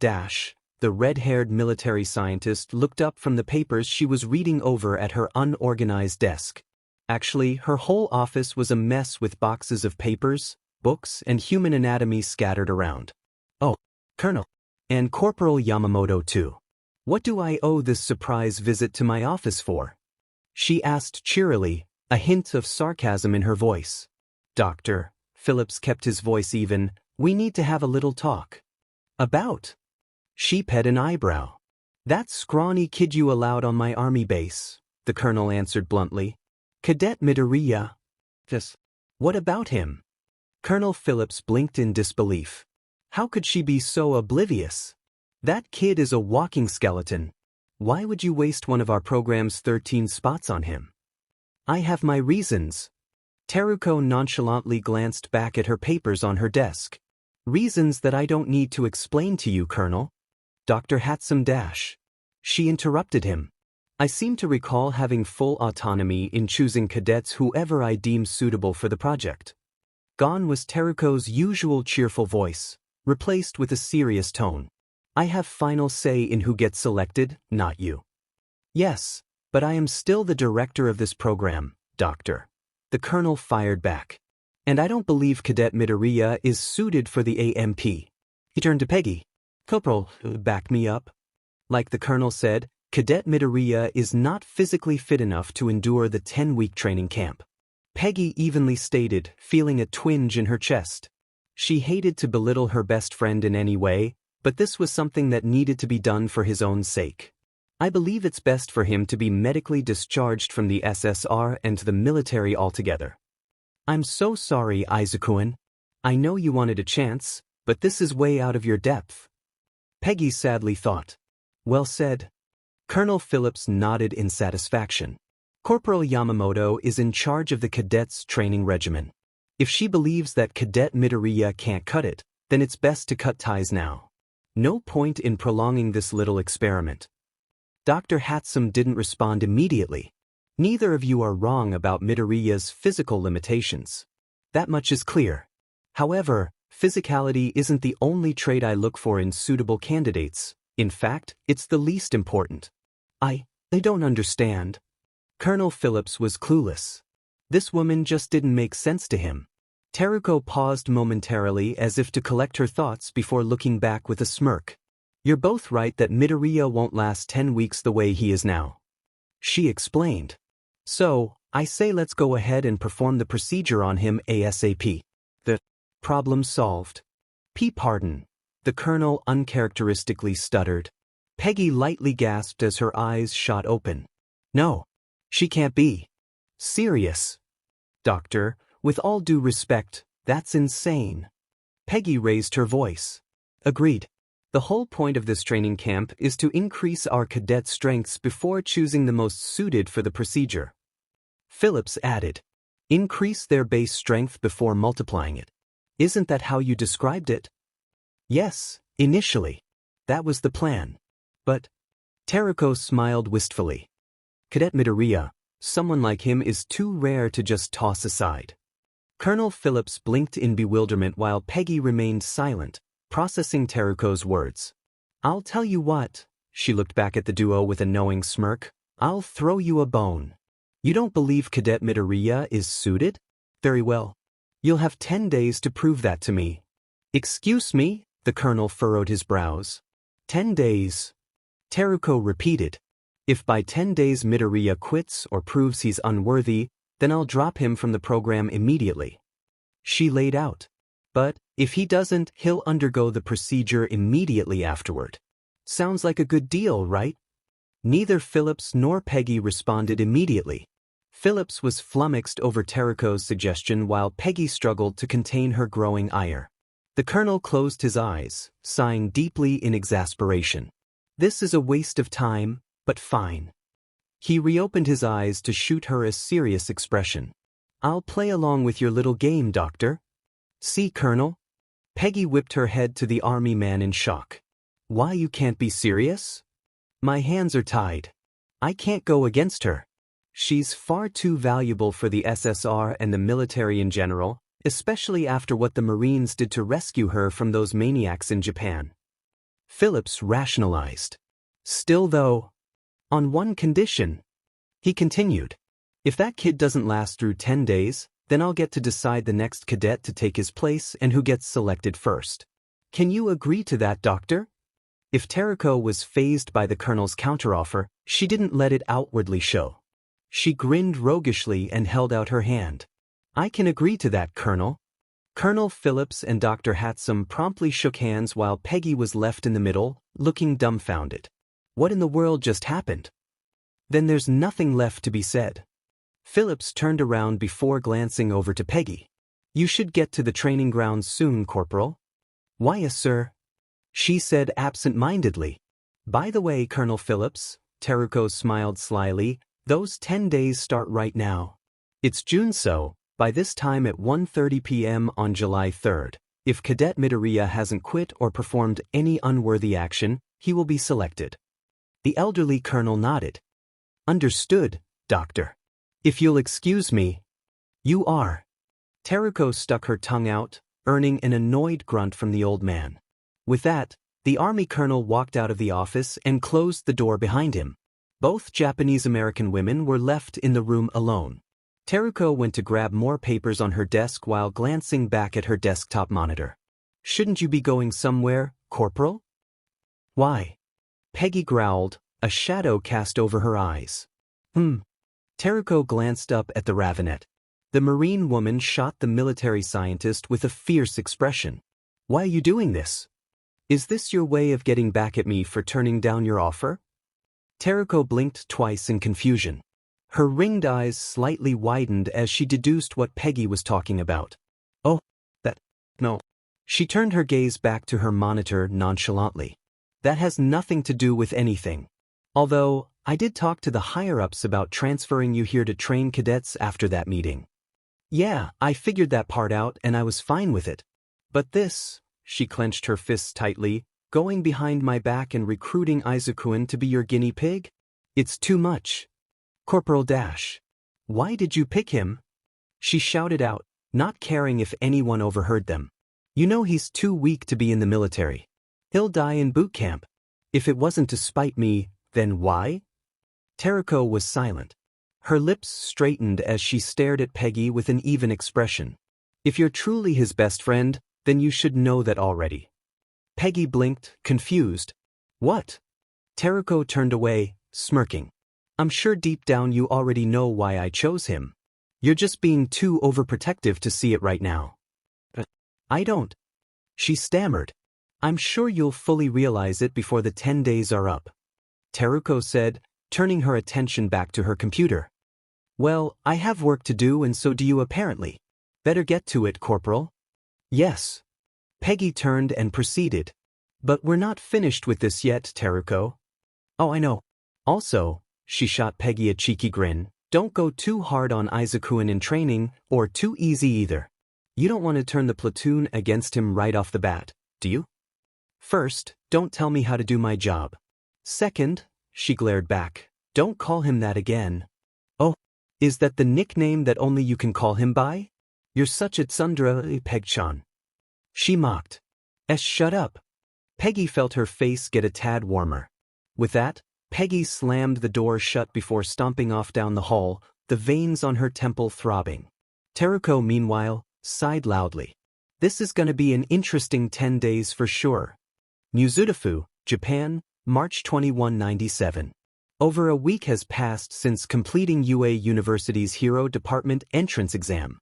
Midoriya continued with his regular routine of attending his college courses, which he would be completing within a couple of weeks, physical training, and trying to check more items off his things to catch up on notebook. He still wasn't making much progress on that last one considering the list kept growing by the day. He had kept himself busier than usual to keep his mind from fretting over the exam results. The stress headaches and restless sleep that would occur from it was not worth it. After all, he already had his own pre-existing issues he needed to work through. Midoriya had noticed that Yagi hadn't contacted him since the day of the exam, and any attempt to reach out to him on his end was met with zero results. He wasn't upset, though. He imagined Yagi was likely busy tallying the scores for all the examinees with the rest of UA's Hero Department staff. He didn't envy that job. Despite his best efforts, Midoriya would be lying if he said he wasn't starting to feel anxious. The suspense was taking its toll. Then, the day came when a letter from UA finally came in the mailbox slot. Uraraka had received hers as well, and the pair were now preparing to open them in their respective apartments.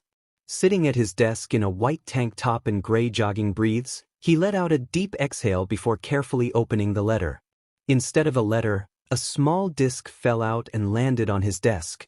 It immediately lit up, projecting the face of the world's most famous hero with his trademark smile. I am here as a projection. All might. Midoriya blinked, confused. UA can afford to send examinees hologram projectors? This school has way too much money. I had to do some paperwork that took quite a bit of time, and I had to record all these videos for all examinees, so I wasn't able to contact you. He stopped to look around, as if he were making sure no one was watching him. Also, I recorded your message last while the director was out of the room so I could talk more freely with you, Captain. Midoriya nodded in understanding, already suspecting he was too busy to respond. First things first, you passed the written exam with flying colors. A 95% score.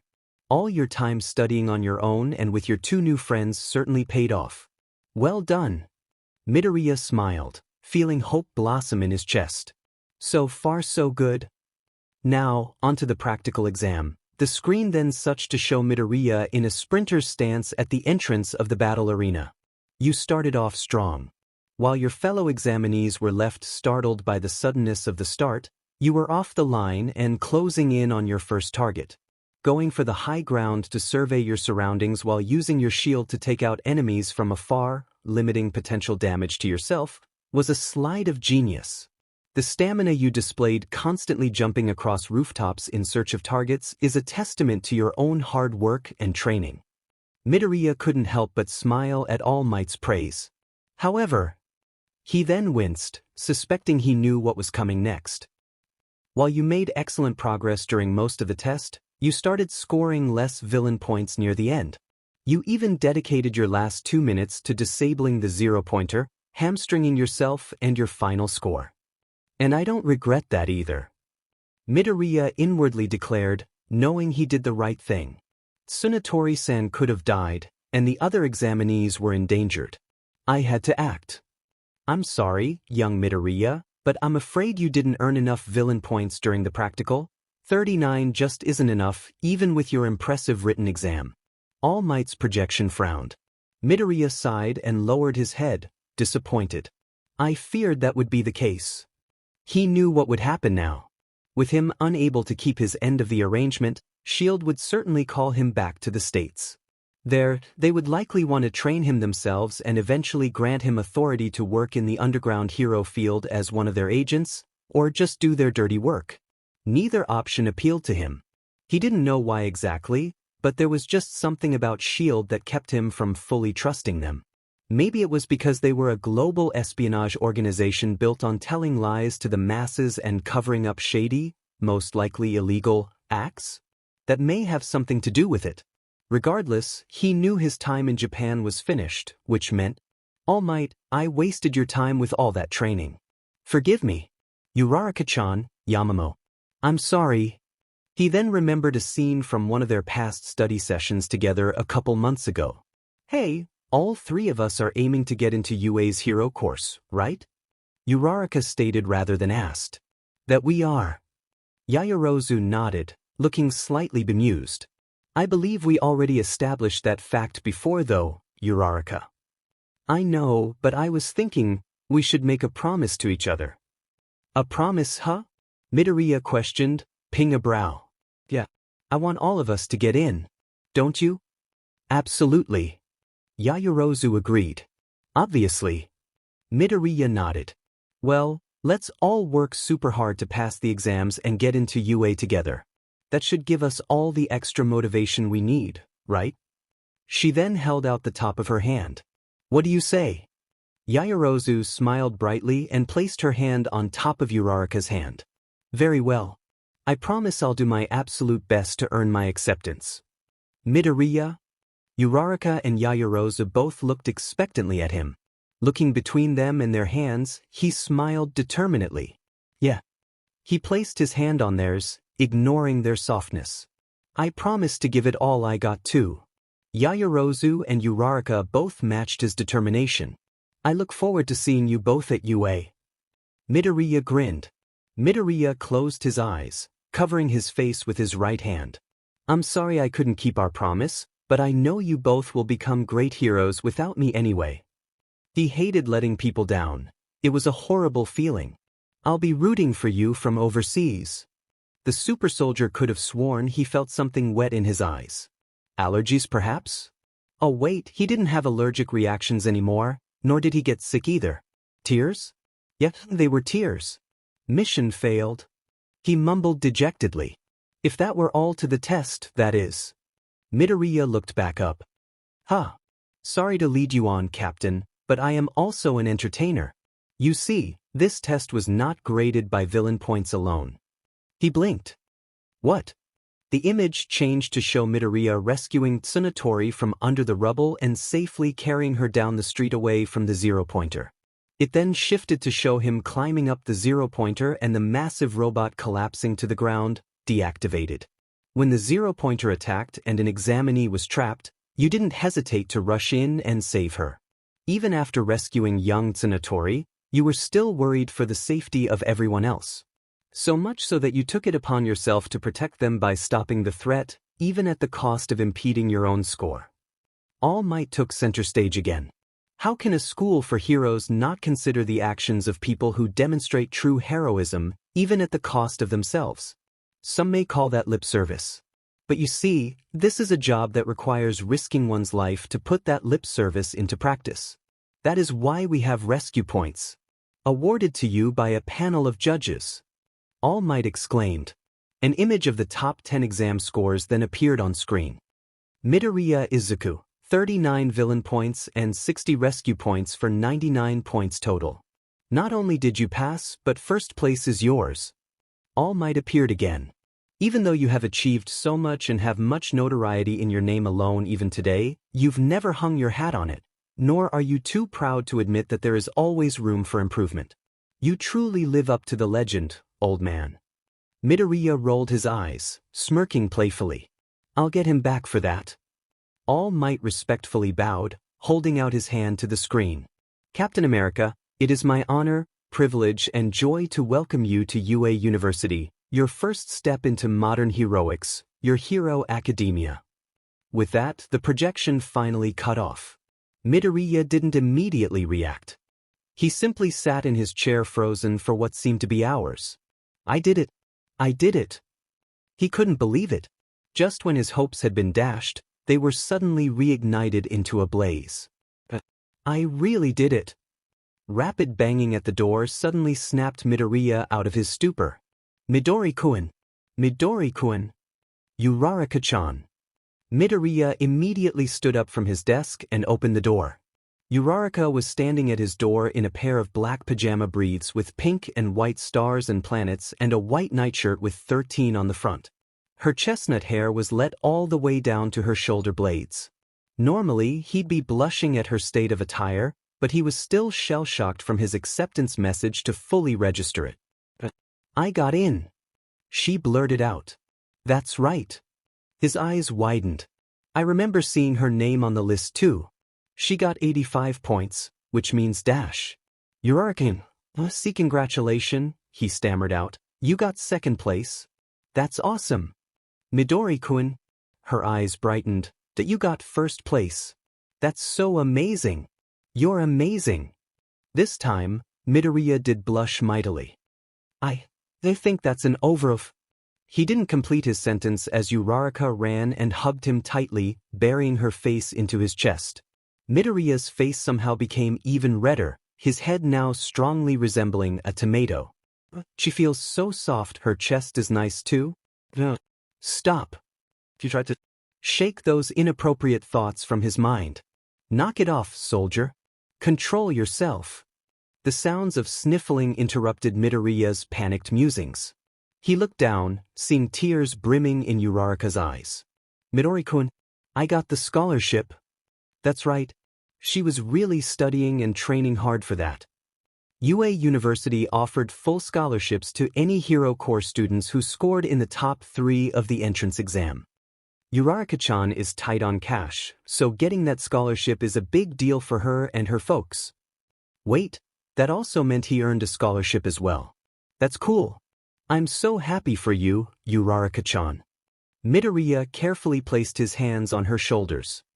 You worked so hard for it. Uraraka sniffled, tightening her grip on his tank top. Thank you. I couldn't have done it without you and Yamamo.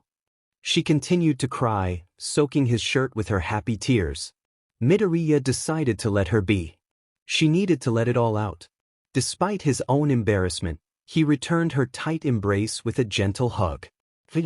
Dr. Hatsum, Bucky, I did it. Midoriya felt his own tears return as well, only this time, they were happy ones. He glanced over to his shield case leaning up against his desk.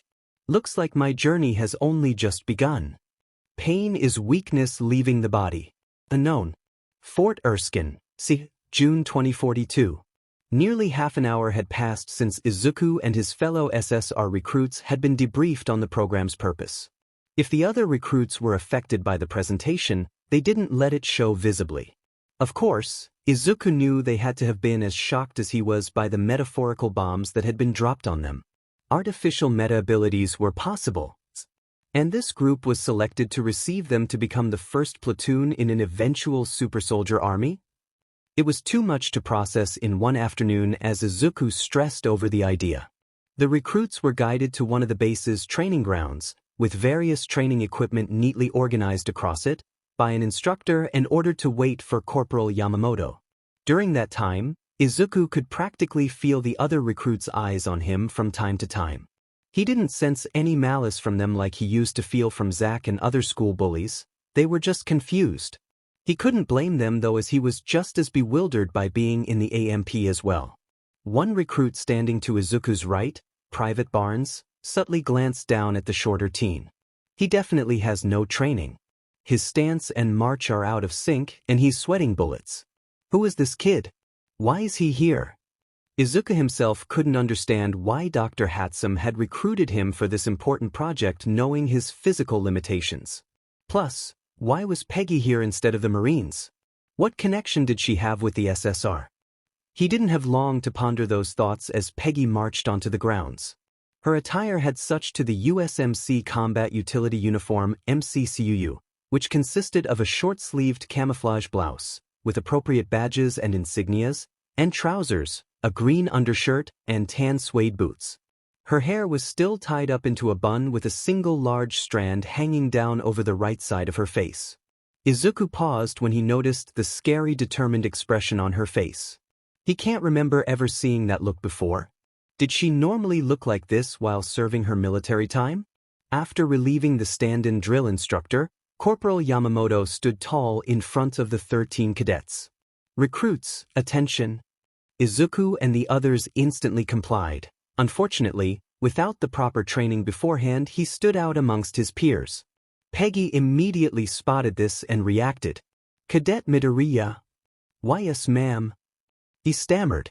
Marching up to him, she looked down at him with a fierce, narrowed gaze that made him sweat nervously. "Your stance is all wrong. Stand upright. Chin up, chest out, shoulders back, stomach in. Am I clear?" "Yes, ma'am." He did his best to follow her instructions. Heels together and feet spread apart. She further instructed. "I should be able to fit a slice of pizza in between them." Shifting his feet to match the description, he absent-mindedly replied, Thanks, Peg Dash. It's yes, ma'am, and no, ma'am, only. Understood?" She yelled sharply. "Why, yes, ma'am." Izuku panicked. "Caesar, I forgot. I can't be formal with her. Can't make that mistake again." He berated himself. "I'll only tell you how to stand at attention once. Don't make me repeat myself, cadet." Peggy sternly ordered. "Why, yes, ma'am." Peggy kept her steely gaze focused on Izuku briefly before stepping back to address the rest of the unit. "Recruits, you already received the full debriefing of this project's purpose. For the next 10 weeks, all of you will be subjugated to an intense training regimen to prepare you physically and mentally for the coming procedures. If you thought your respective boot camps were torture, you'll wish you were back there." The group didn't respond, but neither of them were particularly excited to hear this. "You now know what you're getting yourselves into. Honestly, I won't sugarcoat it for you, it's going to be tough. Very tough." Corporal Yamamoto expressed. "This project is the first of its kind. The potential rewards are great, yes, but the risks are even greater and very real. You may very well die." She paused to let the cadets seriously meditate on her words, particularly a certain stubborn childhood friend. "There is no shame if you feel you're not ready or even willing to continue forward with the AMP. If any of you wish to back out, please step forward now." None of the recruits moved, including Izuku.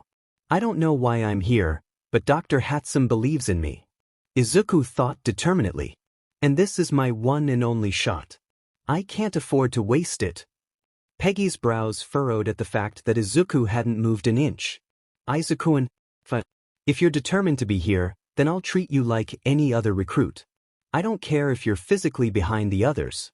I'll make you see how wide the gap is between everyone else and you." She felt her chest twinge painfully but suppressed it. For his sake, she had to do this in order to keep him safe. She owned it to Inko at the very least. "Very well then. I admire your courage," Peggy acknowledged. "Then, I won't waste any more time. Today we're going to hit the ground running. We'll start with conditioning drills that most of you are familiar with." Izuku knew she was subtly calling him out. "I want 5 sets of 10 power jumps, V-ups, mountain climbers, leg tuck and twists, and single leg push-ups. After that we'll start with harder exercises." Izuku sweated nervously. After doing extensive research on each military branch's training camps, He was already familiar with these conditioning exercises and had even tried doing them before.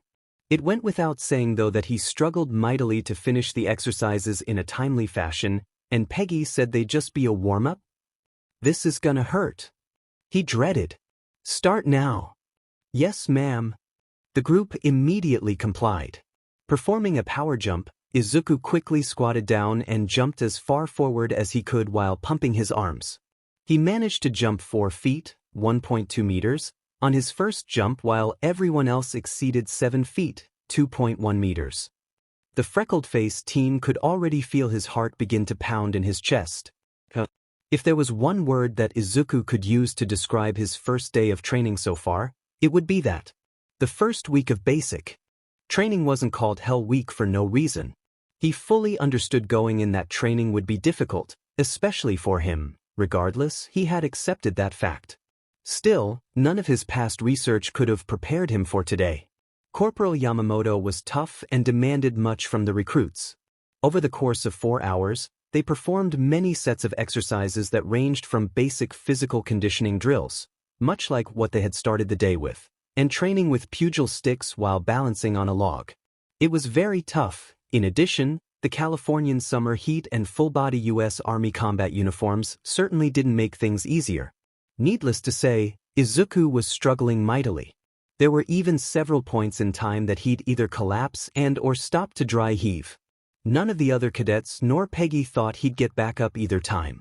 But much to their surprise, he slowly returned to his feet and continued the exercise. Even though he was a ragged, breathing mess who was clearly out of his element, a few of the recruits had to inwardly acknowledge his tenacity at the very least. Many people would have given up by now. Izuku Midoriya was not one of those people. However, Corporal Yamamoto's frustration only seemed to grow against Izuku. At the beginning, all of her exercise drills were being delayed by Izuku lagging behind. It had reached a point where she had ordered Izuku to simply continue whatever exercise he was doing while the other recruits moved on to the next drill to avoid falling behind schedule any further. Izuku felt embarrassed, inwardly berating himself for not keeping up. Was it mean on Peggy's part? Yes, but this was the military. Nothing was won through kindness. It was 4 p.m., 1600 hours, and only an hour of training remained before dinner was scheduled to be served, and the Marine woman was determined to use all of their allocated training time remaining. After finishing the last set of pugil stick exercises, the SSR recruits stood in formation. Corporal Yamamoto's sharp eyes scrutinized them. Naturally, they were tired, sweaty, and out of breath. However, she knew they could still continue if asked. They were in acceptable physical shape and had good stamina. Cadet Midoriya, however, was a different story altogether. He looked ready to pass out from exhaustion. There was only one last exercise she had planned. One that was bound to crush the cadet's stubbornness, she was sure. Following a short water break, Corporal Yamamoto shouted, "We have one exercise remaining for the day." Though they were silent, she could tell the cadets were relieved. She turned to point left, directing their attention to a dirt trail leading into the forest. It was outside the fence, but still well within the facility's property. "We're going to run a simple 5K down the trail that will loop back to the base.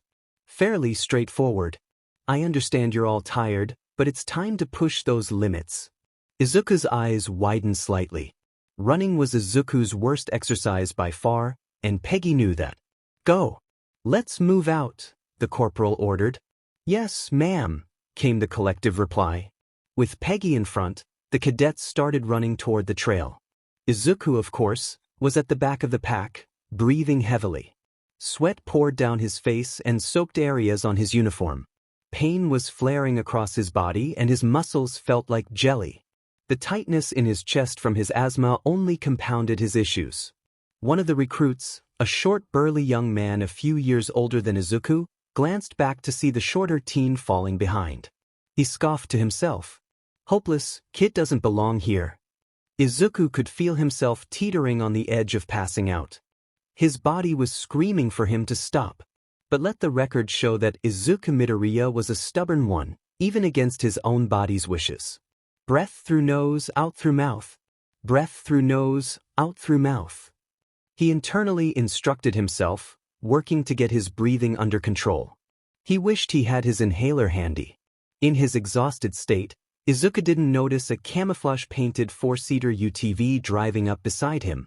Startled, he sheepishly jumped to the side and relaxed a little when he noticed Dr. Hatsum was riding in the back seat while someone else was driving. Probably an assistant? The UTV slowed down to match his pace. Need this? Teruko offered an emergency inhaler. Without saying a word, Izuku grabbed the inhaler and took a couple puffs, and instantly felt the effects as his bronchial tubes reopened.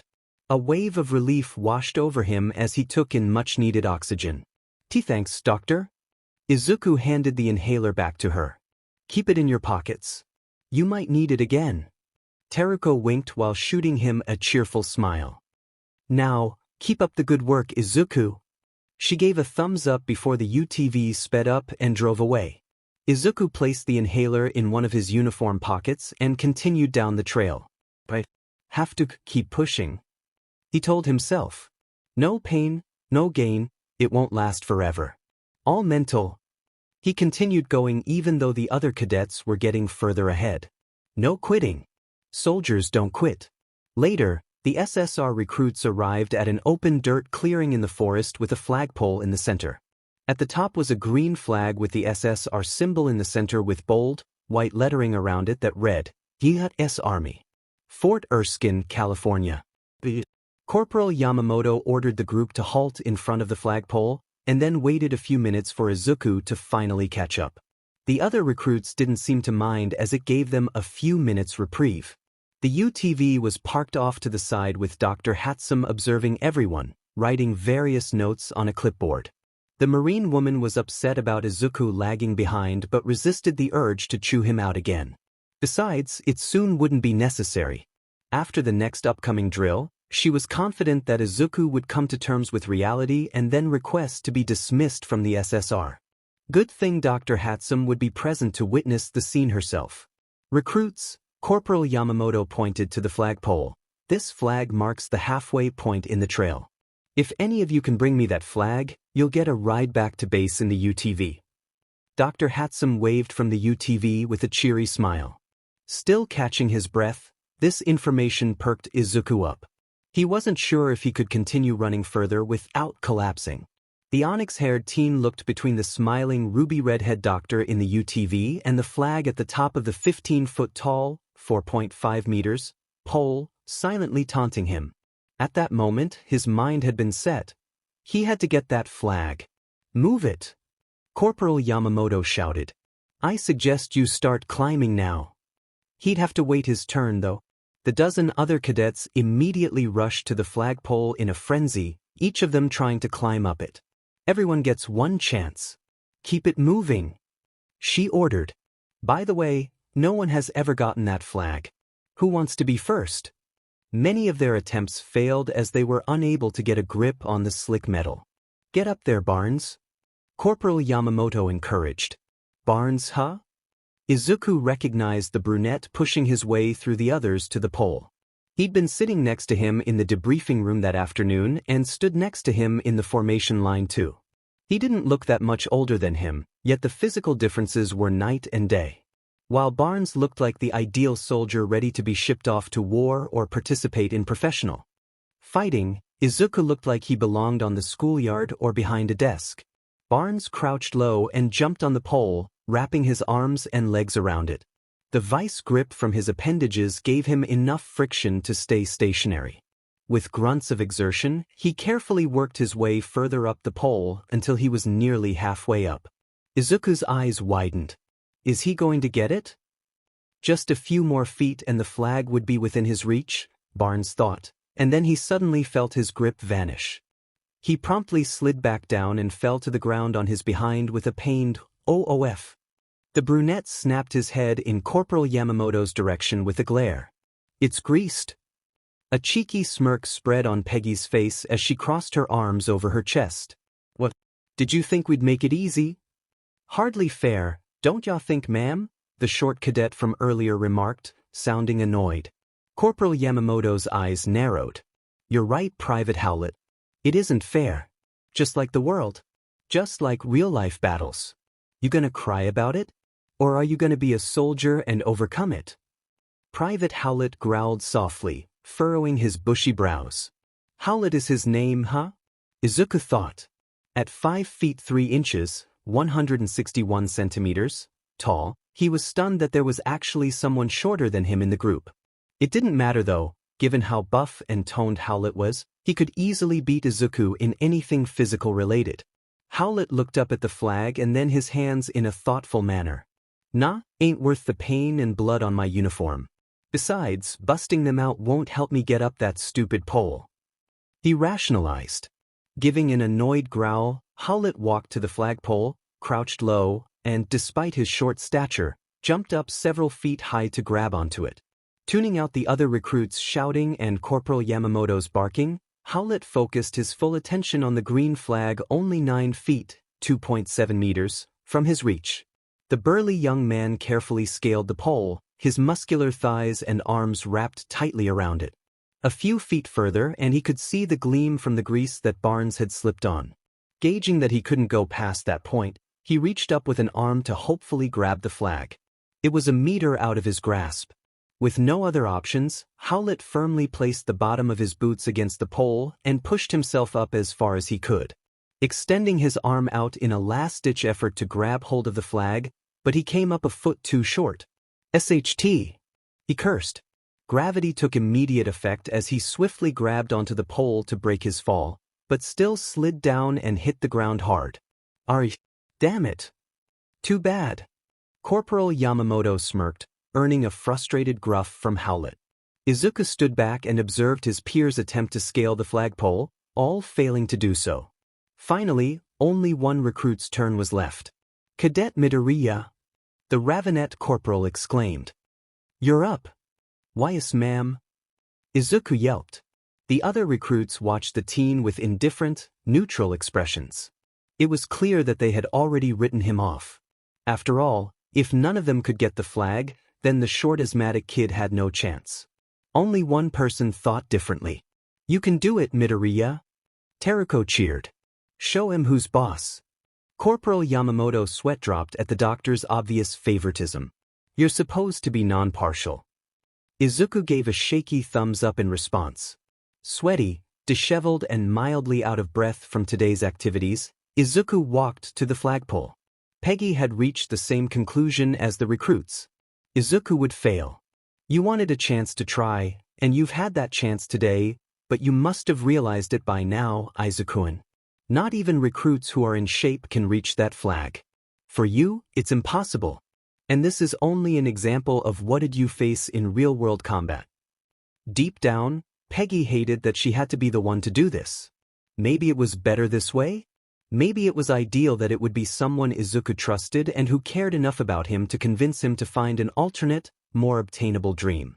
She would not allow Izuku to needlessly kill himself. He had too much to live for in her eyes. I'm sorry, Izuku, but you need to accept this and wait, what's he doing?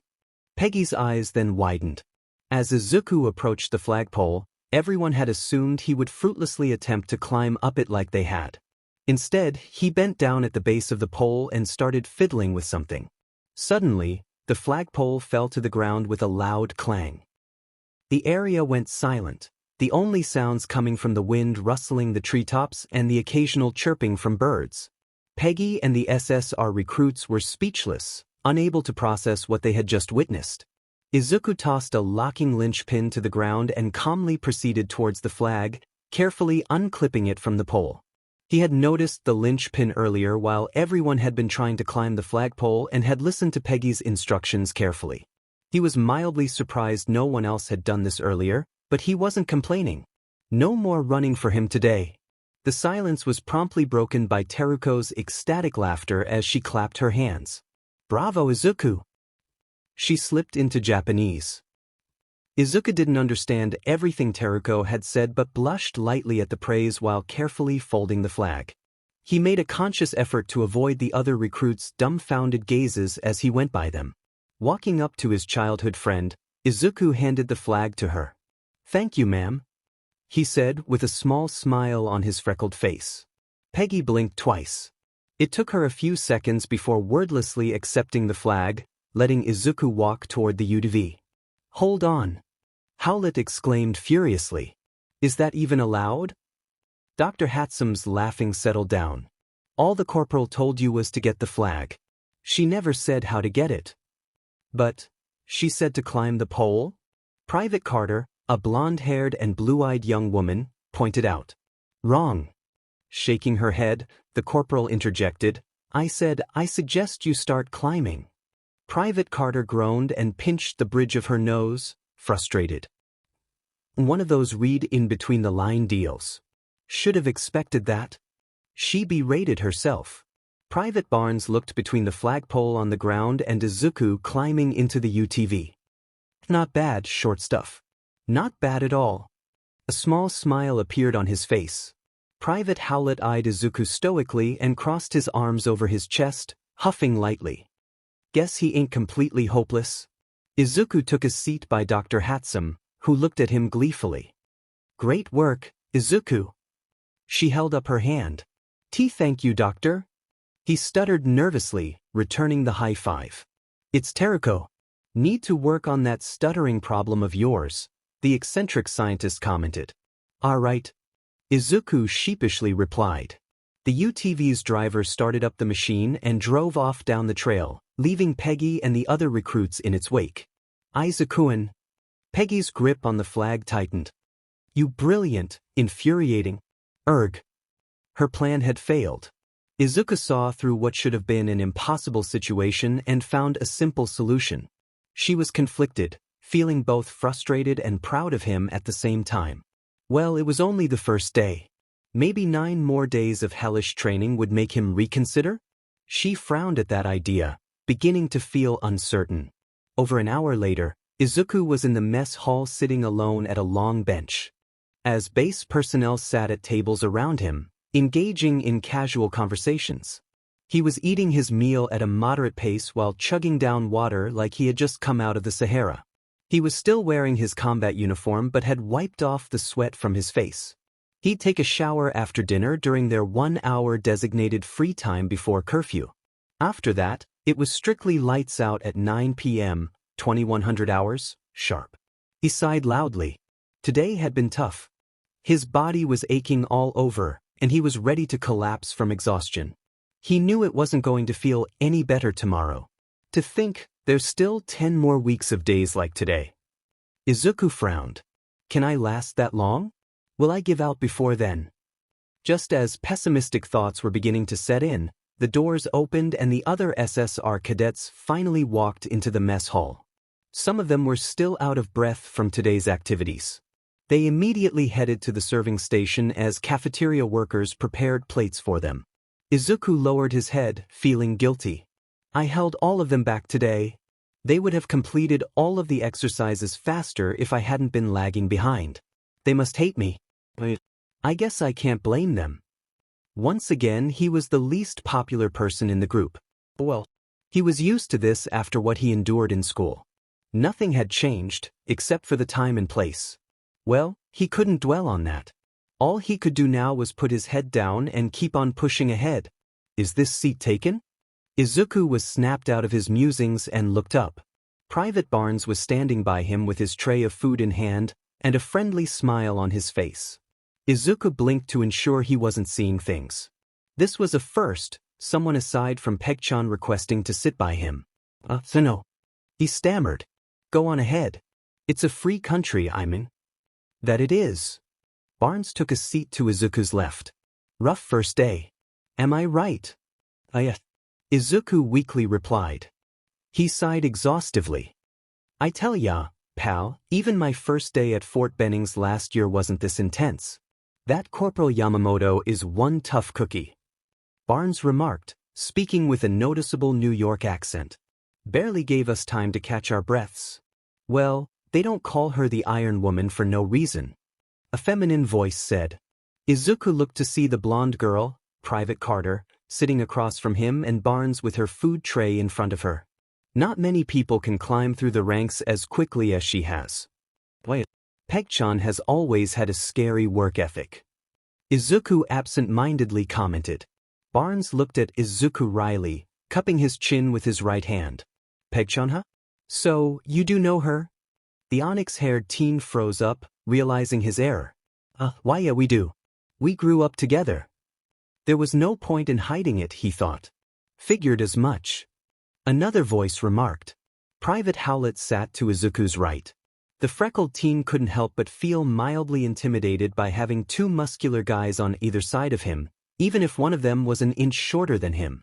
The way she froze up when she looked at you in the debriefing room gave it away. What, she didn't know you'd be here, bub? I don't think so. Izuku hesitantly replied. And I didn't know she'd be here either. Mind if I sit with your group? A subdued voice interjected.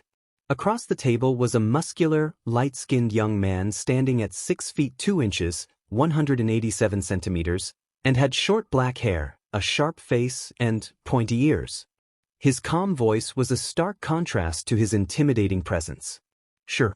Take a seat, Mackenzie. Carter patted the seat to her right. Mackenzie gave an appreciative nod and sat down on the bench. Mackenzie, you're in the Navy SEALs, right? Barnes asked. What's your rank? I am. He nodded. His expression was stoic. Petty Officer 3rd Class. Barnes whistled. Whoa, it didn't take you long to get that rank. You're like what? 18. 19, he corrected. Same age as me. Howlett. Barnes looked over at the burly young man. 20, he started eating. 21 in October. Carter. 18.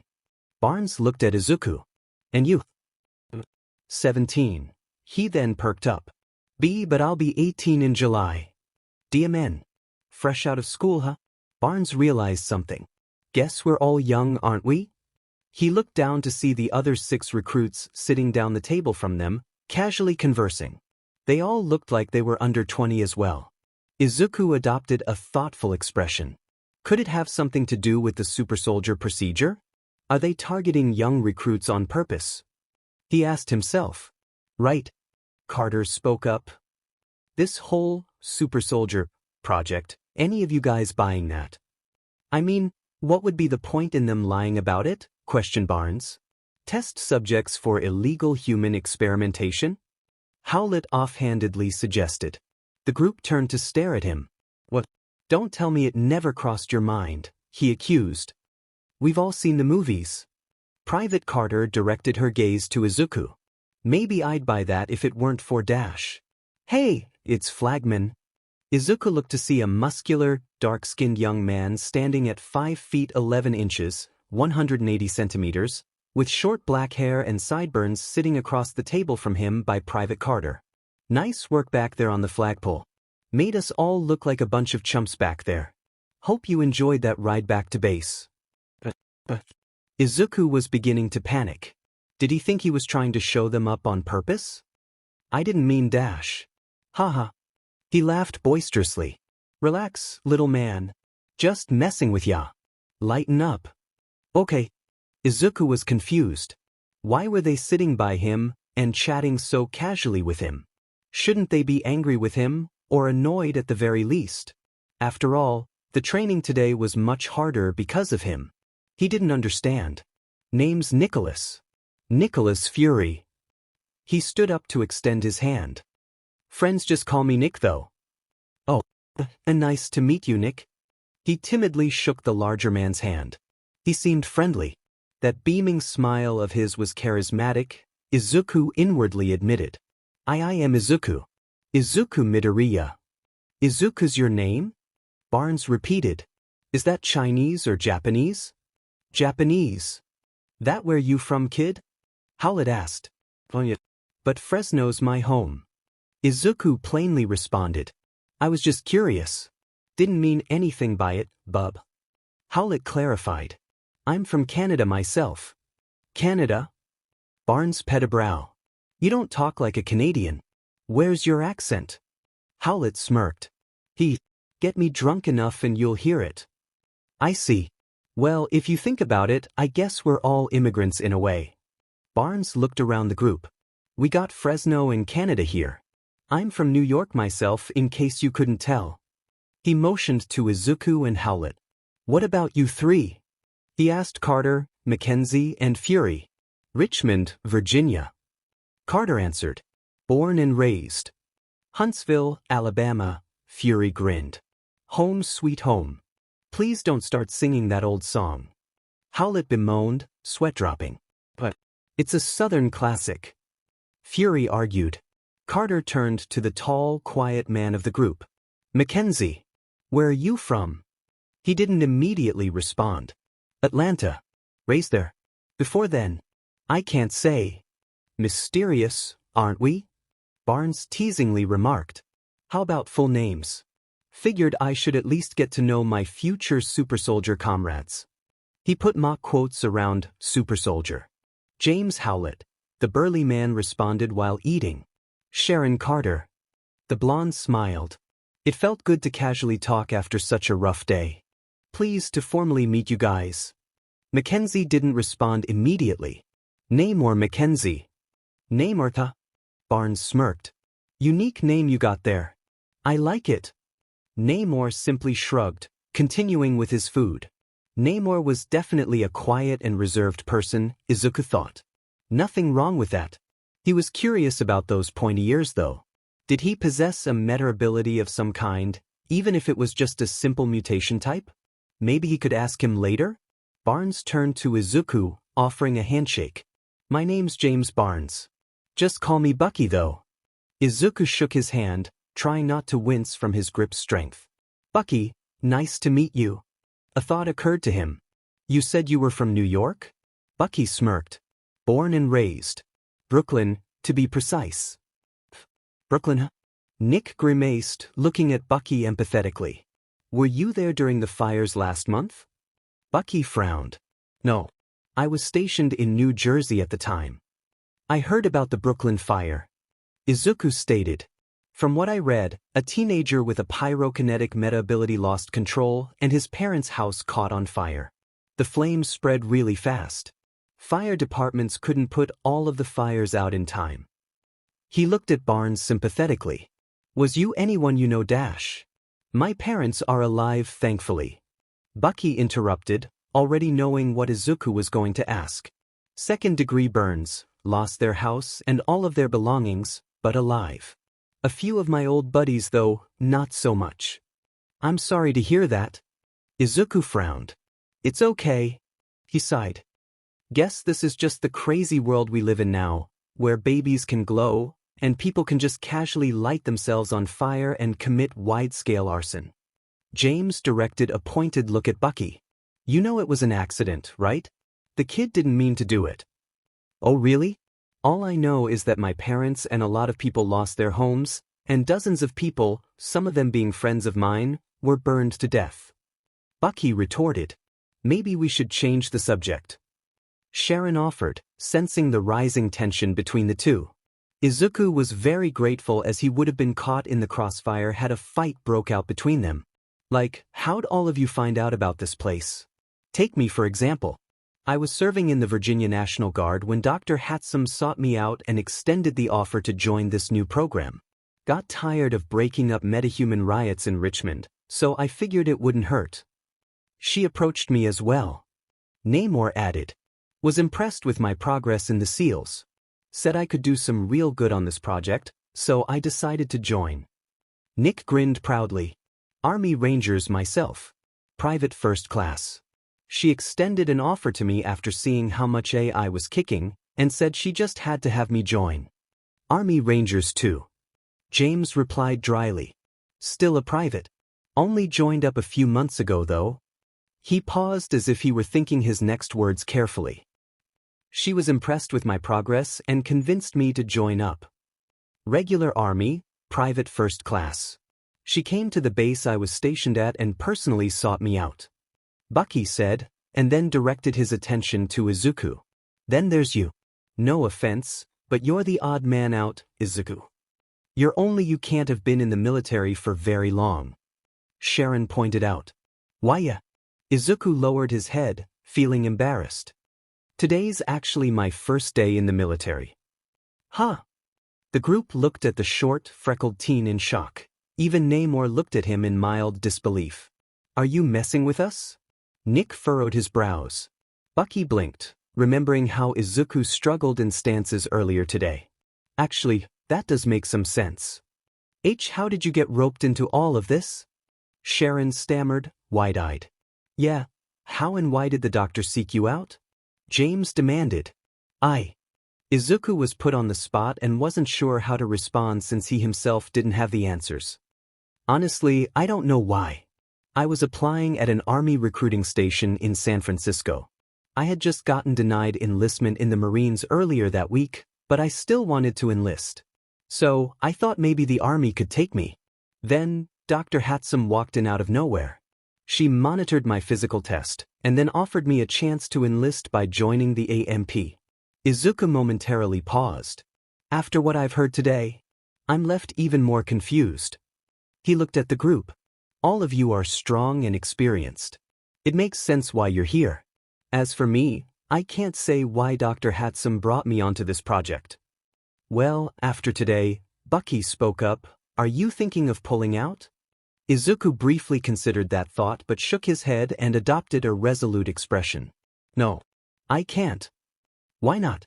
Listen, bub, James gave him a serious look. Things ain't gonna get any easier for you. We still got 10 more weeks of what happened today in front of us. Not to brag, but we can handle it. What about you? I have to. Izuku simply replied. I'm curious, why did you want to join the military so badly despite your, well? Sharon wasn't sure how to phrase her question without offending Izuku. James had no issue though. Despite being as skinny as a twig. He roughly stated. Seriously, bub, it's called a burger. Try eating some next time. Why? Izuku clenched his breaths tightly. I know I'm weak and frail, but I want to help serve my country in any way I can. And, if being a test subject for this super soldier project is the only way, then I'll do it. He looked at the group with a fire in his eyes they hadn't seen before.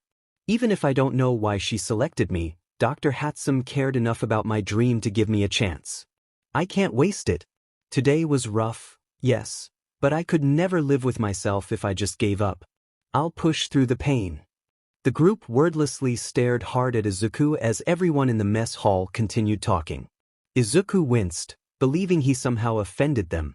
He was about to apologize until Bucky slapped him on the back. Oof. I like you, dude. Bucky exclaimed, grinning widely.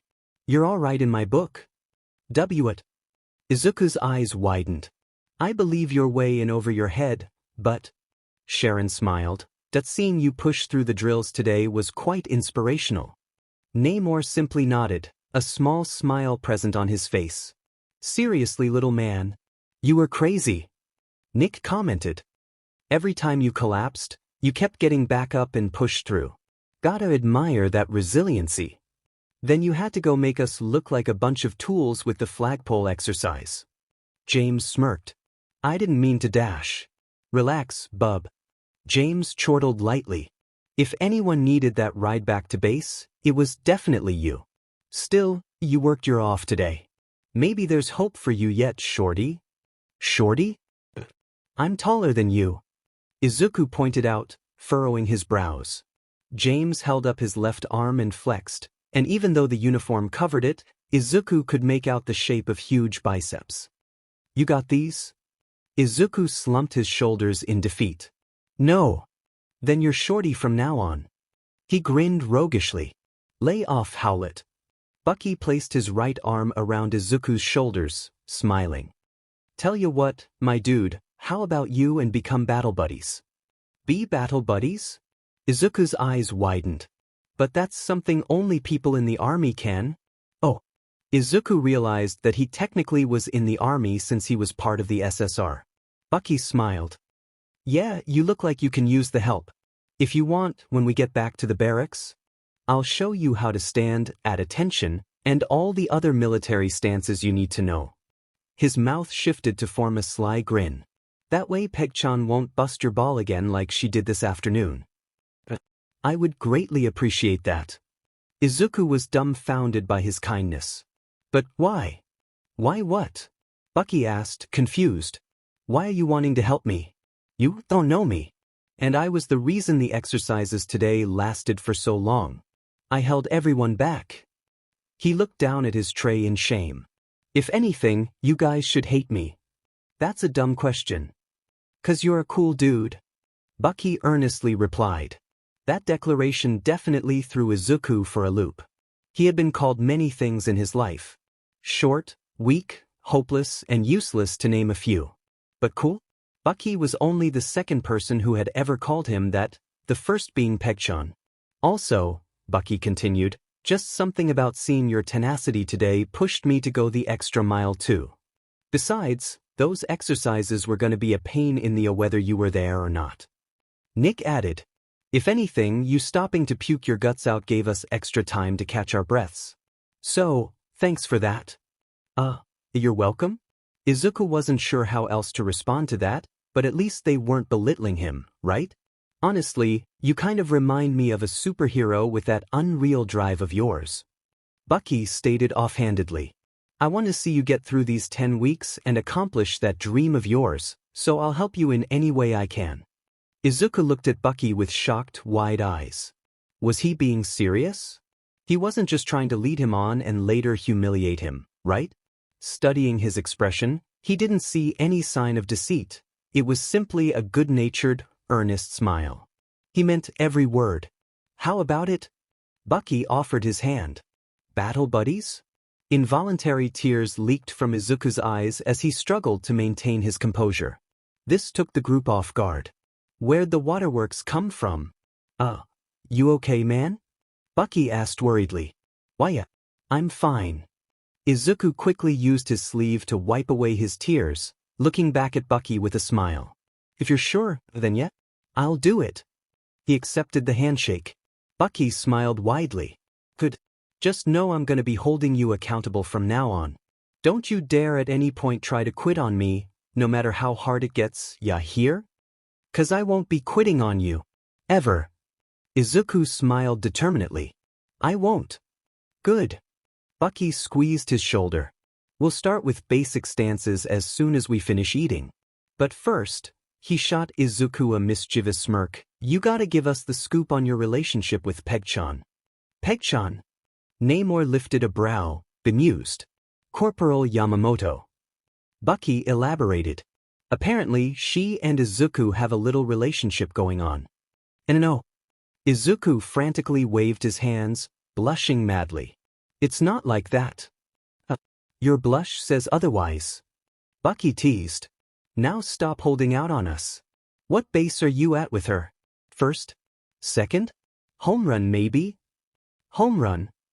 Izuku went beet red, causing the guys to laugh at his expense. Meanwhile, as Bucky continued to pester Izuku over his childhood friend, Corporal Yamamoto walked into the mess hall.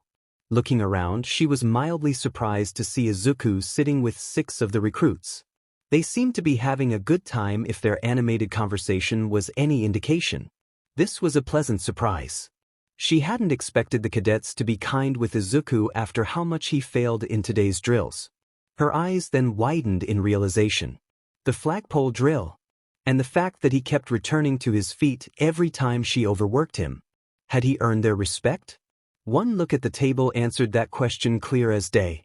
Their smiling faces, their looks of approval. It was only the first day, and they had already accepted him despite his physical shortcomings. The development left Peggy Yamamoto feeling very conflicted. On one hand, she was irritated by Izuku's persistence and refusal to accept the reality that he physically wasn't cut out for military life. On the other hand, his sheer tenacity was truly inspirational. She could understand how he had won the platoon over. But this wasn't good. At this rate, if Izuku received further encouragement from his fellow recruits, he would never quit the SSR. Peggy bit her lip nervously and turned to leave the mess hall. She couldn't eat right now. Earlier, she had been fully confident that she would break Izuku and make him quit within 10 days. But after the resilience he had demonstrated today and the shrewdness with the flagpole, she was beginning to feel uncertain. Maybe just a few more days of intense exercise would get through his thick skull? Or perhaps she could call him out for mistakes in stances again. There were bound to be many. Yes, she hated to embarrass him in such a manner, but if it saved his life, it was worth the price. Isaac, you may hate me after this, But I'm doing this because I care about you. Peggy thought determinedly. I will protect you from anyone. Even if the person I have to protect you from is yourself.